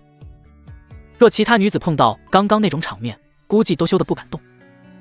陆池稍作感慨，顾不得心猿意马，全神贯注开始淬炼金丹，有了阴之气调和，金丹逐渐凝实，只需再淬炼片刻，便能攻成。呼！袁妙真瞧见陆池看他，当即闭上眼睛，瞧住像是冰山美人，实则心湖激荡。方才事急从权，顾不得许多，可现在平静下来，方才画面挥之不去，脸色不由涨红。这该怎么跟端阳解释哦？月明星稀，一周300里外的山路中，嘎嘎，山林寂静无声，偶有孤魂野鬼飘过，惊起树上老鸦。茂密植被遮天蔽日，掩映住一座山洞，借助盈盈月色，依稀可看到山洞轮廓，里面布置整齐，烛火摇曳。玉眼虎果著黑色长袍，如雪银发在夜色中熠熠生辉，此时半躺在山洞宝座，轻纱覆面遮蔽容貌，仅露出一双腰眼红瞳。山洞左边摆住一把太师椅，红娘子正襟危坐，正关切询问。天眼宗的老骨头们大都不问世事，就连当今皇帝想求一卦，也要亲自登门拜访。少主在荒渊碰到的天眼老贼，莫非是官威？玉眼虎把玩住红玉如意，赤足翘在宝座扶手，稚嫩嗓音有几分严肃。我若碰到官威老贼，还能全身而退？这倒是。红娘子点头认可。常言道，人的名术的瘾，道盟纵横多年，自然少不了狠角色。而官威老贼便是狠人中的狠人。本是天眼宗圣女，代表一宗形象，可此辽做事不择手段，狂妄无比，自年幼时便神挡杀神，佛挡杀佛，遇事不讲道理，只讲拳头，堪称修仙界恶霸。就连道盟跟朝廷都没少受此恶霸造，曾经有修者发起投票，票选谁是四海九州的大恶人。官威老贼一骑绝尘，就连臭名昭著的魔门都望尘莫及。太阴仙宗宗主觉得深受羞辱，比品德比不过正道便罢，比谁是恶人居然还比不过，这不当众打脸吗？宗主当场就找官威单挑，然后一直闭关到现在，对外则宣称闭关寻求突破。天眼宗也觉得颜面扫地，据说掌教亲自将官威带回。此辽虽将近20年未曾下山，但四海九州只要有些资历的修者，几乎都听过其恶名，以至于红娘子提到天眼宗，想到的第一个人就是官威。玉颜虎红瞳冰冷，淡淡道：“我碰到的是望基子老贼，此贼虽不如官威可恨，但行事剑走偏锋，酒后不得遇见这个畜生律法，便是此贼提出。不过望基子虽然不务正业，但到他这种修为，绝不会贸然去荒渊。荒渊中或许藏住某些秘密，遗憾道盟一手遮天，我们无法窥探。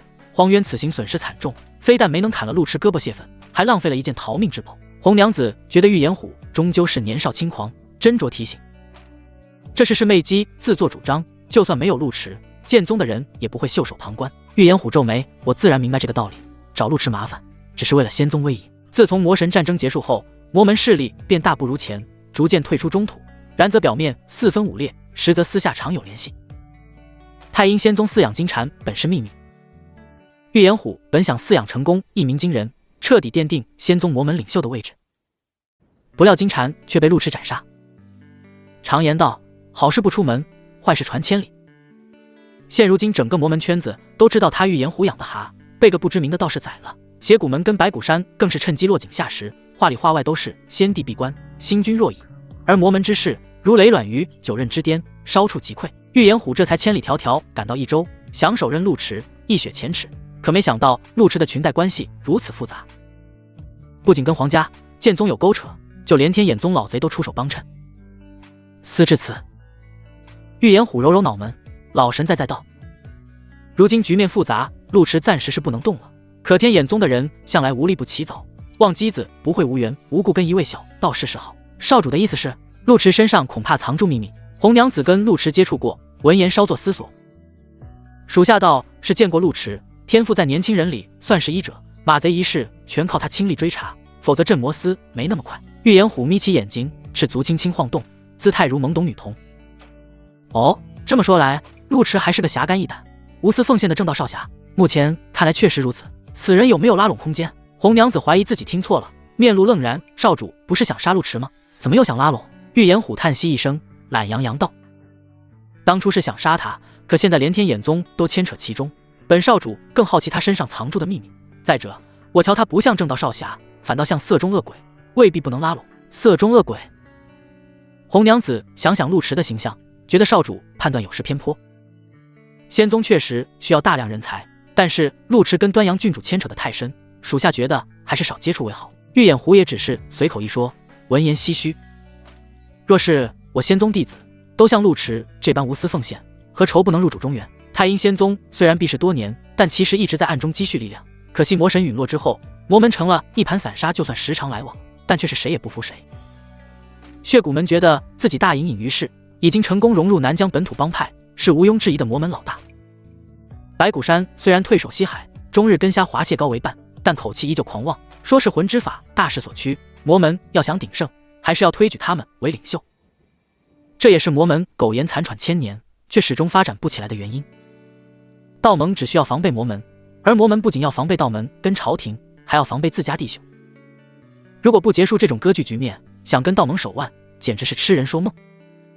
红娘子觉得少主太天真，魔门无私奉献还叫魔门吗？叹息道：益州虽然失利，好在没有影响根基，无非被血骨门白骨山嘲笑两句。少主还是要以大局为重，前往京城才是。玉颜虎在荒渊抱头鼠窜，想想仍觉得心有不甘。陆池虽然暂时不能杀，可不打他一顿，住实难受。少主打陆池什么时候都行，但京城还等助少主主持大局。少主心怀大志，想太阴仙宗跟道盟分庭抗礼，就得忍一口气。玉颜虎道理都懂，但凡不是顾全大局，他早将陆池那小道士灭了。说到底还是道盟不厚道，我们名叫太阴仙宗，比天眼宗、月海门都更像是名门正派，就因为不想做道盟走狗，便被驱逐至此。如今现在红衣房被毁，已被镇魔司通缉，1周是待不下去了，只能随我一起去京城，将根基打稳再说。玉眼狐想要的很简单。太阴仙宗洗白上岸，他日再见天眼宗老贼时，对方不对他大打出手，而是喊一声狐姐。当然，此举难如登天，但人生在世，不就是为了一口气吗？红娘子微微合手，少主英明。对了，派人盯住点路池，我倒要看看天眼宗想搞什么把戏。属下明白，若是被人发现，就说是邪骨门的人。少主果真睿智。哼！咕咕。清晨破晓时分，山间雄鸡报晓，净室内真气波动已经平息。元妙真跟端阳郡主真气消耗过多，体力不支，正一前一后趴在陆池身上昏睡。陆池被夹在中间，视线稍稍下移，就能看到真真腰下曲线，身后触感更为夸张。端阳郡主估计睡相一般，软枕被挤压得非常夸张，连弧度都能清晰感知。陆池奋战一夜，哪里经得住这种考验？急忙运转真气，平复心底的躁动，同时关注自身变化。心情一晚，终于结丹。周身气息内敛，眉宇精神奕奕，像是采阴补阳的男妖精，似得精气神相当饱满。气海拓宽了数倍，内是广阔如大海，一颗金丹盘踞丹田中间，阳气纯正雄厚，色泽圣洁耀眼。若是此时拔出纯阳剑，非但不会被掏空，甚至还能持剑打几个回合。总算没有白受罪。陆池想想昨晚的经历，堪称痛不欲生。若非有阴阳灵草跟2位小喷泉帮助，只怕会绊到绷带。轰一！陆池尝试催动金丹，只觉气海呼啸，形成夸张漩涡，周围灵气迅速聚集，顷刻涌入丹田之中。这种炼化灵气的速度是平日10倍不止，就连随手打出的掌风，气势都汹涌澎湃，相当凌厉。看来早结丹还是有好处的。陆池稍作感知，发觉自己境界也随之提升，已是6品中期。除去结丹缘故之外，估摸还有阴阳灵草的功劳。元妙真被真然波动惊扰，缓缓睁开眼睛，抬眸就看到男人的健硕胸肌，眼神还有些呆。你成功了！陆池调然回神，想到昨夜真真凶猛模样，再看如今呆萌姿态，觉得颇为反差，就低头啵了2口。我已经顺利结丹，境界也有所提升，还要多谢你跟端阳郡主，昨夜真是委屈你了。元妙真摇了摇头，神色严肃。那种紧要关头，换作是你，你也会为我这么做。那这能一样吗？陆池眨了眨眼，不管怎么说，这事都要谢你，回头好好搞劳你。哦，陆道常想怎么搞劳妙真？身后忽然传来悠悠嗓音。陆池只觉身体一松，2团软枕已经离开后背，继而传来动静，想必昭昭在整理衣衫，便笑道：郡主想陆某怎么搞劳？只要陆某能做到的，定倾力而为。端阳郡主推了半晚上的背，心底怨气非常大，但昨晚正事当前，自然不好发脾气，现在就想秋后算账。搞劳不敢当，昨晚你意识不清醒，做出些糊涂事情，本郡主也懒得计较，请回吧。本郡主有事跟妙真聊聊。陆池有种不祥的预感，总觉得要家宅不宁，有什么话不能当住我的面聊。女儿家的事情你也要听？那倒不是，但这是我家。端阳郡主眼皮子一跳，脸色有些尴尬，抬腿就走。那本郡主跟妙真出去聊聊，你先看看气海跟石海情况，千万别出什么纰漏。陆池不放心真真媳妇，起身就想拉住端阳郡主，不管什么情况，先安抚几句再说。结果刚刚站起，就觉得身下一凉。